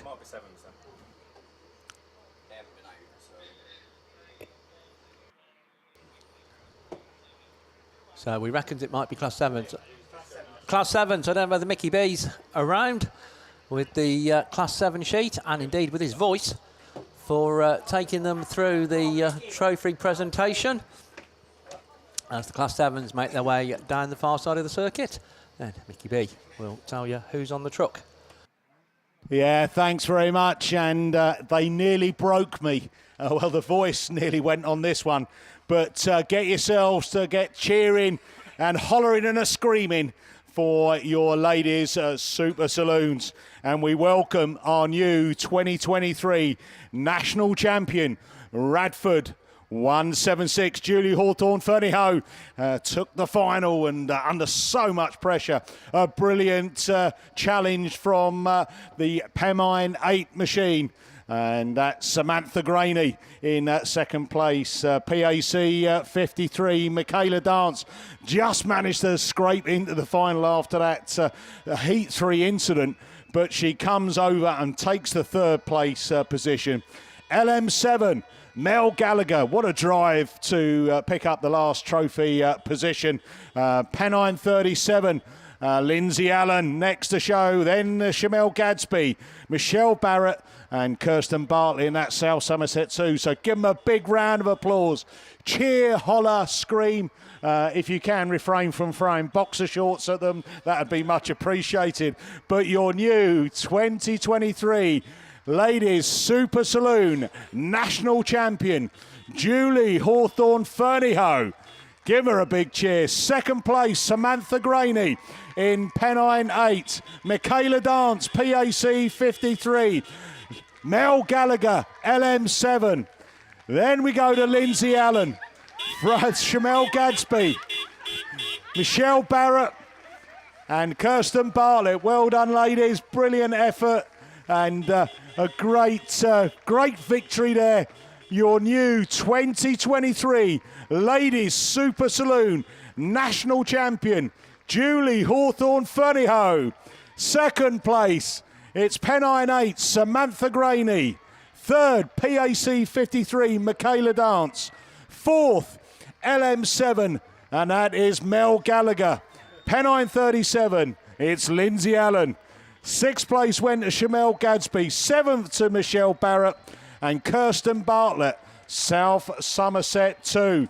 So as they make their way round that turn 3 bend, the trade stand bend, a big cheer for the final time for your new 2023 national champion. It is Radford 176, Julie Hawthorne-Fernyhough. Right, up on the line, it's Class 6s. Over to Steve Langley. Right, yeah, they're busy having some new certificates printed, I think, because they can't get a name on the existing ones. But no, that's a minor problem. So it's all right on Julie, lady from my part of the world. So, yeah, lovely to see. Right, Class 6s, we took you through the runners and... Well, I took you through the runners and riders, so I think it's only fair that Jason gets ready to take you through the opening stages as they get ready to leave the start line. Indeedy doody do. We are looking then for track. Well, waiting for James to carry everything out onto the track, hat and all, bottle and all. There we go. So one more module to come out on track. We'll look for track clearance to go with your Class 6 final. So it's been feels a bit of a mixed grid this weekend, a few mixed results, but the expected names that we come to know in Class 6s majoritively up in this final. Sophie Lewis, Nicola Olsen, Nia Jones, Ellie Bailey, Emma Canning, Hannah Thomas, Karis Thomas and Kelly Murray, your runners and riders out in this one. Defending champion Ellie Bailey looks to be starting from the middle of the pack, looks like grid 6 she'll be starting from. She'll be looking at to gate as she has done all weekend, up into the corner, top corner for the first time of asking you race leader. She'll try and do what she did last year. Nicola Olsen, a previous national champion as well, will look to deny her that opportunity, as will 6 others as we get away from the line, and that's a very even break. Nicola Olsen though is the one to get the best of the break. Oh dear, Ellie Bailey up on 2 wheels, taking flying lessons.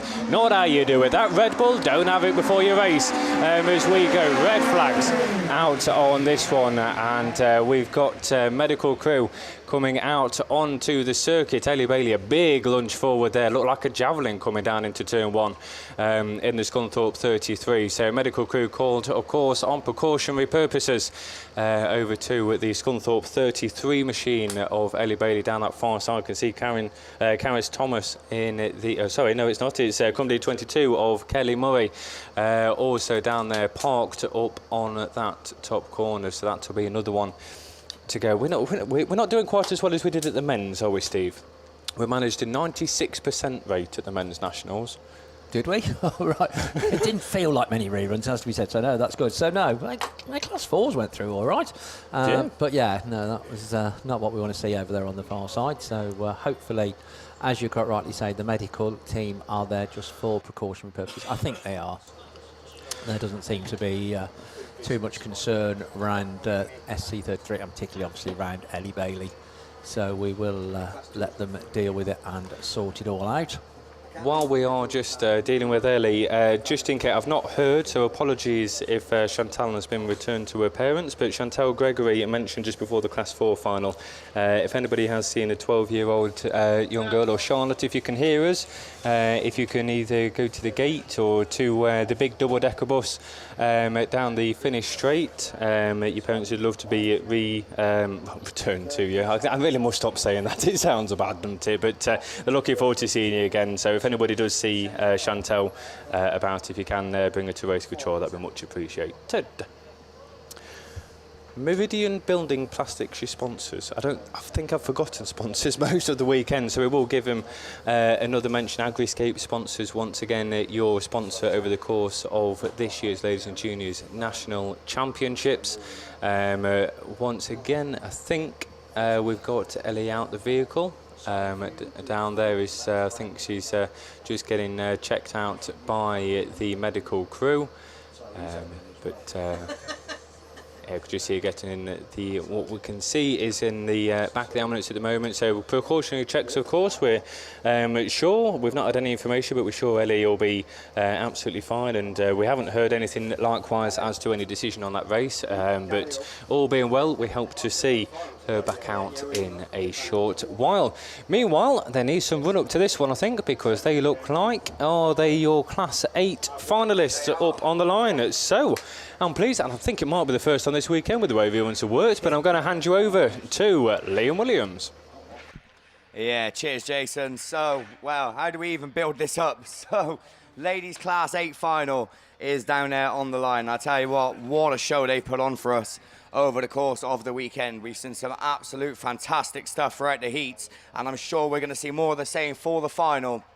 So there is obviously going to be a slight delay until we get racing with that final because of Ellie Bailey being parked over the far side. But the good thing is that the ambulance seems to be making its way off the circuit, giving us the indication that Ellie is fine. And looks like we're going to have a little bit of track maintenance go on as well, because we can see the roller coming out onto the circuit, and I hope we're not going to see the water bowser coming out, and I'm sure a lot of the ladies down there on the line will be saying the same thing. But there is going to be a little bit of track maintenance, which gives us the chance then to tell you who's down there on the line and who done what throughout their heats. 2 drivers come into today's final unbeaten. Claire Williams-Horner in Melton number 1 and Abby Jade Bennett in the Forester Dean number 8. So youth versus experience in ladies class 8s, but those 2 drivers have drove an absolute blinder in all 3 heats in order to go into that final unbeaten. So they will certainly be 2 of the favourites, and the way the sun is at the minute is actually making it quite hard to see what grid positions they've chose. I can see Claire Horner coming from the middle. I think Claire's in about grid 5, and I can't see Abby, so I'm guessing she might be in about grid 3, judging by the colour schemes I can see down there. But there be 2 to watch. Third qualifier then, Vicky Appleton. 2 wins and a second for Vicky. And it didn't look too good yesterday morning or yesterday early afternoon when things didn't go her way, but she was given a shot at redemption, and she certainly came back with a bang, and she goes into today's final on 155 points. Tia Reese, I think Tia's first ladies and juniors nationals in the Class 8, fresh out of junior specials, and she's got a win and 2 seconds, which puts her in as 4th qualifier in 145 points. She's joined by Jade Russell in IK 65. Jade had 2 wins and a 4th, so she's certainly been on the pace. 138 points then was enough to get her into today's Class 8 final. Terry Mumford, 158F, a 1st and 2 thirds, giving her 127, gets her in as 6th qualifier. And 126 was the magic number to get you into today's Class 8 final, sponsored by Timber Displays. And we had 2 drivers tied on points. Kelly Reid in White Rose 150 and Shelby Almond in North Wales 271. Both of those drivers getting 2 seconds and a third and getting themselves into the final. The main thing is that they're down there. It doesn't matter about the points they've accumulated over the heats now. That all goes out the window. As I said, they needed the points to get to the final. Obviously, the more points they got, then the better grid position they could choose. But now points are gone. It is all about the top 8 down there on the line, and it is all about winning this all-important final. And as I said, looking at that lineup, it could be absolutely any one of these girls to take the win. As I said, we've got a great mix of youth and experience. As I said, Claire Williams-Horner, of course, a former champion in Class 8.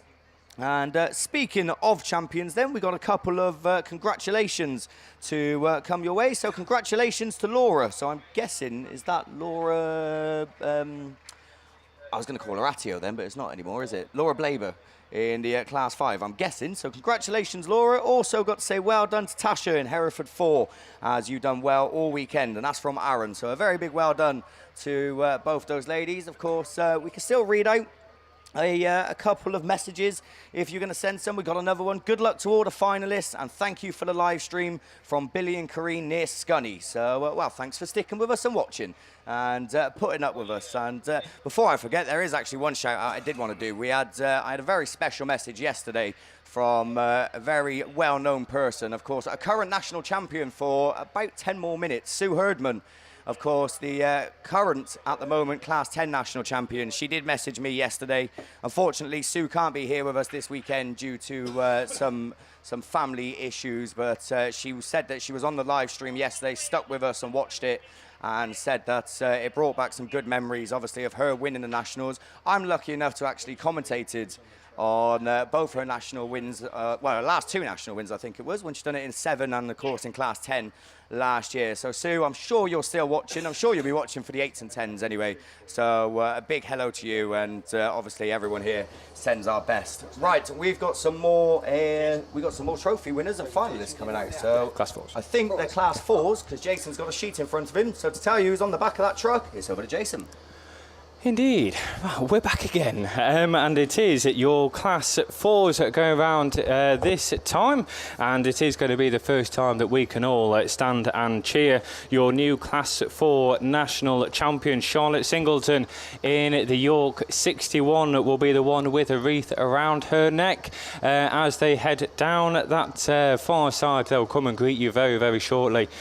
Make sure that you give them all a cheer. They've all well deserved the praise and affection of you all this weekend for the driving standards throughout. Second place runner-up this year, Claire Compton in the North Shropshire 434. Bethan Davies comes home in Carmarthen at 55. In third place, Claire Herdman, the last of the trophy winners. In fourth place in Radford, number 47, and Kelly Wetherick and Catherine Harding in South Somerset's 272 and Typhy 13 respectively, just outside of the trophies. But here we go, give him a cheer then. Charlotte Singleton, your new Class 4 ladies and juniors national champion, York number 61 it is, that takes the win. Runner-up, North Shropshire 434, Claire Compton. Bethan Davies down there, she's going to pick up the third place trophy. Claire Herdman will pick up the fourth place in the Radford, number 47. So all the way through the weekend, these 4 pushing each other to the limits, and it is Charlotte that comes out on top as they head round. She's on the inside of the track as we're looking at the cameras here on the live stream, but looks like she's had to fight for it as well as she comes round. She'll be ready for a refreshing cold bottle of water after this, I'm sure. Charlotte Singleton, your Class 4 national champion. Claire Compton in the North Shropshire 434 is the lady that comes home in second place. Bethan Davies, third place in the Carmarthen, number 55. Claire Herdman in Radford 47 ties out our running order in the trophies, which will be presented once again later on as they make their way past the finish line and back past to start through the trade stand area. Give them all a clap, give them all a round of applause and make your noise known. Charlotte Singleton, once again, she won't get tired of hearing it, your 2023 Class 4 national champion, driving the York 61. Claire Compton in the North Shropshire 434 is the one that is taking that runner-up slot. Bethan Davies and Claire Herman completing the trophies with Kelly Wetherick and Catherine Harding also down there as well, making the final, just shy of a trophy winning position this year. And so as they make it right the way through the end then, your Class 4s all the way through the weekend, they fought for the lane positions. It worked out for one person for one final time as they head the way off the circuit. Charlotte Singleton, your Class 4 national champion. Right, and before I head back, we will have a new champion in your ladies Class 6. That will be because, unfortunately, we have just had the news that Scunthorpe 33, too much Red Bull saw her flying and leaves her excluded from the rerun. So no Ellie Bailey out in the Class 6 rerun a little bit later on. But it looks like we're going to go straight back off racing, straight on to Class 8s and straight back over to Liam Williams. Yeah, thank you, Jason. Woo, controversy in Class 6s. So, wouldn't be a Nationals without a little bit of controversy here and there, would it? So, yeah, there we go. We don't get that with Class 8 racing because they're all well behaved. So, we're going to see what the Class 8 ladies can do. The roller seems to be making its way off the circuit, albeit very slowly. So, that will make its way off.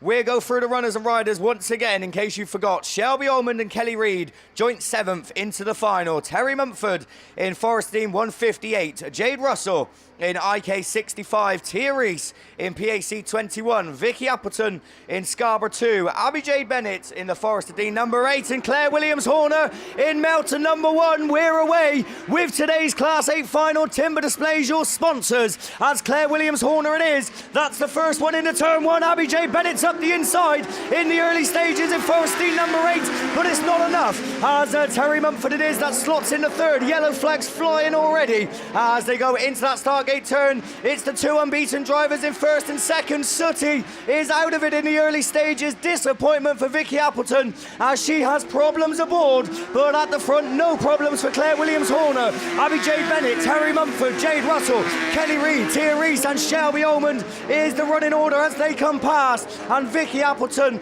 with no luck on her side, not to be this year in Scarborough 2 as she limps round hoping for a rerun, but Claire Williams Horner it is on that outside line. Abby Jade Bennett looking to try and shave some time off her laps as she takes the inside line, but not making any ground in the Forest Dean number 8, and Terry Mumford all over the back of her in third as the 2 Forest machines battling out for second and third. Jade Russell occupying that final trophy position at the moment, but Tia Reese is looking for a way through in PAC 21. The ones outside of the trophies along with Tia is Kelly Reid and Shelby Almond in North Wales 271, and Sooty still limps round, just hoping things might go some sort of way for her. But Claire Williams Horner it is, probably the most experienced one out there in terms of national wins and things like that, and she's looking to get another one under her belt in Melton number 1. She's been in this position countless times before, and she's got the experience to hold off and not make any mistakes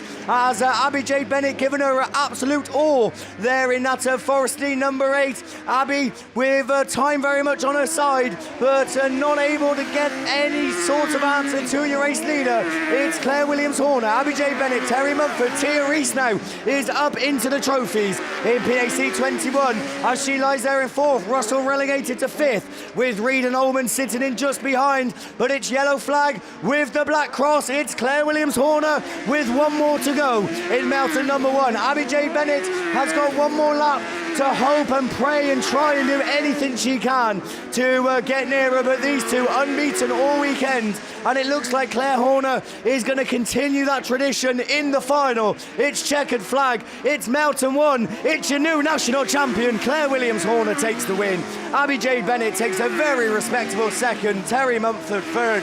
Tia Reese, her first nationals in 8, ends up with a trophy in 4th. Jade Russell 5th, Kelly Reid in 6th. Shelby Almond in North Wales 271, and Sooty in Scarborough number 2. Vicky Appleton has never really had luck on her side, and unfortunately that continues in today's final. But I tell you what, the way she drove over the course of the weekend, she can be proud of what she's achieved and even making it into that final. But bitter disappointment for Vicky in Scarborough 2. But your new 2023 Class 8 national champion, Melton number 1, Claire Williams Horner. Brilliant drive there, and as I said, Abby Jade Bennett gave her it all to try and get that win, but it wasn't to be this year. I think that's 2 seconds for Abby now at Nationals, but I'm sure soon enough one day that number 2 podium will turn to number 1. Right, are we going ladies racing? It's Class 1s, it's over to Gareth. And they're already up and running then, so it looks like it is Jess Conway that's got the drop. She went into this final unbeaten, into this Polysport sponsored Class 1 national final for 2023, and it is Sarah Trott around the outside, but Emily Polly knowing this circuit, being followed by Stacey Mills as well, who went into the semi-finals as 14th qualifier. We got red flags. So, yeah. Hopefully they'll go straight back round, because I'm not sure of the junior finals. I know that Eve Shan 146 was shared. It made the semi-final in the juniors and obviously was waiting to come out on here. So hopefully they'll send them straight back around. So they're going to go back. They look like Class 10s. So I'm not going to say any more, and I'll just hand you back to Liam.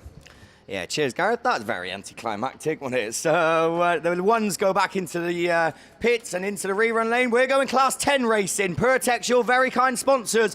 Only the one grid all weekend. And they're all back down there on the line. Josie Tompkinson's been the quickest of them. But is she going to be the quickest in the final? Katie Adamant it is, with the best of the breaks. Of course, Katie, your former Class 9 national champion, now looking to add a title on the 10. And she's got a great start, as it looks like Becky Faulkner runs second. Where's Josie? Josie's up to third. These three have been on it all weekend, but look at Becky Faulkner up the inside in North Shropshire number 6. Doesn't make it stick as Adamant fights back, as these two going at it. Red flags, no. Oh, he was doing so well. So, ladies Class 10s coming to a premature halt, as, well, Katie Adamant, she is not going to be happy in the Leewood 170 machine. So, as I said, a premature halt for Class 10s, as Russ Thompson is on an absolute mission in the middle of the track. He's been out taking photos, and I think, judging by that run, that means we might have junior specials assembled and ready to go. As looks like Toby's going to give him a helping hand as he goes out to greet him there at the fencing. Whoa, right, okay, before Russ comes on, we've got hot news on your Class 10s. It will be rerun without Becky Faulkner in North Shropshire number 6. So Class 10 all go, minus Becky Faulkner. It's junior specials, it's over to Russ. Yeah, here we go then. It started with 78. We have our top 8 now. And the Junior Specials National Final is go. And Max Holtby leads into turn 1. In scum up 6, there's Jocelyn further back. Somebody round the outside, but it's Holtby who leads the way from Lewis Farrer. And JJ Baltimore up to third. In the Forest 179, we're guaranteed a new champion. But it's Scunthorpe 6 leading the way. Yorkshire Dales 3. And oh, we've gone red. We've got Harry Berryman and Ben Coffey tangled on the turn. And that run from the tractor here was for nothing. Oh dear. Didn't see the incident, sadly. But yeah, that one also goes back, and we'll try again, shall we?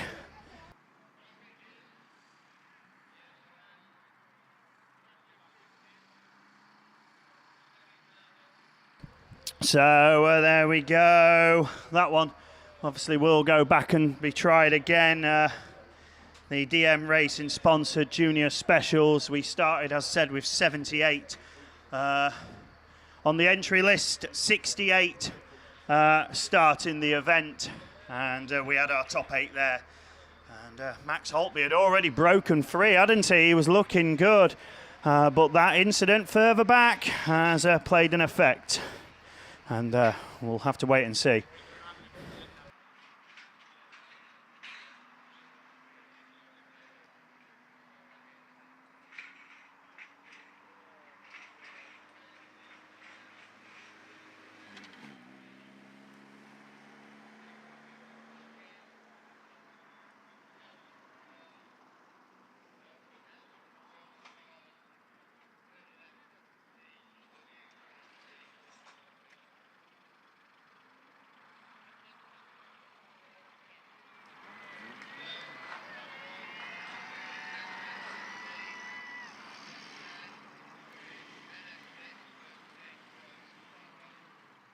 Right, okay, so the Marshall in team just obviously clearing a few things up. There are a few exclusions from races.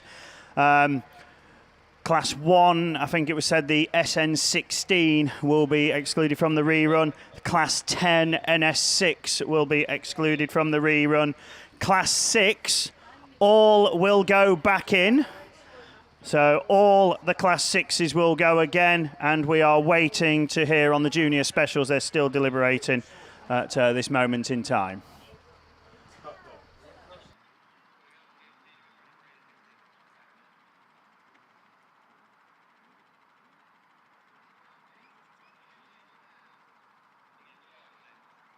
So it looks like we've got Class 2s back on the line for the rear, and I believe all will go back in again for that one.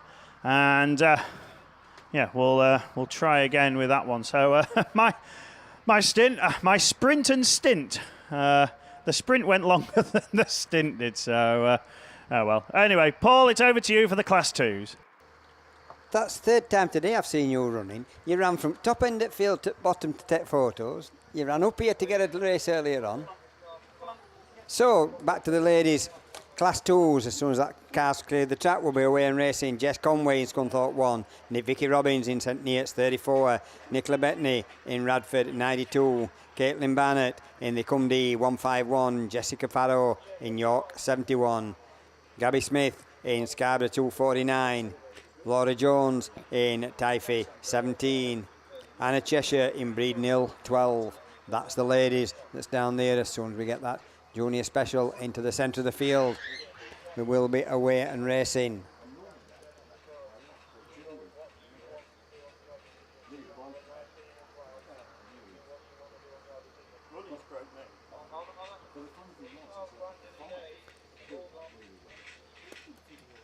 So it's a big thanks to Dave Robbins down at BP Grassing that's sponsoring these ladies' Class 2s.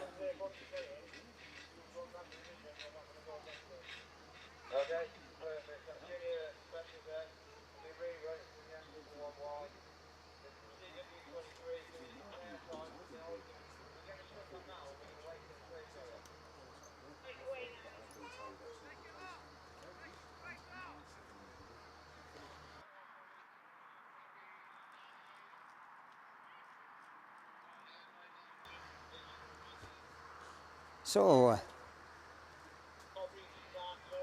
couple of vehicles coming back into the centre of the field. Hopefully we will then be away and racing. Still got, we've got a presentation truck. Is that going to come round before these Class 2s? If it is, I think we've only got the Class 9s that may be coming.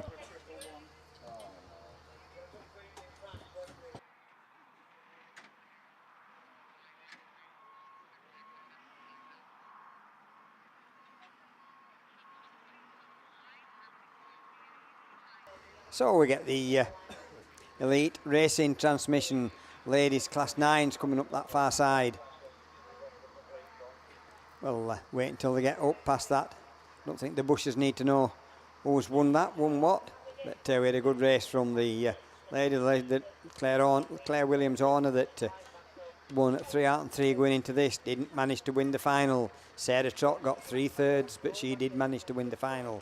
So coming up towards the beer tent, you've got your ladies Class 9 champion Sarah Trott with the laurel wreath around her neck, and then we've also got on that truck second place Chloe Richardson that were driving Pennine 5. Third place went to Claire Williams Horner, driving Melton 62. The fourth and final trophy winner is Molly Richardson, driving Nottingham 492. The others on that one is Jan Olahan, that were driving CW9. Macy Carlin Grasby, driving Evesham 218. Heidi Daly Seagrave, driving ARC 3. And Sharon Barker, driving Evesham 26. So your ladies Class 9 champions. Your champion for this weekend, Sarah Trott, who drove Atherstone 23. A fantastic drive all the way through, got in the lead on the first straight and nobody managed to get past her.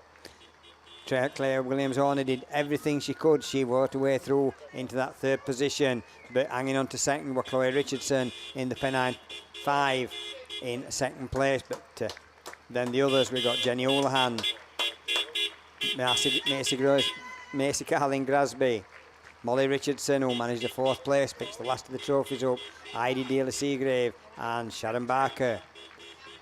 So as they come round where all the spectators are at the bottom end in front of the trade stands, put your hands together, show your appreciation for the BP Grassing sponsored ladies Class 9s champion Sarah Trott, driving Atherstone 23 with Chloe Richardson in Pennine 5 coming into that second place. Claire Williams Horner in Melton 62 in third, and the final trophy goes to Molly Richardson in Nottingham 492. The other finishers, Sharon Barker in Evesham 26, Heidi Daly Seagrave in ARC 8, Macy Carlin Grasby driving Evesham 218, Jenny Houlihan driving CW9. So that's your ladies Class 9 finalists and Class 9 champion Sarah Trott in Atherstone 23. And looking up to the line, I think we might have the ladies Class 2s on the line.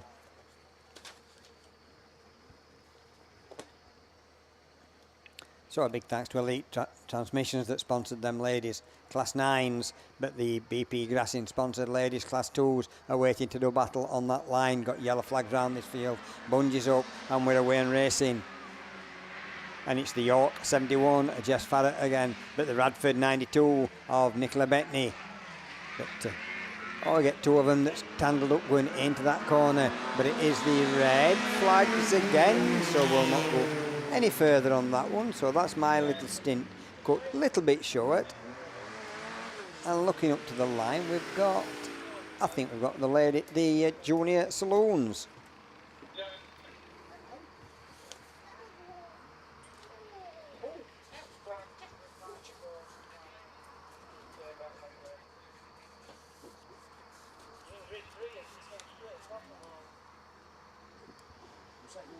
So junior saloons down on the line. We'll try again with it. We'll try with these first time on their final, and hopefully we'll get through this race. We've not doing very well with the ladies. We've got 2 reruns on ladies class 2s. Sorry, on the class 2s, they're not ladies, they're just drivers this weekend because it's all the ladies. So it's a big Godfrey's Garage that's sponsoring these junior saloons. And we should have Lud 1, Reese Tipton, top point scorer alongside Freddie Farrer, who also a top point scorer, driving York 72, going in 4th place after 3 rounds. Jace Owen in Typhy 5, that's your defending champion. Alongside him, also in joint 4th, is Troy Altby in Scunthorpe 161. Maggie Webster in IK 188, she came joint 9th to get into the semi-finals. The final car that got into the semi-finals, Pennine 96.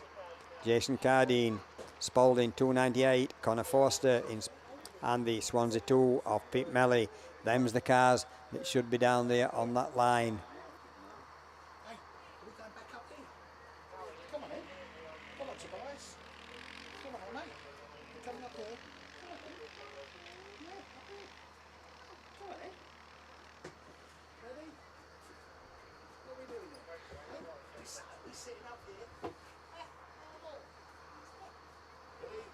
Looks like we might have a bit of damage to the Marshall's barrier at the beer tent corner, so just wait until they've sorted that out, and then we'll be away with the Godfrey's Garage sponsored junior saloons.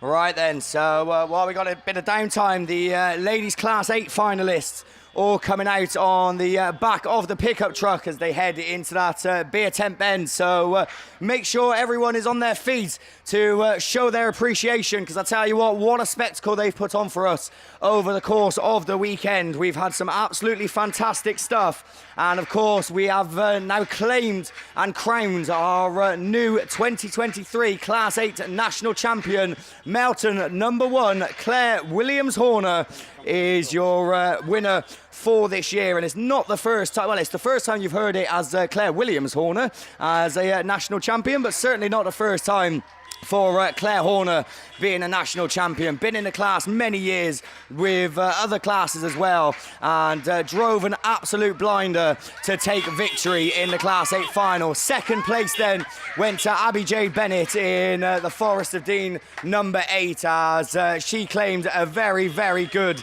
second place. Third place went to Terry Mumford in the Forest of Dean at 1:58. So we had Forest cars in second and third. The final trophy then at her first nationals in Class 8, Tia Reese. I tell you what a blinder she's drove this weekend in PAC 21. And start your Class 8 career as you mean to go on, because she is in the trophies, picking up 4th place. The rest of them, although they missed out on silverware, they all put on a fantastic show. Jade Russell in IK65 finished 5th. Jade even managed to claim a couple of wins yesterday.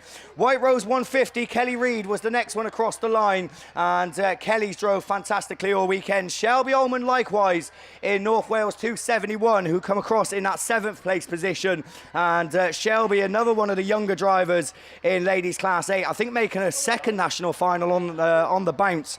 And again, I'm sure just overly delighted to make the final. And as I said, Vicky Appleton she wasn't your final qualifier, she was your 3rd qualifier, but unfortunately your final finisher, problems aboard the Scarborough 2 machine. But I'm sure she'll be back stronger than ever. But as I said, the moment belongs to Claire Williams-Horner, Melton number 1. She is your new Class 8 2023 national champion. And you have to say it is well deserved, because 4 wins out of 4 in a nationals takes some work, especially in a class as competitive as Ladies Class 8. So a very, very big well done to Claire. A very big well done to all the finalists. As I said, Abby Jade Bennett, Jade Russell, Tia Reese, Vicky Appleton, Terry Mumford, Kelly Reid and Shelby Ullman, because they had to work their socks off and drive as hard as they possibly could in order to get onto on the back of that truck and in today's Class 8 final. So a very big well done, girls. We are looking to the line. We've still got the juniors assembled and ready to go. This is a mighty moment for them as the recovery trucks start to make their way off the field. So we've got the juniors on the line. The biggest race of the weekend for them, probably the biggest race a lot of them might ever have in their junior career. And to tell you who's down there, it's going to be over to Paul Glover. Thanks, Liam. So, yeah, we've got these Godfrey's Garage-sponsored junior saloons. Not got time to tell you who's there, because they're all off the line and going up that first straight. I can see that York 72 of Freddie Farrer on this side, got his nose in front. Load 1, Reece Tipton goes round the outside, but they're all in a back as they come through, but it's Reece Tipton. But the leader is the Typhy number 5 of Jace Owens, that he goes into that lead, defending champion. Leads this one. Just behind him we've got the Scunthorpe 161 of Troy Altby now settled in that 2nd position as Freddie Farrer tries to move up on the inside, gets alongside Troy Altby as they go around that corner. A lot of swapping of paintwork as they go down there, but it's Typhy 5, Scunthorpe 161 and 72 side by side. Then we've got Reece Tipton in load 1. Just behind him we've got the IK 188 of Maggie Webster, so she's just outside the trophies, but she'll be trying to get back among the trophies. So into the beer tent corner, Jace Owen in that TA5 still leads it. York 72 now moved up into that 2nd position, Freddie Farrer. And IK 188, Maggie Webster's moved into the trophies, but coming back on her inside is the Scunthorpe 161 of Troy Altby. Load 1 of Reece Tipton, he's into that 3rd position, and we've got red flags on that one. So we shall try that one again a little bit later on. I am not having a lot of luck with these saloon cars. Looking up to the line, we've got the rerun of the Class 6s, I believe, so must be because we've got Mr. Steve Langley at side of us. So it's over to Steve. Thank you very much. It's me flying solo, I'm afraid, because Jason's had to stick with the lap scoring because Mandy's had to go. It's about 7.5 hours back to South Wales. They live in Wales, eh?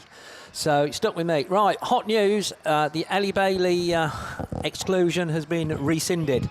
So that's why you can see your defending champion there on the line, SC33. The initial message came through that she was going to be excluded from the rerun. She hasn't. So she is there on the line.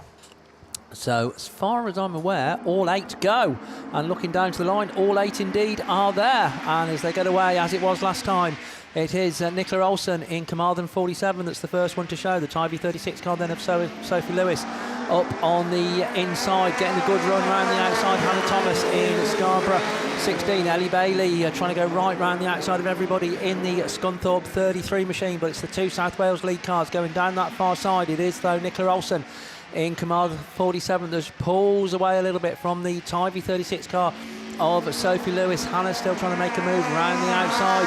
Up into fourth place now comes Nia Jones in PhD 12. Ellie Bailey looking to challenge through though on the inside, but she's got plenty to do if she's going to keep her hands on this Class 6 title as they go down that far side, as Nicola just looks to spread the field out a little bit. Your race leader then, it is Carmarthen 47, one to go, sorry not one to go, your race leader TA 36, Scarborough 16, PhD 12, Scunthorpe 33, TA 66, Carys Thomas certainly got a bit to do at the moment, as indeed has Emma Canning in Evesham 291. The back marker Kelly Murray in Cum D22. Nicola Olsen still leads the way in Carmarthen 47, but Sophie Lewis not letting her have it all her own way at all in Tivy 36 as the yellow flags come out round that pitch bend. Then Tivy 36 has a tentative little look up the inside of Carmarthen 47, but Nicola Olsen just manages to close the door on her. Hannah Thomas, I'll tell you what, don't discount her in Scarborough 16.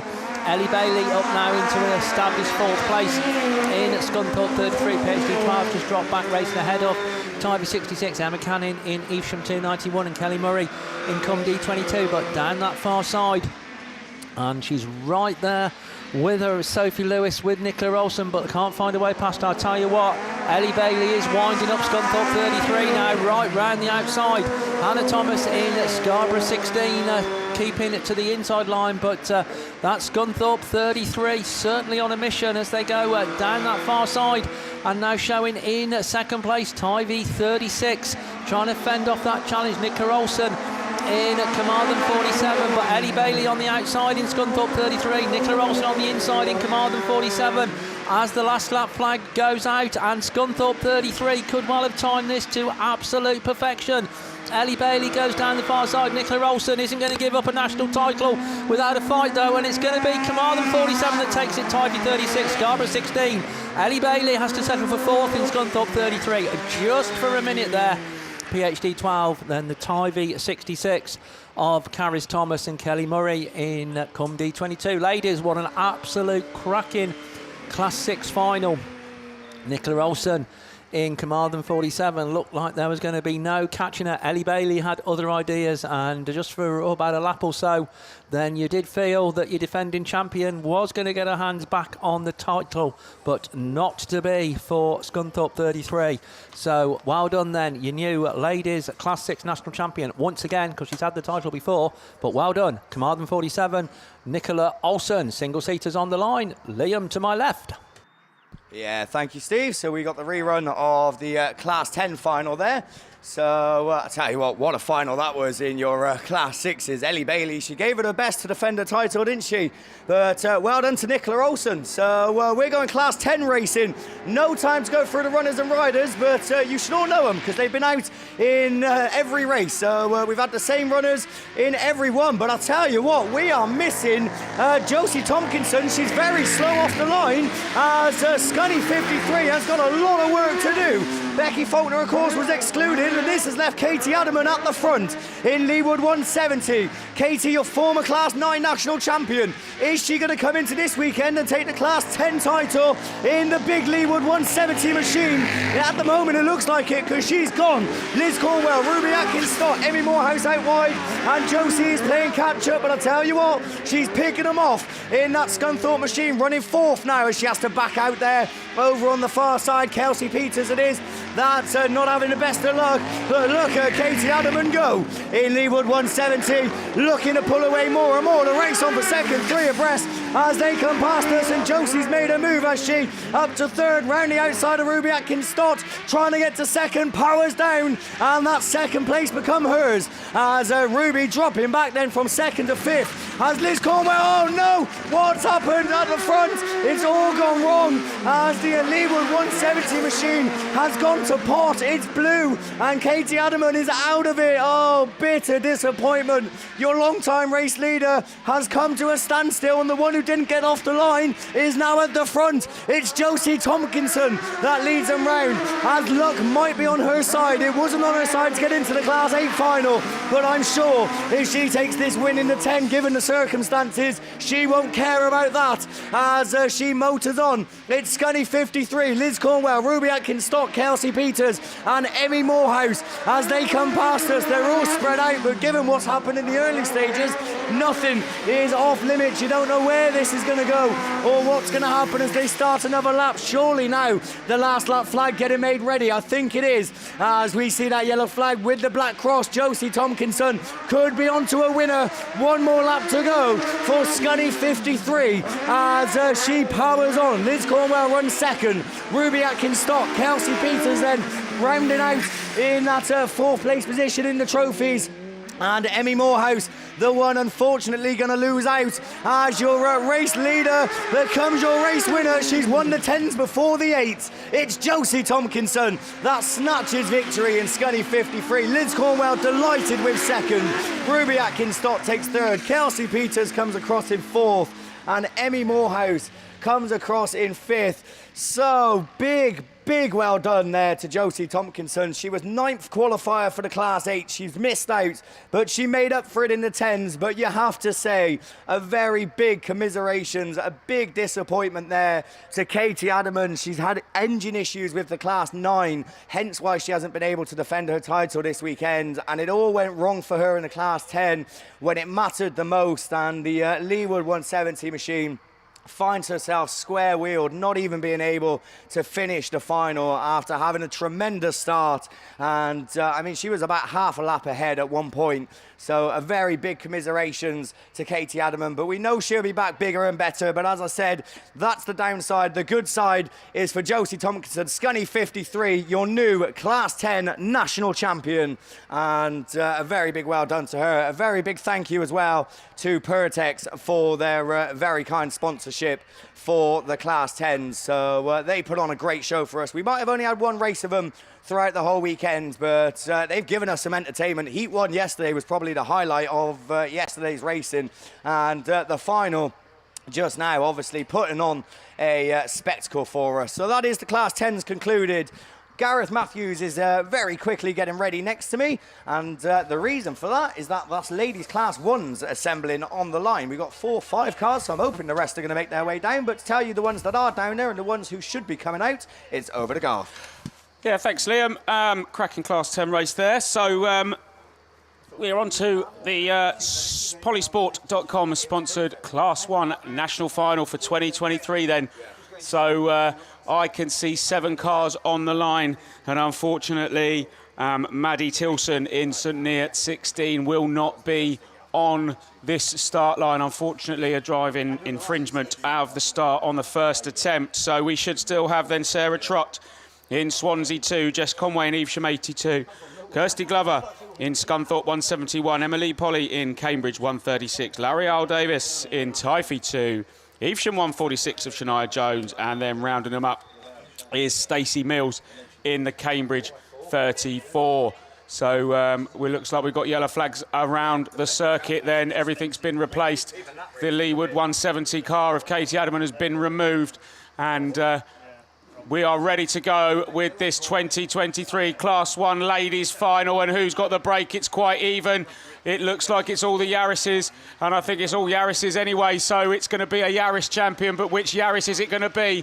But at the moment it's the Evesham 82 then, but I forgot there was Sarah Trott's Micra in the middle, so she's got to try and beat the Yarrises in this, but at the moment she's down in 5th, which she has not been all weekend, but it is then Jess Conway who has been out in front all weekend in Evesham 82. Larry Al Davis is there in 2nd place in Typhy 2. Stacey Mills is settling in the Cambridge 34. Sarah Trott's made her way up to 4th. Emily Polly struggling in the Cambridge 136 for grip as Kirsty Glover's looking to go round the outside in the Scunthorpe 171, and loitering at the back there is Shania Jones in Evesham 146 then, but we're going back to the front, and it is still Evesham 82 of Jess Conway. 3 out of 3 for her. Then it's Larry Al Davis from Stacey Mills and Sarah Trott, who took the Class 9 championship earlier in her Athelston 23 car, but she's not looking like she's going to get the championship in Class 1s, but she's still looking to take that trophy home for 4th place. So then another lap completed. Oh, as Stacey Mills, I think she's got a puncher on board, so she's out of this one now in the Cambridge 34. That means Emily Polly now inherits that 4th place. Sarah Trott inherits 3rd place as Stacey Mills comes to a grinding halt in front of us here in commentary. And the yellow flags are out, pulling the ladies in, as it's still Evesham 82 from Typhy 2, Swansea 2. Then we've got the Cambridge 136, Scunthorpe 171, Evesham 146 then. So just 6 left running as Stacey Mills just keep moving in case you never know what's going to happen, but they're quite spread out, and Jess Conway has got quite a lead on L'Oreal Davis as they are completing another lap, and then it's still Sarah Trott from Emily Polly, Kirsty Glover, and then the 146 of Shania Jones. But down the back straight then, they are very much spread out. And I think I'm not going to predict anything, but I think this is going to be the way it stays. As Evesham 82, then Jess Conway, one more circuit to go. She's had no one in front of her all weekend. L'Oreal Davis in Typhy 2 in 2nd, Sarah Trott there in 3rd, Emily Polly, followed by Kirsty Glover, and then Shania Jones is the last one left running, but coming around the beer tent bend for the final time, your Class 1 national champion for 2023, Evesham 82, Jess Conway. 2nd place then, Typhy 2, L'Oreal Davis. 3rd place goes to Sarah Trott in Swansea 2. Who's going to take 3rd? Emily Polly in Cambridge 136. Good 5th there for Kirsty Glover in Scunthorpe 171. And then 6th goes to the Evesham 146 of Shania Jones. And then Stacey Mills didn't go round to complete, but she unfortunately got a puncher on board in Cambridge 34. So well done, ladies, in Class 1. So just to remind you then, Evesham 82, Jess Conway is your 2023 Ladies Class 1 National Champion. So she'll take that back to the MAP League, and I'm sure she'll be very pleased. 5 from 5. I think she won her semi-final, I can't remember. But she definitely got into that final and made that all worthwhile. So that is how it ended. So just to give you that result then, it was Evesham 82, Jess Conway in 1st. 2nd place went to L'Oreal Davis in Typhy 2. 3rd place went to Sarah Trott in Swansea 2. Emily Polly took the 4th place trophy in Cambridge 136. Just missing out on that trophy then was Kirsty Glover in the Scunthorpe 171 and Shania Jones in the Evesham 146. So, yeah, I'm not sure what's up next on the line. It's a little bit empty. I know we've got a few reruns, I think. A couple of reruns. Class 2, we've got a Class 2 rerun. And Junior Saloon, so 2 more finals to go, but it looks like we've got a trophy presentation. I know it won't be Class 1s. It looks like it's Junior Specials. Oh, we've got both Juniors, not Junior Specials on the back then. What do we reckon's on the back of the truck? 6s? Could be 6s? 4s? 4s have been round, haven't they? So, I don't got any. We got any Class 6s? Yeah, the 8's been round, is it? Yeah, the 8s have been round. So, just trying to look who it is on the back of that of the truck. So I haven't got any names for you because I don't know where the paperwork is. So, don't think it's Class 10. Oh, Julius. So.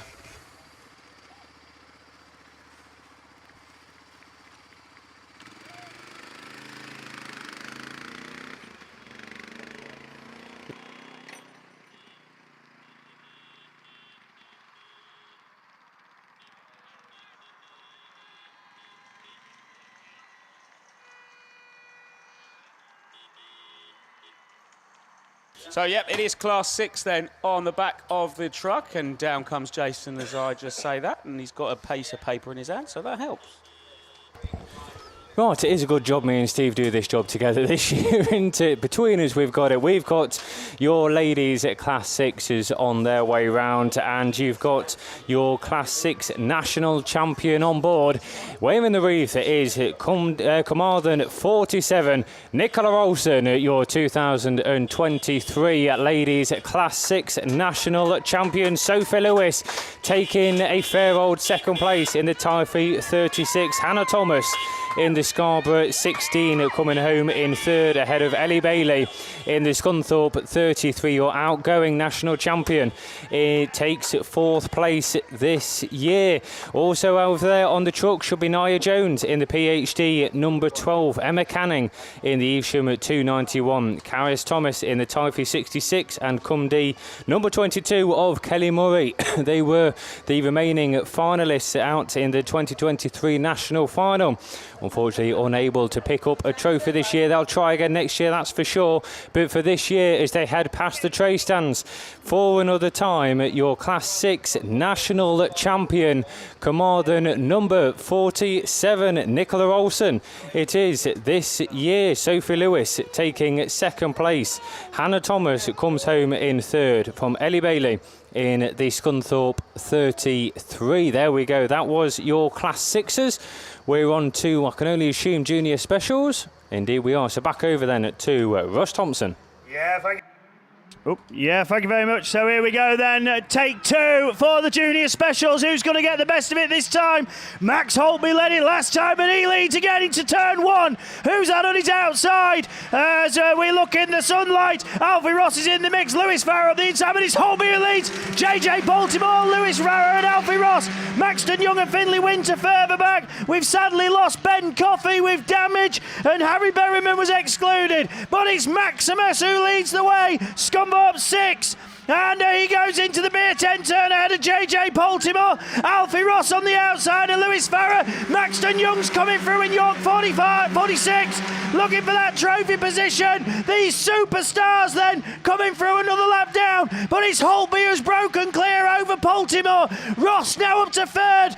Maxton Young and Lewis Farrer there in fourth and fifth. Finley Winter then got it all to do and chase. But Holtby it is another lap down. Forest 179 second, Sterling 717, and then York 46. That's the trophy order.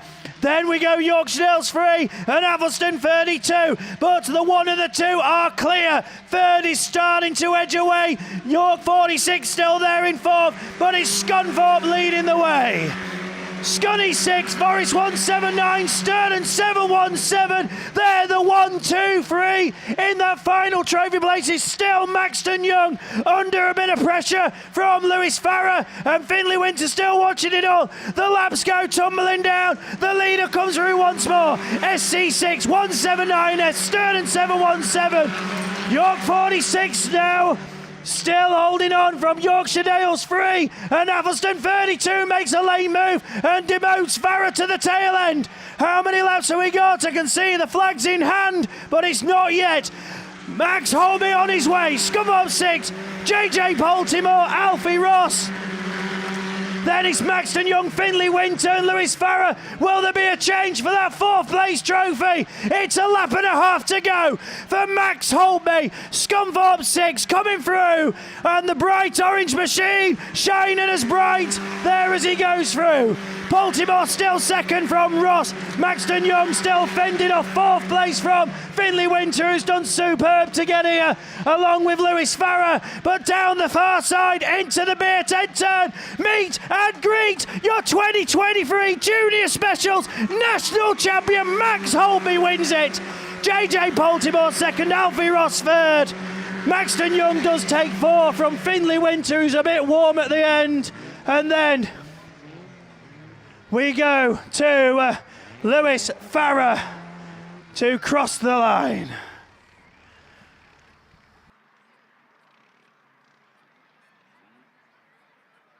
So there we go, unofficial at the moment. We can say that crossing the line first was Scunthorpe 6 of Max Holtby. And that was your DM Racing sponsored junior specials. We had 78 signed up. We had 68 attend. We got through the semi-finals and the final, and what a great race it was. And there's Ben Coffey, just towed off the start line. That is a massive shame for that young man. But brilliant stuff all weekend. He should be very proud. Right, that's me done. Thank you very much. It's Class 2s on the line. And that means it's back over to Paul. But yes, that race was clear. Away we go. Ladies Class 2 on the line. And they are racing. And it's the 74.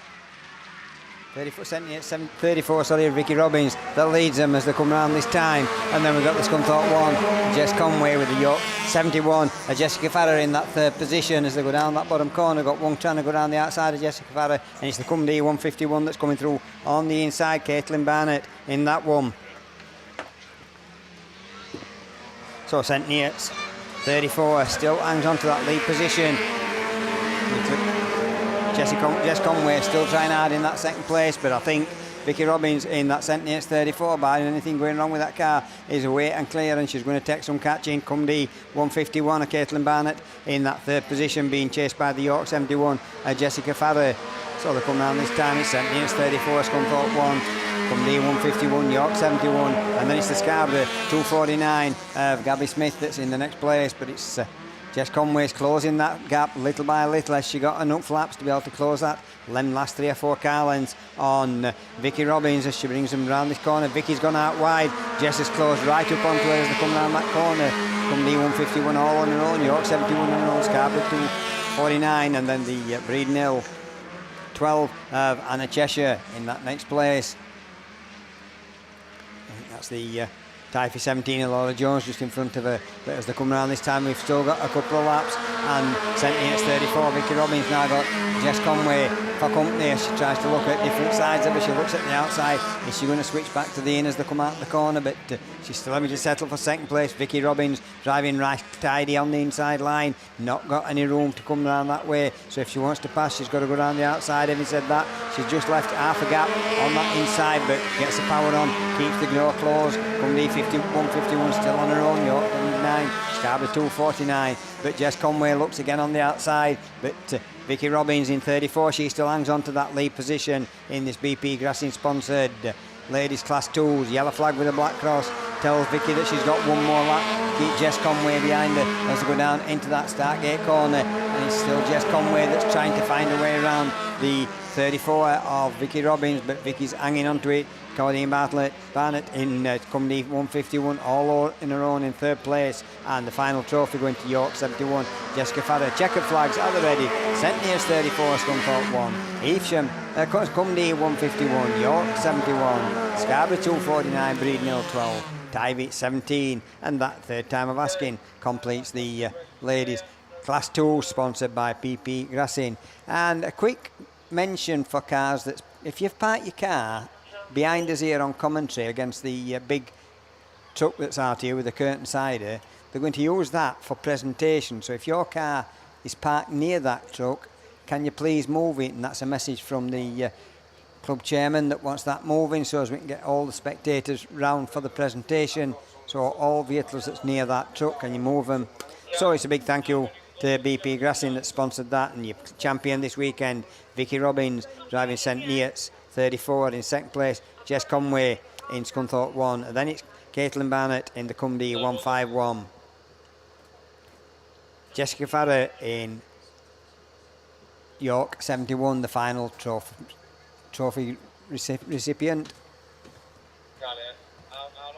So we've just got, I think we've only got the two junior, we've just got one junior race left to come, the junior Saloon. Okay. So once we get that up to the line, we'll be away and racing with that one.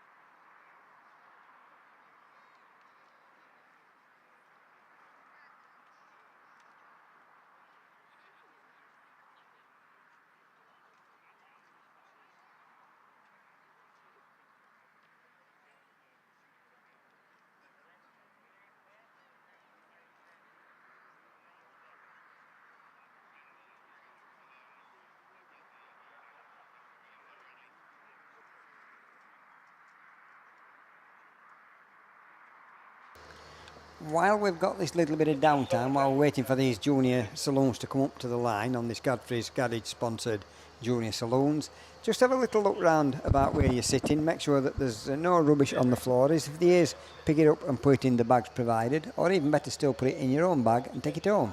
But if not, put it into the bags provided. There's a lot of work clearing this site up after this meeting, and there's a big area to clear up as well, so please help the organisers by putting all your rubbish in the bags provided. And remember that the bar is still open up in that top corner, and it'll be open tonight, and there is a disco on for your entertainment of people that's staying over and to go home tomorrow.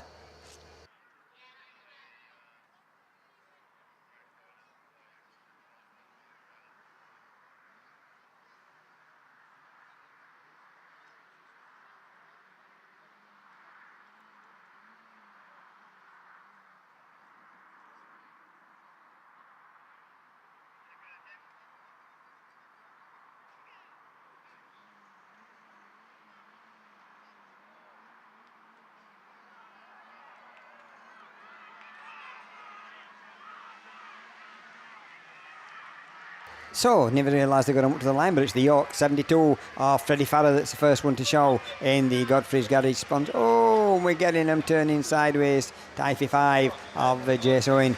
It's the 72 from 96, Swansea 2, Blood 1, IK 88. And the red flags again. Maybe I have got another one. Mickey, we're just tacking up. How many red flags we've got for finals? But the trouble is, because I'm standing in for our Brandon, he says, I get a red flag for that, but really it's Brandon's race, so Brandon gets a red flag as well. So every time I get a stoppage in juniors, he gets 20 pence instead of 10. So we'll let them go back and set them up. We've got some finalists coming up, not sure what finalists we've got on wagging.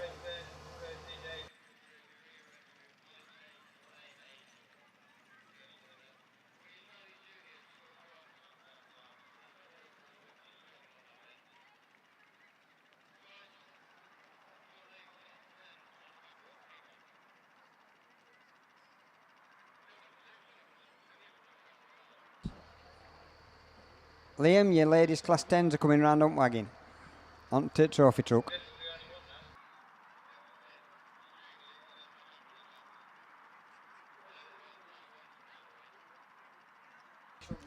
Yeah, thank you very much, Paul. So the ladies class 10 finalists then making their way around this circuit. And I tell you what a final that was for controversial reasons, for excitement reasons.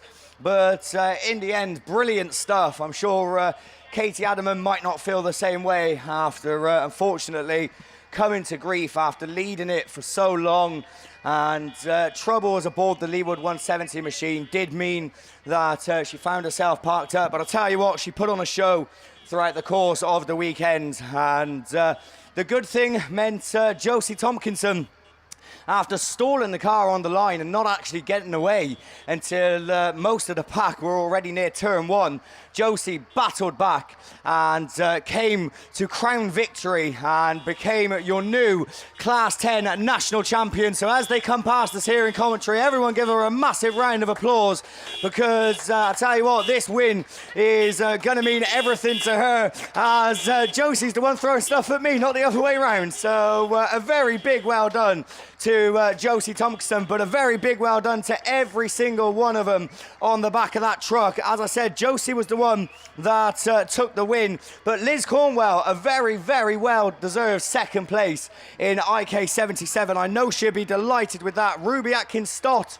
of course, in Athelston number 11, came across in third, and Kelsey Peters rounded out the trophies in Leeward number 5 in fourth. It wasn't to be for Emmy Morehouse, unfortunately, in the Scunthorpe 101, who missed out on a trophy, but as I said, battled hard all weekend. And of course, Katie Adaman in Leeward 170. So a very big well done to all of those ladies. Of course, there was only the one race So they did all automatically go into the final, but they still had to battle for positions in the heats. They still had to battle for points for grid positions. But in the end, after it all, your 2023 national champion in Class 10, Scunthorpe 53, Josie Tompkinson. So a very, very big well done to Josie in that one. So that is then your ladies class 10s making their way off the field. That is also my conclusion for the weekend, as I can now crawl back into retirement and make my face hidden. So a very big thank you to Kirsty Godfrey and the team for obviously having me take part in another fantastic nationals, and always honoured to be part of the team, and always happy to be surrounded by brilliant people that I've had the pleasure to work with this weekend. One of them's just walking down the stairs, Mr. Paul Glover, of course, Brandon Glover as well, who I haven't seen for a while, but did spend the weekend with. Of course, Mickey B, Russ Thompson, Steve Langley, Jason Baker, and of course Hayley Turner Goodwin as well, and Gareth Matthews.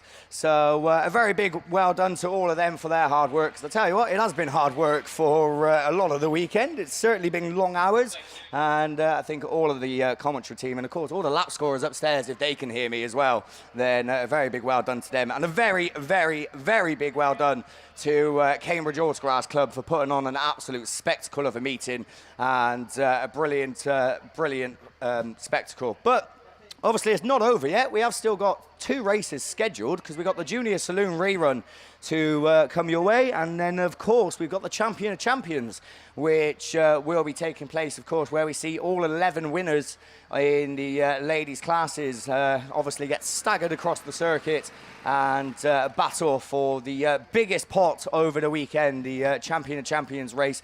And of course 11 classes, but there should be 12 cars out there when we do eventually get to it, because obviously your defending champion from last year will be trying to defend her title, Ellie Bailey.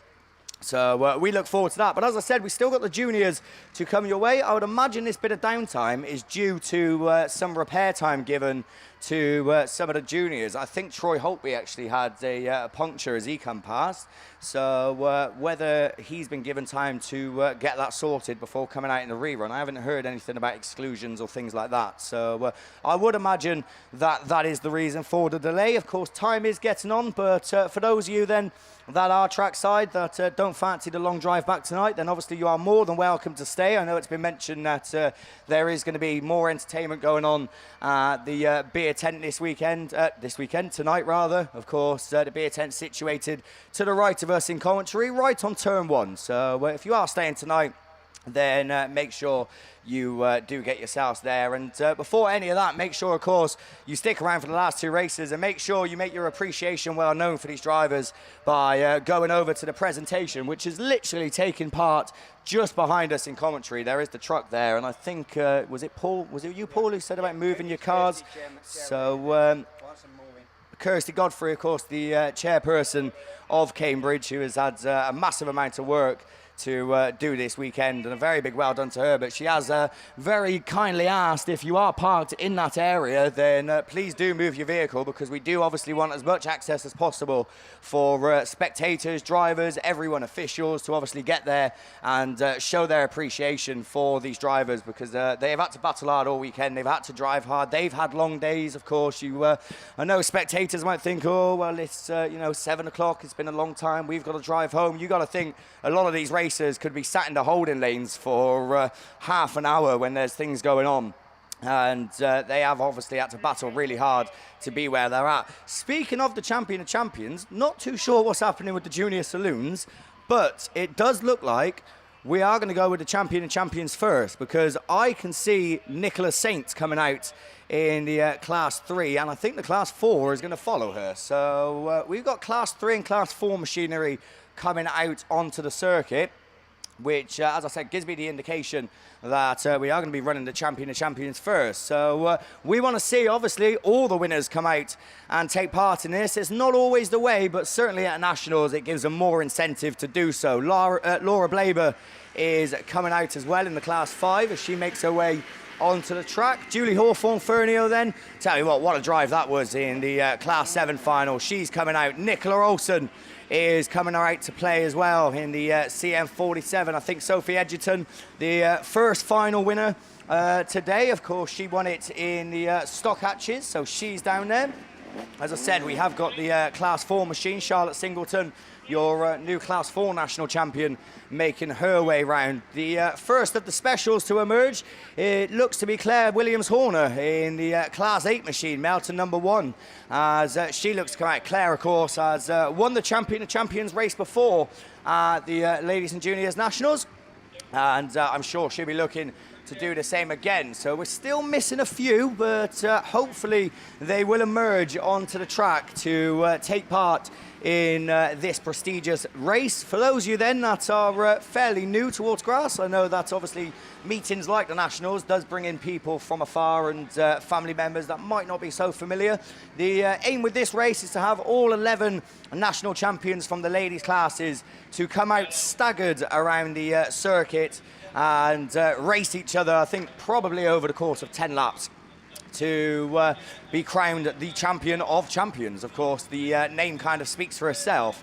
So that is what's going on. So obviously the marshals are just going to sort out the stagger and things like that as more cars start to make their way around. I think I can see the Class 9 machine. We've got Evesham 82, then the Class 1, of course, coming out, Jess Roberts. And Jess so close to doing the double this year as she finished second in Class 2, but your winner in Class 2 was Vicky Robbins, and Vicky is also coming out in St. Neots 34. Who else is there? Ellie Bailey then. Of course, Ellie, I tell you what, she drove a blinder in her final. She gave it everything she could to try and take the win, but it wasn't to be. But Ellie is, of course, obliged to come out in the Champion of Champions because she was last year's champion in Scunthorpe 33. So she's out there looking to defend her title. So let's think about this logically then. Have we got a Class 10? We have. Josie Tompkinson's also out there. So I think we have got every car because we got a 1, a 2. We haven't got a 3. Yeah, we have got a 3. Nicholas Saint's there. The 4 is there. The 5 is there. 6, 7, 8, 9, 10. And defending champions. So we are going to have then a 12-car race, which is due to come your way. Obviously, the marshals still sorting out the stagger. The one that you all need to keep your eyes on when this race does eventually get started is that Evesham 82 machine over on the far side, because that will be your race leader as the flag goes up. And that is the one that they've all got to catch, Jess Roberts. And Jess, I think, a former champion of champions, actually, in the Class 2 machine. So hopefully she'll be looking to do it again. But you have to say the 2 and the stock hatch are not far behind her in place of the stagger. So, but that is the one to watch, Evesham 82.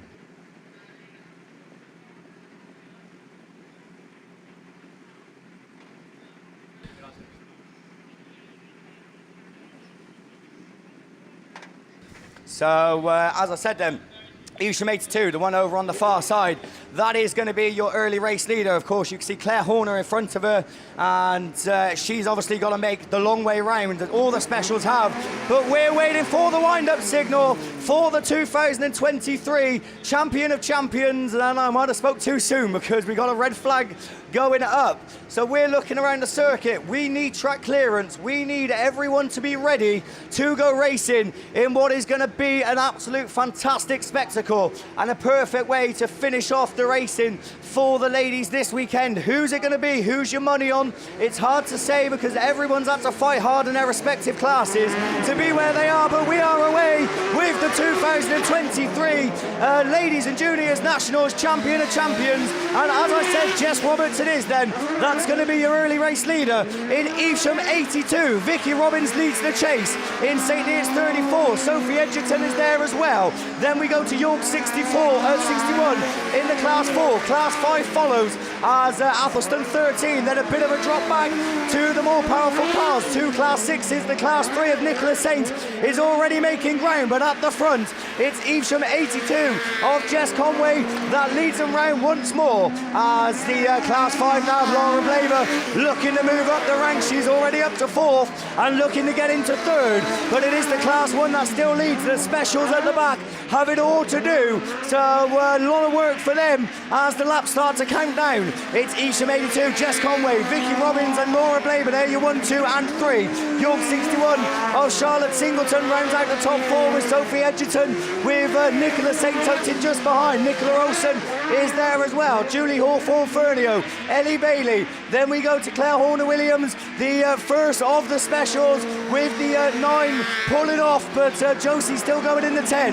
But at the front, the Class 5 is closing the gap.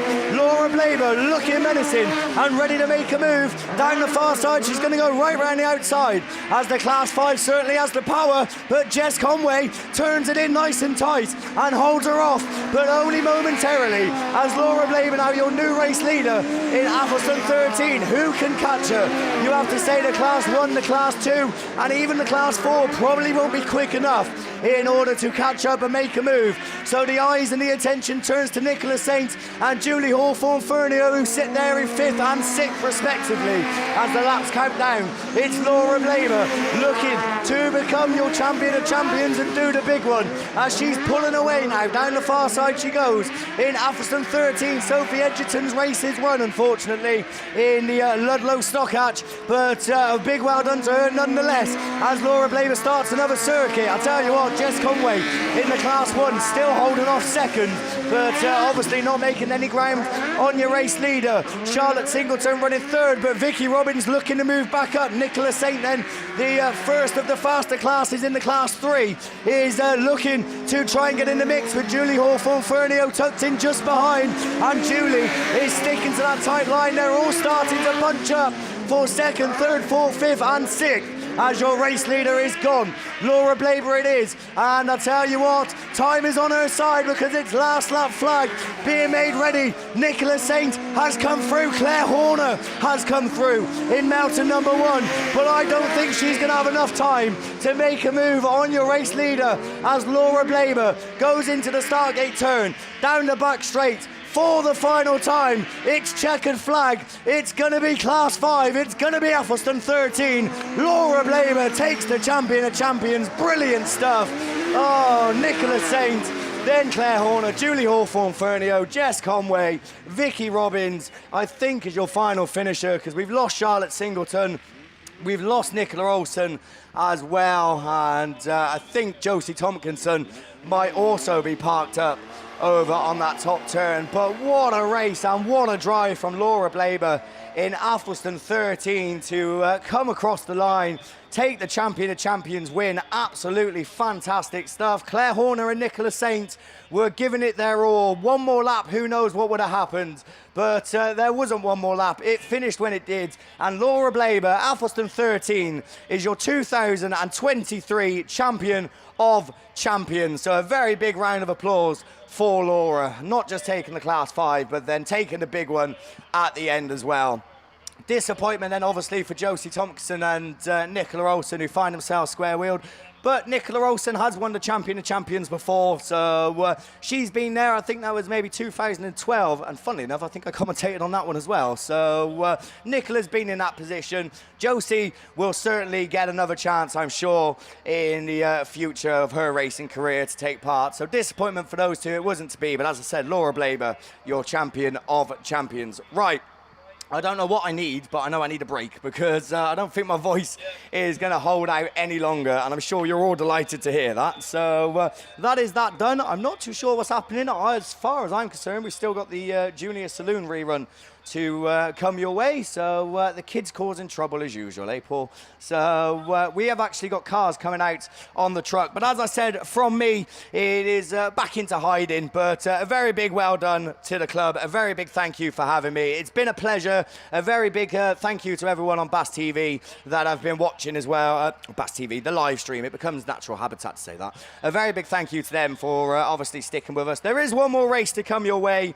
I'm going to give you all a break from my voice. It's going to be over to Paul Glover to take you through the Junior Saloons. Before we get to the Junior Saloons, we have got the Junior Specials. Russ is hot footing it back into here, and he's going to take you through the champions of the Junior Specials as they come round on the presentation truck. Yeah, thank you, Paul. So it is indeed our Junior Special finalists. We had 78 enter the event. Only 68 arrived, which meant we only got semi-finals, no quarters. But still, what racing we had from these young stars. And what a final we had in the end, down to the top 8. Sadly, it didn't go well for Ben Coffey or Harry Berryman. But we ended up with a stunning race in the end and a new national champion in the form of Max Holtby in Scunthorpe 6. Second place, JJ Poltimore. Stunning drive from that young man as well. And then Alfie Ross third in Sturton 717. And Maxton Young raced very well to place 4th. Just missing out the top 4 trophies. Finley Winter in Athelston 32. And Lewis Farrer in Yorkshire Dales 3.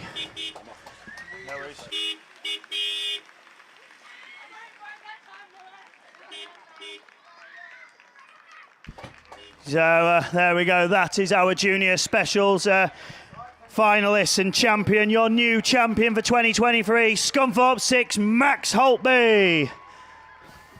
And very important announcement, if you are leaving the venue, please remember to turn left out of the gate to the roundabout and then back.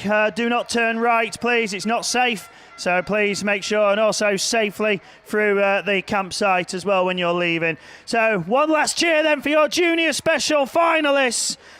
Ben Coffey, Harry Berryman, then Lewis Farrer, Finley Winter, Maxton Young, Alfie Ross, and JJ Poltimore, and your new 2023 Junior Special National Champion, Scunthorpe 6, Max Holtby. Right, we have one more race to go. It's the Junior Saloons. Over to Paul. Thanks, Ross. Yeah, we're going to see if we can get through this one on the 3rd attempt, hopefully. The Godfrey's Garage sponsored Junior Saloons. We should have Rhys Tipton in Load 1. Should have Freddie Farrer in York 72. Jace Owen, your defending champion, in Tyvey 5. Troy Holtby in Scunthorpe 161. Maggie Webster in IK 188. Jackson Carden in the Pennine 96, Connor Forster in Spalding 298, and Pip Melly in Swansea 2. Them's the drivers that should be down there on the line.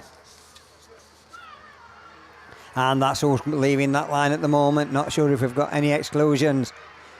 But it's Pip Melly. No, it's not. It's the York 72 of Freddie Farrer. That's the first one again to show. Freddie's got a cracking start every time going around the outside. It's Troy Holtby in 161, and on the inside we've got Load 1 of Rhys Tipton in that second position.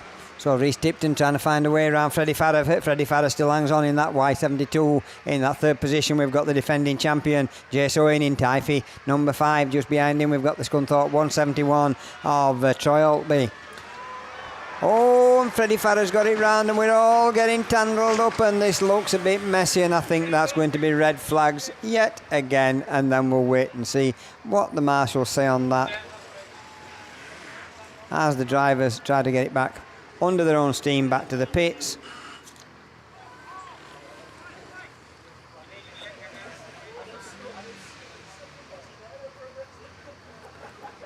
We'll let the marshals sort that one out, and we'll come back to you as soon as we can get back underway with this Godfrey's Garage sponsored. And a couple of reminders for you. Pick your litter up and put it in the bins provided in the bags. And also, when you're leaving the venue, please make sure that you turn left out of the gate. That's left out of the gate and up to the roundabout, round the roundabout and back down. Do not try to turn right. The road outside is very busy, and we don't want traffic pulling out of the lay-by that we go into to try and turn right and cause an accident. So please make sure you must turn left as you leave the venue, up to the roundabout, turn round and come back down.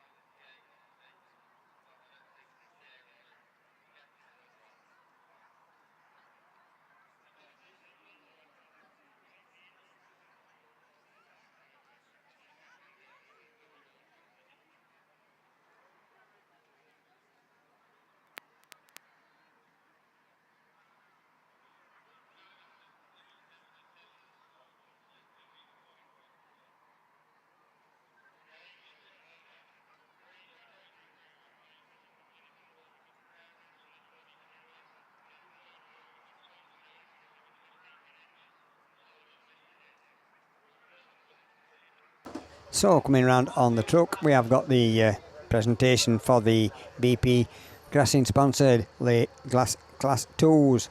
We should have Vicky Robbins driving Centiates 34 up there. That's your defending champion with the laurel wreath round the neck. Just behind her, after having a good race and not managing to get past Vicky, is Jess Conway in the Scunthorpe 1 in second place. In third place, we've got Kathleen Bartlett in the Cumdy 151. And Jessica Farrer in York 71. That's the final trophy presentation. So they go up there and round that beer tent corner with that presentation. So put your hands together if you're having a drink up at that beer tent and show your appreciation for Vicky Robbins, your Class 2 2023 national champion, driving Centiates 34, and Jess Conway in second place in Scunthorpe 1. Third place goes to Kathleen Barnett in the Cumdy 151. Jessica Farrow.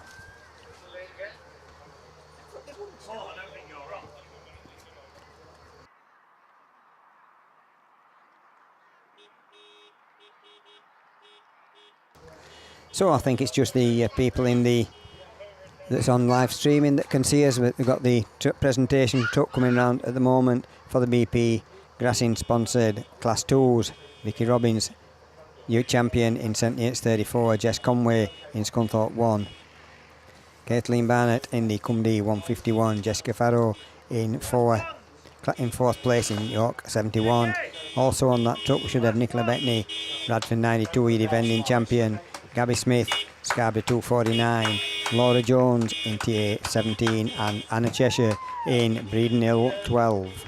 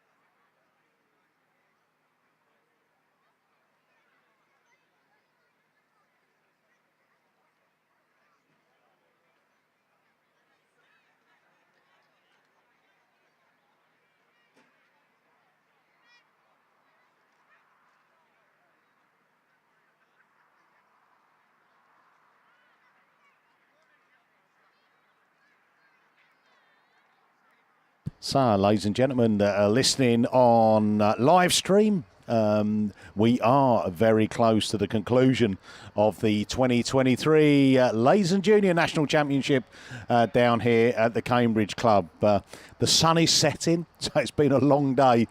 I think I might even stay down here tonight and then head off in the morning. Got work in the morning, but yeah, maybe have a chilled out night and watch the presentation and listen to the people nattering in the beer tent and telling all their stories of how they won or nearly won.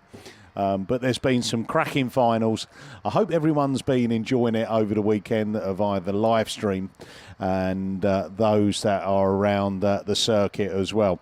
We are a little bit after our curfew, and I think we will be being turned down low on the speakers around the track.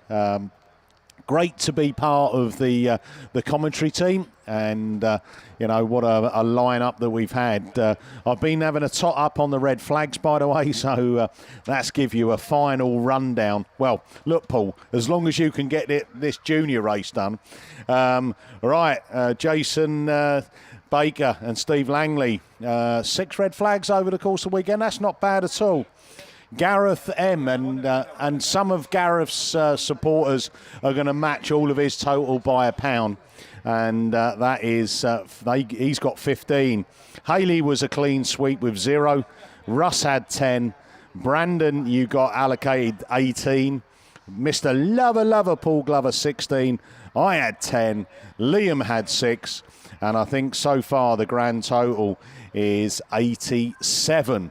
So all of that going towards our George Capper Memorial Fund in aid of Alzheimer's. So we've got some another presentation truck that's coming round, and Mr. Lover just finding out who's on the back of the truck, and we'll take you through who's on there. But I hope you've enjoyed it. It's been 2 long days to crown the majority of our ladies and junior champions. We've got 1 junior saloon rerun to come, and it's been a little bit problematical. We've had I think 2 or 3 attempts, and Freddie Farrow was leading it just before it got stopped, but let's see whether or not he can do it again. So just waiting to find out who's on the truck. And I think Paul's going to take it. I'm not sure, but I don't think we've had the Class 2s yet, so I'm going to guess it must be Class 2s. We'll let you know when they get I here. have a strange request for you. Is there anyone on the venue that's got a brake line repair kit so we can fix a road car so I can get home? No, if they've got one, can they bring it here?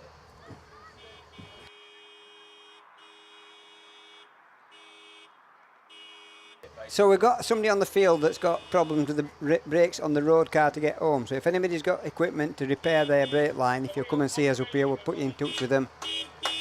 So I think it's the ladies Class 2s that's on there. We should have Vicky Robbins in the Vicky Robbins in St. Neots 34 that's got the laurel wreath round the neck. That's the 2023 BP Grassing sponsored ladies Class 2 finalist champion, sorry. And then Jess Conway in Scunthorpe 1.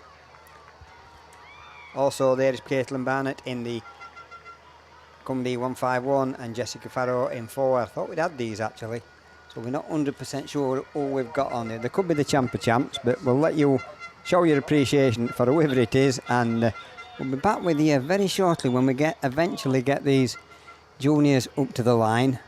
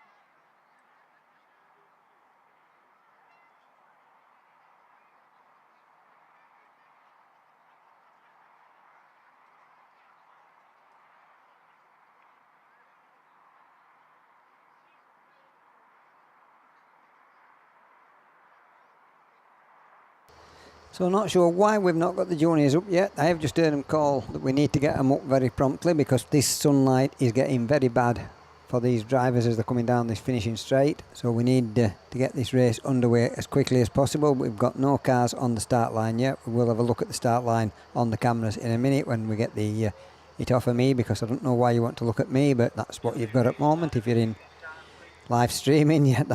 Now that's why we've not got anything on the line, because you can't see anything for the sun from the camera. So we're still waiting for this juniors saloons to come up. Then we need them up to the line. If we don't get them up to the line shortly, we're going to be struggling with this light to be able to finish this race. And don't forget, we're still waiting for someone that can repair a brake line. That's the only information I've got. Whether it wants a brake flaring tool or what, I'm not sure. But anybody who can help us with repairing a brake line, I'm sure we've got enough garage people that's around here to be able to repair us a brake line. I think it's someone on the disabled section, but I'm not 100% sure.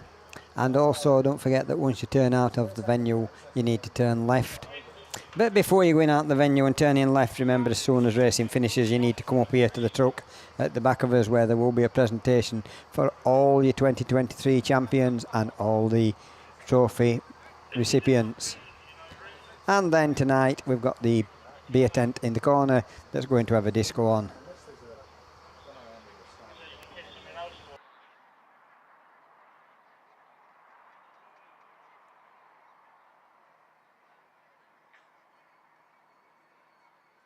If you're watching on live streaming, you can see the small crowd that we've got left. This is because we're ready for a lot of people have got to go home tonight, so they're packing up to go on the way home and get the kids back to school, starting some of them tomorrow and then during the rest of the week. So that's why we've not got a big crowd round here at the moment. It has been chock-a-block down that straight where you're looking at the moment all day, with about 15-20 deep all the way around this side, because we're only viewing from 2/3 of this track at the moment, because we've not got the far side to spectate on, and we've got cars coming up to the line. So with a bit of luck, we will get Reese Tipton in Lud 1. Freddie Farrer in York 72 has got a flyer of a start on every one of the first 3 attempts. Jace Owen, your defending champion, who had a big discussion with the Armco down here, but it didn't. I think it must have been the thickest post on the field that he hit. It did not move at all, but it folded his front wing in. And then Troy Holtby in Scunthorpe 161. Maggie Webster in IK 188. She's been up amongst the thick of it in every run we've had. Jackson Cardine in Pennine 96. Connor Forster in Spalding 298. And Pip Melly in Swansea 2. When the Bungee's up and we're away and racing,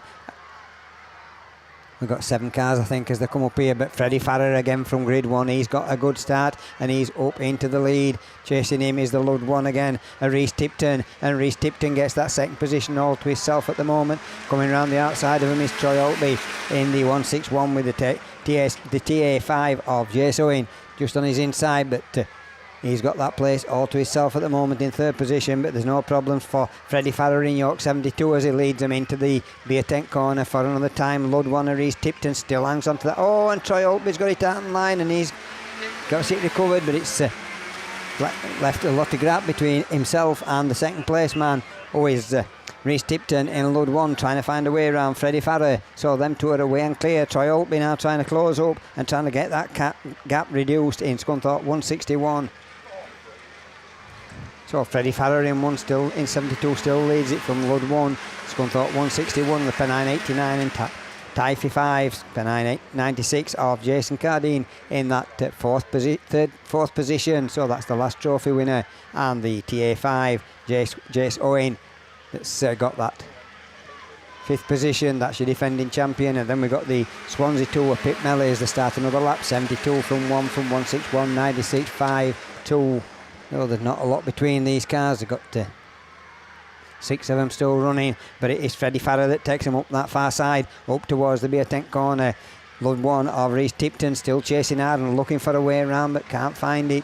Troy Holtby is closing that gap all the time, but have they got enough laps? They've still got at least 2 to go on 161, still trying to close up on that first and second place. as the Pennine 96 of Jackson Cordine still hangs on to that second place, trying to go down the outside, that third place, trying to go down the outside. For the third place is Jason Owens in the Typhy number 5, so it's 72 from 161. That gap's definitely getting liquor. Pennine 96, Typhy 5, and Swansea 2 up at Melly. All the work to do from the back of the field.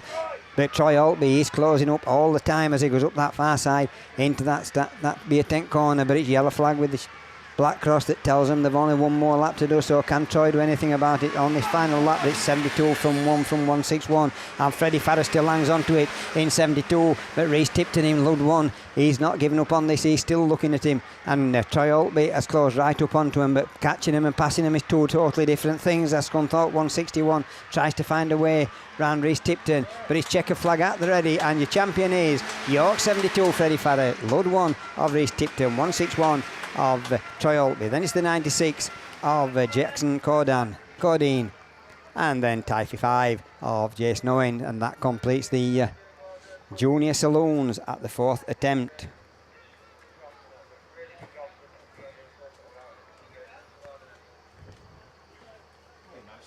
So we managed to get that one finished at last. So it is Freddie Farrer that's your junior saloons national champion 2023. Reese Tipton, Lud 1, and Scunthorpe 161 in third place at Troy Altby. So that completes racing. Whether them juniors will get their presentation on the truck or not, I am not sure. We will have to wait and see. If not, it will be over to the presentation on the truck behind us, where all your champions will be introduced here and given their trophies for their 2023 nationals. Big thank you to Cambridge Club for allowing us to be on this commentary. We've all had a great time here in commentary. I think we've worked fairly well together. Hope we've kept you entertained all weekend. See you again in the middle of a field somewhere, and the rest of you, good night, and don't forget the presentation. Thank you.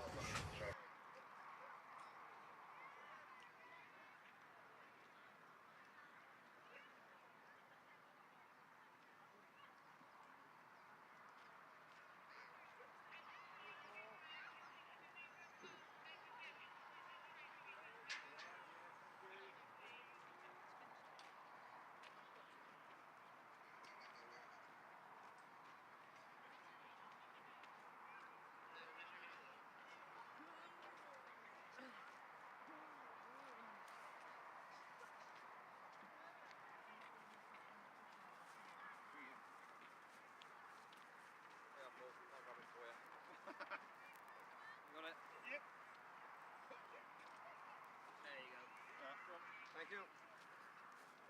Snap. Oh dear.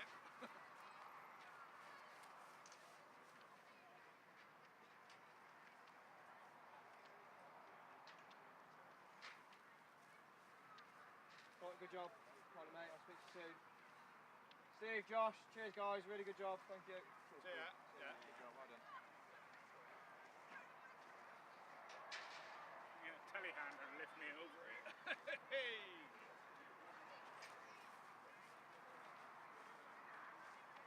Cheers. Go on then, Marshall, yeah. I got called out so blooming long.